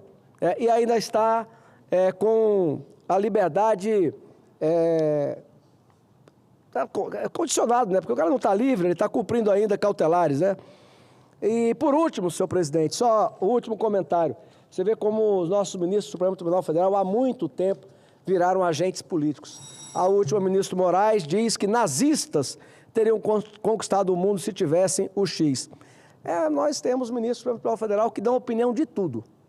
De tudo. Parece, e aí eu termino mesmo, querido irmão meu, mais velho, eu estava estudando fora do Acre, quando eu voltei, ele me disse o seguinte: Márcio, recebi aqui o subsecretário da Associação de Moradores do bairro Vai Quem Quer, foi eleito anteontem, ele veio aqui me ensinar de tudo um pouco. Isso dando conta, né, de que tem pessoas que acham-se entendidas em tudo. Assim estão agindo os ministros do Supremo Tribunal Federal. Eles têm opinião e externam a opinião sobre tudo, inclusive contra esse poder. Quando o ministro vai em Portugal e de lá diz, não há clima no Brasil para anistia, esse é um tema nosso. E aí, senhor presidente, com a sua tolerância, mais uma vez eu vou dizer, não sei de onde sai tanta crueldade. Como é que um grupo que tem nos seus quadros quem assaltou, quem matou. O PCdoB, quando foi para a guerrilha do Araguaia, aquilo não era arma de brinquedo, não. Aquilo era metralhadora, era fuzil. É para fazer a revolução comunista no Brasil. Ou não era? Quando a Dilma participou daquele grupo de esquerda que soltou bomba, aquilo não era para defender a democracia, não. Quando o Gabeira, que é tratado com pompa e circunstância em todo lugar que vai, quando ele ajudou a sequestrar o embaixador norte-americano, aquilo ali não era para implantar a democracia no Brasil, não. Quando o Dirceu saía de Cuba, se preparando para ser guerrilheiro, para prender lá, não era defendendo a democracia, e todos foram perdoados. Quase todos indenizados. 3 viraram presidente do Brasil. E essa turma, que tem um coração de ferro, não acha que as pessoas que estão pagando por crime que não cometeram, quem depredou, cometeu crime de depredação de patrimônio público, não o crime que estão imputando. Mas essa crueldade que eu via nos livros, lia nos livros, assisti em TV, hoje eu estou vendo no coração da turma da esquerda. Inclusive do vice-presidente Humberto, que acabou de sair daqui dessa tribuna, eu queria falar com ele aqui presente, mas vai ter oportunidade. Muito obrigado, senhor presidente. Obrigado, senador. Próximo orador inscrito, o senador Plínio Valério.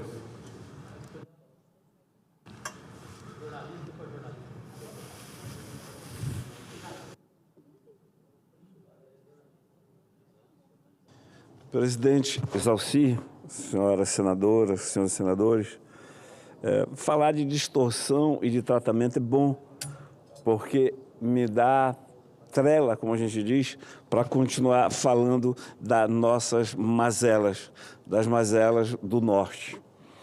Eu apresentei um projeto muito bem relatado pelo senador Chico Rodrigues de Roraima, mudando aquele fundo criado para a PDI, na prospecção de petróleo. Hoje, o dinheiro arrecadado, dinheiro depositado, praticamente só vai para Sul e Sudeste. Não vai para o Nordeste, nem vai para o Norte. E a forma que a gente encontrou foi de fazer justiça, para que nós possamos também, lá no Amapá, do presidente Davi, do líder Randolph, para que possa também no Amapá ter dinheiro para isso. E nós no Amazonas, que temos gás, à vontade que temos petróleo, também possamos. É meio técnico, permito-me ler 3 parágrafos aqui. No contexto que apresentei, além da diretriz para que todas as bacias sedimentares do território nacional sejam contempladas com os recursos para pesquisa, desenvolvimento e inovação, propomos que por 5 anos, 5% no mínimo dos recursos, olha só, 5% no mínimo dos recursos associados à cláusula de pesquisa, desenvolvimento e inovação presente nos contratos de exploração e produção de petróleo e gás natural sejam destinados a projetos envolvendo bacias sedimentares terrestres. Outra consequência indesejável da ausência de diretrizes para a aplicação de recursos destinados à pesquisa, desenvolvimento e inovação, repito, é a falta de protagonismo das instituições de ciência e tecnologia localizadas nas regiões Norte, Nordeste e também o Centro-Oeste. Trata-se de uma situação contrária ao mandamento constitucional de redução das desigualdades regionais. Assim, diante dessas desigualdades regionais que assolam o Brasil, e eu já falo de outra desigualdade, podemos diminuir a concentração de recursos de PDI em regiões mais ricas, democratizando a geração de externalidades positivas associadas à pesquisa, desenvolvimento e inovação no setor de petróleo. Para tanto, estamos propondo que, no mínimo, 10% dos recursos associados à cláusula de pesquisa, desenvolvimento e inovação sejam garantidos a instituições e centros de pesquisa localizados em cada uma das regiões geográficas brasileiras. Aí sim, junta com o Sul e o Sudeste, que são os maiores privilegiados. Essa busca constante de tratamento de igualdade que a Constituição diz garantir é uma busca incessante da gente do Norte. Nós, que moramos na Amazônia, estamos diuturnamente brigando por esse tratamento igualitário. Eu falei do dinheiro de PDI, que só vai para o Sul e Sudeste, ou seja, no Norte, que tem gás, que tem petróleo, não pode ser prospectado, porque as universidades não têm dinheiro para fomentar conhecimento. E as empresas e o governo não têm dinheiro para pesquisar. nesse ritmo incessante, que a gente sempre trava, o PSDB, ao meu pedido, porque só os partidos podem arguir no Supremo Tribunal Federal, ou só os partidos deveriam, na lei, uma ação que chama-se ADPF, Arguição de Descumprimento de Preceitos Fundamentais, que está garantido na Constituição, e leva para o Supremo, designando que o Supremo é o guardião dessas diretrizes e desses preceitos. Por isso que eu fui lá. E fui lá em busca de quê? De que nós, amazonenses, que insistimos em ser brasileiros. Sabe por que eu falo insistir em ser brasileiro? Porque nós não temos estrada para sair para o Brasil. Eu não saio de carro para o Brasil. Eu saio para a Venezuela, posso ir, e um asfalto razoável. Mas para o Brasil, para Rondônia, eu não chego. E a gente aqui está sempre no mesmo tema, na mesma tecla, e vai ser assim. E vai ser assim. Sempre falando da nossa necessidade de tratamento desigual. A Constituição diz, nos seus preceitos fundamentais, que todo brasileiro é igual, que as regiões são todas iguais. Como é que eu posso ser igual se eu não tenho direito a uma estrada para percorrer? Seja para passear, o que não é só o caso. Para nós, a 319 é a nossa redenção. E não há como tirar da memória. Não há psiquiatra, não há psicólogo que tire da nossa memória os nossos conterrâneos morrendo asfixiados, enquanto os caminhões transportando oxigênio, meu bom senador Mourão, que conhece nossa região, ficava atolado sem poder chegar a Manaus. E se morria asfixiado, porque não chegou o oxigênio. Uma operação de guerra foi feita, a aeronáutica, exército, levando, foi preciso salvar muitas vidas. E a gente está batendo na mesma tecla. Aí você diz, pô, o cara aí, o senador do Amazonas, está querendo derrubar a floresta. Não, não. A estrada existe há 39 anos. Ela só precisa, determinado trecho, ser asfaltado. Eu até disse aqui, disse na CPI, disse aqui várias vezes, e vou dizer mais uma, mais duas, mais 100, mais 1000. Eu renuncio ao meu mandato se alguém do Ministério, se alguém do IBAMA, da FUNAI, Observatórios Climáticos, essas ONGs amaldiçoadas, provarem que será derrubada uma só árvore. Não vale a bananeira que boto nos buracos de gozação. Bananeira não é árvore. Se derrubar uma só árvore, eu repito aqui, eu sairei daqui quietinho e dando razão e pedindo desculpas. Não derruba nenhuma árvore. Mas tem os observatórios climáticos financiados pelas ONGs. 12 ONGs, olho visto, Cajuru, e 2 observatórios climáticos. Um dia, eu até extrapolei aqui, quando pesquisadores, cientistas desses observatórios chegaram à conclusão de que se asfaltar a BR-319, novas pandemias surgirão. Olha só onde eles chegam. Não só não nos dão o direito, como gozam da gente. Imagina só, asfalto traz pandemia, lama não traz pandemia. O entorno vai ser invadido, já está sendo invadido, porque o braço da lei não alcança, o braço da lei não chega lá. E essa hipocrisia que permeia essa questão ambientalista é que nos incomoda muito, muito. Todos sabem aqui, Cleitinho, você ainda não estava, que eu, desde o primeiro minuto aqui, sou favorável ao impeachment do Moraes e do Barroso. Vou continuar sendo séculos e séculos e séculos. Mas eu acredito no Superior Tribunal Federal. Eu nunca desacreditei no Supremo Tribunal Federal. Eu desacredito nos homens, nos hoje ministros que não passam de juízes. Aliás, nem juízes eram. Foram guindados a juízes sob as bênçãos deste Senado. Porque as sabatinas nada mais são do que uma prelação de uma conversa entre amigos. Nós sabatinamos todos eles, nós, Olho Visto, nós, Cajuru e Mourão, e aqueles que passaram por aqui. Somos culpados também. Eu sou daqueles que acham que o Supremo Tribunal Federal não é poder. Numa democracia de verdade, numa democracia que funciona, só tem 2 poderes. A democracia, os direitos emanam do povo, e só quem emana do povo é o governador, o presidente, o vereador, o deputado, o senador. Juiz não emana do povo, juiz não é votado, juiz não bota a cara a tapa de 4 em 4 anos. Aí eles se investem de ministros, são bajulados e se acham semideuses, pensando que aquele prédio é o Olimpo. Aquele prédio não é o Olimpo. Acredito no Supremo, sim.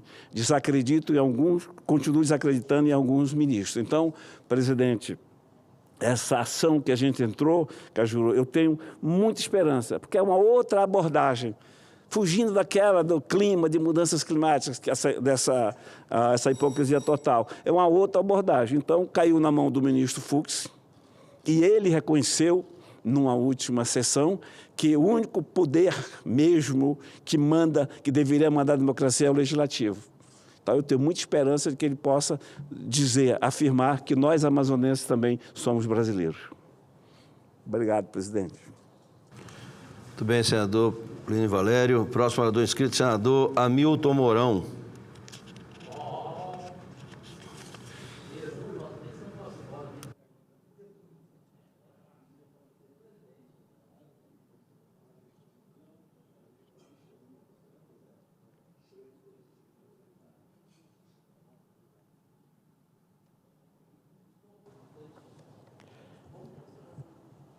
Senhor presidente, senhoras e senhores senadores, amigas e amigos de todo o Brasil, em particular do nosso Rio Grande do Sul, que nos acompanham por meio dos diversos meios de comunicação, venho hoje a essa tribuna para comentar os últimos acontecimentos de alcance mundial e que, desde a semana passada, tem colocado a todos os países do mundo numa situação de desequilíbrio. Lembro que 80 anos são passados desde que o maior conflito que a humanidade enfrentou, que foi a Segunda Guerra Mundial, chegou ao seu término. E, naquele momento, acordos econômicos foram consumados e foram muito importantes para que uma nova ordem econômica mundial ocorresse.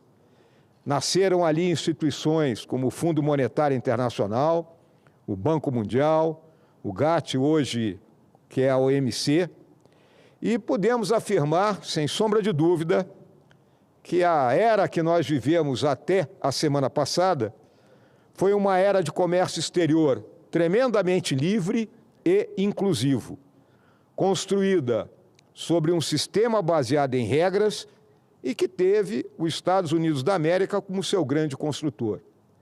Os Estados Unidos sempre teve como marca uma diplomacia baseada numa tríade: democracia, comércio internacional e, obviamente, direito internacional. Regime legal, né?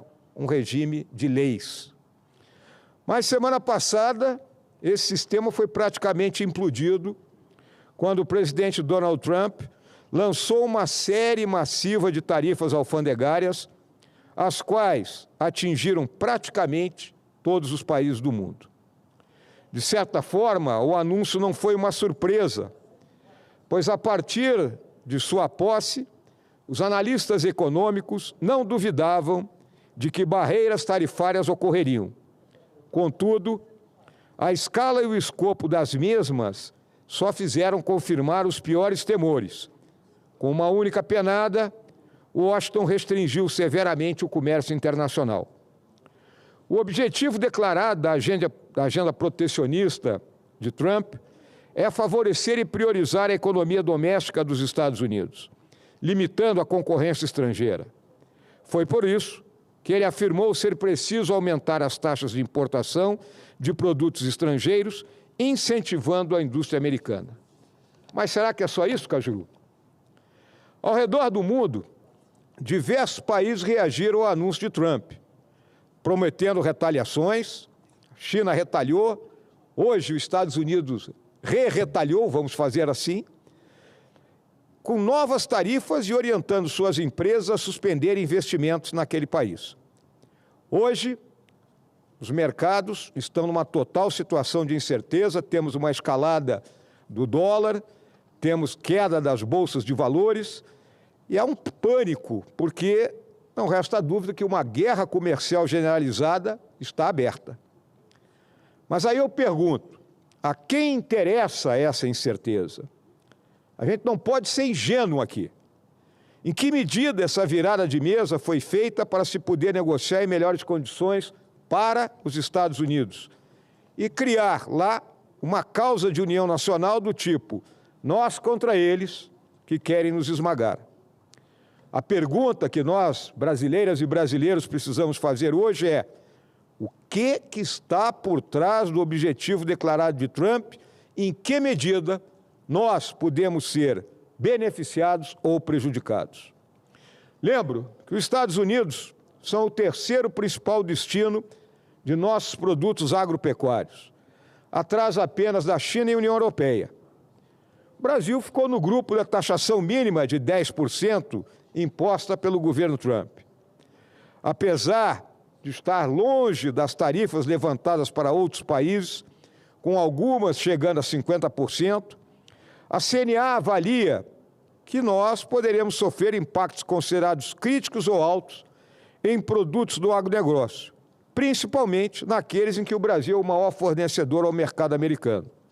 Cito aqui o café verde e o suco de laranja.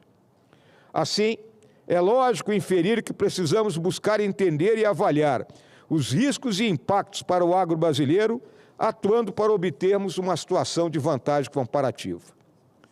Lembro também que a Ásia, nos últimos 30 anos, 20 anos, foi muito eficiente em desenhar políticas para desenvolver a indústria dela. Os governos do Vietnã, Malásia, Tailândia, Indonésia, Taiwan e a China, e até mesmo a Índia, têm conseguido desenhar políticas de inovação e industriais com subsídios ao desenvolvimento tecnológico. Hoje, a Ásia deve ter quase 25% do mercado mundial de carros. Para não falar da China, citando aqui uma das empresas dela que está verdadeiramente matando a Tesla nos mercados mundiais. Nós, brasileiros, precisamos pensar de forma pragmática e decidirmos como vamos nos inserir nessa nova realidade. É uma conversa que empresários, governo e nós aqui do Legislativo, senador Ariovisto, não podemos mais adiar. É certo que a medida do governo dos Estados Unidos de impor tarifas a todos os parceiros comerciais representa uma tentativa da maior potência do planeta de retomar a posição que a indústria deles já teve, além de tentar combater os déficits comerciais de bens que somam cerca de $1 trilhão ao ano. Mas será que as tarifas sozinhas podem efetivamente reverter a perda de competitividade da economia estadunidense, em especial para a Ásia? Será que as tarifas poderão reverter para baixar o custo de produção nos Estados Unidos, que é hoje 5 a meia dúzia vezes maior do que na Ásia? É hora, senhoras e senhores, de estarmos juntos, pensando tão somente no bem e nos interesses legítimos do Brasil. Ovacionar cegamente o tio Sam é fechar os olhos para a realidade mundial e para a necessidade de o Brasil poder negociar com o mundo todo, na defesa dos nossos interesses legítimos. Também não é só uma questão de economia, senador Exalci. A questão é muito maior e envolve interesses geopolíticos e o uso da estratégia indireta para alcançar objetivos nacionais dos Estados Unidos da América. Por mais que pareça estar equivocado na forma aguda de agir, o Trump sabe exatamente como caminhar e aonde quer chegar, tendo a perfeita noção de que a China segue no seu encalço e não vai parar. Temos que perceber essa realidade, suas diversas facetas, e atuar com prudência e assertividade na marcação de posições que são, repito, do nosso interesse. Vivemos hoje o momento do choque inicial e acomodação. Vai haver um rearranjo de forças face a essa situação. E o Brasil não tem que ter nem lado A, nem lado B, porque, em verdade, senador Plínio, não nos serve nem o anti-americanismo infantil, não vou dizer de quem, e nem a bajulação, também não vou dizer de quem. O que nos serve é buscarmos os nossos interesses e lembrar sempre, senador Sérgio Moro, que entre nações não existe amizade, existe os interesses, que ora coincidem e ora não. É isso, presidente. Muito bem, senador Hamilton Mourão. Passa a palavra agora ao senador Sérgio Moro.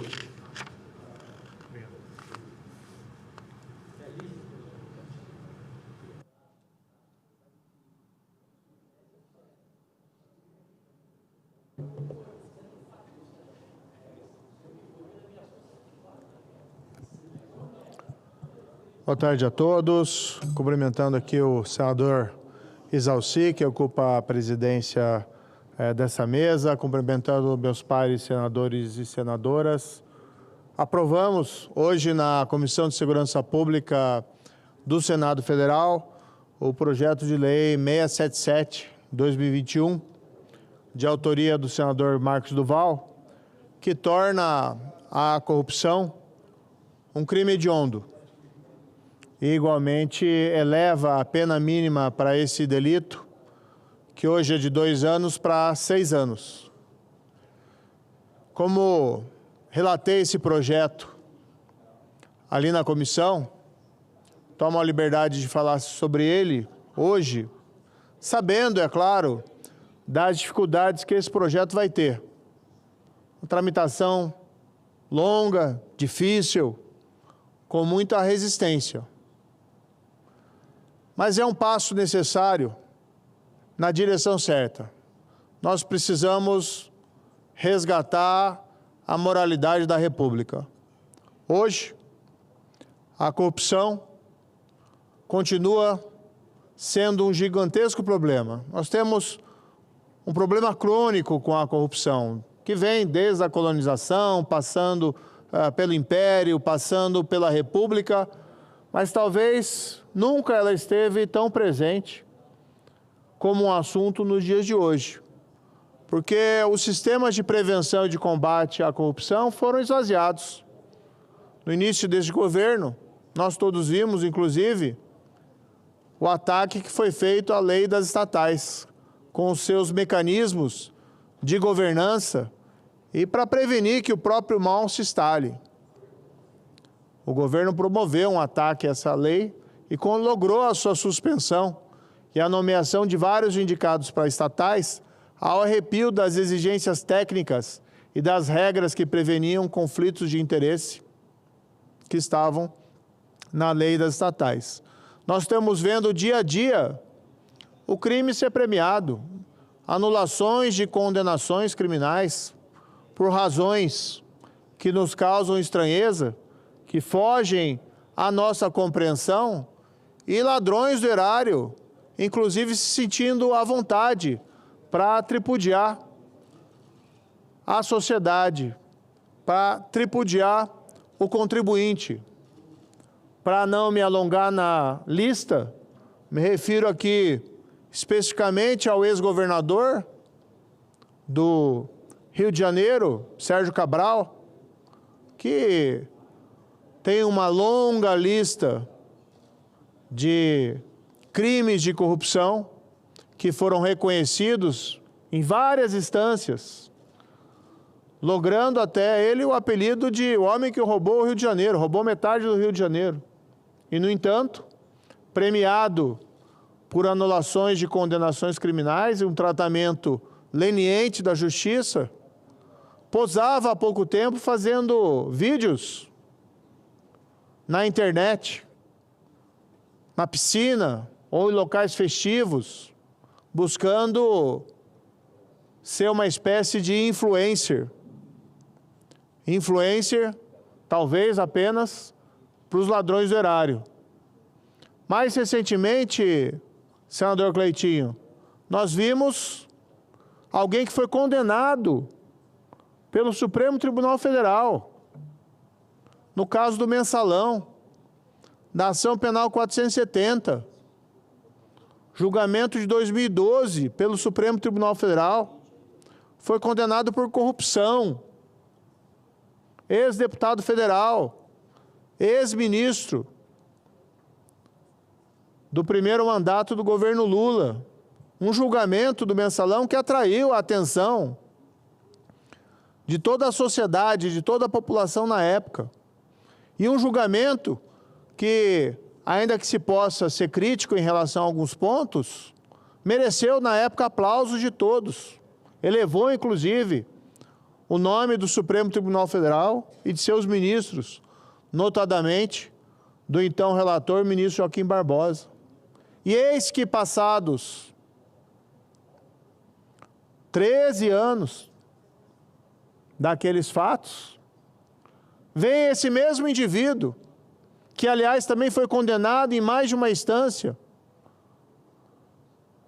pelo roubo à Petrobras e depois beneficiado por uma anulação de condenações por aquelas razões que ninguém compreende muito bem, mas vem ele ser festejado pelo mundo político em Brasília.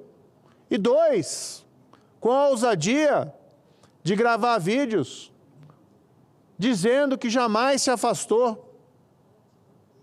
Como foi a expressão dele? Nós, mensaleiros, jamais nos afastamos da política. Estamos voltando, nós jamais saímos.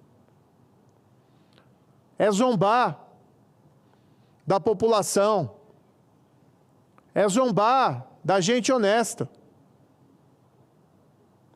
Esse indivíduo, como muitos outros, deveriam ser simplesmente banidos da vida pública. E não figurar em festejos, e não figurar nas rodas políticas, e não figurar nos bastidores do poder, influenciando a formulação de políticas públicas. Deveriam eles ter vergonha do que fizeram. Mas nós também devemos ter, como país, vergonha da possibilidade de que eles assumam essas posições nos dias de hoje. Daí porque hoje é um pequeno passo, e não ignoro as dificuldades que teremos para aprovar até o seu cabo esse projeto de lei, mas pelo menos a Comissão de Segurança, por um voto ali unânime dos seus membros, diz que não concorda com esse quadro.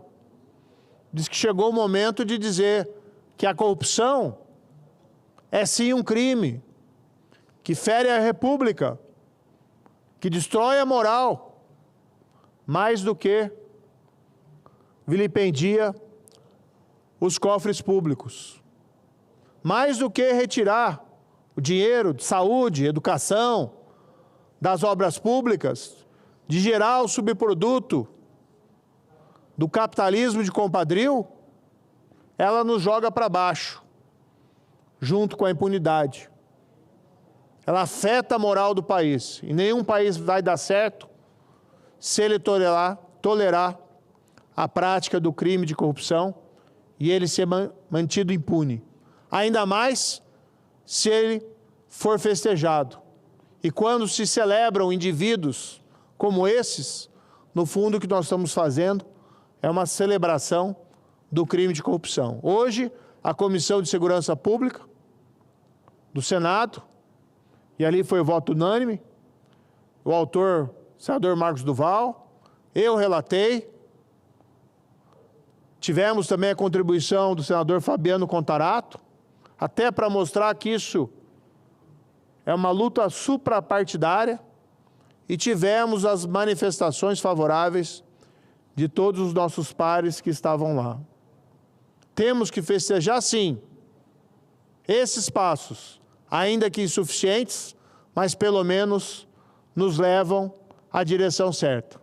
Pelo menos resgatam um pouco da moralidade da República que nos resta, até que possamos chegar em dias melhores e ter essa moralidade totalmente resgatada.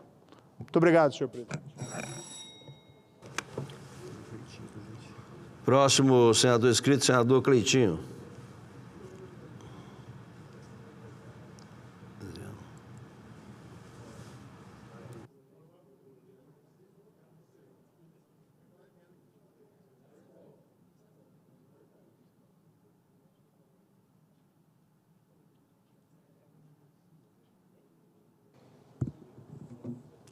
Boa tarde a toda a população que acompanha a gente pela TV Senado, ao público que está presente aqui nas galerias, sejam bem-vindos, aos senadores, senadoras, aos servidores dessa casa. Começo a minha fala aqui pedindo a atenção de toda a população brasileira. Eu queria muito que essa fala minha chegasse a todo o povo brasileiro, porque eu sou a favor, sim, que quem ganha até R$5.000 possa ser isento de pagar imposto de renda. Tinha que ser mais, tinha que ser só quem ganha 5 mil, não, quem ganha 10, o trabalhador em geral. Sabe por que eu estou falando isso? Porque eu vejo o Estado de uma forma que deveria distribuir melhor a renda. E o Estado não deveria trabalhar para mim, que é político hoje, que ganha R$40 mil. Ele não deveria trabalhar para juízes, para ministros. Por isso que eu sou a favor que quem ganha até R$5.000 possa ser isento de pagar imposto de renda e que se dane que está vindo do Lula. Tudo que for a favor do povo aqui, pode ser o Lula, pode ser o presidente que for, eu vou apoiar. E sabe por que eu vou apoiar? Sempre ficar do lado do povo? Por situações como essa aqui, gente. Sabe o que está acontecendo lá, na Justiça de Pernambuco? Eles estão fazendo uma licitação, Cajuru, de R$1,5 milhão para comprar, isso aqui, iPhone, para juiz. Juiz que ganha R$40 mil. Juiz que tem direito a auxílio moradia, auxílio gasolina, auxílio disso, auxílio daquilo. Já ganha R$40 mil. Será que esse juiz não tem condição de pegar e comprar um iPhone para eles? Será que tem que sair isso do bolso do povo brasileiro, do povo lá de Pernambuco? R$1,5 milhão com telefone. E vocês acham que eu vou ficar contra qualquer projeto que vir aqui, que é a favor do povo? Auxílio gás, auxílio Bolsa Família, agora isenção de imposto de renda. Traga mais auxílio para o povo. Porque o que mais tem que o Estado trabalha não é para o povo. O Estado está trabalhando, de verdade, é para os 3 poderes. E vocês acham que tem mais? Tem mais. Olha isso aqui, ó. Vem aí mais um penduricalho. O presidente do STF, Barroso, autorizou o benefício mensal de 10 mil a juízes auxiliares e instrutores cedidos ao tribunal sem necessidade de presença física em Brasília. Ô Barroso, toma vergonha na sua cara, rapaz. E quem dera se eu pudesse falar isso na sua cara, na sua frente. Você não está vendo que tem gente que faz uma escala miserável de 6x1 para ganhar um salário mínimo de R$1.500, para você dar um penduricado desse aqui de 10 mil e ainda no final está falando que sem necessidade de presença física. E eu acho que você acha que eu vou ficar calado aqui, eu não vou escancarar isso aqui para o povo brasileiro. Ô Lula, traga mais auxílio para o povo, Lula, porque eu sei que não falta dinheiro, porque o que mais tem aqui é dinheiro. Se tem dinheiro aqui para pagar essa turma aqui, tem que ter mais auxílio, mais benefício para o povo. Traga mais, Lula. Sabe por que tem que trazer mais? Tem mais. Olha isso aqui, gente, ó. Super salários. Promotores recebem até 800 mil em um único mês. 800 mil. Lula, traga mais benefício para o povo. Aumenta o auxílio Bolsa Família para quem trabalha. Aumenta o auxílio gás. Isenta quem ganha R$10 mil por mês, trabalhador. Tem dinheiro demais nesse país aqui para bancar essas mordomias e privilégio. Vocês não têm consciência nenhuma. Vocês estão achando que nós estamos no Brasil. Tem gente que passa fome. Tem gente que não tem gás dentro de casa. Por isso tem que criar um auxílio gás para vocês fazerem isso aqui.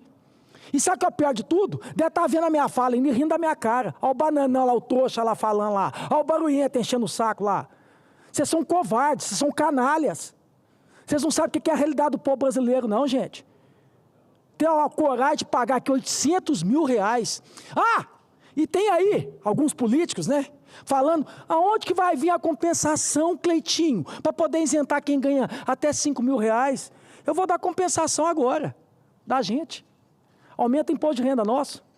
A gente já tem direito a um monte de benefícios, de auxílio disso, de auxílio daquilo.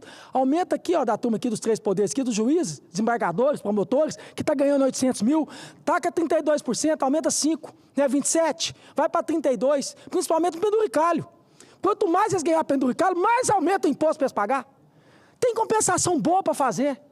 É simples de resolver o problema. A compensação não tem que sair do povo mais, não. A compensação tem que sair de nós, daqui. Você viu um ministro aí do Lula, que saiu agora que a PGR denunciou, falando, desvio de emenda parlamentar? Olha os bilhões de reais que são desviados com emendas parlamentares. Canalhas, cretinos. Vocês deveriam ter consciência, não só de classe, mas consciência de cabeça aqui, ó, de saber que dinheiro público é do povo. Você não desvia dinheiro público, não, seus canalhas, covardes, cretinos. E eu vou finalizar que tem mais, viu, gente? Tem muito mais. Esse, para mim, aqui, para mim, é o pior de tudo. Porque esse aqui é zero consciência. O ministro Alexandre de Moraes, junto com o Flávio Dino, eles pegaram o avião da FAB e foi lá para ver a final do jogo do Campeonato Paulista do Corinthians e do Palmeiras. E aí, a gente faz todo esse encaminhamento para poder, é a nossa função, aí vem agora aqui, ó, PGR decide não investigar Moraes por usar o avião da FAB para ir para São Paulo. Mas não tem que investigar mesmo, não. Sabe por quê? Porque isso aqui é imoral, é uma questão de consciência. Se o Moraes tivesse consciência, ele pegava um voo do bolso dele e ia lá ver o jogo do time dele, que não tem problema nenhum. Ele pode ser corintiano, palmeirense, o que for, mas que faça do seu dinheiro. Aí vem falar com uma coisa de segurança. Segurança ir para um jogo. O brasileiro tem direito a isso, de pegar um voo fretado, né, particular, praticamente particular, e poder ir para ver um jogo. Aí um ministro aqui, uma vossa excelência dessa, tem direito, e eu vou ficar calado vendo uma situação dessa?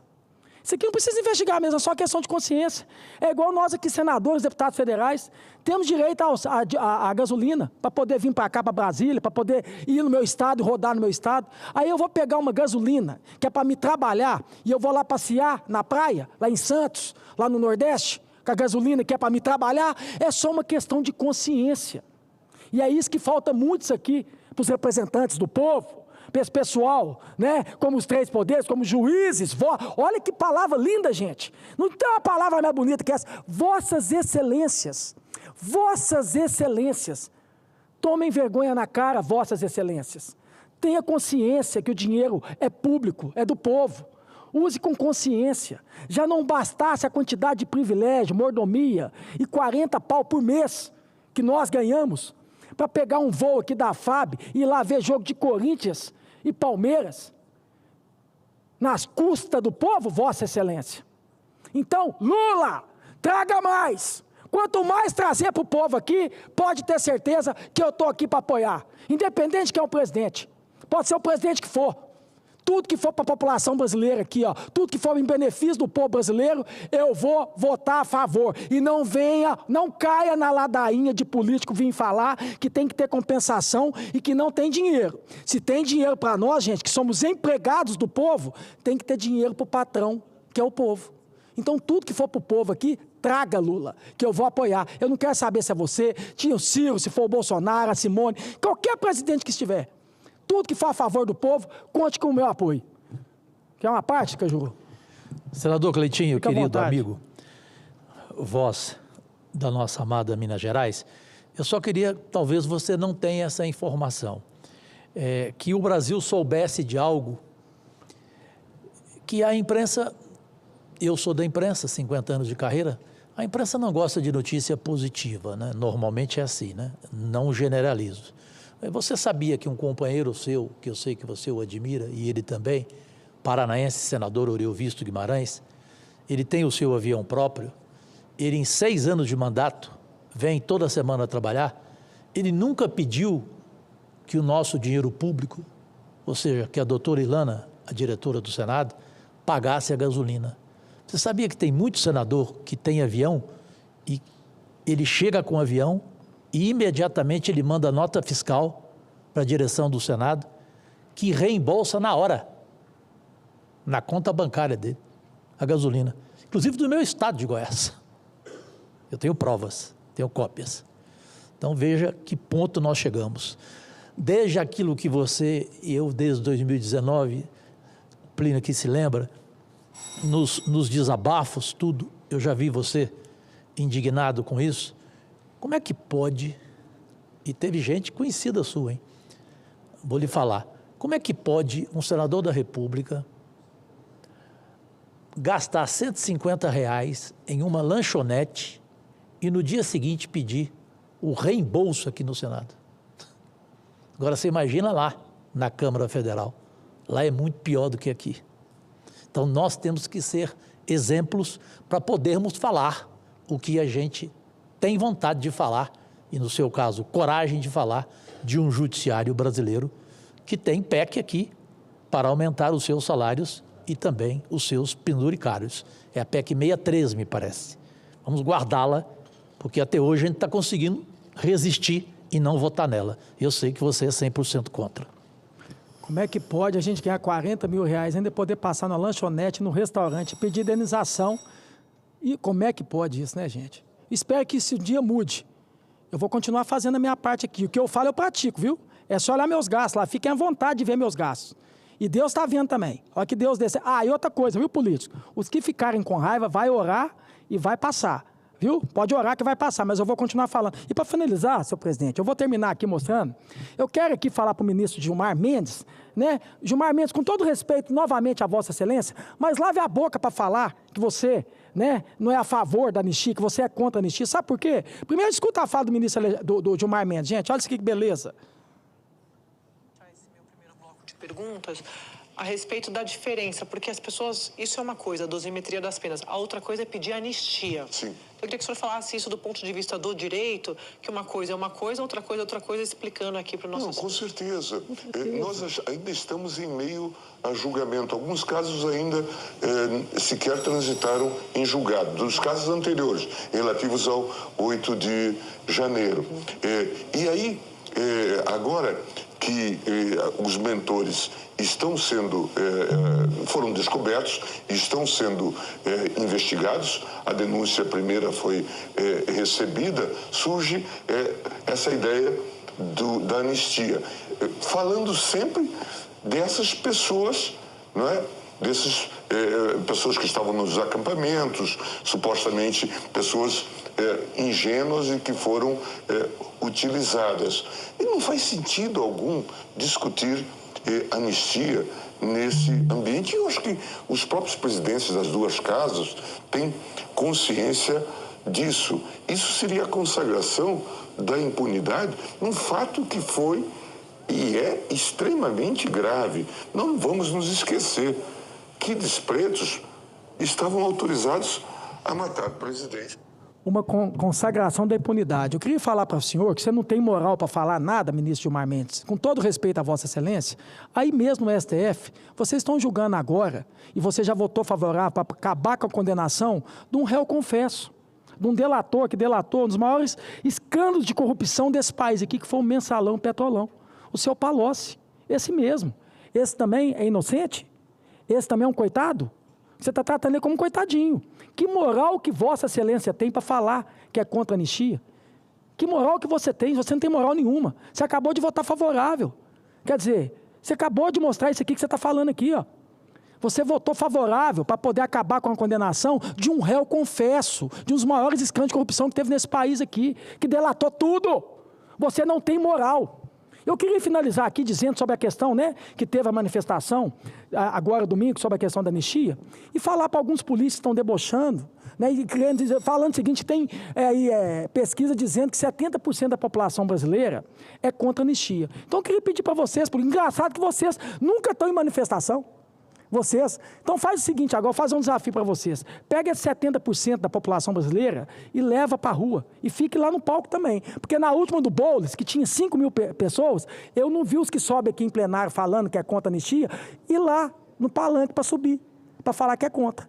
Então está na hora de vocês fazer manifestação, pegar esse 70% que vocês estão falando que tem de pesquisa, botar na rua e subir no palanque para falar que é contra. Por isso que eu sou favorável à anistia. E eu espero que o plenário seja soberano. Isso aqui é democracia. É só votar sim ou não. Eu vou votar favorável. Muito obrigado. Obrigado, senador Cleitinho. O próximo orador inscrito, senador Oriovisto Guimarães. Grande representante do PSDB do Paraná.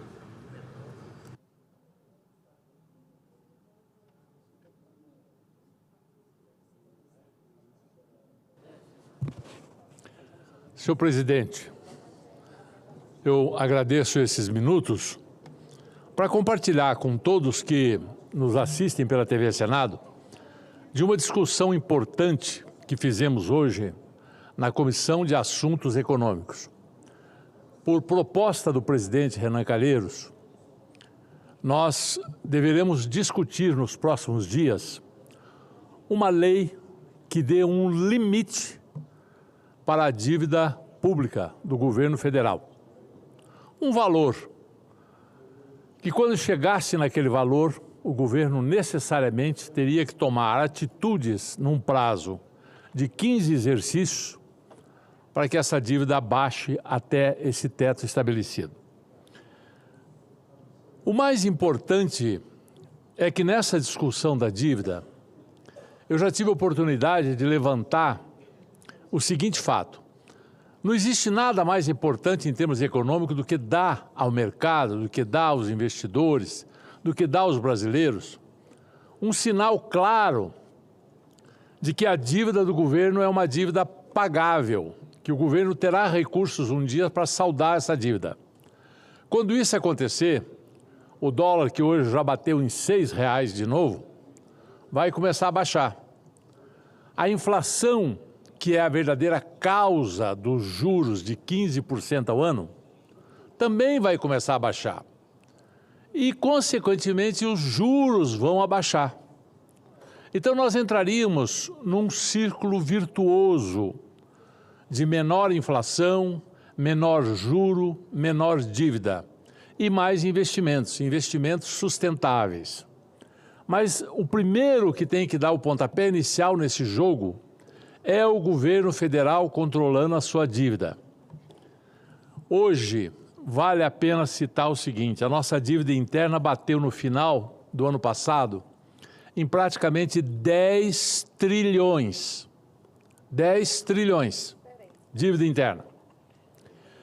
Os nossos juros, graças à inflação que em grande parte é gerada pelo aumento de dólar, pelos gastos desenfreados desse governo, pelo problema fiscal que o país tem, os nossos juros são de 15% ao ano. Ora, qualquer um que sabe fazer conta sabe que 15% de 10 trilhões vai dar 1,5 trilhão. Ou seja, em 2025 o Brasil vai pagar de juros da dívida interna 1,5 trilhão. 1,5 bilhões. E aí, senhor presidente, nós vivemos nesse país numa ilusão, com uma invenção muito brasileira, que é o tal do déficit primário. O governo sempre fala que o déficit primário. O déficit primário, senador Plínio Valério, não tem a menor importância. O que o governo deveria estar preocupado é com o déficit nominal, porque o déficit primário não leva em conta os juros da dívida e o déficit nominal leva em conta os juros da dívida. Você pode ter um superávit primário, como diz o governo, quer dizer, se você não computar os juros, de 200 bilhões, 300 bilhões, e isso não vai resolver o problema da dívida. A dívida continua explodindo. Não é com déficit. É claro que sempre que você faz um superávit primário, isso é bom, é o caminho certo, mas é pouco, é muito pouco. O que nós temos é que ter uma lei que obrigue o governo a cortar gastos, a reorganizar o Estado, de tal forma que um dia a gente chegue a um déficit nominal zero, ou um superávit nominal de R$1 por ano já seria suficiente, porque daí a dívida vai cair, ela será comida pela inflação. Tem que trabalhar com déficit nominal. Nós precisamos abandonar esse critério estúpido de déficit primário.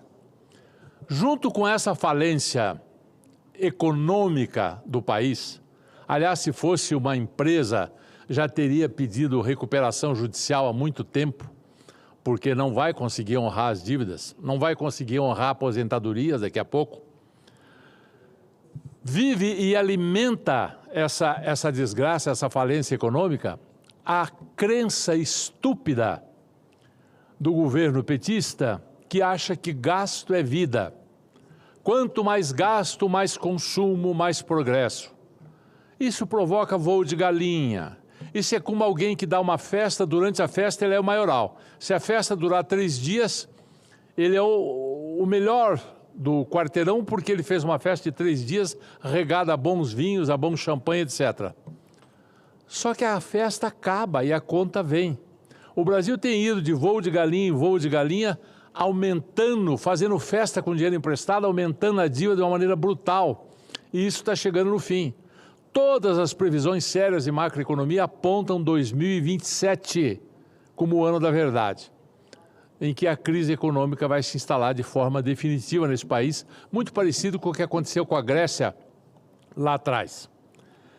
Senhor presidente, além da falência econômica, eu queria salientar a falência ética pelo qual passa esse país. Eu ouvi várias pessoas aqui falarem sobre julgamento, sobre Supremo, sobre roubalheira, sobre gastos indevidos do dinheiro público, e tudo isso seria totalmente resolvido, 100% resolvido, se 2 projetos já aprovados nesse Senado fossem colocados em votação na Câmara dos Deputados, Cajuru. Eu me refiro a 2 projetos. Um do Álvaro Dias, que acaba com o foro privilegiado. Simples assim, não tem mais foro privilegiado. Quem for condenado em segunda instância, qualquer senador, qualquer deputado, seja quem for, se for condenado em segunda instância, cai na lei da ficha limpa e tem que cair fora da política. E, ao mesmo tempo, retira o poder de pressão do Supremo sobre o Congresso. Seria uma maravilha.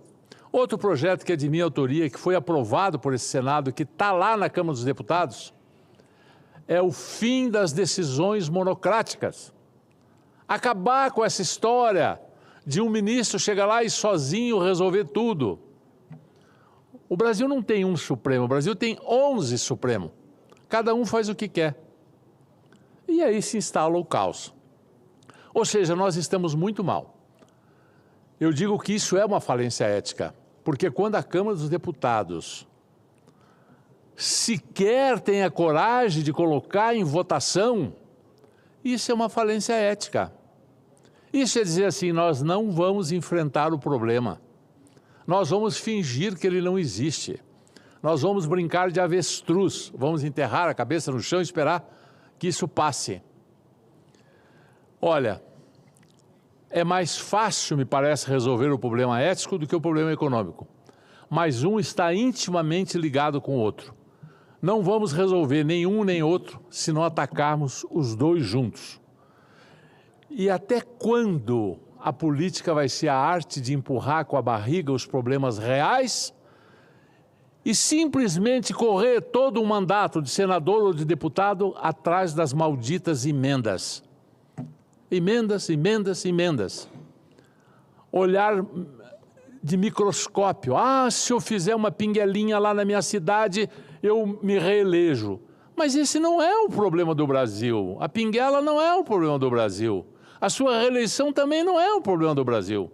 O problema do Brasil afeta 200 e tantos milhões de habitantes e tem que ser resolvido tratando das coisas mais importantes, das leis que moldam essa nação, que fazem com que o nosso viver seja mais ético, e das leis que regem a nossa economia, que façam com que a nossa economia seja mais séria. Enquanto isso não acontecer, senhor presidente, vamos continuar do jeito que estamos já há décadas, cada vez mais falidos, econômica e eticamente. Muito obrigado. Senador Oriovisto, o senador Davi vai assumir agora. Alguém, o senador Plínio, pode assumir, por favor, aqui para que eu possa fazer meu pronunciamento?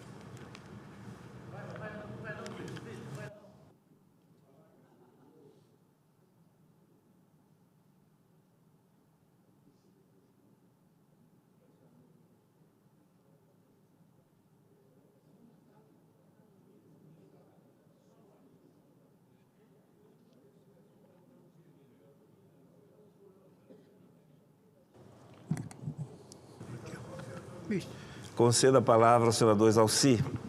Senhor presidente, senhoras senadoras, senadores. Presidente, vou falar rapidamente aqui sobre 3 temas que hoje começamos a discutir. Primeiro, o Plano Nacional de Educação, senador Oriovisto. Incrível, né? Eu que participei no último plano, rodei esse Brasil todo discutindo esse plano nacional, que virou um plano de intenção, porque não atingiu meta nenhuma, não chegou a praticamente nada em termos de metas. E agora vamos discutir novamente a mesma coisa. E todo mundo sabe o que é óbvio, aquilo que é óbvio para resolver a questão da educação. Está aí a questão da alfabetização, talvez seja o maior gargalo hoje do Brasil é a questão da alfabetização. As nossas crianças não estão sendo alfabetizadas. E, por incrível que pareça, o INEP segurou o resultado, que era para ser divulgado em agosto de 2024, divulgar agora, depois de muita pressão, inclusive com documento, nota técnica dos servidores do Instituto do INEP. E por que será que não divulgaram antes? Muito simples. A alfabetização no segundo ano, essa alfabetização medida pelo INEP, é a alfabetização no segundo ano do ensino fundamental. Caiu para 49%, ou seja, mais da metade dos alunos do segundo ano do ensino fundamental não são alfabetizados. Aí depois vai para o ensino fundamental no segundo nível, chega no ensino médio, todos com dificuldade. Por isso que 70% dos jovens saem do ensino médio sem saber matemática, 60% sem saber português. Por quê? Exatamente por falta de alfabetização na idade correta, na idade certa. O ensino privado alfabetiza na pré-escola. Pré-escola, os alunos já saem da pré-escola alfabetizados. Por que não ensino público tem que esperar o segundo ano, terceiro ano, quarto ano?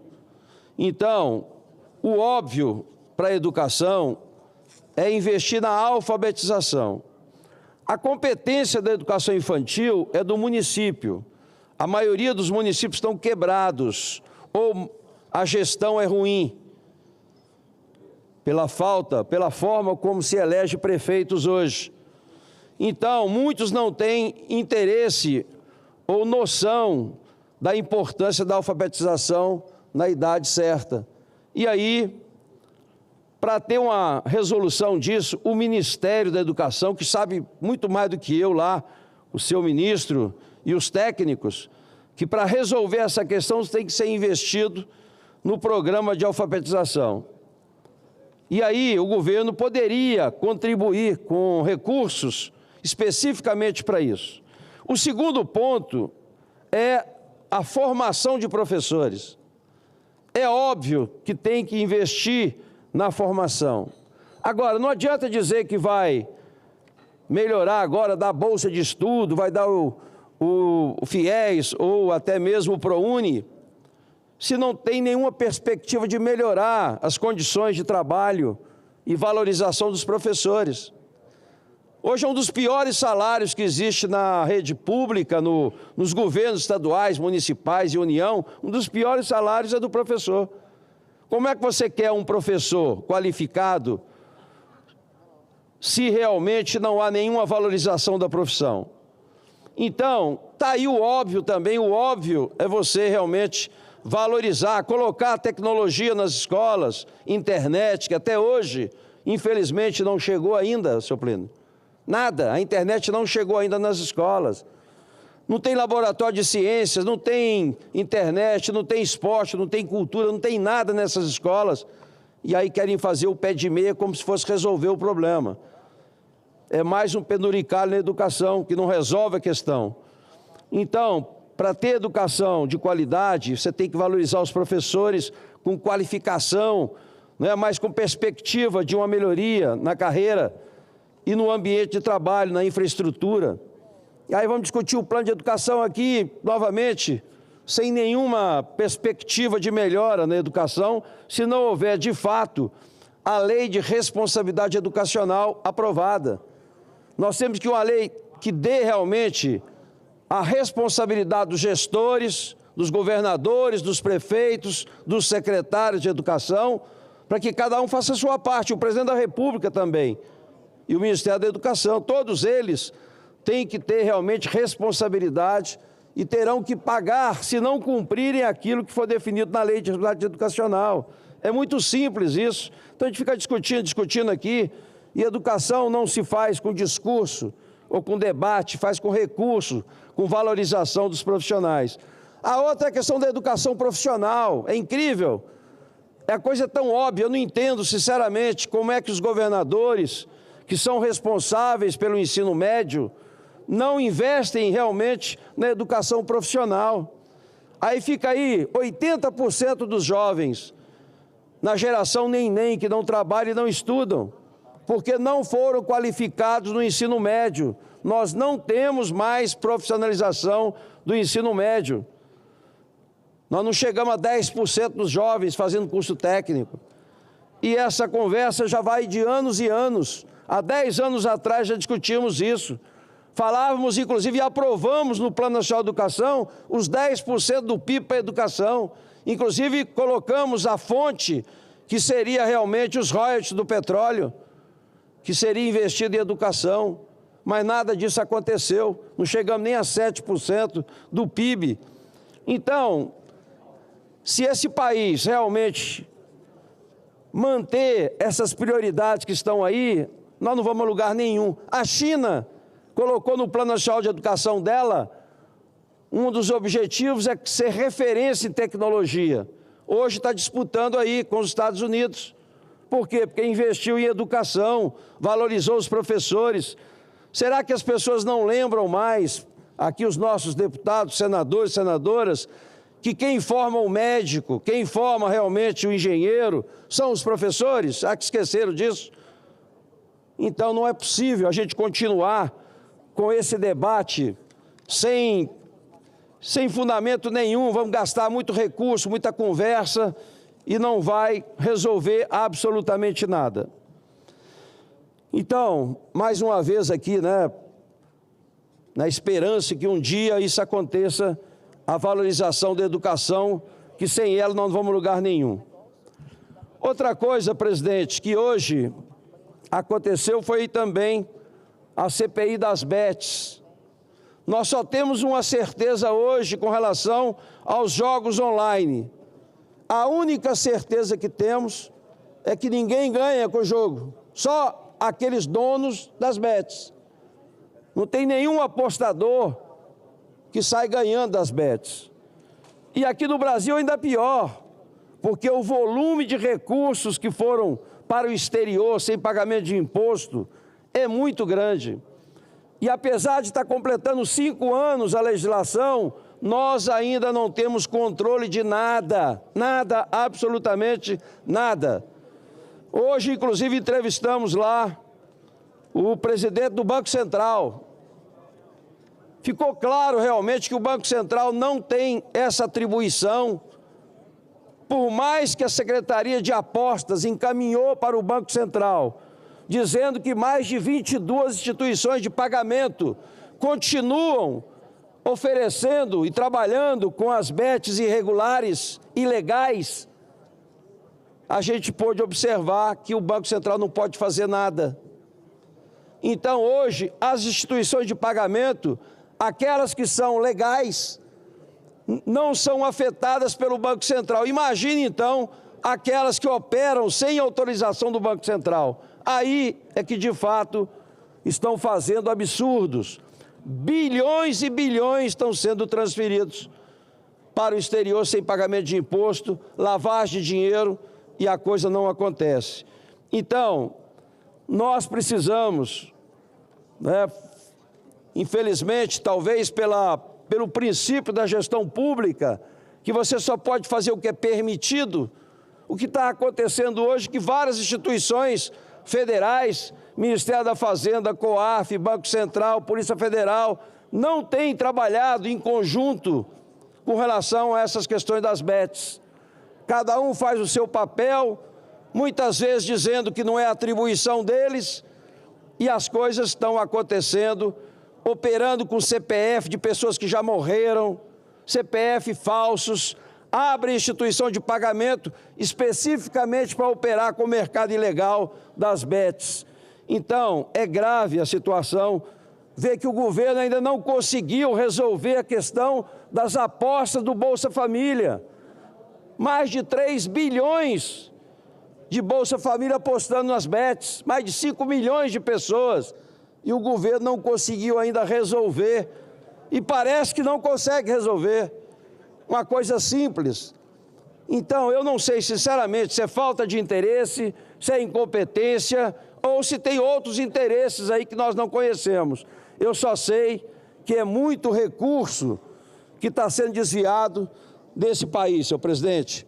E para finalizar, já que o presidente ainda está chegando, se Vossa Excelência me der mais um tempinho, em função do que foi dito hoje aqui, se não me engano, pelo senador Márcio Bittar, com relação aos fundos de pensão. Eu participei de todas as CPIs na Câmara e aqui no Senado. Fundo de pensão, CARF, Lei Rouanet, Petrobras e tudo mais. Nós estamos aí com sérios problemas, novamente. O modus operandi que aconteceu lá atrás está acontecendo exatamente a mesma coisa. Inclusive com os mesmos atores, com as mesmas coisas que são feitas. E o fundo de pensão é uma delas. Eu vi a dificuldade dos servidores da Caixa Econômica Federal, que agora estão pagando para compensar o desvio que foi feito no fundo de pensão da Caixa. E, por incrível que pareça, ainda descontava imposto de renda do complemento que eles estão pagando.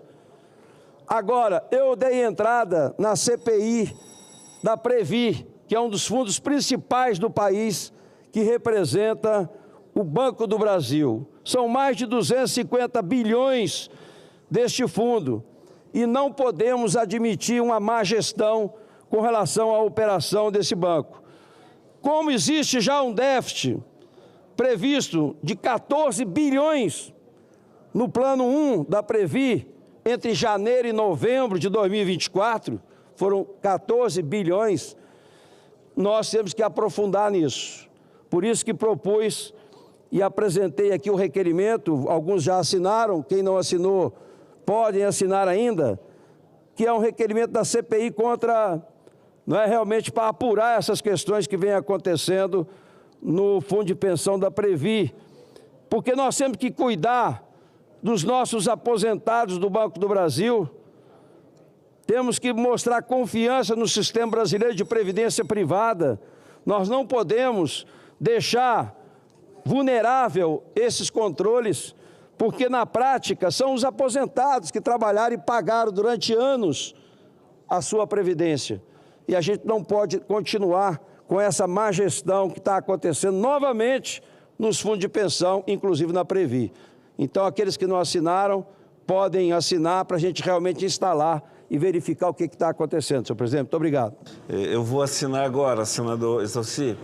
Não havendo mais oradores presentes, você quer discursar? Não. Senador Contarato, com a palavra.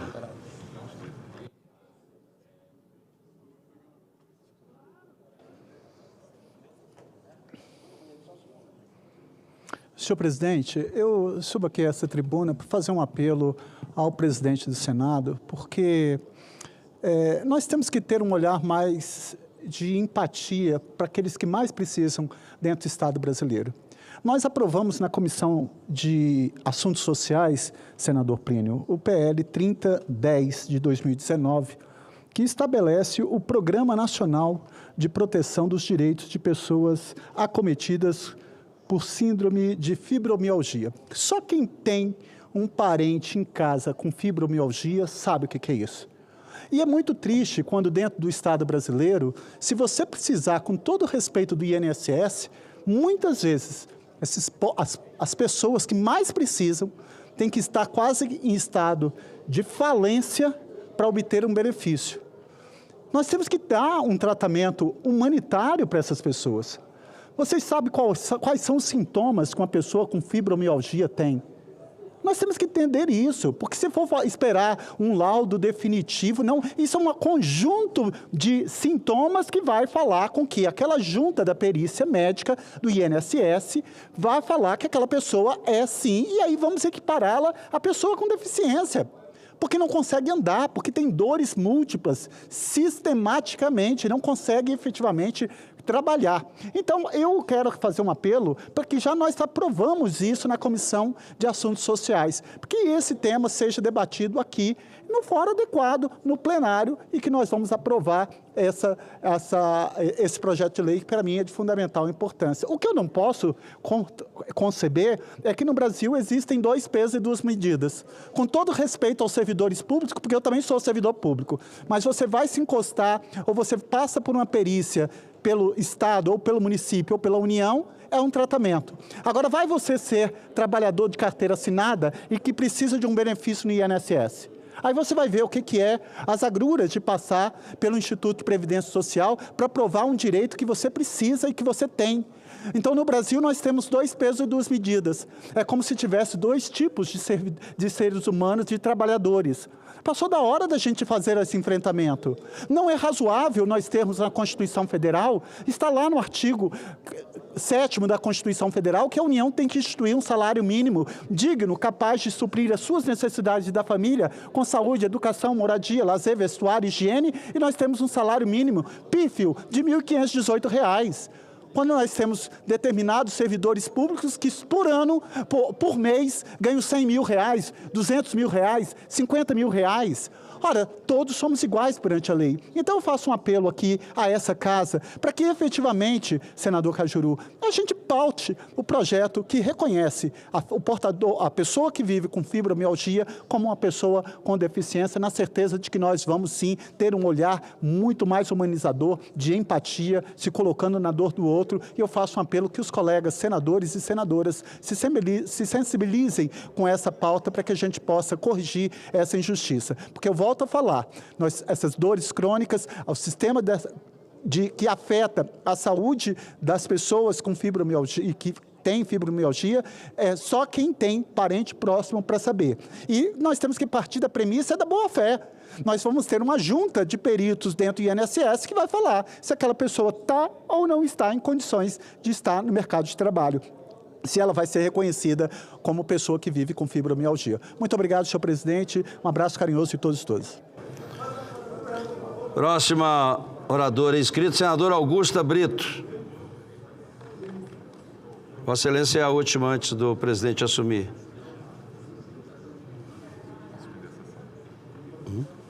O quê?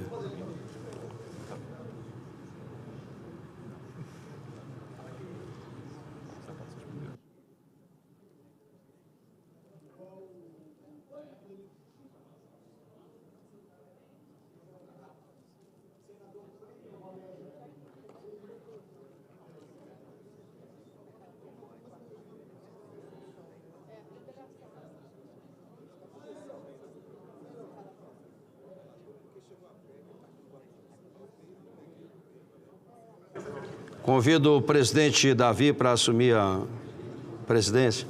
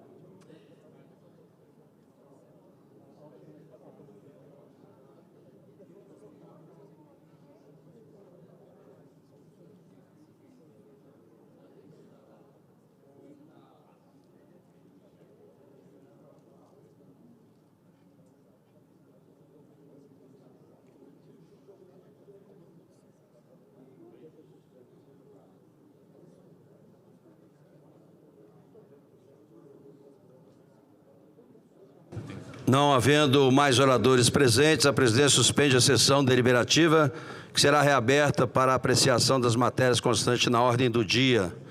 5 minutos.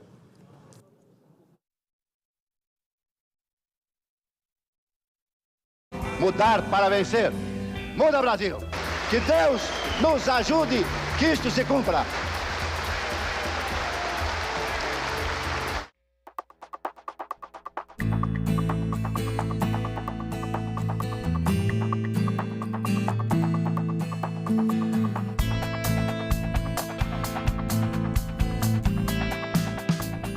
O café é uma commodity internacional que existe duas bolsas de Nova York e de Londres, um com arábica e outro com conilon, que exatamente fazem com que haja a demanda ou não de acordo com os preços oferecidos. A indústria, ela compra essa matéria-prima que é o café cru.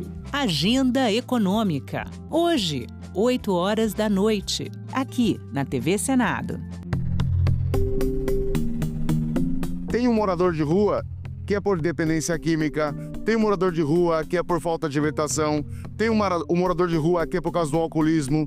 Então a gente tem que identificar esses problemas para realmente a gente fazer uma política pública. Temos também a questão de muitas vezes pessoas infiltradas que acabam cometendo delitos ou que têm até antecedentes criminais. Então é importantíssimo que nós possamos trazer isso para o debate, trazer para a Casa Legislativa. Eu tenho esperança que essa nos dê visibilidade e perspectiva de uma política pública que tenha resultado, que possa dar esperança, que possa dar perspectiva de vida melhor para a população em situação de rua, junto à segurança alimentar, à saúde, à educação, à moradia e principalmente a moradia, porque a pessoa sem endereço nem trabalho ela consegue.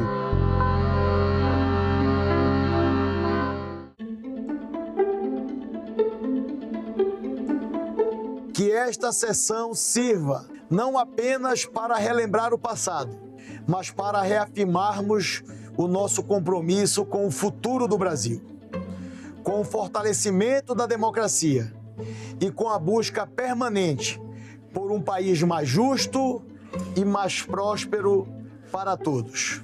O então senador José Sarney foi peça-chave para a transição democrática e para o nascimento da nova república.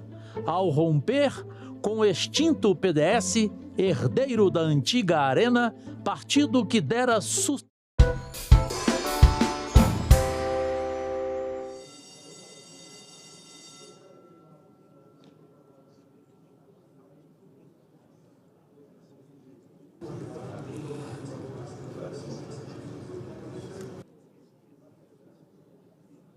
Está reaberta a sessão.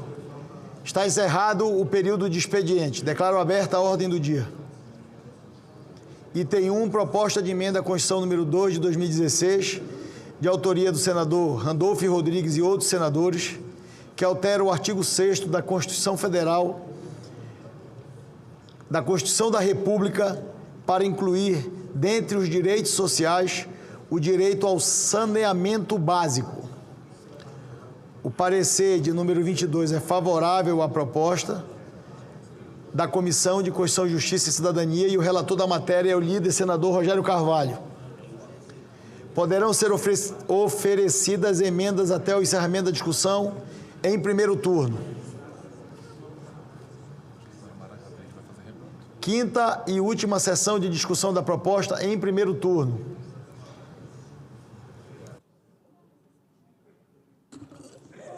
Senhor presidente. Concedo a palavra ao senador Fabiano Contarato. Eu só queria fazer um apelo a Vossa Excelência, senhor presidente. O senhor sabe que a pauta de segurança pública é a razão da minha vida, uma vez que eu fui delegado de polícia por 27 anos, com muito orgulho, e professor de Direito Penal e Processo Penal. Eu apresentei 12 projetos de lei destinado a combate ao crime e à criminalidade, redução da criminalidade no país. Eu pediria, esses projetos são de fundamental importância. Dentre eles está o aumento de período de internação para adolescente em conflito com a lei, porque não é razoável hoje no Brasil um adolescente em conflito com a lei que pratica, por exemplo, uma extorsão mediante sequestro com resultado morte, ele vai ficar no máximo internado por 3 anos. Nós temos que, aprovamos na Comissão de Segurança Pública para tornar crime hediondo, corrupção ativa, corrupção passiva, peculato, crimes contra o tributário, sistema financeiro e sonegação fiscal. Estamos aumentando o período da pena mínima da corrupção, que era de 2 a 12 para 6 a 12, que aí não tem acordo de não persecução penal. Eu faço um apelo à Vossa Excelência para que distribua esses 12 projetos, que nós vamos tentar, eu vou tentar sensibilizar os colegas senadores e senadoras para que a gente possa pautar isso o mais rápido possível. Então, são 12 projetos de lei destinados a combate ao crime e à criminalidade, como segurança pública, direito de todos, dever do Estado. Senador Fabiano, foi apresentado essa semana? Foi apresentado semana passada. Semana passada. Retrasado. Nós vamos distribuir na quinta-feira para as comissões as pendências que estão na mesa. Por gentileza, senador, isso é uma pauta de fundamental importância que a população almeja, porque a segurança pública, eu volto a falar, isso não é um ato de um poder discricionário, isso está no artigo 144 da Constituição Federal. A segurança pública é direito de todos, mas é dever do Estado. Concedo a palavra na lista de oradores inscritos, a senadora Mara Gabrilli.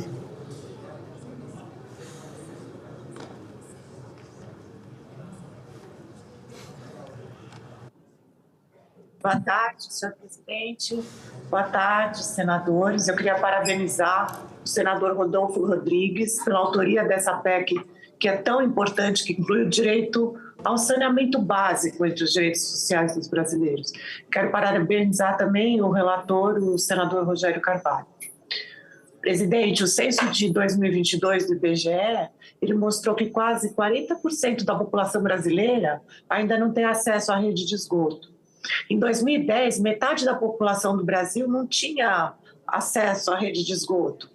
Ou seja, em 12 anos, a gente não é que tenha avançado muito. E são ainda 100 milhões de cidadãos em vulnerabilidade, e a gente ainda tem 35 milhões de brasileiros que não têm água tratada. No entanto, presidente Davi Alcolumbre, o senador Randolph, eu quero reforçar que os problemas com a falta de saneamento básico resultam diretamente no aumento de inúmeras doenças e de deficiências que seriam evitáveis. E como é o caso do mosquito Aedes aegypti, que desde a década de 80 nos assombra com surtos altíssimos de dengue, mas que também é o transmissor do vírus Zika. E no ano passado, o Brasil bateu mais um triste recorde de mortes por dengue. Foi o maior índice de mortes desde o ano 2000. Quase metade das mortes, 45%, foi de criança, com menos de 5 anos. Foram mais de 5 mil mortes.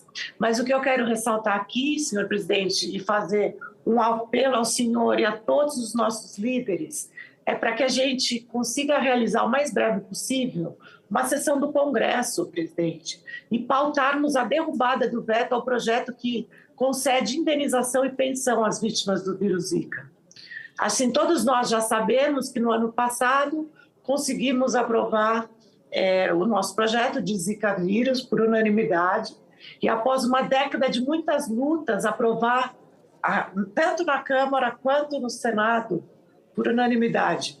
As senadoras e senadores tiveram a oportunidade de conhecer aqui nos corredores do Senado muitas dessas crianças gravemente comprometidas em suas cadeiras de rodas pelos corredores. Aquelas que conseguem sair de casa, porque a maioria nem isso consegue. E outras tantas que nem cadeira de rodas adequada tem para poder sair. Uma cadeira adaptada com imposto reclinável e apoios pode custar mais de R$10 mil. Como que uma família pode pagar isso com apenas o BPC?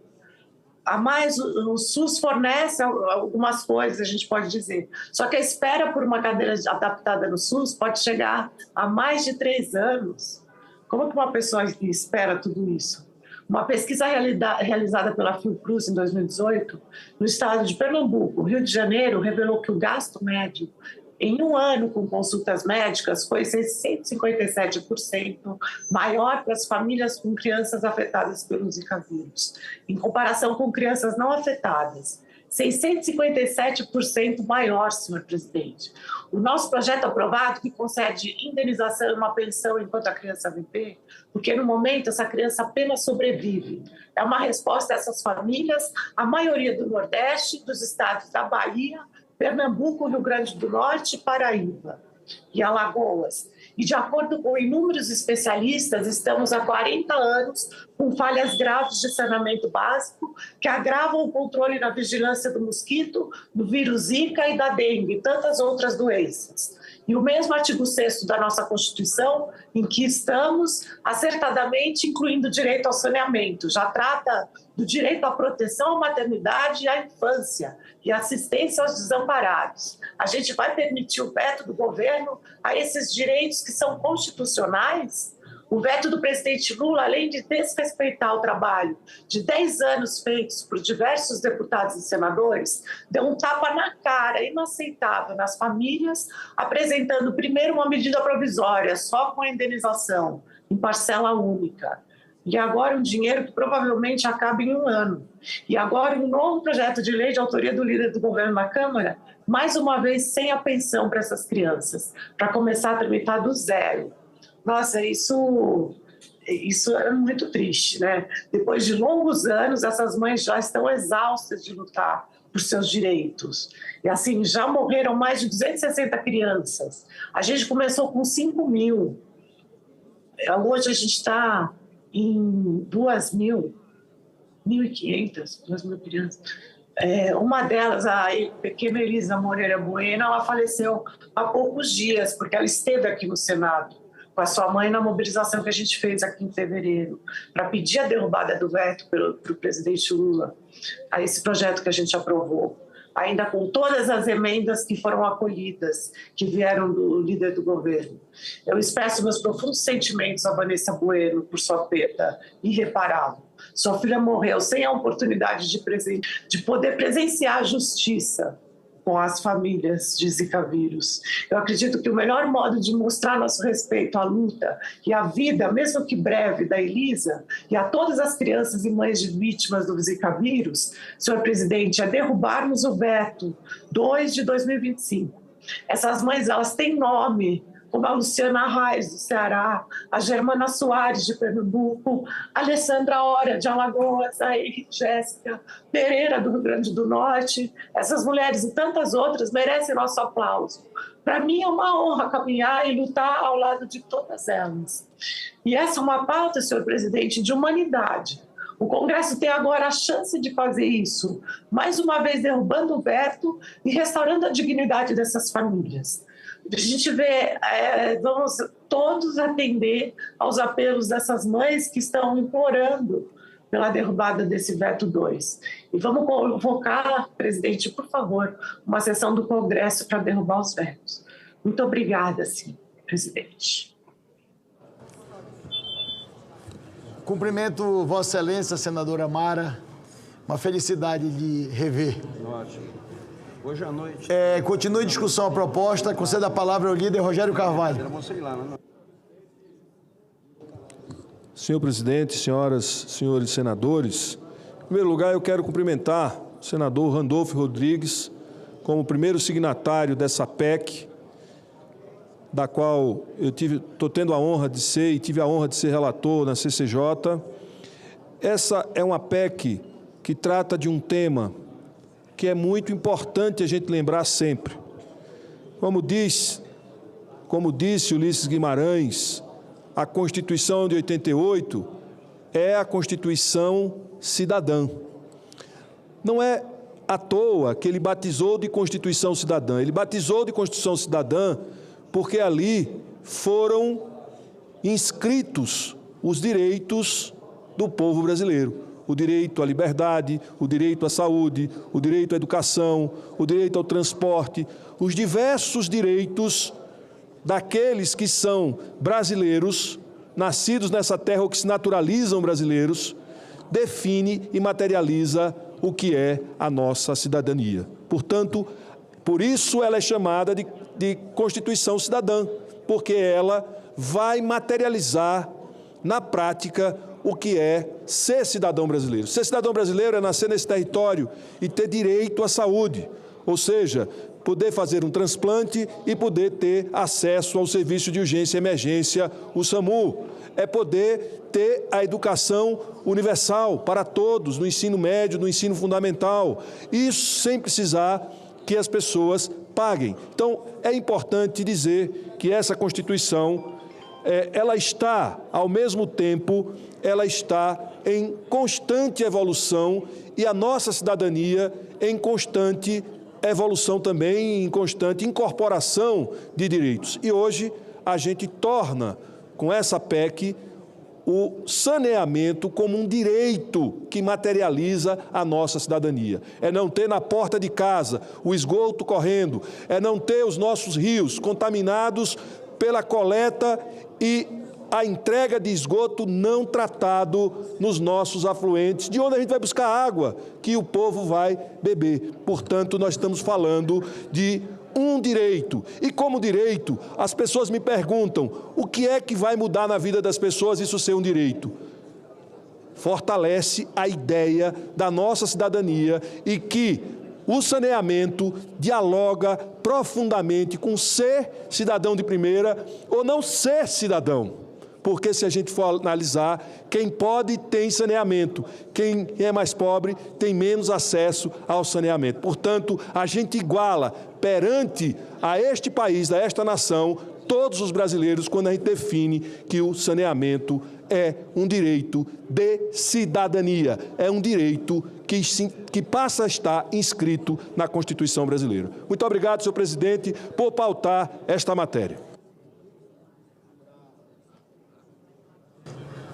Queria cumprimentar e fazer um registro do nosso servidor, doutor Bandeira, que está aqui com a gente, veio matar saudade da mesa diretora do Senado Federal e que está nos ajudando hoje lá na presidência do Senado como assessor jurídico da presidência.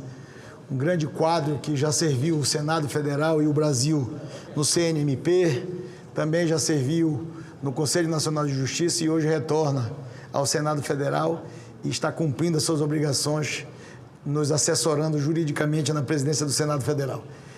Vai embora, Bandeira, que hoje o secretário-geral é o Danilo. Tá bom já.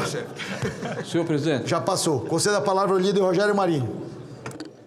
Senhor presidente, senhores senadores, esse projeto, ele além de ser muito importante, ele na verdade consolida uma política pública que foi empreendida, que foi tirada do papel, que foi gestada no último governo, justamente do nosso presidente Bolsonaro. Eu quero lembrar aqui a todos que estão presentes e que votaram, está aqui o Cajuru, está aqui o senador Jacques Wagner, Vossa Excelência, senador Davi Alcolumbre, senador Exalci e tantos outros, Nelson Trade, tantos outros que estavam presentes naquela ocasião em que eu era ministro do Desenvolvimento Regional e Vossa Excelência estavam aqui no Congresso Nacional.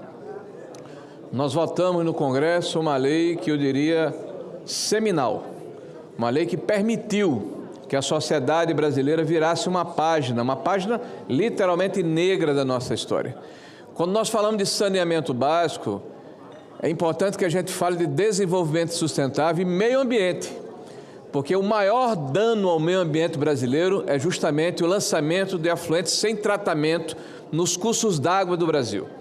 Não apenas nos rios, mas no próprio mar, nos lagos, nos açudes, nos reservatórios, espalhados por todo o Brasil. Historicamente, o Brasil, com as políticas públicas que existiam anteriormente, só permitia o acréscimo de pouco mais de 5 bilhões de reais por ano para investimento, para alcançarmos o marco do saneamento, a condição de saneamento pleno de 90% da nossa população e 100% de água tratada. Falávamos naquela época de um Brasil com pouco mais de 100 milhões de brasileiros sem saneamento e quase 30 milhões de brasileiros sem água tratada. Eu vou repetir os números porque são superlativos. 100 milhões de brasileiros, senhora senadora, sem saneamento básico no Brasil. Mais de 30 milhões de brasileiros sem água tratada, principalmente nas regiões mais ermas, mais áridas, mais difíceis de serem atingidas pela urbanização em todo o território nacional. O marco do saneamento, votado por esse parlamento, proposto pelo governo do presidente Bolsonaro, permitiu no primeiro ano da sua aplicação, que os recursos saltassem de 5 bilhões de reais para 50 bilhões de reais ano. Esse marco é um marco histórico, Inclusive, o presidente Davi Alcolumbre, na época presidente do Senado da República, nos recebeu na sua residência para que nós pudéssemos falar a respeito do marco. Reuniu, naquela oportunidade, várias entidades que têm interesse naquele assunto e a sensibilidade de Vossa Excelência, presidente Davi, permitiu que o projeto fosse votado no Senado a exemplo do que havia sido na Câmara. E eu dizia a Vossa Excelência naquela oportunidade que o Estado de Vossa Excelência, o Amapá, que fica com a sua capital às margens do maior rio, né, do mundo, que é o Rio Amazonas, e que tinha problemas tanto de tratamento de esgoto, como inclusive de acesso à água potável, teria a possibilidade de que, com o marco do saneamento, catapultar os investimentos e alcançar o saneamento pleno do seu Estado no marco de 10 ou 12 anos. E, de fato, aconteceu.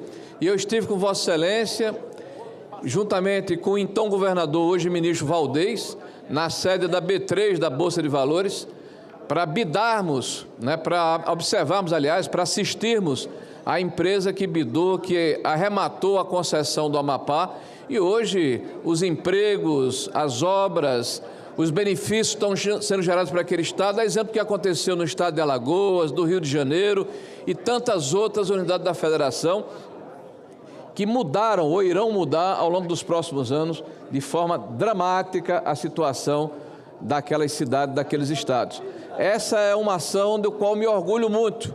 E eu não tenho dúvida que Vossa Excelência também e esse Congresso Nacional, da iniciativa feita pelo presidente Bolsonaro e do pronto acolhimento do Congresso que permitiu que nós mudássemos o panorama de investimentos para resolvermos a questão do saneamento básico do Brasil no espaço temporal de pouco mais de 12 anos, me parece que até 32, se eu não estou enganado.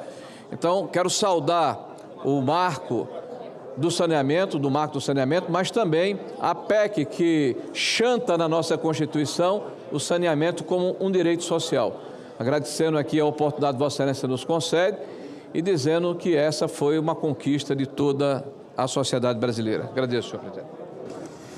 Queria cumprimentar a Vossa Excelência, líder Rogério Marinho, fazer um registro importante da lembrança que Vossa Excelência faz em relação à votação no Congresso Brasileiro do Marco Legal do Saneamento Básico. Vossa Excelência fez um histórico daquele debate, daquele momento importante da história nacional, onde todos nós fizemos a nossa parte do ponto de vista de colocarmos no arcabouço legislativo brasileiro uma condição para que a iniciativa privada pudesse investir, já que há décadas o Estado brasileiro nunca teve a capacidade adequada de fazer investimentos, tanto no tratamento de água quanto no tratamento de esgoto no Brasil. E o Amapá, de fato, é um caso concreto do resultado da legislação, da aprovação de uma legislação que eu quero reconhecer. Foi liderada por Vossa Excelência enquanto ministro de Estado, onde nós tivemos vários debates e vários encontros e nós tomamos a iniciativa de liderar o processo no Congresso Brasileiro, mas especialmente no Senado Federal, do debate que, de certo modo, dividia o parlamento brasileiro, mas que, pela maioria, se consagrou implantada no arcabouço legislativo do Brasil. Parabéns a Vossa Excelência que nos conduziu naquele momento e a todos os congressistas que deram a oportunidade do Brasil ter bilhões e bilhões de reais investidos da iniciativa privada nesse setor tão importante que é água e esgoto dos brasileiros. E ao presidente Bolsonaro, que teve a iniciativa de mandar para o parlamento brasileiro esse importante projeto. Exatamente. Concedo a palavra ao senador Paulo Paim. É bem rápido, presidente. Está na mesa o requerimento 267 e o 266. O 267, eu falei com Vossa Excelência, é uma sessão de homenagem ao 13 de maio, que eu estaria propondo que fosse, então, no dia 13, pela simbologia, e é os 30 anos do Grupo Especial de Fiscalização Móvel do Ministério do Trabalho e Emprego. E o outro requerimento, presidente, é um projeto da senadora Damares, inclusive que Vossa Excelência me assegurou a relatoria na comissão, mas, infelizmente, cometemos um erro coletivo, não, Vossa Excelência, eu e os consultores que elaboraram esse projeto, que trata daquela questão daquelas religiões que não pode trabalhar no fim de semana. Mas o erro é de redação. Então, o pedido que nós fizemos é que não fosse a pauta, retornasse a mim para que eu pudesse adaptar, então, a redação junto com todos os setores de igreja, de todas as áreas. O senador Magno Malta, inclusive, ajudou, Evangelho, Católico, Espírito, para nós voltar para o plenário numa redação já em acordo com todos os setores.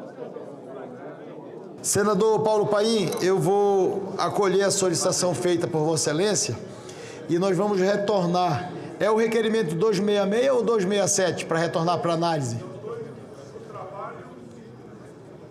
O dia 13 é o 267, o que tem que retornar é o 266. Então, a mesa determina o retorno da matéria à solicitação do relator. Porque eu fui relator. É para revisão do relator, conforme entendimento feito com o governo e todos os movimentos sociais.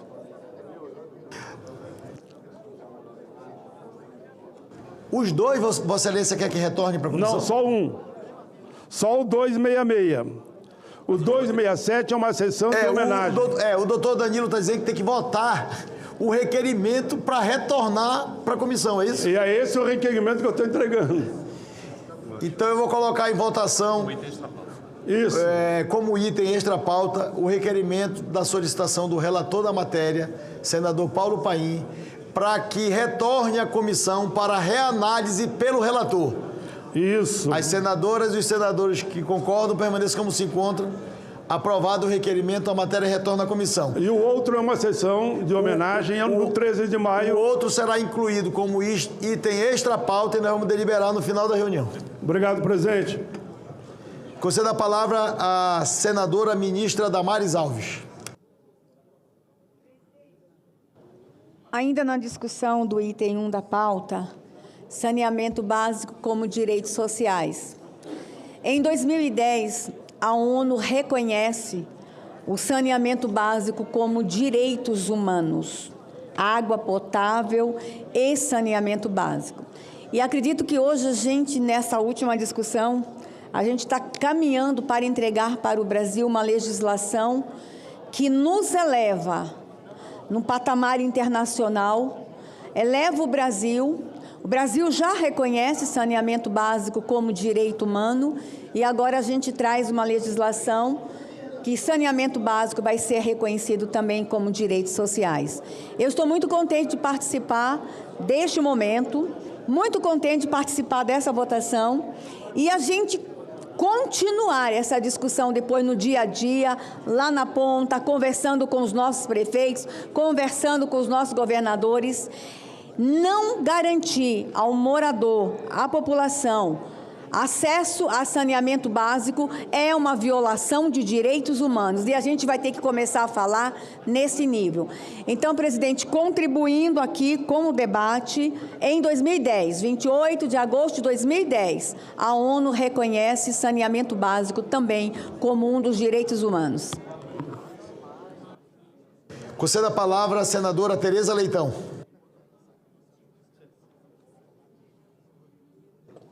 Senhor presidente, senhoras senadoras, senhores senadores, eu quero fazer uma referência neste plenário ao relevante acampamento Terra Livre, que ocorre esta semana em Brasília, do dia 7 ao dia 11, como essa experiência mobilizadora e de luta recorrente e fundamental acontece em defesa de nossos povos originários.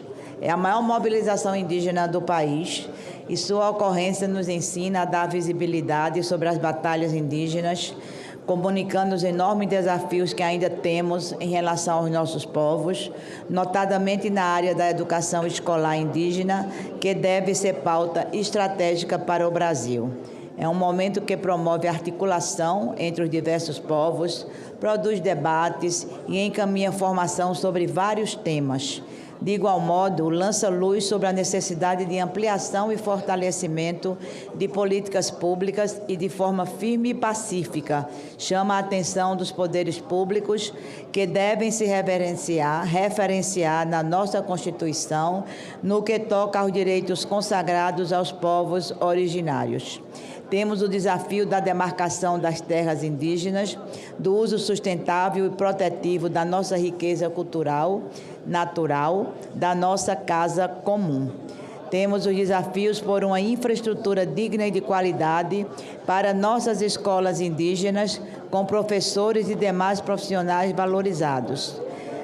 Temos a necessidade mais ampla de que os conteúdos referentes à história e cultura afro-brasileira e dos povos indígenas brasileiros, conforme a Lei 11.645 de 2008, sejam ministrados no âmbito de todo o currículo escolar. São cerca de 300 etnias, senhor presidente, de línguas, 300 etnias e línguas e cerca de 800 territórios. Mais de 1.600.000 brasileiros e brasileiras, dados que sinalizam para a grandeza e diversidade que precisamos reconhecer, valorizar e proteger. Vamos trabalhar muito no Plano Nacional de Educação para que a educação escolar indígena seja melhor trabalhada, melhor estruturada no nosso país. Quero deixar aqui os meus cumprimentos a todos os organizadores da realização do acampamento Terra Livre, especialmente a Associação dos Povos Indígenas do Brasil, a APIB, e também ao Fórum Nacional de Educação Escolar Indígena, e a todos aqueles e aquelas batalhadores e batalhadoras que defendem os direitos dos nossos povos originários, dos nossos povos indígenas. Muito obrigada, senhor presidente.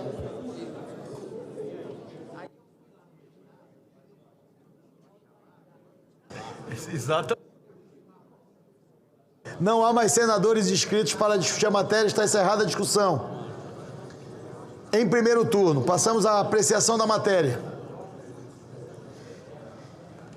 Vou submeter à votação a proposta de emenda constitucional em primeiro turno nos termos do parecer. Informo às senadoras e aos senadores que a matéria depende, para sua aprovação, do voto favorável de 3/5 da composição da Casa, pelo menos 49 votos sim. Solicito à Secretaria-Geral da Mesa que abra o painel para o início da deliberação.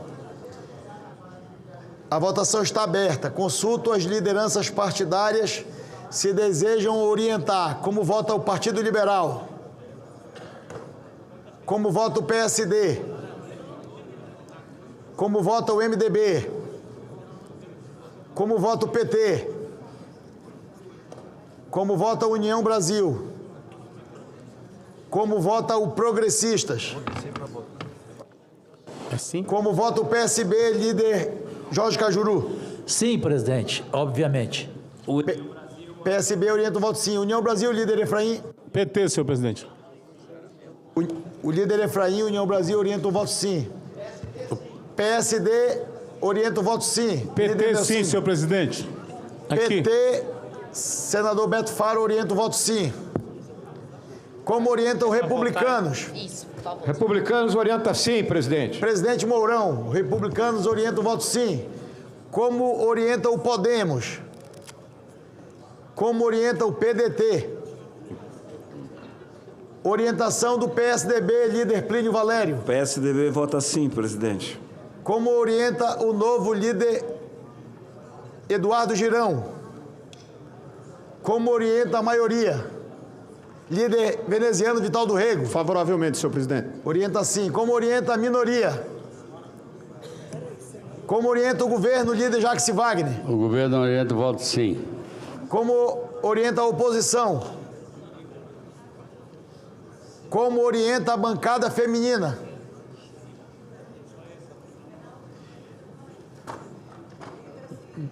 A bancada feminina orienta o voto sim. A presidência solicita às senhoras senadoras e os senhores senadores que venham ao plenário. Nós estamos em processo de votação nominal em primeiro turno da proposta de emenda constitucional número 2 de 2016.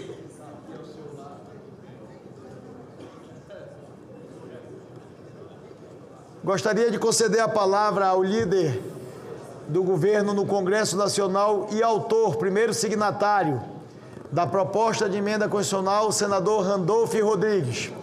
Obrigado, presidente. Em primeiro lugar, agradecer a Vossa Excelência por ter pautado essa proposta de emenda constitucional que estabelece e parametriza entre os direitos sociais fundamentais o direito ao saneamento básico, que é um direito tão fundamental como o direito à locomoção, à liberdade de ir e vir, tão fundamental como o direito à saúde, tão fundamental quanto o direito ao trabalho devidamente remunerado, tão fundamental quanto o direito ao 13º salário, enfim, aos direitos sociais básicos que são proclamados no artigo 6º, estamos incluindo com essa proposta de emenda constitucional o direito ao acesso ao saneamento básico, equiparando o direito ao saneamento básico a direitos universais consagrados na Constituição, como o direito à saúde e o direito à educação. Cumprimento e agradeço Vossa Excelência por ter pautado esse tema e, caso, presidente, o quórum assim possibilitar, eu queria requerer a Vossa Excelência, nominalmente, oralmente, que nós já votássemos o segundo turno, cumprido a supressão do interstício regimental. Obviamente, se o quórum para aprovação assim reivindicar. Subsidiariamente e complementarmente, presidente, só me permita aqui fazer um registro e pedir a acolhida de Vossa Excelência ao seguinte.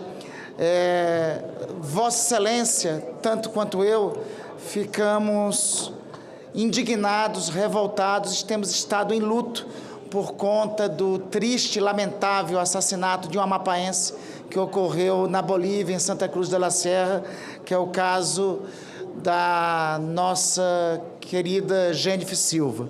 Eu sou testemunho do que Vossa Excelência tem acompanhado o caso. Eu estive junto com a família de Jennifer no último final de semana. Estivemos junto ao Itamaraty para tomar as providências necessárias, primeiro para a repatriação do corpo de Jennifer ao Brasil e aos seus familiares, em segundo lugar, para a responsabilização dos culpados.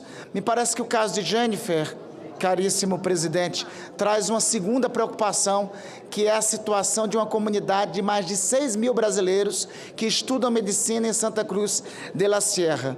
Para acompanhar não somente o caso de Jennifer, mas a realidade desses brasileiros que estão em Santa Cruz de la Sierra, estão lá na Bolívia, e a forma como têm sido tratados, tem sob a mesa o requerimento de nossa autoria, número 268 de 2025, que requer a constituição de uma comissão temporária externa, composta de 3 membros titulares, para que possa ouvir os brasileiros que estão lá na Bolívia e, ao mesmo tempo, possa acompanhar, junto às autoridades bolivianas, o caso de Jennifer. Então, eu queria pedir que Vossa Excelência, ao fim da ordem do dia de hoje, pudesse submeter à apreciação do plenário esse requerimento para a constituição da Comissão Temporária Externa de acompanhamento do caso da Jennifer, mas, ao mesmo tempo, para ouvir a situação dos brasileiros que lá estão.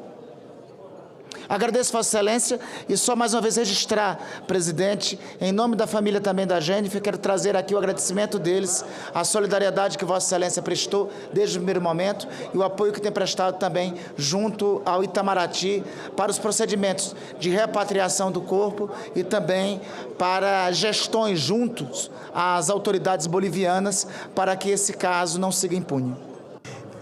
Líder Randolfo Rodrigues, eu queria fazer das suas palavras as minhas também, e de todo o Amapá que está comovido com esse episódio triste do assassinato, pelo que se tem informação, da nossa querida amapaense que estudava medicina na Bolívia, a Jennifer. E dizer a Vossa Excelência também que tenho certeza que Vossa Excelência, assim como várias autoridades do Amapá, têm ajudado nessa interlocução com seus familiares.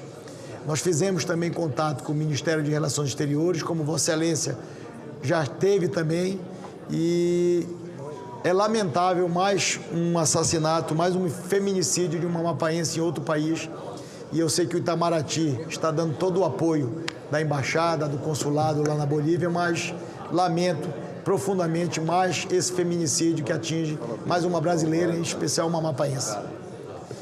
Só uma consulta a Vossa Excelência. Vossa Excelência vai requerer a comissão externa ou já requeriu?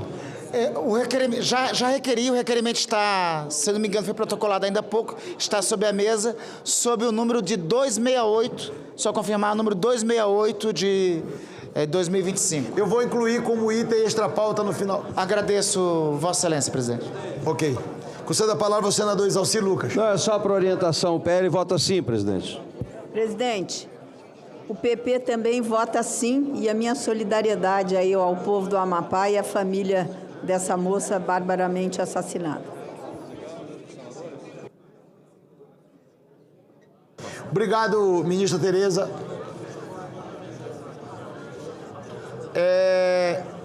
Eu queria consultar... Pode aperta mais.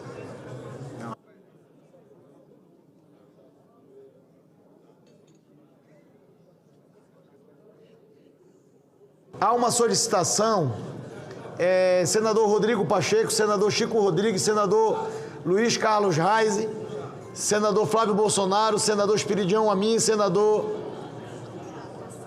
Só porque há uma solicitação, como há votação nominal, há vários senadores que deram presença na casa e ainda não exerceram o direito do voto.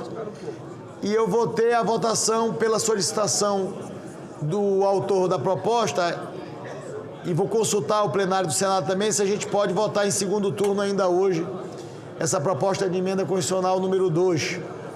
Boa, pode. Eu posso encerrar a votação? Vai ter o segundo turno. O segundo turno é nominal também.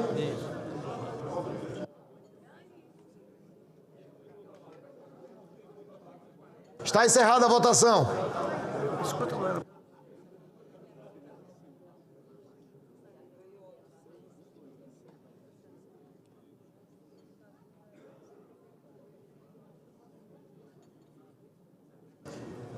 Está encerrada a votação em primeiro turno. Determina a Secretaria-Geral da Mesa que mostre no painel o resultado.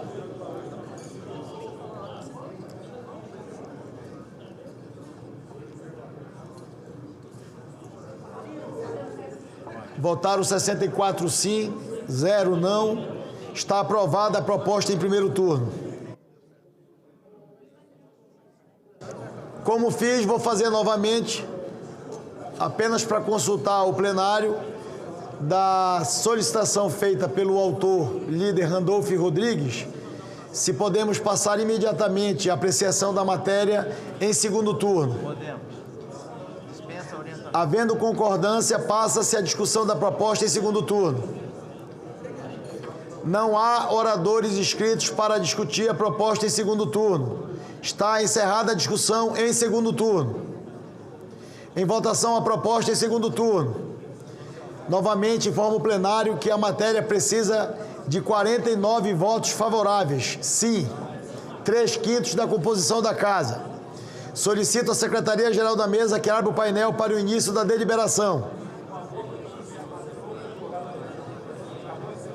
Os senadores e as senadoras já podem votar. Posso manter a orientação? Pode. Ok. Solicito à Secretaria que mantenha a orientação dos partidos em primeiro turno.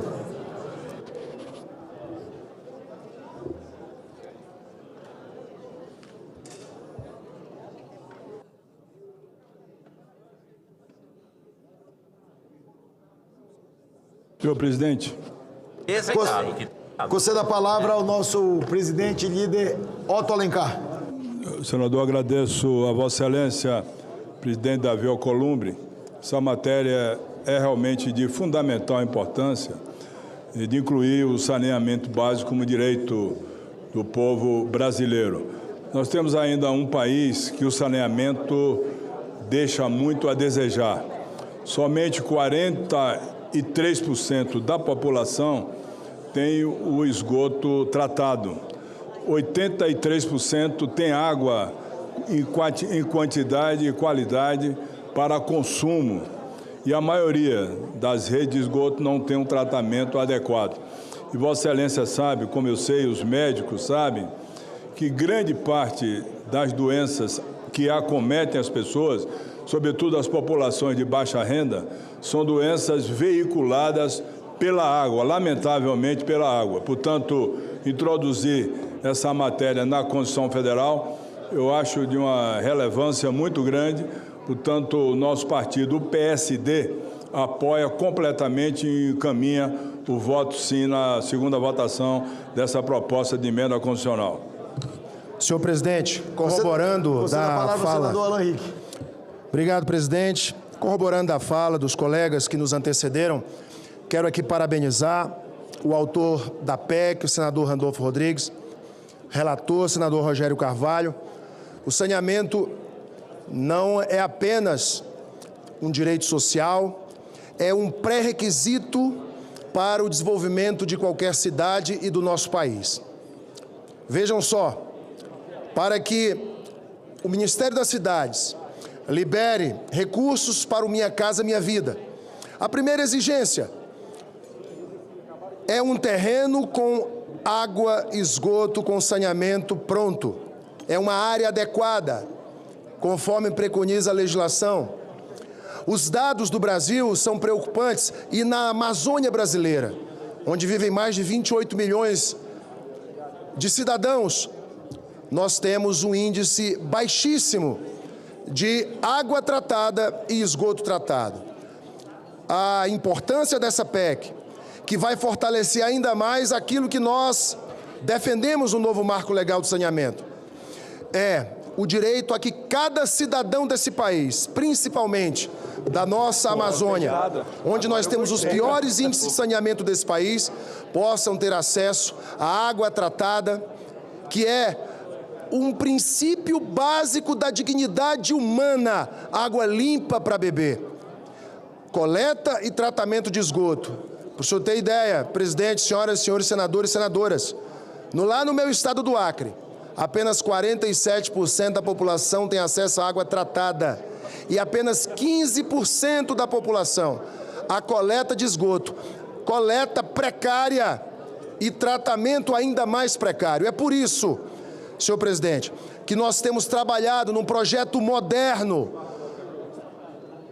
baseado no modelo mais eficiente hoje implantado na Amazônia, que inclusive é do estado de Vossa Excelência, estado do Amapá, onde o modelo de saneamento lá implantado, numa parceria público-privada, numa modelagem que envolveu o debate com todos os 16 municípios, está se universalizando o abastecimento de água potável, de qualidade, e também universalizando o tratamento de esgoto, a drenagem urbana, porque o saneamento engloba esses 4 aspectos fundamentais: água tratada, tratamento de esgoto, coleta de esgoto, águas pluviais, coleta de água de chuva, drenagem e o tratamento de resíduos sólidos. Aliás, projeto que nós temos defendido para o nosso estado do Acre, com apoio do Ministério da Integração, prevê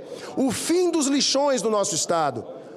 Um projeto construído a muitas mãos e que hoje, infelizmente, enfrenta uma oposição política do atual prefeito de Rio Branco, que não compreende que ele mesmo e os demais 21 prefeitos que sofrem com essa leniência estarão condenando o Estado à ausência de tratamento de resíduos sólidos e o fim dos lixões, como manda a legislação brasileira. Então, venho aqui dizer que esta matéria é fundamental para o Brasil, para a Amazônia, que tem como um dos maiores dramas ambientais, senador Márcio Bittar, a falta do saneamento, a falta da correta destinação dos resíduos sólidos. Precisamos virar esta página e somente com as parcerias público-privadas, com forte investimento de parcerias público-privadas, nós venceremos esta mazela, que é a falta de água tratada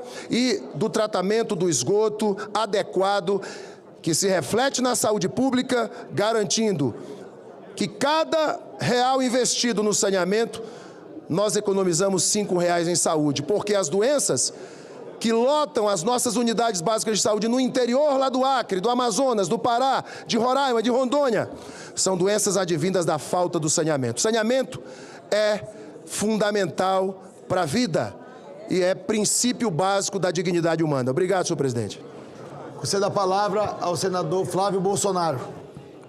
Presidente, para encaminhar também um voto favorável a essa PEC que inclui o saneamento básico na nossa Constituição e que essa casa tem uma grande responsabilidade nesse grande ponto de inflexão que foi levar saneamento básico e água tratada para milhões de brasileiros pela aprovação de uma lei aqui em 2020, uma lei que foi obviamente apoiada pelo governo Bolsonaro e, segundo dados da ABICOM, a Associação Brasileira de Concessionárias Privadas de Serviços Públicos de Água e Esgoto, veja só, o grande avanço que nós tivemos desde a implementação dessa lei. Passados 5 anos de vigência da lei, a presença de concessionárias privadas nas operações de saneamento cresceu de 5% para 30%, um crescimento, senador Lucas Barreto, de 466%.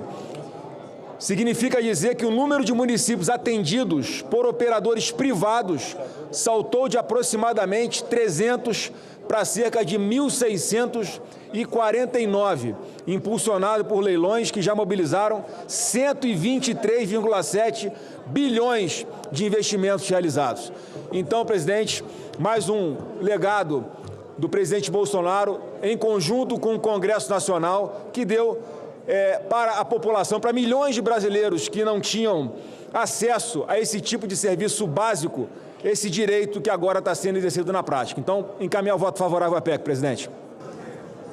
Há vários senadores que ainda estão em plenário, que já deram presença e não votaram. Nós estamos votando em segundo turno a proposta de emenda constitucional. Senador Sérgio Petecão, senador Isalci Lucas, senador Jorge Cajuru, senadora Soraya Tronic, senador Chico Rodrigues, senador Jaime Bagatoli, senador Marcos Rogério, senador Alessandro Vieira, senador Cid Gomes, senador Eduardo Girão, senador Wellington Fagundes, senador Rogério Marinho, senador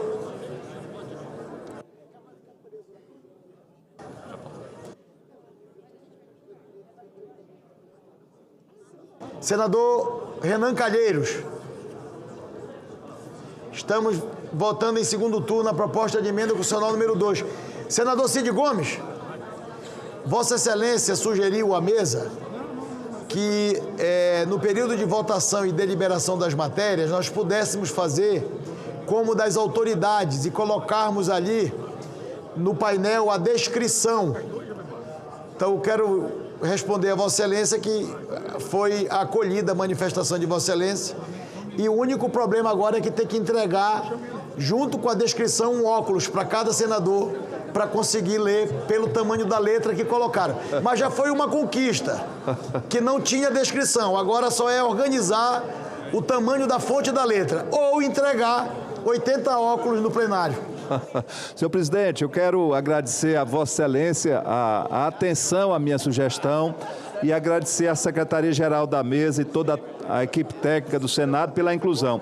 Já me foi útil hoje, presidente. Eu cheguei aqui, eu estava recebendo algumas pessoas em gabinete e ao invés de perguntar a 2, 3 pessoas o que é que a gente estava votando, eu olhei e ainda estou conseguindo ler. Altera o artigo 6º da Constituição da República para incluir, dentre os direitos sociais, o direito ao saneamento básico, sagrado direito ao saneamento básico.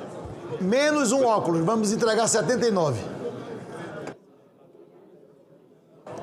Senador querido, consulto se algum senador ainda deseja...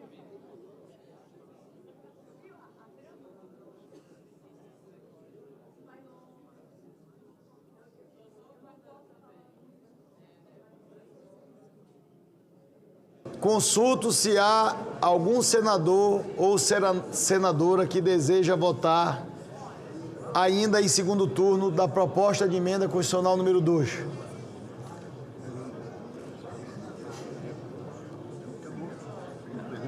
Senador Randolfo Rodrigues, podemos encerrar a votação? Está encerrada a votação. Determina a Secretaria-Geral da Mesa que mostre no painel o resultado.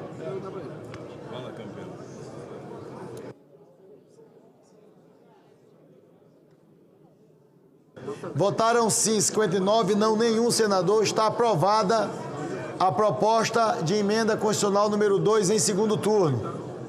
O parecer da comissão diretora oferecendo a redação final será publicado na forma regimental. Em discussão, redação final. Não há senadores inscritos, está encerrada a discussão. Em votação, as senadoras e os senadores que aprovam permaneçam como se encontram. Aprovado a redação final, a matéria segue à Câmara dos Deputados.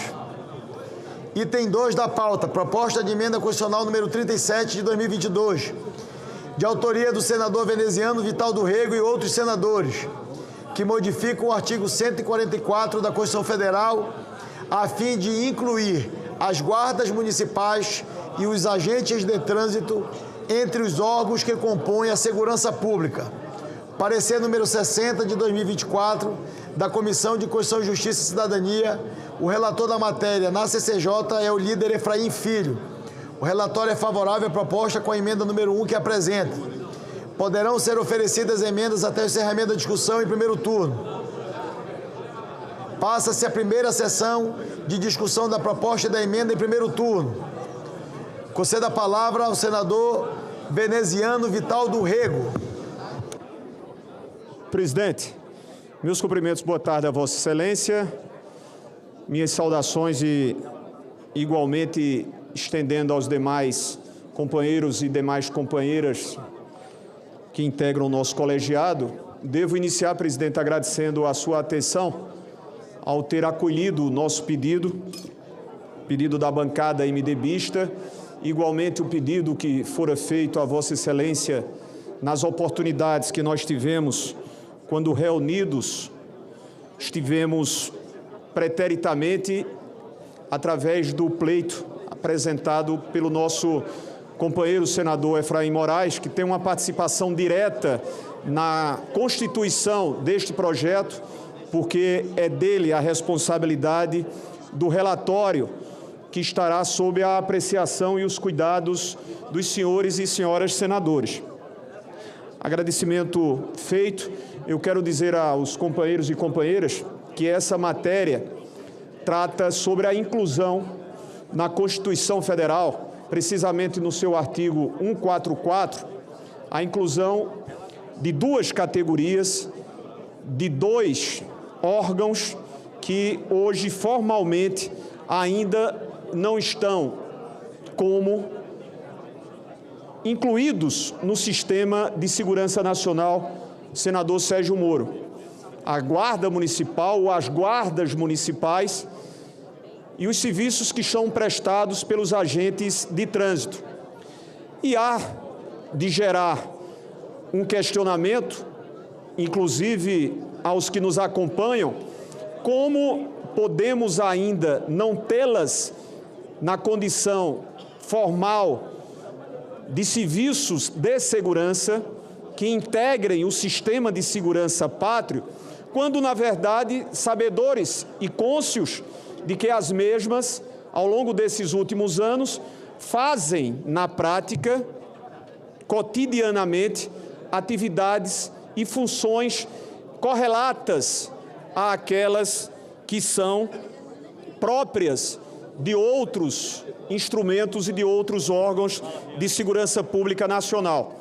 E foi exatamente por essa razão, movido e motivado por aqueles que nos procuraram, tanto a mim, na condição de autor, como do senador Efraim, escolhido para relatar a matéria, e quando eu falo dessas procuras, falo de grande parte dos representantes das guardas municipais, são mais de 101 mil integrantes das nossas guardas municipais e mais de 31 mil senhores e senhoras, agentes de trânsito em todo o Brasil, exatamente para que nós pudéssemos formalizar constitucionalmente, fazendo, em definitivo, a integração das duas categorias, dos dois órgãos, como órgãos também da segurança pública nacional.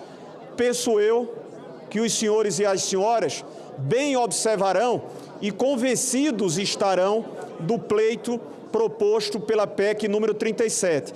Por essas razões e outras que poderão ser dispendidas pelo relator Efraim Filho, senador Efraim Filho, e doravante a partir do momento que Vossa Excelência abre a discussão e a participação de mais outros e outras membros, que trarão riqueza a esse debate. Mas, substancialmente, é de se reconhecer aquilo que ainda não está formalizado pelo artigo 144. É o pleito que eu ponho à observação e à apreciação crítica do nosso colegiado.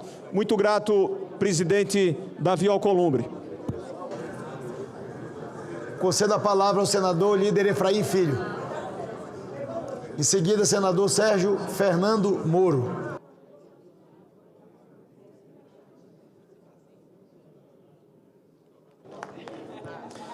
Senhor presidente Davi Alcolumbre, senhores senadores, senhoras senadoras, como relator dessa matéria, presidente, eu quero trazer relevo aqui algumas informações que são importantíssimas para que a gente nivele o debate, né, com aqueles senadores e senadoras que não puderam acompanhar na CCJ, né, o desenvolver da matéria, sua votação e aprovação.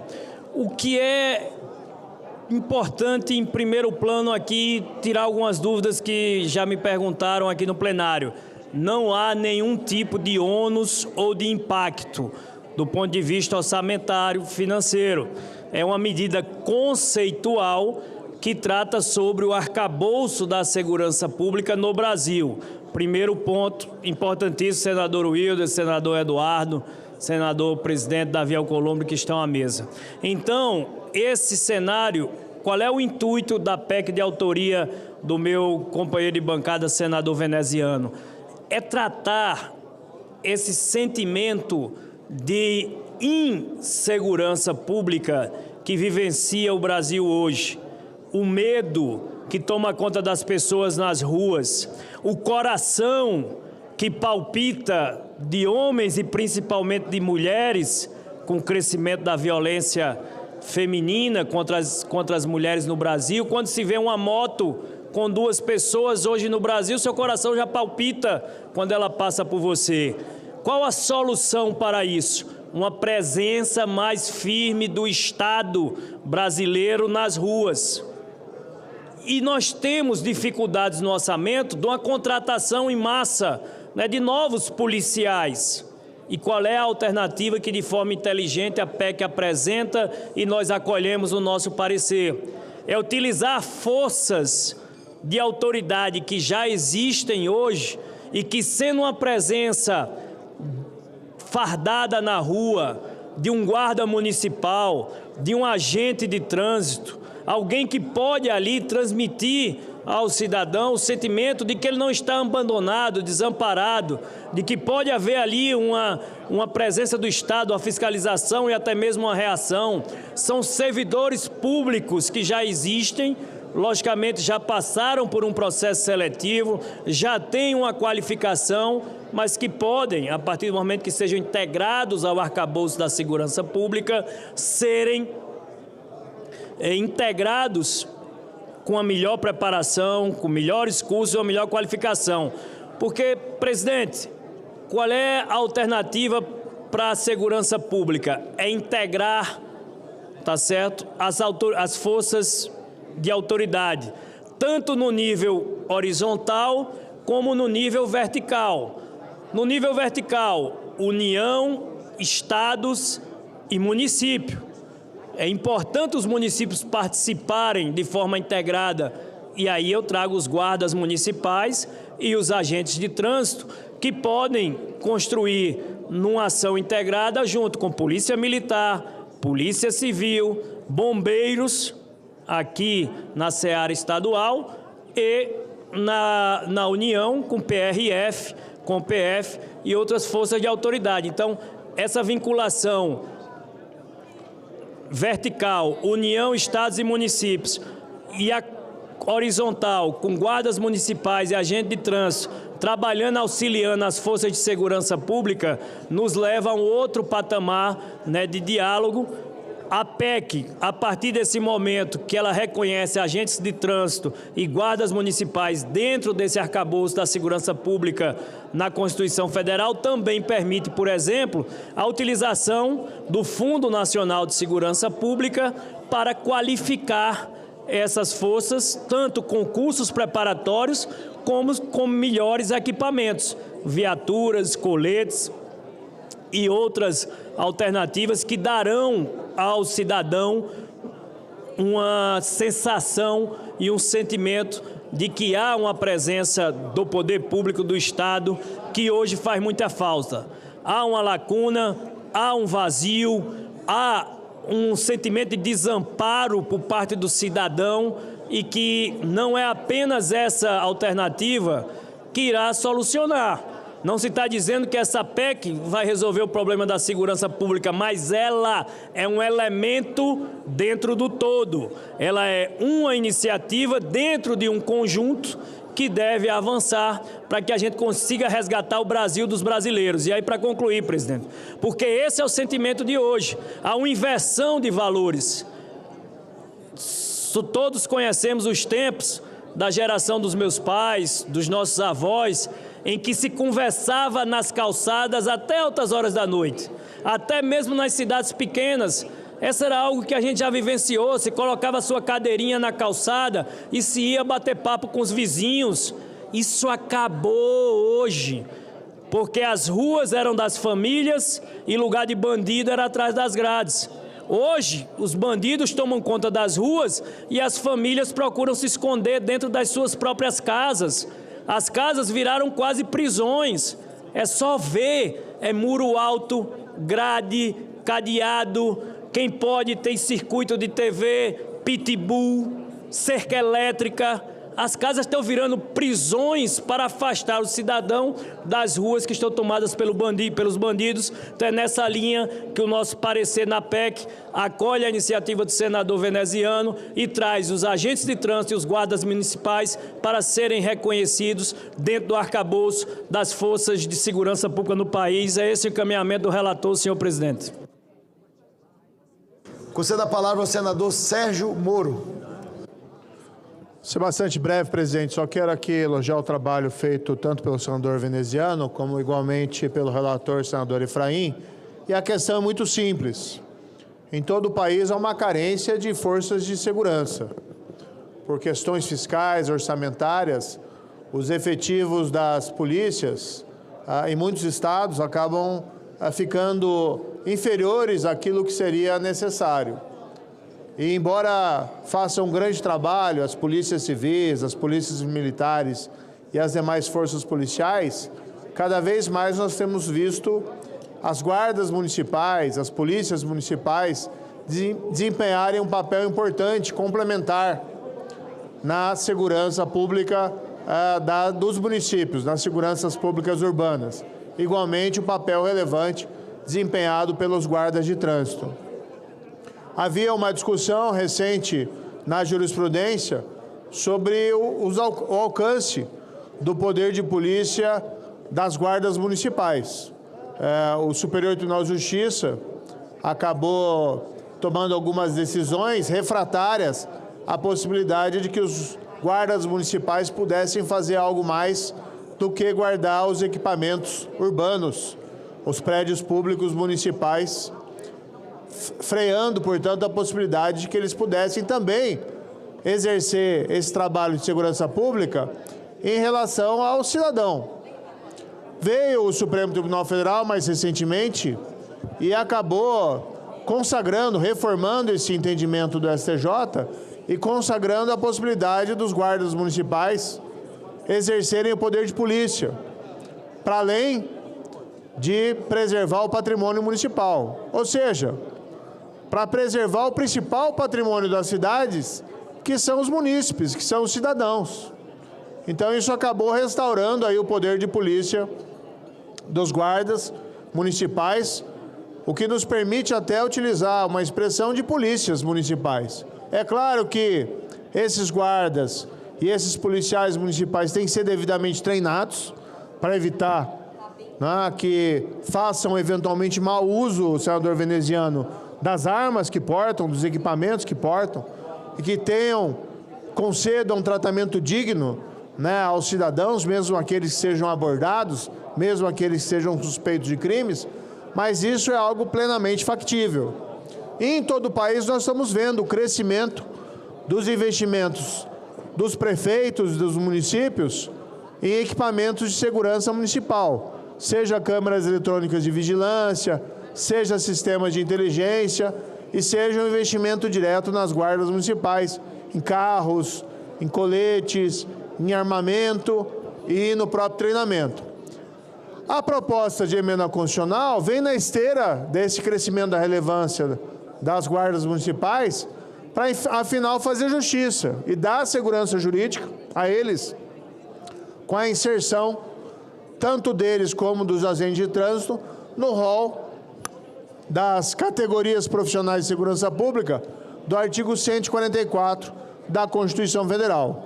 No fundo, é uma PEC que apenas consagra uma realidade que já existe e dá uma segurança jurídica profissional, o que é essencialmente importante, a essas duas categorias. Portanto, sei que temos aí várias sessões de debate, mas desde logo eu quero adiantar o meu posicionamento favorável na aprovação da PEC 37.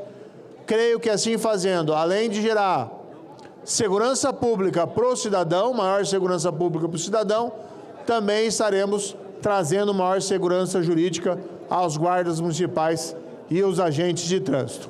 É isso, senhor presidente. Consulto se há em plenário algum senador que deseja. Senadora professora Dorinha Seabra. Senhor presidente, eu gostaria de falar aos colegas senadores e senadoras da importância desse processo de regulamentação. Vem crescendo nos nossos municípios a participação, a qualificação e a atuação das guardas metropolitanas, guardas civis, e aqui eu vejo uma oportunidade de maior qualificação, de preparação, e lógico que o que eu penso é que o Brasil tem a tarefa de rediscutir todo o seu sistema de segurança. Eu acho que aqui nós damos um passo importante rumo à garantia ao cidadão e à cidadã em relação à sua segurança, pensando justamente que é o elo mais próximo à comunidade. Então, quero parabenizar o querido veneziano pela iniciativa e ao meu líder, senador Efraim, pela relatoria. Conte com o nosso apoio e, acima de tudo, com a certeza que nós damos um passo rumo à maior qualificação e, logicamente, junto com a qualificação, todo o aparelhamento e instrumental para mais um elo dentro de todo esse conjunto da segurança pública.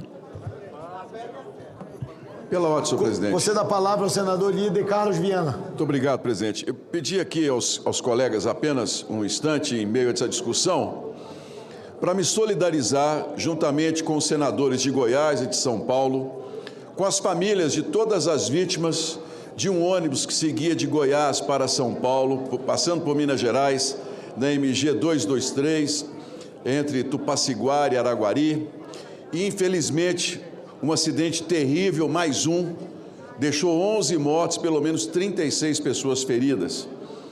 Quero dar o meu apoio a todas essas famílias.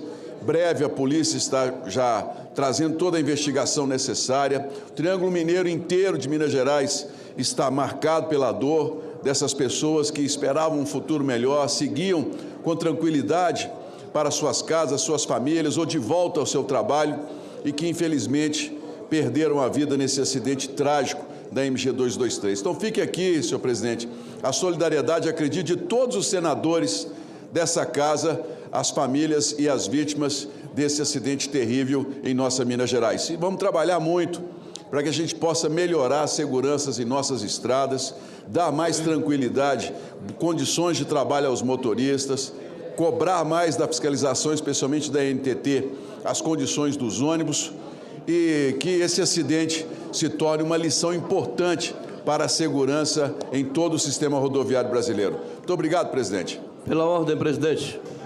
Pela ordem, senador Zequinha Marinho. Obrigado, presidente. Requeiro, nos termos do artigo 336, inciso 2º, e 338, também inciso 2º, do Regimento Interno do Senado Federal, urgência para o PL 1769/2019, que estabelece definições e características para os produtos derivados de cacau, percentual mínimo de cacau nos chocolates e disciplina a informação do percentual total de cacau nos rótulos desses produtos nacionais e importados, comercializados em todo o território nacional. O projeto de lei, presidente, em questão, tramita nesta Casa Legislativa desde 2019, há mais de 5 anos, aguardando a posição dos pares para que possamos melhorar a qualidade desse produto que é oferecido em todo o Brasil e fora dele. Dessa forma, apresentamos este requerimento de urgência para que possamos trazer aos produtos uma segurança jurídica maior e levar à população brasileira um produto mais saudável e de mais qualidade. Senador, eu consultei os assessores aqui da SGM, o projeto está pronto para a pauta e eu vou levar ele no Colégio de Líderes na próxima quinta-feira na reunião para que nós possamos incluir para a próxima semana, porque se nós votarmos todos os requerimentos dos projetos que estão prontos para a pauta, não vai ter mais sentido fazer a reunião de líderes na quinta-feira. Então, eu peço paciência de Vossa Excelência. Não, está compreendido e eu fico feliz e grato pela condução, tá bom? Muito obrigado. Estamos atendidos. Pela ordem, senhor presidente. Pela ordem. Pela ordem, senadora Margarete Busetti. Presidente, está sobre a mesa um requerimento número 36 de 2025 da CI, da Comissão de Infraestrutura, aprovado hoje na comissão, para que seja pautado o PL 13 de 2022, conhecido nacionalmente como a Lei Joca. É um projeto de suma importância que irá direcionar as companhias aéreas a ofertarem os serviços de transportes animais de forma digna, com foco no bem-estar animal, sem descuidar da segurança do avião. Estamos desde setembro do ano passado conversando com a ANAC, com os Ministérios dos Portos, com a ABAR e os defensores da causa animal. Nós conseguimos chegar a um texto que é possível, sim. Prova disso é que aprovamos o relatório substitutivo na semana passada na Comissão de Meio Ambiente e hoje aprovamos na Comissão de Infraestrutura. Então, há consenso. Gostaria de pedir para que Vossa Excelência leve essa pauta para a reunião de líderes na próxima quinta-feira. Muito obrigada, presidente. Senadora Margarete, Vossa Excelência, a gente já tinha tratado na mesa anteriormente sobre esse assunto. Esse assunto, da mesma maneira da solicitação do senador Zequinha, será incluído na discussão da reunião de líderes da próxima quinta-feira. Concedo a palavra ao senador Nelsinho Trade. Presidente, nós estivemos na semana retrasada em Campo Grande, Mato Grosso do Sul, estado que eu represento, através de uma iniciativa do secretário da Educação do Estado, fazendo um chamamento para os estudantes da rede pública do ensino médio para a participação do programa Jovem Senador. Após cumprir com essa forma de atuar, transmitindo essa mensagem, a gente foi alertado pelo secretário, senador Jaime, que existe hoje uma realidade que a gente precisa se preocupar. O que outrora se tinha de vícios com drogas, o que se tem hoje na rede pública, constatada, principalmente nos adolescentes, é o vício em jogos. Nós tivemos a ideia de colocar um projeto para poder fazer uma educação preventiva já desde o início do ensino fundamental, para que as crianças tenham essa noção da responsabilidade, da questão de como proceder em relação à educação financeira e também como se portar diante de situações como essa relativa às questões dos jogos, que já é uma realidade no nosso meio. Nós não podemos fechar os olhos para isso. Quando lá atrás vieram colocar a obrigatoriedade do cinto de segurança, muita gente zombou disso. Ah, não quero andar preso, isso me faz mal, vai fazer falta de ar. E isso foi colocado como transversalidade dentro do ensino da educação, e hoje eu tenho a certeza que seus netos, as pessoas mais jovens da sua família, muitas vezes corrigem os motoristas. Falam, ó, você está sem o cinto, vamos colocar o cinto porque não é certo andar sem o cinto de segurança. Então eu só quero colocar a ciência dos meus pares que esse é um projeto, senadora Damares, que vai tramitar nas comissões pertinentes e que eu tenho certeza vai ser de grande valia para a educação dentro daquilo que é a realidade de hoje das apostas e dos jogos. Era isso, senhor presidente.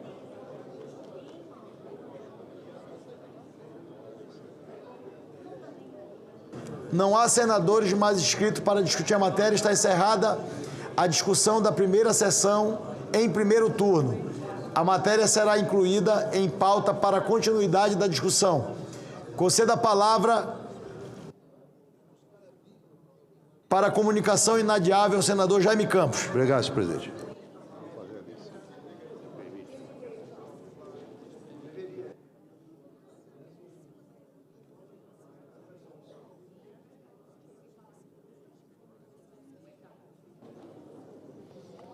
Senhor presidente, ilustre e eminente senador da República, Davi Alcolumbre, demais senadores e senadoras, serei rápido. Mas o que me traz na tribuna na tarde de hoje aqui é que nós queríamos registrar o aniversário da fundação da nossa querida capital mato-grossense, Cuiabá, que neste 8 de abril comemora 306 anos da sua fundação. Esta é uma oportunidade limpa para lembrarmos com alegria a capital que acolhe a todos. Eu que tive a primazia de ser governador de Mato Grosso de 91 a 95, não poderia deixar de lembrar algumas das nossas obras que realizei em nossa capital e que até hoje são relevantes para a nossa população e para a população da nossa toda a região metropolitana. Uma das obras que eu acho muito relevante e importante, sobretudo para as pessoas mais humildes, os mais carentes, foi os bairros que eu fundei em Cuiabá. Dentre eles, o bairro Pedra 90, e ali que eu assentei 8.600 famílias e mais 600 chácaras eu entreguei às pessoas que tinham vocação para a terra. E tenho a certeza absoluta que outros bairros que eu criei, como Florianópolis, o 1º de Março, o Colorado e outros tantos, com certeza nós demos a oportunidade dessas famílias mais humildes de ter uma moradia para se morar. Outra iniciativa nossa, senhor presidente, senhoras e senhores senadores, foi com muito orgulho que nós implantamos o Hemocentro de Cuiabá. Não tinha específico, é um centro específico para isso. Hoje funciona plenamente atendendo e ajudando a salvar muitas vidas. Ainda na área da saúde, eu tive a primazia, o privilégio de construir o Hospital do Câncer, que se transformou em uma das grandes referências a esse tipo de tratamento de Mato Grosso, recebendo pessoas de todo o Brasil. Na área da infraestrutura, nós implantamos uma das grandes obras lá nessa cidade, que foi o contorno rodoviário Mário Andreas, que liga Cuiabá, passando por Várzea Grande, demandando para a região norte do estado de Mato Grosso. Uma obra daquela época ciclópica, na medida que o estado ainda era muito carente de recursos, e nós fizemos esse investimento com as receitas próprias arrecadadas pelo governo de Mato Grosso. Dessa forma, nós fizemos vários investimentos, particularmente dando sequência na duplicação da Avenida Fernando Correia, que passa ali após a Palmiro Ponce, nós ligamos até o bairro do Tijucal. E se fôssemos enumerar todas essas obras que nós realizamos em Cuiabá, talvez passaríamos alguns minutos, talvez horas, pelo fato de que foram inúmeras obras que certamente Cuiabá merecia. É a capital do estado que é o celeiro do Brasil. É a capital que certamente ao longo das suas décadas tem sido primordial para o equilíbrio da balança comercial brasileira. É uma cidade verde, de progresso, das oportunidades e do imenso patrimônio ambiental. Vamos continuar a fazer muito mais por essa cidade, que acolhe brasileiros de todos os cantos do Brasil e a gente de todo o mundo. Nesse caso, particularmente, eu quero reiterar aqui os meus parabéns ao povo cuiabano, aos brasileiros que ali, junto com nós, mato-grossenses, construíram, com certeza, uma bela cidade para se morar.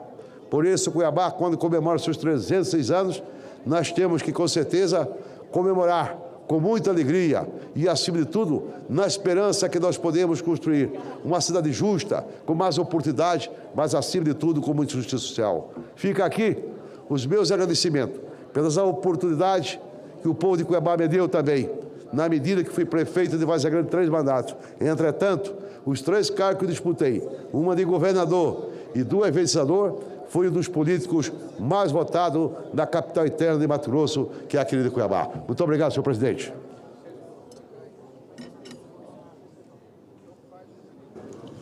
Cumprimento Vossa Excelência, senador Jaime. Passamos ao item 3, projeto de lei número 1640 de 2022, de autoria da deputada Geovana de Sá, que institui a Política Nacional de Humanização do Luto Materno e Parental e altera a Lei de Registros Públicos para dispor sobre o registro de criança nascida morta. O parecer é favorável, número 4 de 2025, da Comissão de Constituição, Justiça e Cidadania, e a relatora da matéria é a senadora Augusta Brito. Não foram apresentadas emendas perante a mesa.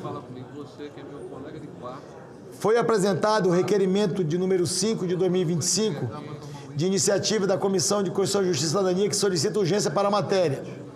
Em votação, o requerimento. As senadoras e os senadores que aprovam permaneçam como se encontram. Aprovado o requerimento. A matéria depende de parecer de plenário. Faço a designação da senadora Augusta Brito para proferir o parecer em plenário. Obrigada, senhor presidente. Quero aqui agradecer ao nosso presidente, Davi Alcolumbre, a todos os senadores e senadoras aqui presentes. Trata-se aqui de um relatório que eu tive o prazer e a oportunidade de apreciar, do projeto de lei número 1640, que veio da Câmara de Deputados e Deputadas, da deputada Geovânia de Sá. Senhores e senhoras, senadores e senadoras, para começar a falar sobre a importância desse projeto, eu queria primeiro aqui citar 2 mulheres que eu tive a oportunidade de conhecer hoje, que foram aí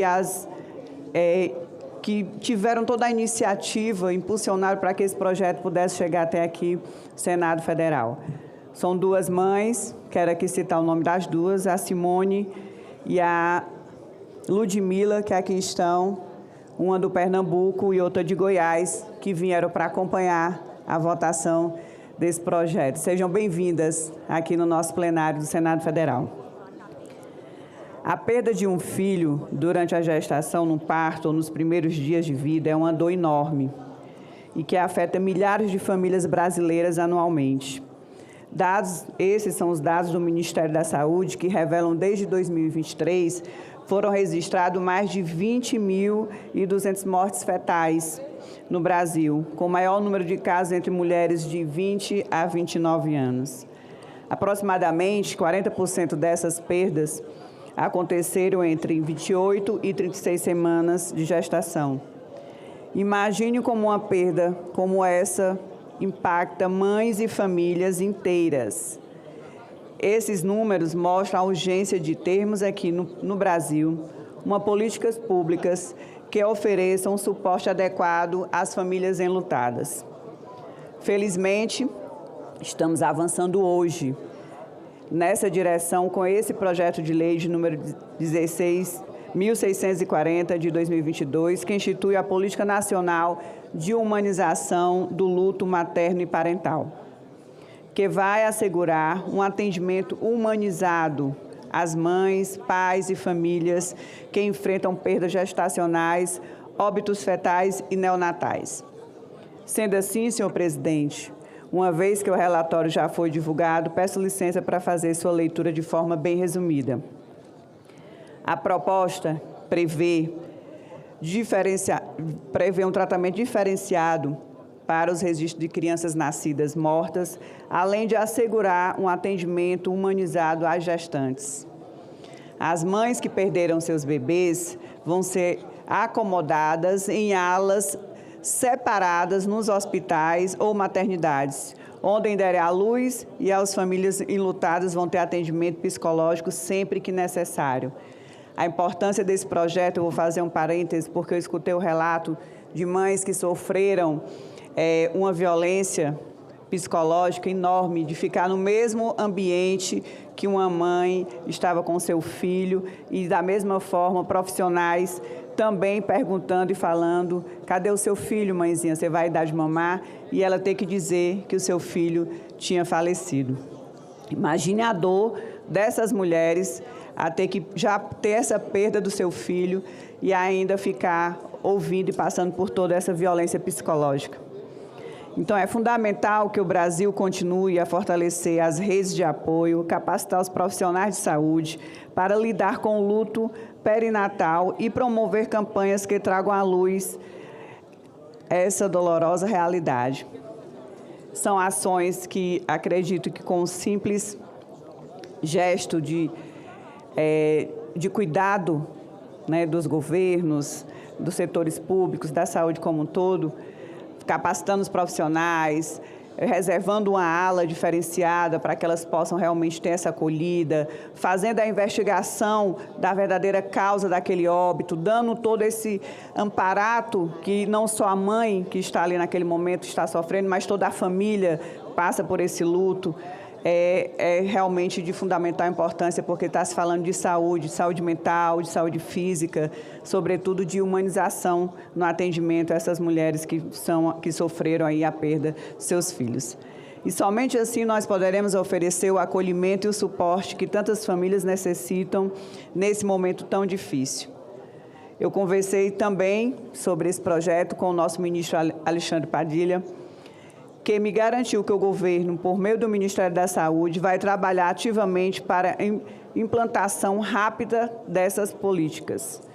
Então, meus agradecimentos ao ministro, mas também ao senador Otto Alencar, presidente da CCJ, e ao senador Marcelo Castro, presidente da Comissão de Assuntos Sociais, pelo apoio para que eu tivesse essa relatoria, que esse projeto pudesse chegar até aqui.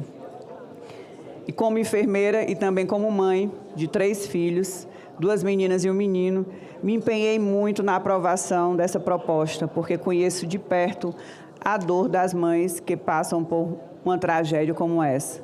Portanto, conto com o compromisso de todos e todas desta casa para aprovarmos esse projeto e avançarmos na construção de políticas públicas que reconheçam e amparem a dor das famílias enlutadas.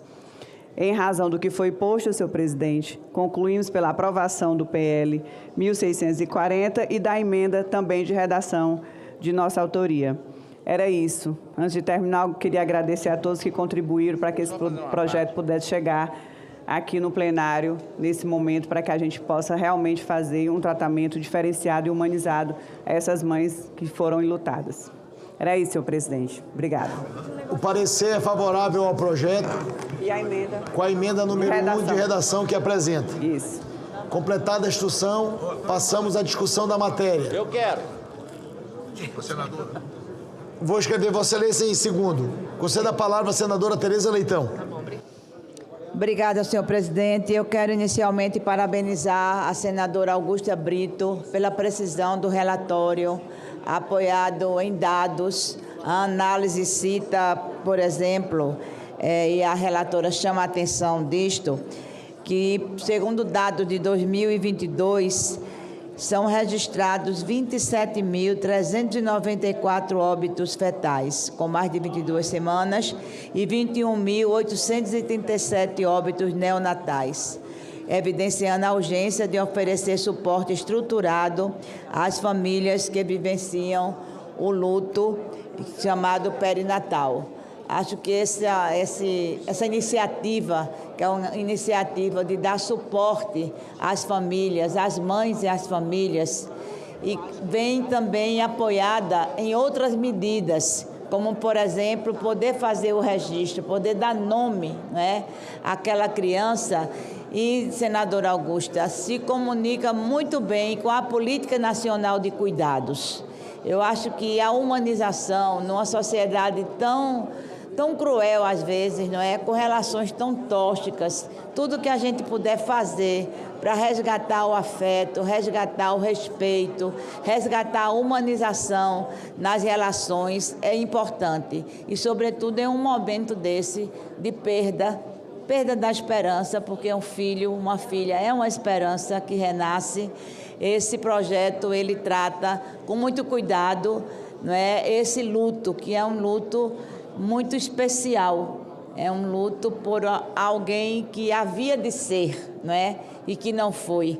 Quem seria aquela criança? Como ela iria se desenvolver? É um luto da frustração, né? Pela uma vida ceifada antes realmente de ter vida tão fortemente. Então, quero parabenizar Vossa Excelência, né? Dizer que é mais um passo importante que a gente dá no direito das mulheres, das mães, da família, de terem um respeito e uma humanização com medidas efetivas para cuidar do luto neonatal. Parabéns, senadora. Presidente, pela ordem...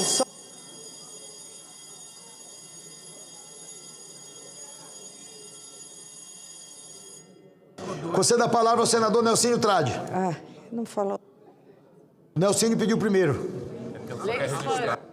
Senadora Zenardes, eu já vou fazer uma breve comunicação apoiando a relatoria da senadora Augusta.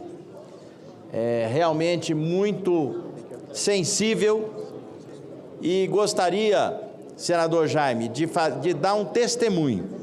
Eu fui fazer uma visita numa maternidade em Campo Grande e lá, visitando a gestante que recém tinha ganhado o seu filho, numa alegria incomum, porque é normal isso acontecer, as outras com a mesma alegria, porém uma no canto chorando. Eu achei aquilo estranho e fui tentar falar com ela, ela virou as costas de frente para a parede e de costas para mim. E fui até a enfermeira para saber o que estava se passando ali. Ela disse que essa mãe tinha acabado de perder o seu filho. E ela estava internada no mesmo ambiente das outras que ganharam. Eu achei aquilo um pouco desproporcional. No mínimo, tinha que garantir para gestante que perdesse os seus filhos um atendimento em separado, com assistência psicológica, com uma atenção mais humanitária. E entramos com um projeto dessa natureza, que está tramitando ainda, que vai nessa linha da senadora Augusta, do relatório que ela fez. Então, eu quero parabenizar pelo aspecto sensível que essa matéria traz e uma medida simples que vai impactar com certeza no tratamento futuro dessa gestante que perdeu essa criança. Era isso, senhor presidente. Conceda a palavra à senadora Zenaide Maia. Senhor presidente, eu queria aqui registrar a presença do prefeito de Caicó e o presidente da Câmara, que está aqui no plenário fazendo uma visita a gente, a região do Siridó, e que ele tem um olhar diferenciado para isso. Eu já vou dizer, é médico e quero elogiar esse projeto de lei, que é justamente humanizar. Não é justo que aquela mulher que teve o filho e que não sobreviveu fique no mesmo espaço mulher que está feliz porque está com seu filho no colo. Isso é lutar pelo humano. E não tenho dúvidas que o doutor Judas Tadeu, que está aí cuidando de humanizar a maternidade lá de Caicó, junto com o presidente da Câmara, vai ter o apoio, com certeza, desse projeto, presidente. Queria cumprimentar a senadora Zenaide e fazer o registro no plenário do Senado do doutor Judas Tadeu, prefeito de Caicó, e o presidente da Câmara de Vereadores. Sejam muito bem-vindos ao plenário do Senado Federal. Concedo a palavra à senadora Damares Alves. Presidente, ainda discutindo a matéria, Augusta, parabéns pelo relatório. Eu quero cumprimentar a autora da matéria, a nossa querida deputada Giovana de Sá, Santa Catarina, da cidade de Criciúma. Para além da gente trazer humanização nesses casos, eu quero informar que é também um enfrentamento à violência contra a mulher.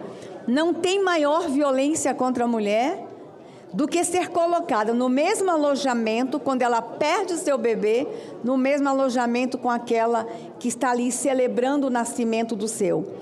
Eu sou pastora e eu já vivenciei situações diferentes.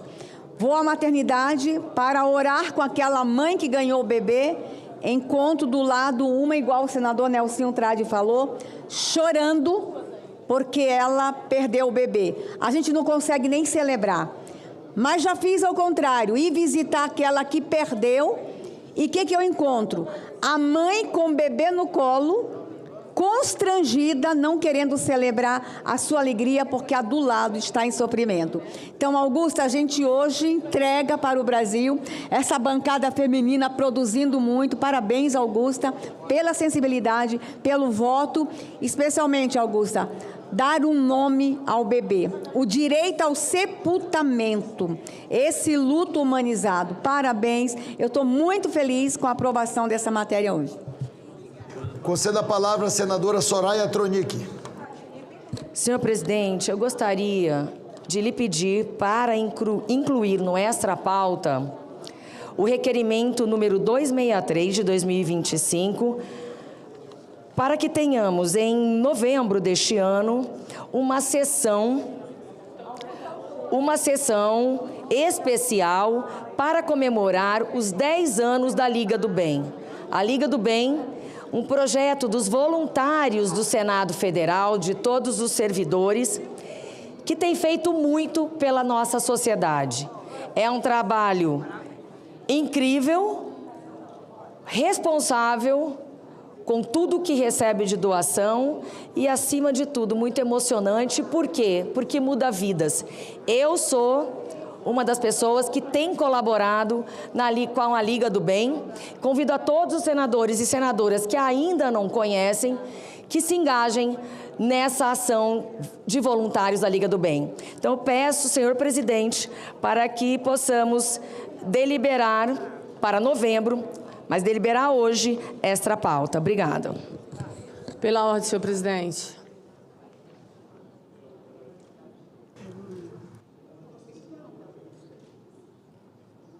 A senadora Soraya vai ser incluído como item extra pauta o requerimento.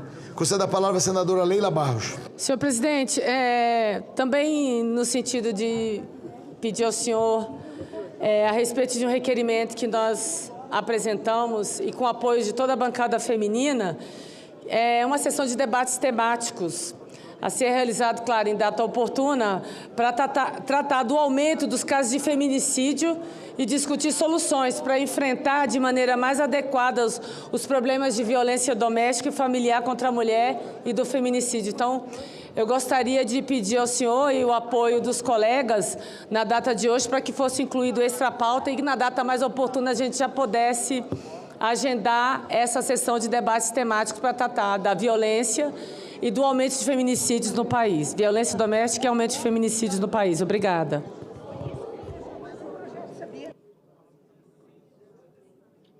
Senadora Leila, da mesma maneira, será incluído no final da deliberação como item extra pauta.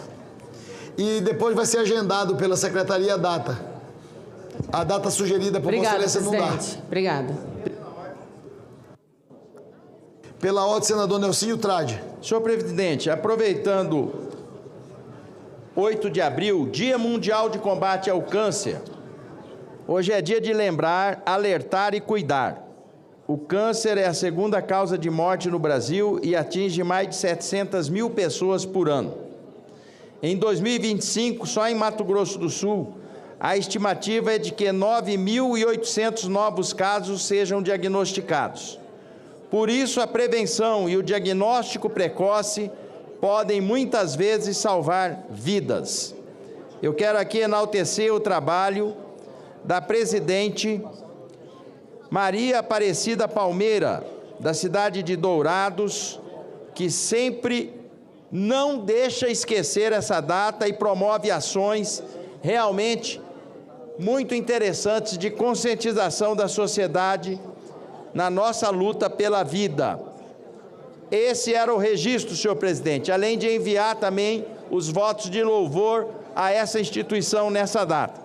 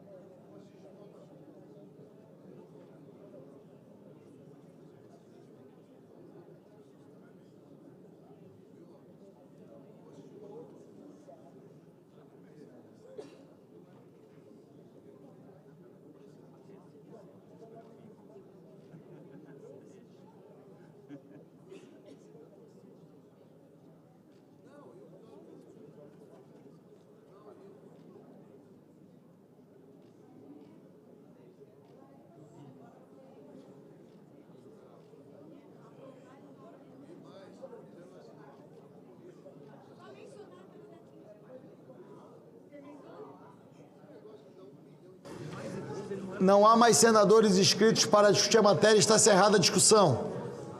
Passamos à apreciação da matéria. A presidência submeterá a matéria à votação simbólica. Votação do projeto e da emenda apresentada em turno único nos termos do parecer de plenário. As senadoras e os senadores que aprovam permaneçam como se encontram. Aprovado o projeto com a emenda número 1 de redação. O parecer da comissão diretora oferecendo a redação final será publicado na forma regimental. Discussão da redação final. Está encerrada a discussão. Em votação, os senadores e senadoras que o aprovam permaneçam como se encontram. Aprovada a redação final, a matéria vai à sanção presidencial. Senhor presidente, só um minuto, eu queria registrar a presença da autora que chegou aqui, a deputada Geovânia, que está aqui, dizer que foi um imenso prazer poder relatar esse projeto muito importante, das duas mães que aqui estão também, fazendo aí um coro a tantas mulheres e a tantas mães que não sofram o que elas passaram, que tantas outras já passaram também, que a gente possa garantir esse tratamento humanizado. Obrigada, senhor presidente. Parabéns, senadora Augusta, parabéns, deputada Geovânia de Sá.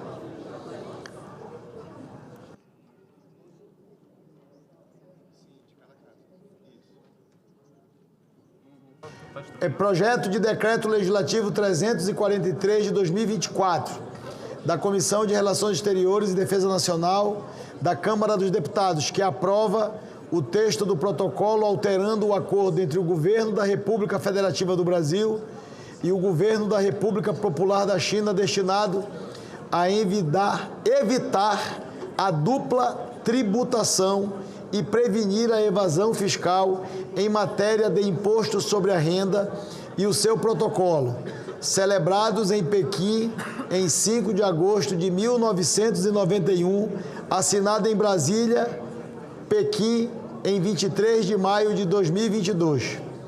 Parecer favorável número 4 de 2025 da Comissão de Relações Exteriores e Defesa Nacional. A relatora é a senadora Tereza Cristina. O relator ad hoc é o senador astronauta Marcos Pontes. Em discussão a matéria. Conceda a palavra à senadora Tereza Cristina.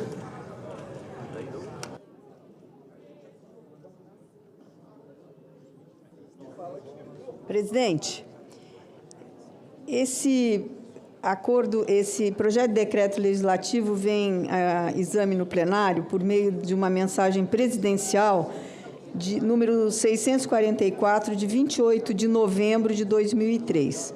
Foi submetido ao Congresso Nacional o texto do protocolo que altera o acordo entre o Governo da República Federativa do Brasil e o Governo da República Popular da China, destinado a evitar a dupla tributação e prevenir a evasão fiscal em matéria de impostos sobre a renda e seu protocolo, celebrados em Pequim, em 5 de agosto de 1991, e assinado em Brasília e Pequim, em 23 de maio de 22, pelo então ministro da Economia do Brasil, Paulo Roberto Nunes Guedes, e pelo comissário da Administração Tributária da China, Wang Zhu. O texto final do protocolo apresenta equilíbrio entre os interesses dos dois países e atende à política brasileira para os acordos desse tipo e moderniza o acordo vigente. Destaco que o acordo proverá medidas para favorecer os investimentos chineses no Brasil, assim como os investimentos brasileiros na China.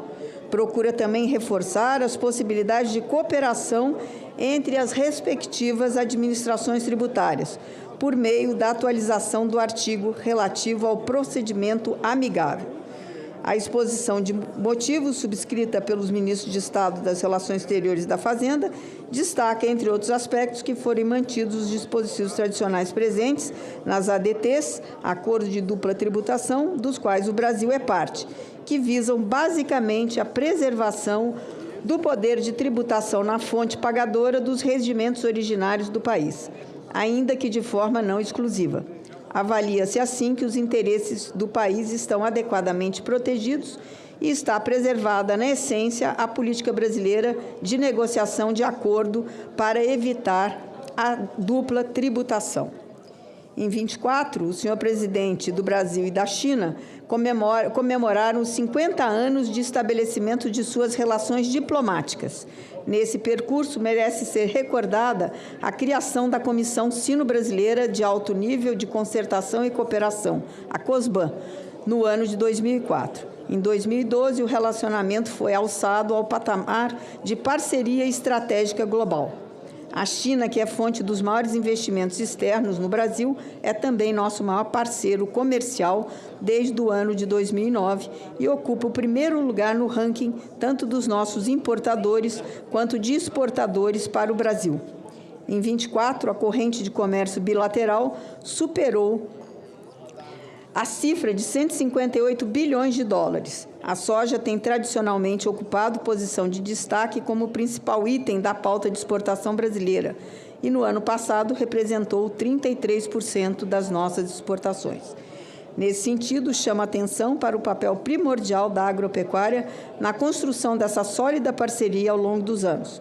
Para além da soja, nos últimos anos, outros itens agropecuários vêm ganhando importância na pauta de exportação para a China.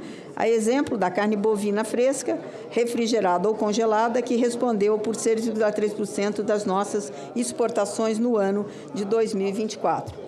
Como titular do Ministério da Agricultura, Pecuária e Abastecimento, pude testemunhar o fortalecimento, mais especificamente desse setor, dessa parceria entre Brasil e China. Diante disso, acredito que a aprovação desse PDL é fundamental para aprimorar essas relações econômicas entre os dois países, uma vez que, por meio dele, deve-se não apenas proporcionar maior segurança jurídica aos investidores, mas também combater a evasão fiscal. É fato que, no contexto de um mundo cada vez mais globalizado, as transações financeiras tornaram-se extremamente voláteis. Elas ultrapassam as barreiras geográficas e desafiam os limites tradicionais. Essa realidade econômica exige dos Estados a adoção de medidas capazes de acompanhar as mudanças. Nesse sentido, senhor presidente, as alterações introduzidas pelo protocolo, como está sendo analisado, representam ferramentas essenciais no combate à evasão fiscal, promovendo maior transparência tributária. Esse acordo poderá criar ambiente mais favorável para que empresas brasileiras e chinesas com atuação internacional possam operar com maior segurança jurídica. É fato que a possibilidade de bitributação pode desencorajar investimentos devido ao risco de encargos excessivos. Regras mais claras poderão impulsionar os investimentos brasileiros no exterior, proporcionando condições mais previsíveis para investidores. Como destacado na mencionada exposição de motivos interministerial, o protocolo foi além dos objetivos tradicionais dos acordos de dupla tributação e propôs medidas para favorecer os investimentos chineses no Brasil e os investimentos brasileiros na China. Era o que eu tinha para dizer, senhor presidente. Muito obrigada. Não há mais senadores inscritos para... Senador Nelsinho Trade. Senhor presidente, apenas para parabenizar a senadora Tereza. Senador Nelsinho, me permita, rapidamente, aproveitando que está no plenário, eu queria a atenção do plenário. Nós estamos organizando para a próxima quinta-feira, às 11 horas, a instalação da Comissão Mista de Orçamento. A presidência já encaminhou o ofício para as bancadas para fazer a indicação dos seus membros. Eu queria solicitar as lideranças partidárias que ainda não fizeram a indicação da composição dos blocos partidários para composição da CMO e a próxima eleição na quinta-feira, 11 horas, que o fizessem ainda hoje ou amanhã. Então, eu queria pedir atenção dos senadores e das senadoras para que os blocos partidários possam fazer as indicações dos membros da Comissão Mista de Orçamento do Congresso Nacional. Cedo a palavra ao senador Nelsinho Trade. Senhor presidente, em tempo, só sobre o tema, comunicar que a União Brasil já fez suas respectivas indicações. Irão compor a CMO pela bancada do União Brasil, a senadora Dorinha e o senador Efraim Filho. Conceda a palavra ao senador Nelsinho Trade. Apenas para parabenizar a senadora Tereza Cristina pelo relatório, as questões que envolvem dois países que possa vir a ter a bitributação, realmente precisa ser equacionada para evitar essa situação e promover com isso um ambiente de negócios mais favorável. Eu quero também ressaltar aos nobres pares que a Comissão de Relações Exteriores está organizando uma sessão especial onde nós vamos ouvir vários especialistas, senador Sérgio Moro, a despeito desse conflito comercial global que está se instalando no planeta. Eu penso que vai ser muito rica essa participação. São autoridades renomadas no assunto, especialistas, e isso nós não podemos passar à margem dessa história que está acontecendo no mundo afora. Eu penso que planejamento e estratégia tem que ser as palavras certas que tem que estar no nosso meio e no governo brasileiro para fazer frente às situações que estão ocorrendo no mundo. Era isso, senhor presidente.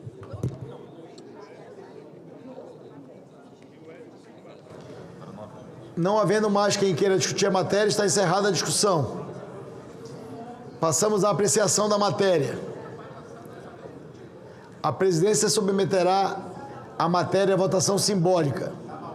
Votação do projeto em turno único nos termos do parecer. As senadoras e os senadores que aprovam permaneçam como se encontram. Aprovado o projeto, a matéria vai à promulgação e será feita a devida comunicação à Câmara dos Deputados. Requerimento número 267 de 2025, de autoria do senador Paulo Paim e outros senadores, que solicita a realização de sessão especial destinada a celebrar os 30 anos do Grupo Especial de Fiscalização Móvel do Ministério do Trabalho e Emprego. Votação do requerimento. As senadoras e os senadores que aprovam permaneçam como se encontram. Aprovado o requerimento e a sessão será agendada pela Secretaria-Geral da Mesa. Requerimento número 268 de 2025, de autoria do senador Randolfo Rodrigues, que solicita a constituição de uma comissão temporária externa composta de 3 membros titulares com a mesma quantidade de membros suplentes para, no prazo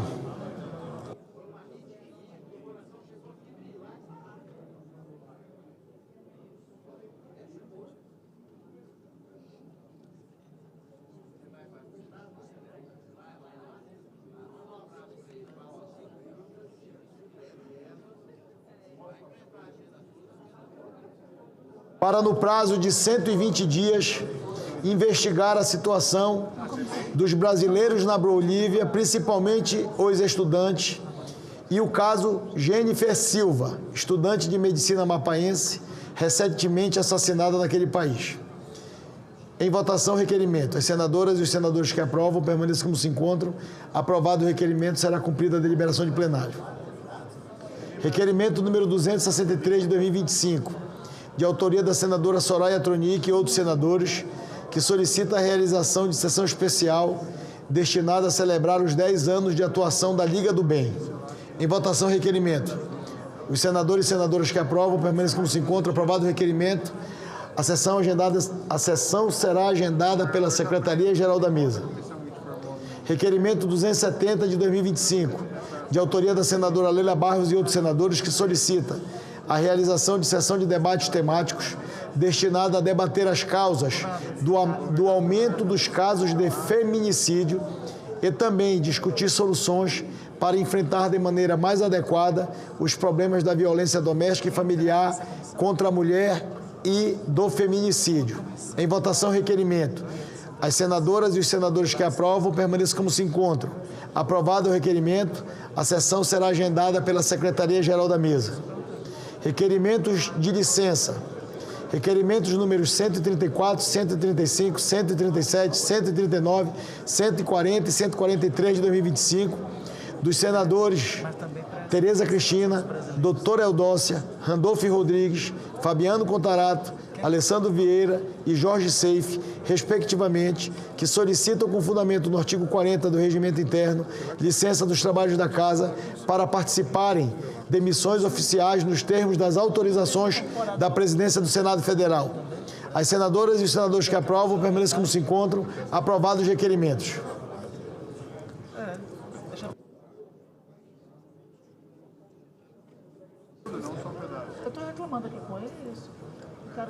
A presidência informa as senadoras e os senadores que estão convocadas às seguintes sessões para amanhã.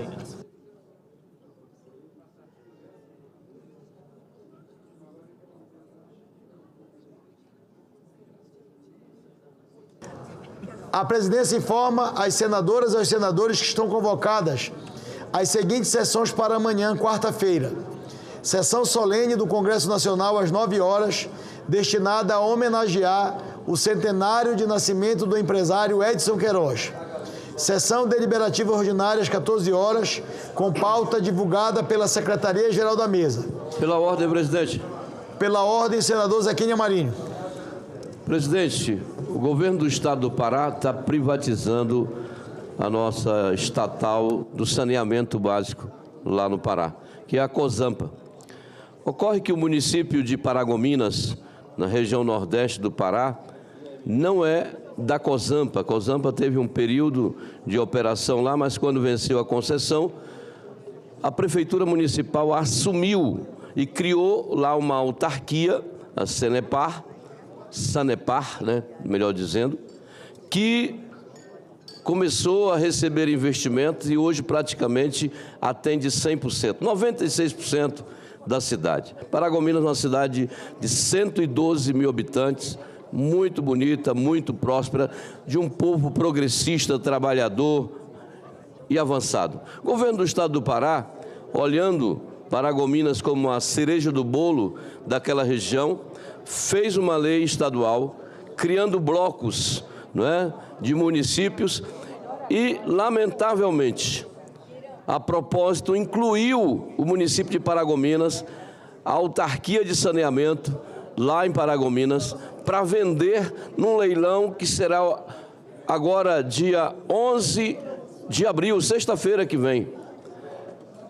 Pegando um bem público do município de Paragominas, uma companhia construída com suor e com o dinheirinho daquele município, que tem um trabalho extraordinário, altamente eficiente, cobra uma taxa mais do que barata da população para poder abastecer com água limpa de qualidade, avança com serviço de esgotos, atendendo quase 15% já da população e com metas ousadas para atingir um maior número, um maior percentual daqui para frente.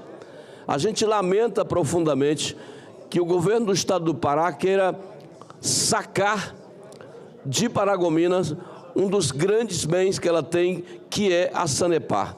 Estivemos lá ontem na cidade de Paragominas, reunido com a Câmara Municipal, que são 17 vereadores, unidos literalmente 100% na luta por excluir o município de Paragominas desse leilão. Um leilão que vai vender um bem que não é do Estado, não é da estatal estadual, mas é do povo de Paragominas. E nós queremos daqui, nesse momento, dizer da nossa solidariedade, não só ao prefeito municipal, Sidney Rosa, não só aos nossos vereadores, presididos ali pelo Leonardo, não só a classe política, mas a todo o povo de Paragominas. Nossa solidariedade, estamos juntos numa luta judicial, não só lá em Belém, não é? Mas em seguida aqui no Supremo Tribunal Federal, com o intuito de tirar e salvar esse bem do povo de Paragominas, que é a Sanepar. Porque, lamentavelmente, o Estado quer levar na cara dura e no grito, deixando uma população enorme chorando, porque lamentavelmente estão tomando de Paragominas e do seu povo esse bem que lhe é muito caro. Era isso, senhor presidente. Muito obrigado. Cumprida a finalidade desta sessão, a presidência declara o seu encerramento.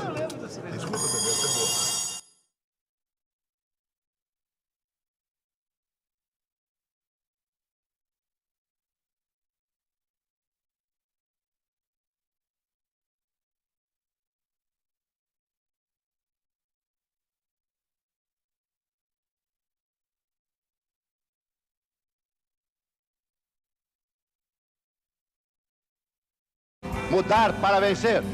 Muda, Brasil! Que Deus nos ajude, que isto se cumpra.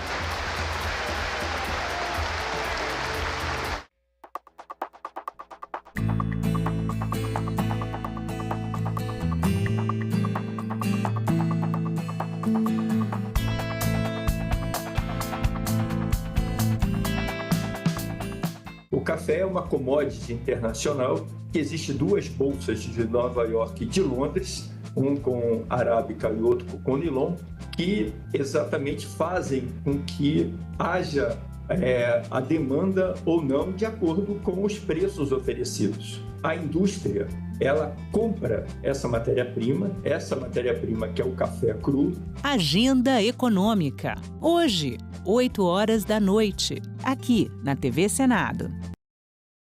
Eu optei por uma imagem que fosse uma coisa pacífica, familiar, conciliatória, que as pessoas pudessem ver aquele cartão postal. Talvez essa coisa tátil do molhado, do vidro que corta, do perigo, usando esses materiais que têm uma identidade associada à agressão, ao desconforto, à vulnerabilidade, ou talvez ao perigo, sabe, de estar lidando com a vulnerabilidade que não é só física, material, mas ela é política também, sabe? A gente sente como essas coisas que nós temos como normais, leis, que a gente pensa que elas existem, né? Como essas coisas podem se transformar de uma hora para outra. Ainda que seja essa reconstrução de Brasília, os cacos não tem mais como juntar, né?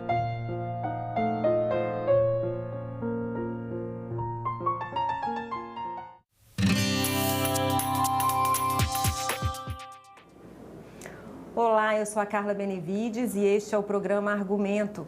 A nossa conversa hoje é com a senadora Tereza Cristina, do Progressistas de Mato Grosso do Sul. Ela foi a relatora do PL da Reciprocidade Comercial, que autoriza o governo brasileiro a adotar medidas comerciais contra países e blocos que imponham barreiras aos produtos brasileiros. A proposta já foi aprovada pelo Senado, pela Câmara e agora aguarda a sanção presidencial. Senadora, obrigada pela sua presença. Obrigada a você, Carla. Senadora, a senhora já disse que não gosta da palavra retaliação, né? Mas essa proposta ela foi aprovada rapidamente aqui pelo Senado e também pela Câmara no meio desse anúncio, né, do tarifaço do presidente dos Estados Unidos, Donald Trump. houve na verdade, foi uma intenção de se preparar para o que havia, para o que ia acontecer? Olha, ele foi uma coincidência, né? Num momento em que realmente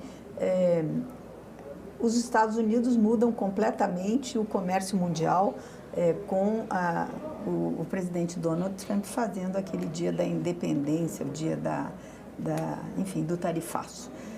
Mas esse projeto ele é um projeto que começou em 2023, de autoria do senador Zequinha Marinho, e quando a relatoria veio para mim, o projeto ele foi baseado muito no que a Europa queria, na verdade, retalhar o Brasil, né, com a lei antidesmatamento. Né? Então, ele foi pensado lá atrás como o Brasil se proteger, e principalmente os produtos do agro brasileiro, contra retaliações desmedidas ou descabidas que a União Europeia, com a sua lei antidesmatamento aprovada pela União Europeia, hoje ela está suspensa, mas ela vai voltar a ser, vai começar a vigorar a partir de janeiro de 2026. Então, esse projeto começou lá atrás. Nós precisávamos fazer com que o projeto parasse de pé, que fosse constitucional. E quando você faz uma lei, você não pode fazer voltada para um país, para um bloco, para uma pessoa ou para uma situação. Você tem que fazer uma lei maior, que trouxesse proteção aos produtos brasileiros, sejam eles do agro ou não, de outros segmentos do setor produtivo brasileiro, caso haja alguma medida desproporcional.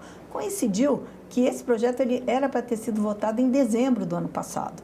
Pediram vistas e aí, na volta do ano legislativo, nós voltamos a trabalhar, já tínhamos feito várias audiências públicas, voltamos a trabalhar e aí com os Estados Unidos dizendo que ia colocar retaliações sobre produtos do mundo todo, não só do Brasil, então o projeto ele realmente ganhou tração e velocidade por conta do momento. Mas ele é um projeto que vinha sendo trabalhado, discutido já há mais de um ano.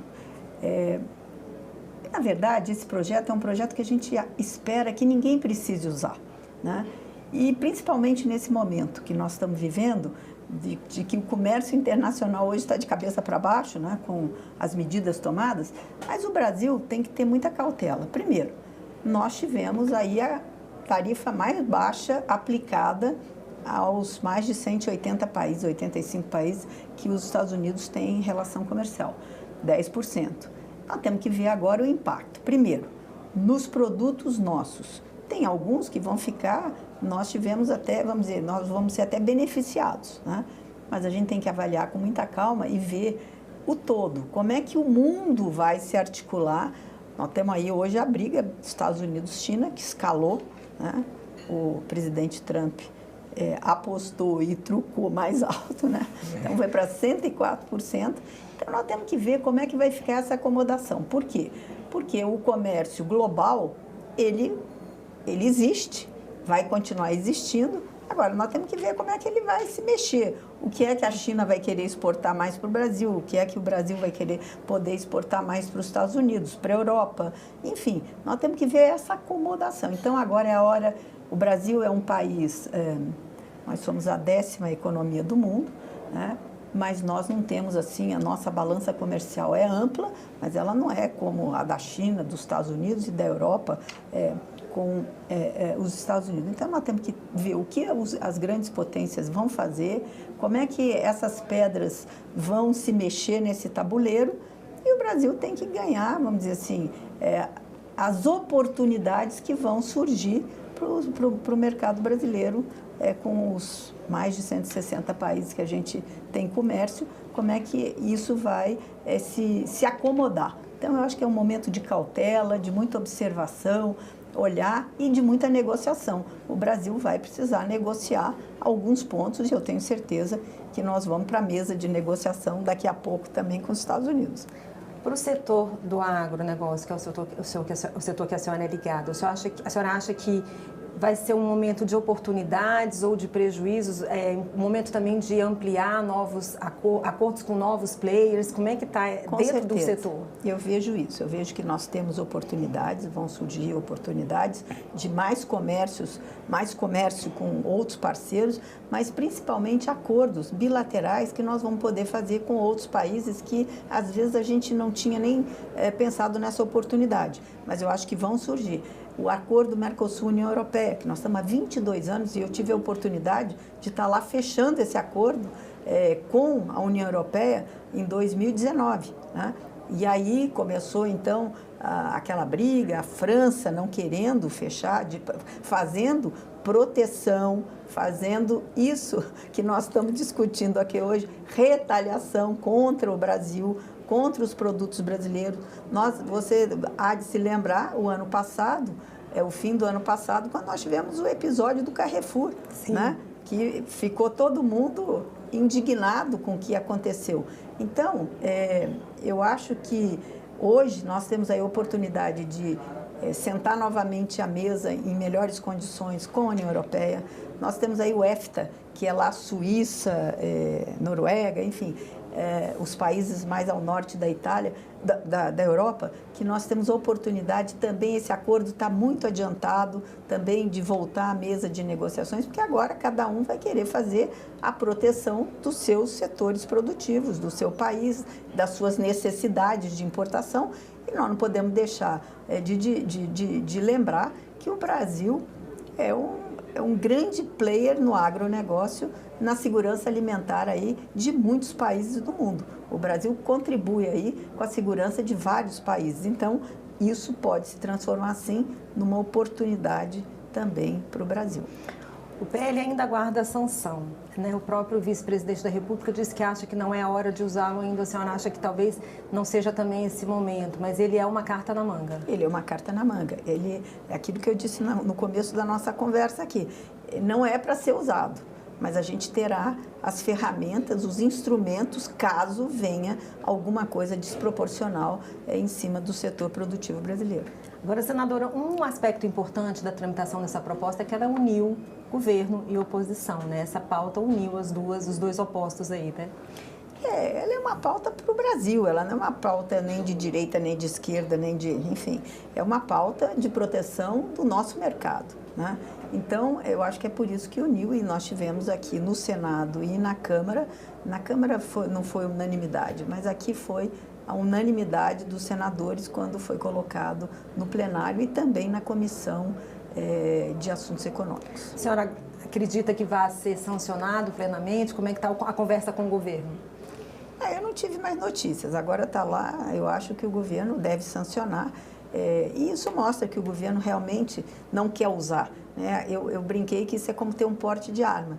Você tira o porte, compra a arma e você só usa se for necessário. Então, eu acho que o governo tem hoje os instrumentos de proteção do nosso comércio, mas ele não... Eu acho que... Aliás, a lei ela é muito clara, porque ela é uma lei que ela vai escalando as medidas. Não é uma coisa que de cara você já tenha, você usa a sua arma final. Você tem muitos instrumentos para sentar à mesa e abrir o diálogo. E aí você pode ir apertando à medida que o outro lado não queira ceder. Então, a lei ela ficou uma lei muito... como é que eu diria, uma lei muito equilibrada, né? Não é que o governo vai chegar e dizer, não, eu vou fazer isso, enfim, vai para as medidas que atinjam mais o outro país. Não, ele tem uma régua e uma rampa que ele vai aumentando e escalando a pressão em cima do parceiro comercial. Senadora, muito obrigada pela gentileza de participar aqui conosco e de esclarecer as nossas dúvidas sobre a proposta. Eu que agradeço, Carla, muito obrigada. E eu agradeço a você também que nos assistiu. Se você quiser rever esse programa, é só acessar o nosso site senado.leg.br/TV ou o nosso canal no YouTube. Obrigada pela sua companhia e até o próximo argumento.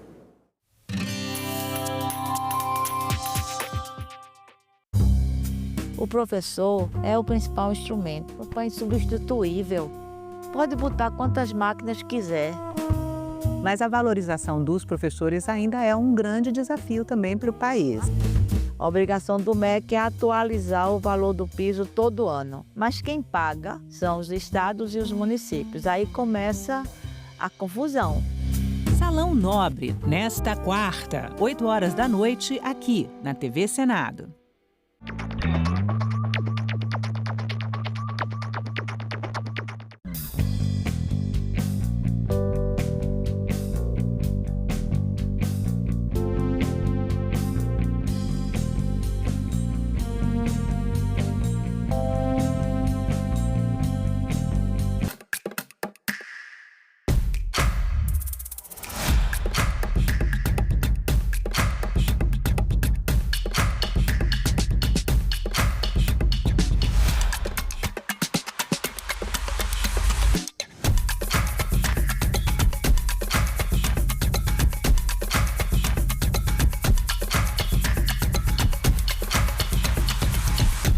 TV Senado.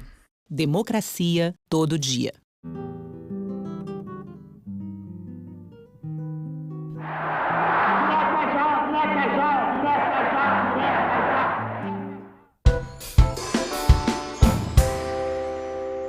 Declaro aberta a 6ª reunião da Comissão do Meio Ambiente da 3ª Sessão Legislativa Ordinária da 57ª Legislatura, que se realiza nessa data, 8 de abril de 2025.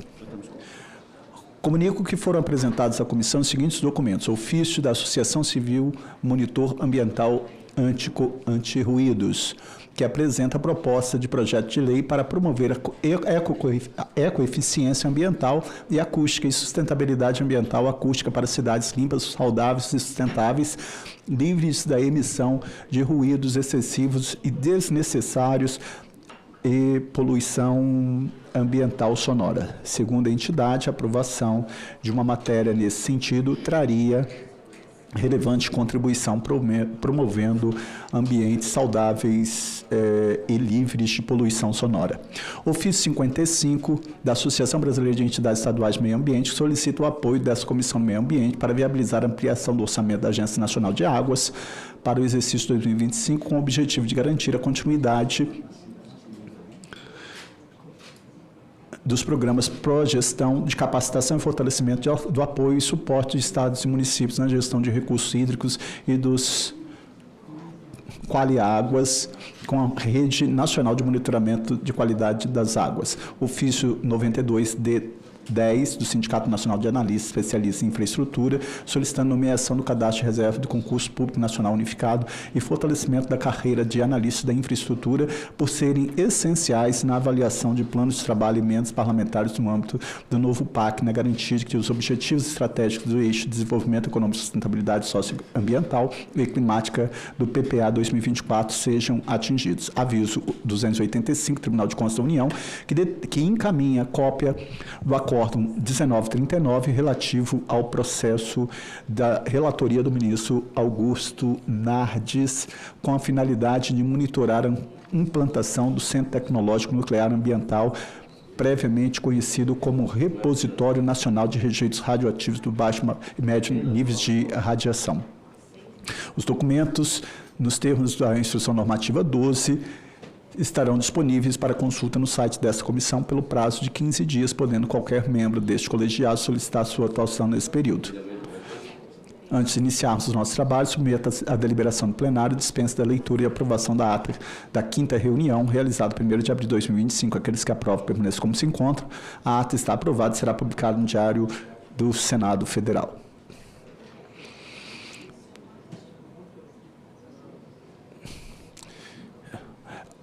Anuncio que o item 1 do projeto de lei 3776, a pedido do relator, foi retirado de pauta. Antes de continuar os itens da pauta, eu só queria fazer um registro que nessa semana está iniciando uma semana do acampamento Terra Livre, que é a luta, a reivindicação dos povos indígenas e comunidades tradicionais por um direito constitucional dos povos indígenas que tanto protege a pauta ambiental. Se você quer ver efetivamente quem está protegendo a pauta ambiental, vá até as comunidades indígenas. Eu falo isso porque eu tive lá visitando os Guaranis Kaiowás em Dourados, em Mato Grosso do Sul, assim como nós temos em diversas regiões do Brasil. Você vai verificar, senador Confúcio, eu lembro que a FUNAG confinou povos indígenas numa terra que não tinha água, que não tinha absolutamente nada, sem condições, e um professor indígena me pegou pelo braço e me levou num olho d'água morto, e ele plantou, ele reflorestou, e aquilo brotava água. Eu queria que meus colegas senadores tivessem o mínimo de empatia e sensibilidade, para ver efetivamente quem é que está defendendo o meio ambiente como direito humano essencial. Porque não basta estar na Constituição Federal, desde o dia 5 de outubro de 88, que todos temos direito a um meio ambiente ecologicamente equilibrado, mas vai ver como nós tratamos os indígenas da população brasileira. Vai ver efetivamente quem efetivamente protege a pauta ambiental em todos os seus biomas. Convido que os nossos parlamentares saiam deixem os paletós, deixem os gabinetes, deixem os seus carros, mas vá lá nas comunidades indígenas, vá visitar os Yanomamis, os Guaranis Kaiowás, todas as etnias dos povos indígenas. Então, eu quero saudar aqui esse acampamento Terra Livre, que é uma semana em que eles se mobilizam para estar aqui, que não é difícil, que não é fácil. Não é fácil, vá se mobilizar.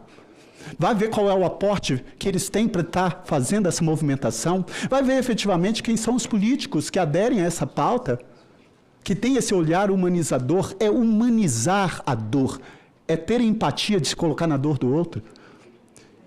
A gente tem que ter efetivamente esse olhar. Então, essa semana, senador Confúcio, do acampamento Terra Livre, é justamente para debater, é para justamente reivindicar, é para justamente falar assim: nós existimos e nós queremos ser respeitados. Nós existimos e nós protegemos todos os biomas que nós temos no Brasil como um direito humano essencial, como um direito constitucional de que todos temos direito ao meio ambiente ecologicamente equilibrado. Quero fazer um registro que no Espírito Santo, na Universidade Federal do Espírito Santo, tem um professor maravilhoso que ele tem voltado para a educação de povos indígenas, educação indígena. O professor João Porto, que é o meu amigo, um colega aguerrido, e que em nome dele eu saúdo todos os professores das universidades federais, dos institutos federais, daqueles que lutam efetivamente para a formação dos povos indígenas, na formação da educação indígena, para fortalecimento desse direito humano constitucional que eu volto a falar, que está desde o dia 5 de outubro de 88. Então, eu quero fazer essa reflexão só para enaltecer e desejar sucesso ao acampamento Terra Livre. Senhor presidente, só para complementar sua introdução, quando fui governador do estado, lá em Rondônia, nós trouxemos as lideranças indígenas para o governo.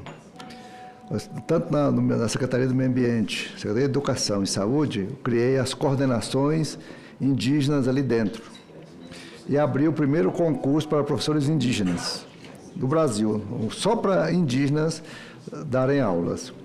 Então, eles são hoje concursados, são efetivos servidores do Estado, né? E eu me dedico muito a essa pauta e visito muito. Levando, por exemplo, a gente pensa que eles moram nas margens dos rios e que estão tomando água limpa. Muitas vezes eles usam água barrenta. E nós estamos colocando unidades de saneamento nas comunidades indígenas.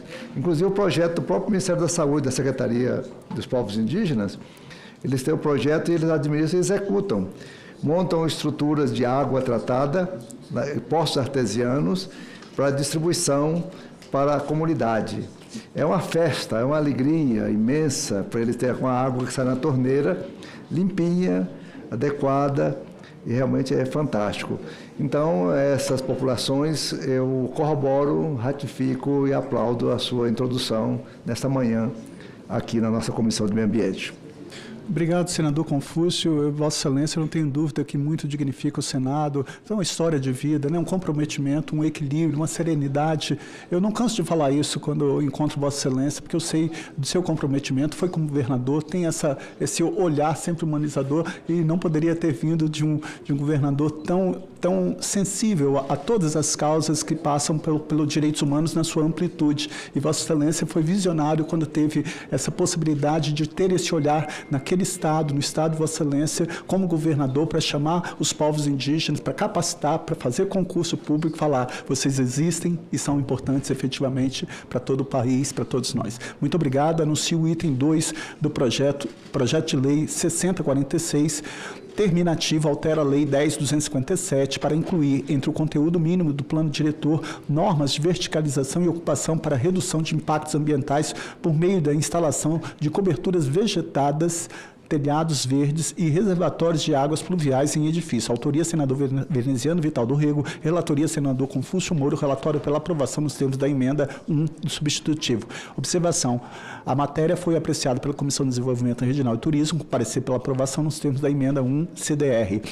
2. Nos termos do artigo 282, combinado com 92 do Regimento Interno do Senado Federal, se for aprovado o substitutivo, será ele submetido a turno suplementar. 3. Será realizada uma única votação nominal para aprovação do projeto nos termos da emenda 1 CDR substitutivo. Concedo a palavra ao senador Confúcio Moura para a leitura do seu relatório. Senhor presidente, o senhor fez a introdução, a ementa do projeto, eu vou entrar na análise direto. Nos termos do inciso 1º do artigo 102F do Regimento Interno do Senado Federal, compete à Comissão de Meio Ambiente opinar sobre matérias pertinentes à proteção do meio ambiente e controle da poluição. O projeto de lei em exame cuida da matéria inserida na competência legislativa privativa da União, conforme estabelecido no inciso 12º do artigo 22 da Constituição Federal. Ainda no tocante à constitucionalidade, não há impedimentos quanto à iniciativa parlamentar, pois a matéria não se inclui entre as listadas no parágrafo 1º do artigo 61 da Carta Magna e reservadas à iniciativa privada do Presidente da República. Também é atendido o critério de juridicidade. Em termos regimentais, não há colisão de normas ou conflitos de qualquer natureza. No que se refere ao mérito, a adoção de soluções construtivas, como infraestruturas verdes e soluções baseadas na natureza, é crucial para minimizar os impactos negativos da urbanização e garantir a sustentabilidade e resiliência das cidades. Desse modo, o projeto de lei número 6.046 de 2019 propõe o uso de infraestruturas verdes como soluções construtivas. Esse projeto de lei, portanto, reflete uma tendência crescente de incorporar tecnologias sustentáveis no planejamento urbano e na construção civil, buscando mitigar os impactos das mudanças climáticas e melhorar a qualidade de vida nas cidades brasileiras. Contudo, é importante ressaltar que, de acordo com a Constituição Federal, a execução da política urbana é competência do poder público municipal, cabendo à União apenas a edição de diretrizes gerais, ainda que o tema do direito urbanístico esteja inserido nas competências legislativas concorrentes da União, dos Estados e do Distrito Federal. Ao definir procedimentos administrativos e predeterminar a adoção obrigatória de soluções técnicas específicas, como telhados verdes e reservatórios de águas fluviais ou pluviais, o projeto avança sobre competências municipais e a aplicação de medidas tão específicas extrapola o escopo de uma norma ou diretriz de caráter geral. Deste modo, apesar de ser uma proposição que aprimora a legislação ambiental, o projeto de lei em apreço necessita de aprimoramento, alinhamento às competências da União no tema da política urbana, corrigindo termos tecnicamente inadequados e prevendo a possibilidade de uso de incentivos públicos para a implementação de tecnologias verdes nas edificações. Nesse sentido, notamos que o substitutivo aprovado na Comissão de Desenvolvimento Rural oferece uma abordagem mais abrangente e flexível em comparação ao projeto original, ampliando o escopo para tecnologias verdes em geral, priorizando estímulos e incentivos em vez de obrigações. Ao mesmo tempo, o substitutivo mantém o espírito do projeto original de promover práticas mais sustentáveis no desenvolvimento urbano, mas adota uma abordagem menos prescritiva e mais flexível, permitindo que os municípios adaptem as políticas às suas realidades locais. Sendo assim, ao conceder maior autonomia aos municípios para definir suas próprias políticas de incentivo e integrar o conceito de tecnologias verdes às diretrizes gerais de política urbana, o substitutivo apresenta uma proposta mais alinhada com princípios de sustentabilidade, respeito às diversidades locais. Portanto, somos pela aprovação da proposição na forma do substitutivo aprovado pela CDR, na CDR. O voto ante o exposto, votamos pela regimentalidade, constitucionalidade, juridicidade e boa técnica legislativa e, no mérito, pela aprovação do projeto de lei 6.046/2019, na forma da emenda substitutiva número 1 da Comissão de Desenvolvimento Rural. Rural, né? É rural? É? Regional, desculpe, perdão. Da Comissão de Desenvolvimento Regional. Era isso, senhor presidente, o relatório. Obrigado, senador Confúcio. Parabenizo Vossa Excelência pelo relatório, ao passo que parabenizo também o autor, senador veneziano Vital do Rego. A matéria está em discussão. Para discutir, senador Zequinha. Muito obrigado, presidente. Bom dia. Eu achei a ideia fantástica, né? Mas eu queria ver se o... Nada contra, vamos aprovar o projeto. Mas eu queria ver na prática como é que seria isso, né? Cobertura verde aqui, telhado verde, né? Tem como dar uma pincelada? Aqui mesmo em Brasília já existem alguns ali no noroeste, já com bastante verde, até nas janelas. Tipo samambaias penduradas. E elas vão colocando ornamentadas, fica um quadro arquitetônico extremamente bonito, consorciado com os outros cuidados, por exemplo, o reuso da água da chuva, reservatórios para usar, coletar a água da chuva, colocar essa água depositada e usar para irrigação dos jardins, lavar calçadas e fazer tudo isso. Então, esses prédios, eles são harmonizadores, até a visão ela é acomodativa, é agradável. Então, cada arquiteto, ele junta o engenheiro florestal, o paisagista, e eles vão criando esses modelos alternativos, colocar algum verde no concreto. É extremamente agradável, chama a atenção também, além de as pessoas pararem para tirar fotografias. É bem interessante, né? Obrigado. Não havendo mais quem queira discutir, encerra a discussão. A votação será nominal. Em votação, a emenda 1 CDR, substitutivo ao projeto de lei 646, nos termos do relatório apresentado. Senadores que votam com o relator, votam sim. A votação está aberta.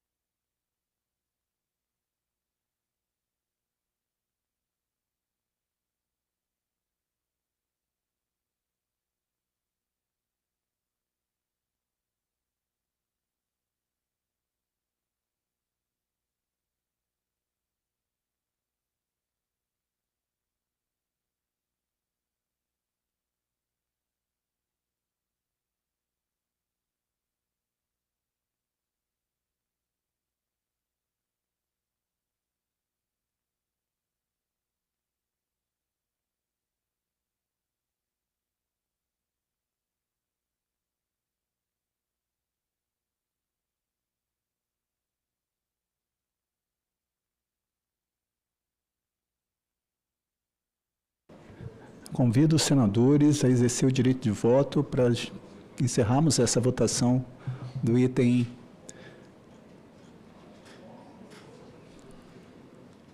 2, projeto de lei 6046. Os que concordam, votam sim.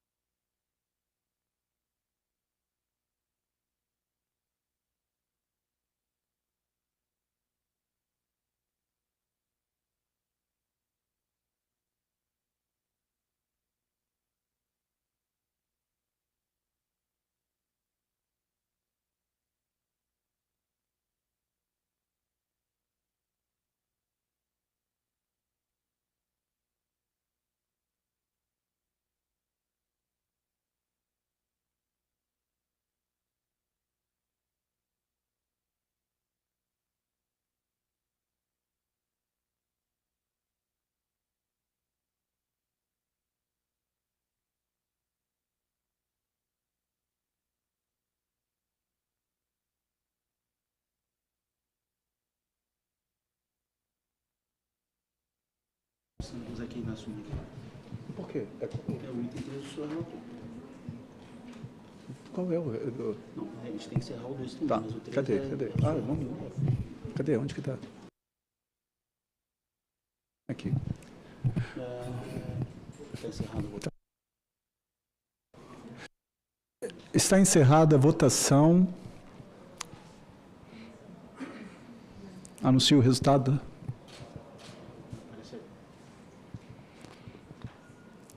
Votaram sim 8 senadores, nenhum não.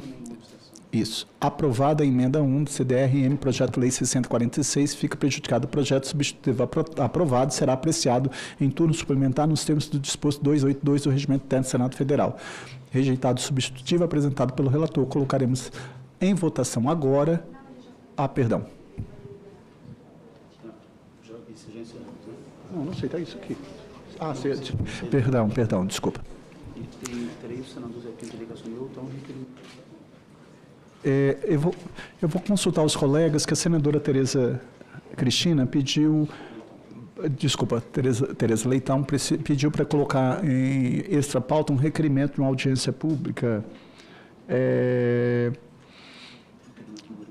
requerimento número 4, 2025, da CMA, nos termos do artigo 58, do Regimento Interno, a realização de audiência pública com o objetivo de debater em articulação com a Comissão de Meio Ambiente os desafios para uma educação comprometida com a justiça social e climática, a proteção à biodiversidade e o desenvolvimento socioambiental sustentável. Uma audiência pública, e ela põe aqui as pessoas que fariam parte dessa audiência pública.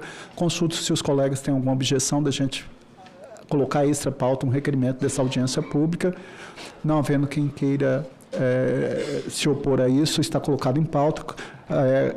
Coloca em votação aqueles que concordam com a audiência pública, permaneça como se encontra. Aprovado o requerimento 4/2025, de autoria da senadora Tereza Leitão. E minha. Anuncio o item 3, emenda de plenário ao projeto 2326 de 2022, não terminativo. Eu solicito, se o senador Zequinha pudesse fazer a gentileza de assumir a presidência para que eu possa relatar, porque eu acho que eu sou o relator desse projeto. Também. Presidente, a gente tem dúvidas com relação a isso aqui, e a liderança do Podemos está solicitando vista, mas o senhor pode... Né? Então como é que faz? Já encerra? Se o senhor quiser ler o relatório, na verdade, quem vai conceder vista é o senhor. Pode ler, né? Isso, mas o senhor concede vista. Aí depois eu solicito a vista. Pode ser? Você quer que eu assuma aí?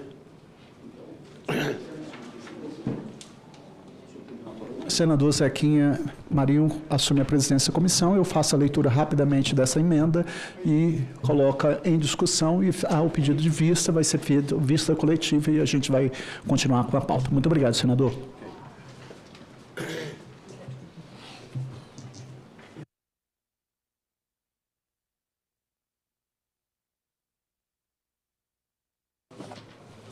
Item de número 3, emenda de plenário ao projeto de lei número 2326 de 2022, não terminativo, altera o artigo 6º da lei número 10.826 de 22 de dezembro de 2003 para conceder o porte de armas de fogo aos integrantes da Fundação Nacional do Índio em atividade de fiscalização. Autoria, Comissão Temporária Externa para investigar in loco as causas do aumento da criminalidade e do atendimento na região norte. Relatório da emenda, senador Fabiano Contarato. Relatório pela aprovação da emenda número 6 de plenário, na forma de subemenda número 1 da comissão especial, né, aqui estabelecida. Observações: a matéria foi apreciada pela Comissão de Segurança Pública.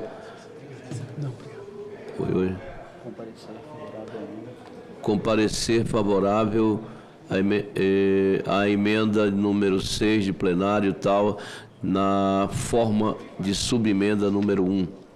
A matéria será apreciada pela Comissão de Constituição e Justiça e Cidadania. Leitura e discussão. Senhor presidente, eu passo direto à análise para, uma vez que o relatório já foi disponibilizado, a modificação legislativa proposta na emenda 6 do PLN opera-se pela modificação do inciso 12 do artigo 6º da Lei 10.826 e como decorrência lógica pela modificação da amplitude semântica dos seus parágrafos 1º e 2º, que fazem alusão ao referido inciso 12. Assim, quanto ao ponto do artigo 6º da Lei 10.826, passaria a ter a seguinte redação na forma operada pela hora analisada emenda 6, que modifica a redação originalmente dada ao dispositivo do artigo 1º do PL, nos termos já delineados pela emenda 4CMA anteriormente aprovada.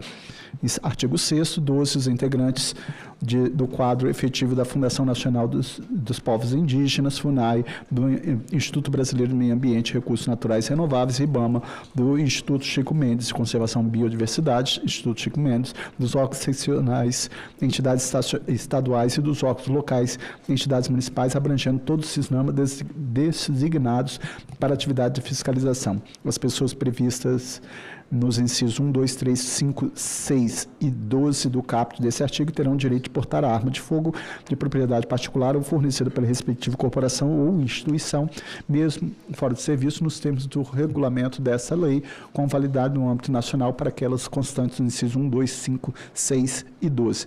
A autorização para o porte de arma de fogo aos integrantes das instituições descritas neste artigo está condicionada à comprovação de requisito a que se refere o inciso 3º do caput do artigo 4º da Lei nas condições estabelecidas no regulamento. Ou seja, a emenda 6, de autoria do senador Jorge Seife, pretende contemplar com o direito ao porte de arma de fogo os integrantes dos quadros efetivos dos órgãos seccionais, entidades estaduais e dos órgãos locais, entidades municipais, abrangendo todos esses nomes designados para atividade de fiscalização.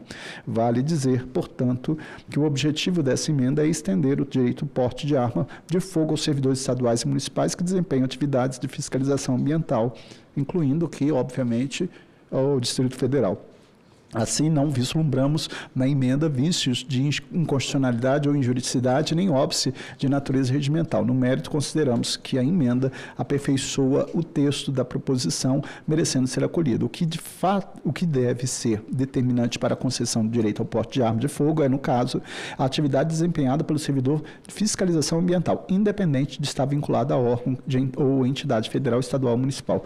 Não obstante, como bem apontou o parecer da CSP, o texto da emenda demanda ajuste para suprimir a menção órgãos seccionais e deixar claro que a extensão se aplica aos servidores estaduais e municipais encarregados de fiscalização.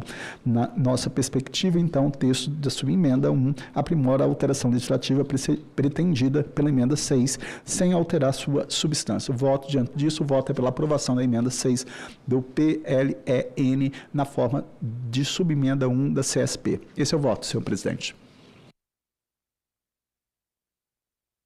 Lembrar que nós temos aqui um quórum de 12 pessoas, portanto, mais 10. Todavia, não havendo quem queira discutir, eu encerro a discussão. A votação será simbólica. Em votação, o relatório e o voto do senhor senador Contarato. Os senadores que concordam permaneçam como se encontram.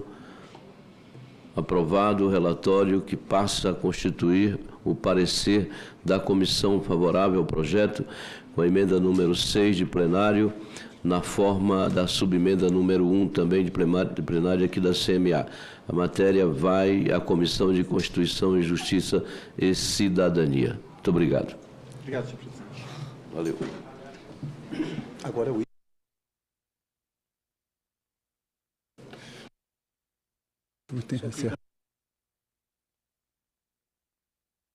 Não havendo quem a tratar, agradeço a presidente de todos, declaro encerrada a presente reunião.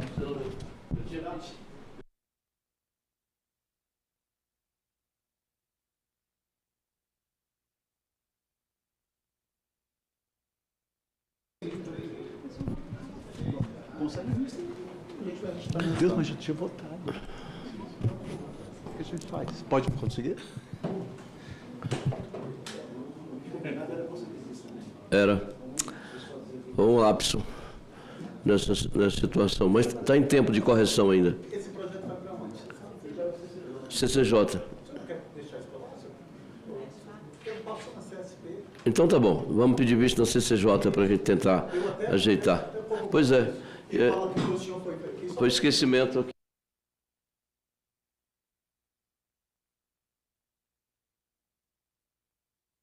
Prometo sustentar a união, a integridade e a independência do Brasil.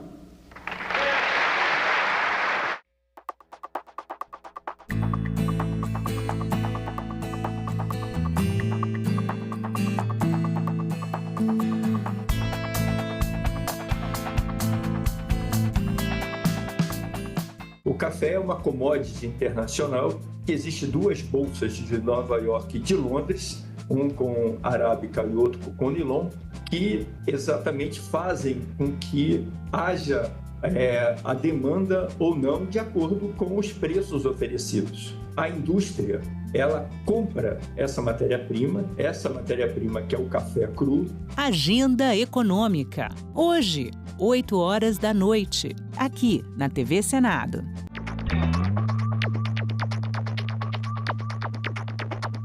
Eu sou Josimar Pereira, nasci em 1985, vim lá do interior de Minas Gerais, a cidade, né? Mas não me adaptei. Aí entrei no movimentos sociais e fiz a luta pela terra. Hoje estou trabalhando com a agricultura familiar. O acesso à terra é um direito de todos. A intenção é que a pessoa consiga seu pedaço de terra, consiga ser contemplado, que hoje é através do chamamento público, e que tira o sustento dali da família. Por isso que a gente se diz agricultor familiar. Eu cheguei aqui sozinho, barraco 4x4, não tinha irrigação, não tinha água e de lá para cá eu tive que trabalhar e conseguir tudo, né? O mais importante da democracia é a gente ser livre para ir em busca do sonho e lutar e tocar adiante. Sou muito feliz vivendo da terra, a gente plantar, ter o próprio alimento e ainda tirar o sustento. Isso é muito gratificante para a gente. Meu nome é Josimar e eu nasci com a democracia. Lamento informar que o excelentíssimo senhor presidente da República, Tancredo de Almeida Neves, faleceu esta noite.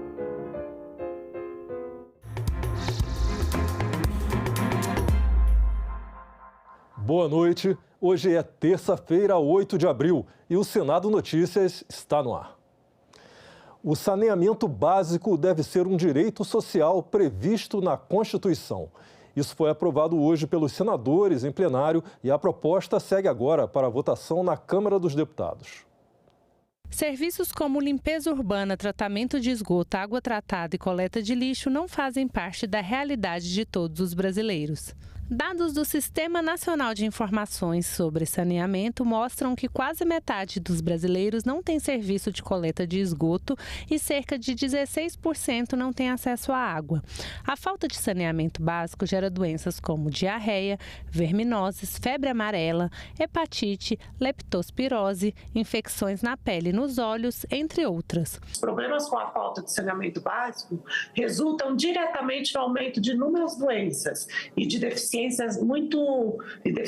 que seriam evitáveis. Quando nós falamos de saneamento básico, é importante que a gente fale de desenvolvimento sustentável e meio ambiente, porque o maior dano ao meio ambiente brasileiro é justamente o lançamento de afluentes sem tratamento nos cursos d'água do Brasil. Uma proposta de emenda à Constituição aprovada pelo plenário do Senado nesta terça-feira reconhece o acesso ao saneamento básico como um direito social, como já é o caso da educação, saúde, trabalho, moradia, lazer, alimentação, previdência social e segurança. O Brasil já reconhece saneamento básico como direito humano e agora a gente traz uma legislação que saneamento básico vai ser reconhecido também como direitos sociais. Um direito tão fundamental como o direito à locomoção, à liberdade de ir e vir, tão fundamental como o direito à saúde, tão fundamental quanto o direito ao trabalho devidamente remunerado, tão fundamental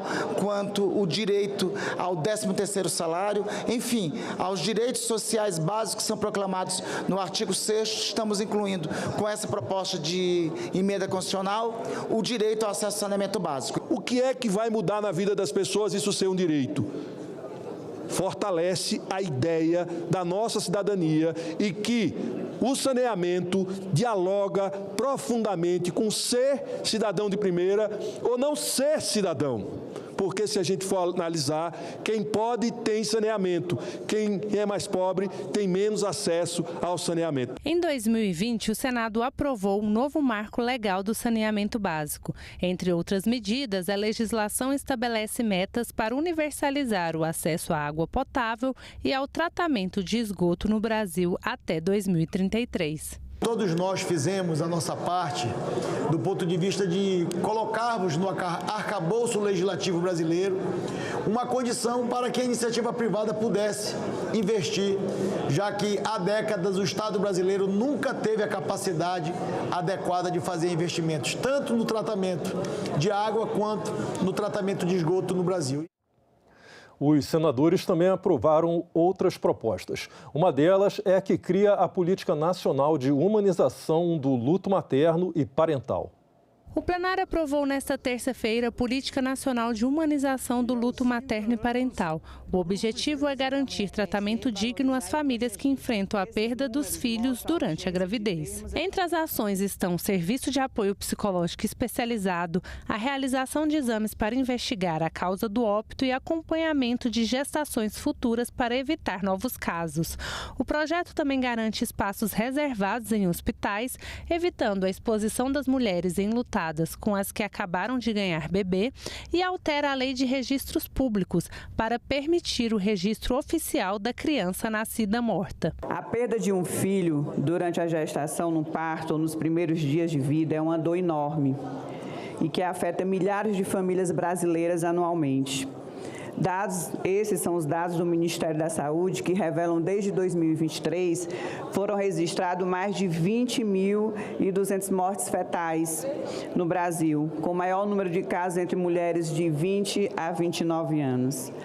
Aproximadamente 40% dessas perdas aconteceram entre 28 e 36 semanas de gestação. Os senadores também começaram a discutir a PEC que inclui os guardas municipais e os agentes de trânsito entre os órgãos que compõem a segurança pública. Essa previsão já existe em lei. O objetivo é incorporar também a Constituição. Como podemos ainda não tê-las na condição formal de serviços de segurança que integrem o sistema de segurança pátrio, quando, na verdade, sabedores e cônscios de que as mesmas, ao longo desses últimos anos, fazem, na prática, cotidianamente, atividades e funções correlatas àquelas que são próprias de outros instrumentos e de outros órgãos de segurança pública nacional. Mais de 6 mil brasileiros estudam medicina em Santa Cruz de la Sierra, na Bolívia. Na semana passada, a estudante Jennifer Silva foi encontrada morta na cidade. Autoridades bolivianas alegam que ela foi vítima de feminicídio. Durante a sessão plenária de hoje, os senadores aprovaram a criação de uma comissão temporária externa para acompanhar esse caso e a situação de outros estudantes na região. Para que possa ouvir os brasileiros que estão lá na Bolívia e, ao mesmo tempo, possa acompanhar, junto às autoridades bolivianas, o caso de Jennifer. Todo o Amapá que está comovido com esse episódio triste do assassinato, pelo que se tem informação, da nossa querida amapaense que estudava medicina na Bolívia, a Jennifer.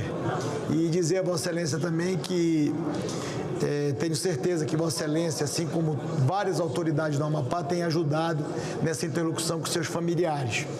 Nós fizemos também contato com o Ministério de Relações Exteriores, como Vossa Excelência já teve também, e é lamentável mais um assassinato, mais um feminicídio de uma amapaense em outro país, e eu sei que o Itamaraty está dando todo o apoio da embaixada, do consulado lá na Bolívia, mas lamento profundamente mais esse feminicídio que atinge mais uma brasileira, em especial uma amapaense.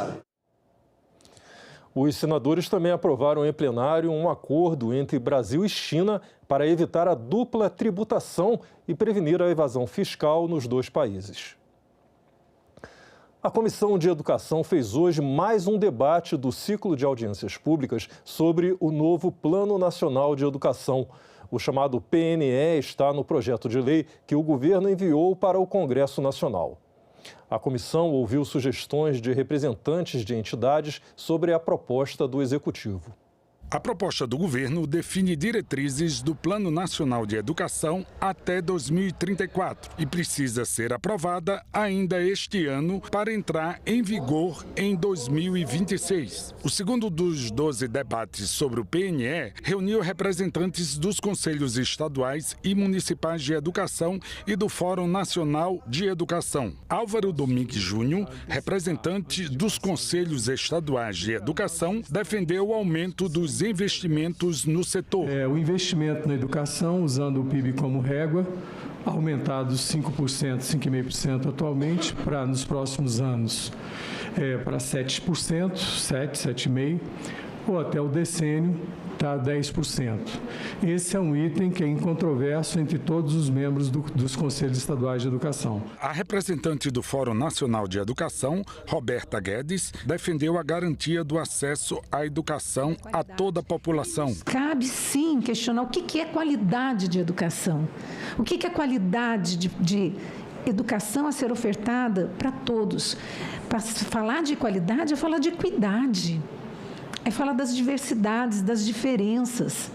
É falar, sim, das preocupações que a gente tem com a universalização da educação básica e não se esquecer em nenhum momento da educação quilombola, da educação indígena, da educação do campo e para o campo. do IJA, da modalidade da educação de jovens e adultos. O transporte de cães e gatos em aviões precisa ser adequado ao porte e às funções do animal, segundo um projeto aprovado hoje na Comissão de Infraestrutura do Senado. O texto aprovado é um substitutivo da senadora Margarete Busetti a 4 projetos que tramitavam no Senado. As companhias vão ter que publicar informações atualizadas e completas sobre o serviço e manter equipes treinadas e equipamentos específicos para o trabalho. Os cães-guia, por exemplo, deverão ser transportados na cabine junto com o tutor. No caso de viagens longas ou com conexões em ambiente distinto do tutor, a companhia terá de oferecer um sistema de acomodação, movimentação e monitoramento do bem-estar do animal. O cuidado com os animais hoje é um apelo de todas as classes. Então, é um projeto que traz um conjunto de propostas para aumentar a segurança no transporte desses animais que só o regulador não deu conta de resolver. Então veio para o legislativo. Né, presidente, é que ele seja executável. Exato. Que senão... Na verdade é o tipo de coisa que o próprio regulador podia resolver por meio das instruções e tal, mas acabou não gerando um ambiente de maior segurança, de maior resposta, né, e isso faz com que o legislador, né, apresente, crie mais uma norma, mais uma regra, né. O importante agora é dar efetividade à norma, é dar cumprimento à norma, né, e garantir proteção, cuidado aos animais no Brasil. O ministro dos Portos e Aeroportos, Silvio Costa Filho, falou hoje aos senadores sobre investimentos feitos pelo Ministério. A audiência pública reuniu os parlamentares das comissões de Infraestrutura e de Desenvolvimento Regional. O ministro mostrou o crescimento do número de passageiros nos aeroportos brasileiros. No ano passado, mais de 118 milhões de pessoas usaram o transporte aéreo, 5% a mais do que em 2023. Para este ano, a expectativa é atingir quase 124 milhões de passageiros, um aumento de 4,4%. Registrar um aumento significativo no número de passageiros internacionais. Nós tivemos no ano de 2024 um crescimento no turismo internacional brasileiro em 14% e tivemos um crescimento de passageiros internacionais em torno de 17%. É o maior volume de estrangeiros vindo viajar pelo país. Silvio Costa Filho afirmou que o brasileiro acha cara a passagem aérea porque compra sempre de última hora. O ministro disse que, na verdade, o preço dos bilhetes diminuiu. Quando a gente pega um retrato do Brasil, nós tivemos, no valor globalizado, uma queda nos preços das passagens em 8%. Por quê? Porque houve uma queda na redução do QAV, do combustível da aviação, em mais de 18% nesses últimos 2 anos. A cultura do povo brasileiro é comprar passagem de última hora. A gente está trabalhando através de campanhas publicitárias para que a gente possa incutir na cultura do brasileiro, tentar comprar passagens com mais planejamento, como existe hoje na Europa e como existe em outros países e como existe nos Estados Unidos e na própria Ásia. O ministro falou também dos investimentos públicos no setor, principalmente em relação à aviação regional. Importante registrar que nós tivemos nos 4 anos anteriores, se vocês pegarem 2019, 2020, 2021 e 2022, nós tivemos 1,5 bilhão de investimentos. Em 2 anos do governo atual, nós tivemos um investimento de 700 milhões e agora, 25, 26, nós vamos investir mais 1,2 bilhão de reais, 1,1 bilhão aproximadamente. A fusão entre as empresas Gol e Azul foi outro assunto debatido na audiência pública. Nós estamos vivendo um momento no Brasil onde o número de companhias operando já é muito pequeno, ou seja, nós temos 3, nesse momento, 3 companhias operando e uma delas ou duas delas em processo de fusão, ou seja, reduzindo, né, a oferta de empresas no Brasil. Eu defendo que o Brasil possa ampliar a quantidade de novas companhias aéreas. Eu acho que esse caminho da fusão não é saudável para o setor da aviação brasileira, porque quando eles tomaram essa decisão de poder começar a conversar, não se tinha uma linha de crédito que hoje nós estamos implementando no país. Nós vamos aportar nas companhias aéreas brasileiras, naturalmente crédito, quase 4 bilhões de reais. Então o Brasil hoje tem a agenda de crédito que está sendo ofertada e, concomitantemente, nós estamos tendo um crescimento da aviação no país. Essa audiência pública durou mais de 4 horas. O ministro falou também sobre os investimentos em portos e hidrovias e as concessões que estão sendo feitas em todo o Brasil. A redução da jornada de trabalho semanal de 44 para 36 horas semanais foi debatida hoje em audiência pública na Comissão de Constituição e Justiça. Os debatedores defenderam a redução. A proposta de emenda constitucional é de 2015 e estabelece, num primeiro momento, a redução da jornada de trabalho, que hoje é de 44 horas semanais para 40 horas. A partir daí, haveria uma redução gradual de 1 hora por ano até chegar ao limite de 36 horas semanais de trabalho. Durante a audiência na Comissão de Constituição e Justiça, os convidados destacaram a importância da aprovação da PEC, uma vez que a atual jornada de trabalho impacta negativamente a vida do trabalhador. Não é só a jornada em si, o ambiente de trabalho que muitas das vezes é insalubre, de cobrança e de um trabalho que se desenvolve fora daquilo que é para a saúde e bem-estar do trabalhador naquele ambiente. Eu trabalhei em shopping por muitos anos e eu falava, a minha casa é onde eu só vou para visitar minha mãe, meus filhos, minha esposa, porque aonde eu resido mesmo é dentro do shopping. E ali é onde eu desenvolvo as minhas relações socioafetivas. Então, se eu ia para um futebol, era com o pessoal da loja. Se eu ia para um happy hour, era com o pessoal da loja.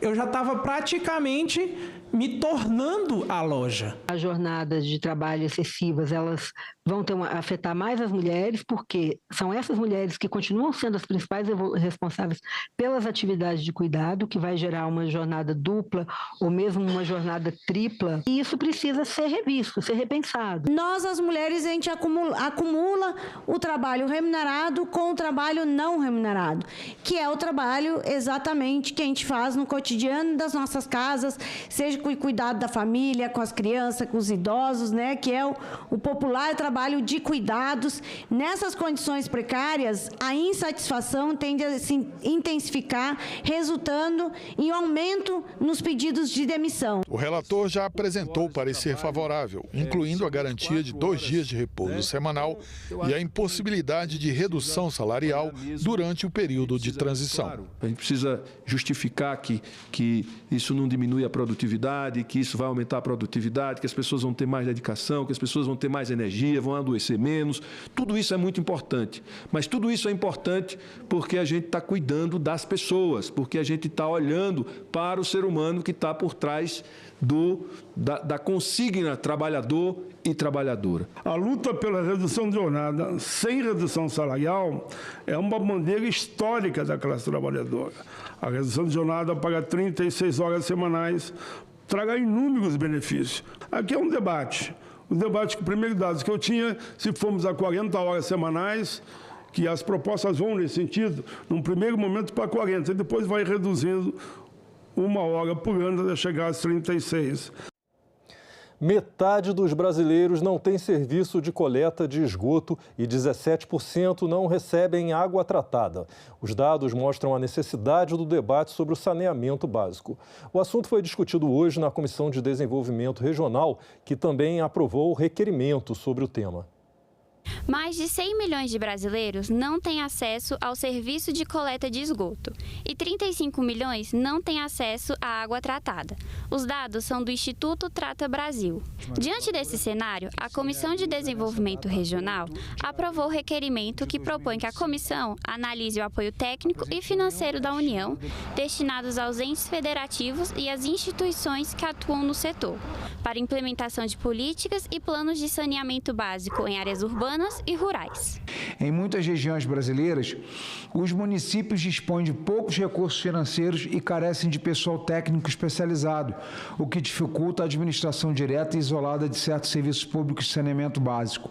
Além disso, quando se trata de municípios de pequeno porte ou localizados em áreas com menores indicadores de renda, o desafio é ainda maior, pois lhe falta a escala necessária para tornar viáveis de maneira individual a oferta e manutenção de serviços. Um dos objetivos do texto é estreitar o diálogo com o setor, identificar os desafios e propor soluções para ampliar o acesso ao saneamento. Caberá a essa comissão orientar o aprimoramento das políticas públicas para que a integração e coordenação de esforços interfederativos possa ser fortalecida e, com isso, as metas tão urgentes e impostergáveis de universalização de acesso à água e ao esgoto no país sejam alcançadas. Penas maiores para os crimes de furto, roubo e receptação de mercadorias. Isso foi aprovado hoje pela Comissão de Segurança Pública do Senado, que aprovou também porte de arma para advogados para defesa pessoal. Foram aprovadas mais de 10 mudanças no Código Penal. O furto simples tem a pena aumentada de 1 a 4 anos para 2 a 6 anos. A pena mínima de furto qualificado, que hoje é de 2 anos, passaria a ser de 3 anos.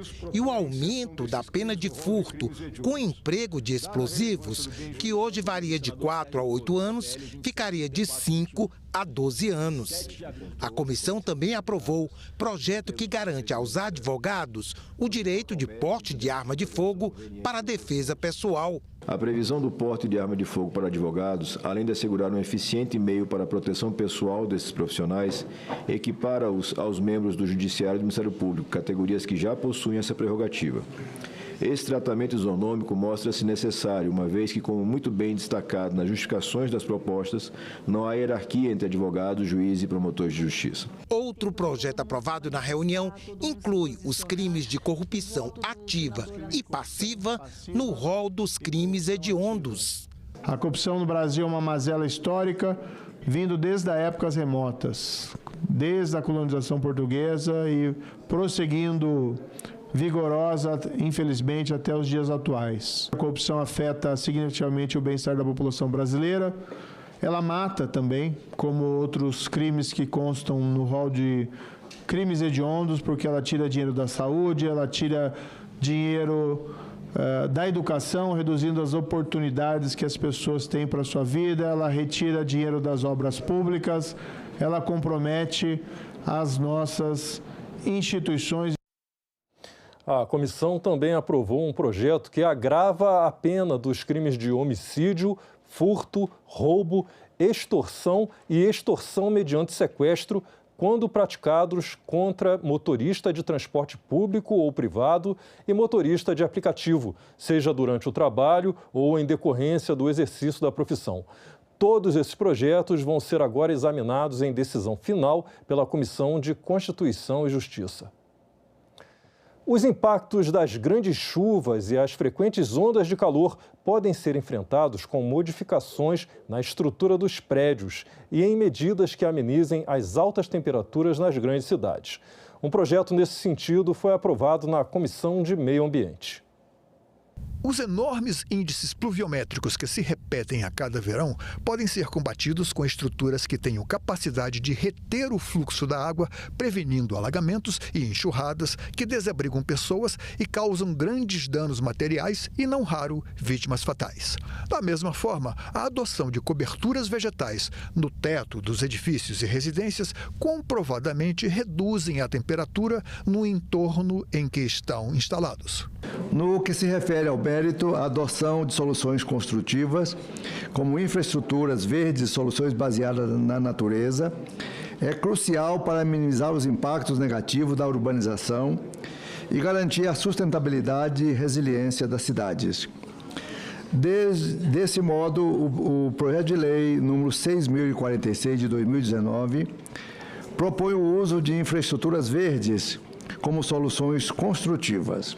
A Comissão de Meio Ambiente aprovou o relatório do senador Confúcio Moura, favorável ao substitutivo da Comissão de Desenvolvimento Regional, lembrando que o plano diretor das cidades é de competência municipal. O projeto avança sobre competências municipais e a aplicação de medidas tão específicas extrapola o escopo de uma norma ou diretriz de caráter geral. Deste modo, apesar de ser uma proposição que aprimora a legislação ambiental, o projeto de lei em apreço necessita de aprimoramento, alinhamento às competências da União no tema da política urbana, corrigindo termos tecnicamente inadequados e prevendo a possibilidade de uso de incentivos públicos para a implementação de tecnologias verdes nas edificações. Essa proposta vai passar ainda por uma segunda votação na Comissão de Meio Ambiente e, se não houver recurso, segue para a Câmara dos Deputados. A criação do Programa Nacional do Livro Técnico e Profissionalizante foi aprovada hoje na Comissão de Assuntos Econômicos. O projeto segue agora para votação na Comissão de Educação. A ideia do projeto que veio da Câmara é fornecer livros técnicos de qualidade e obras complementares aos livros e materiais didáticos para as instituições que fazem parte da Rede Federal de Educação Profissional, Científica e Tecnológica.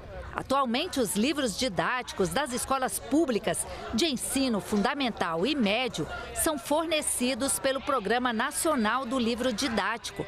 Mas o programa não inclui os Institutos Federais de Educação, Ciência e Tecnologia, Centros Federais de Educação Tecnológica e escolas técnicas vinculadas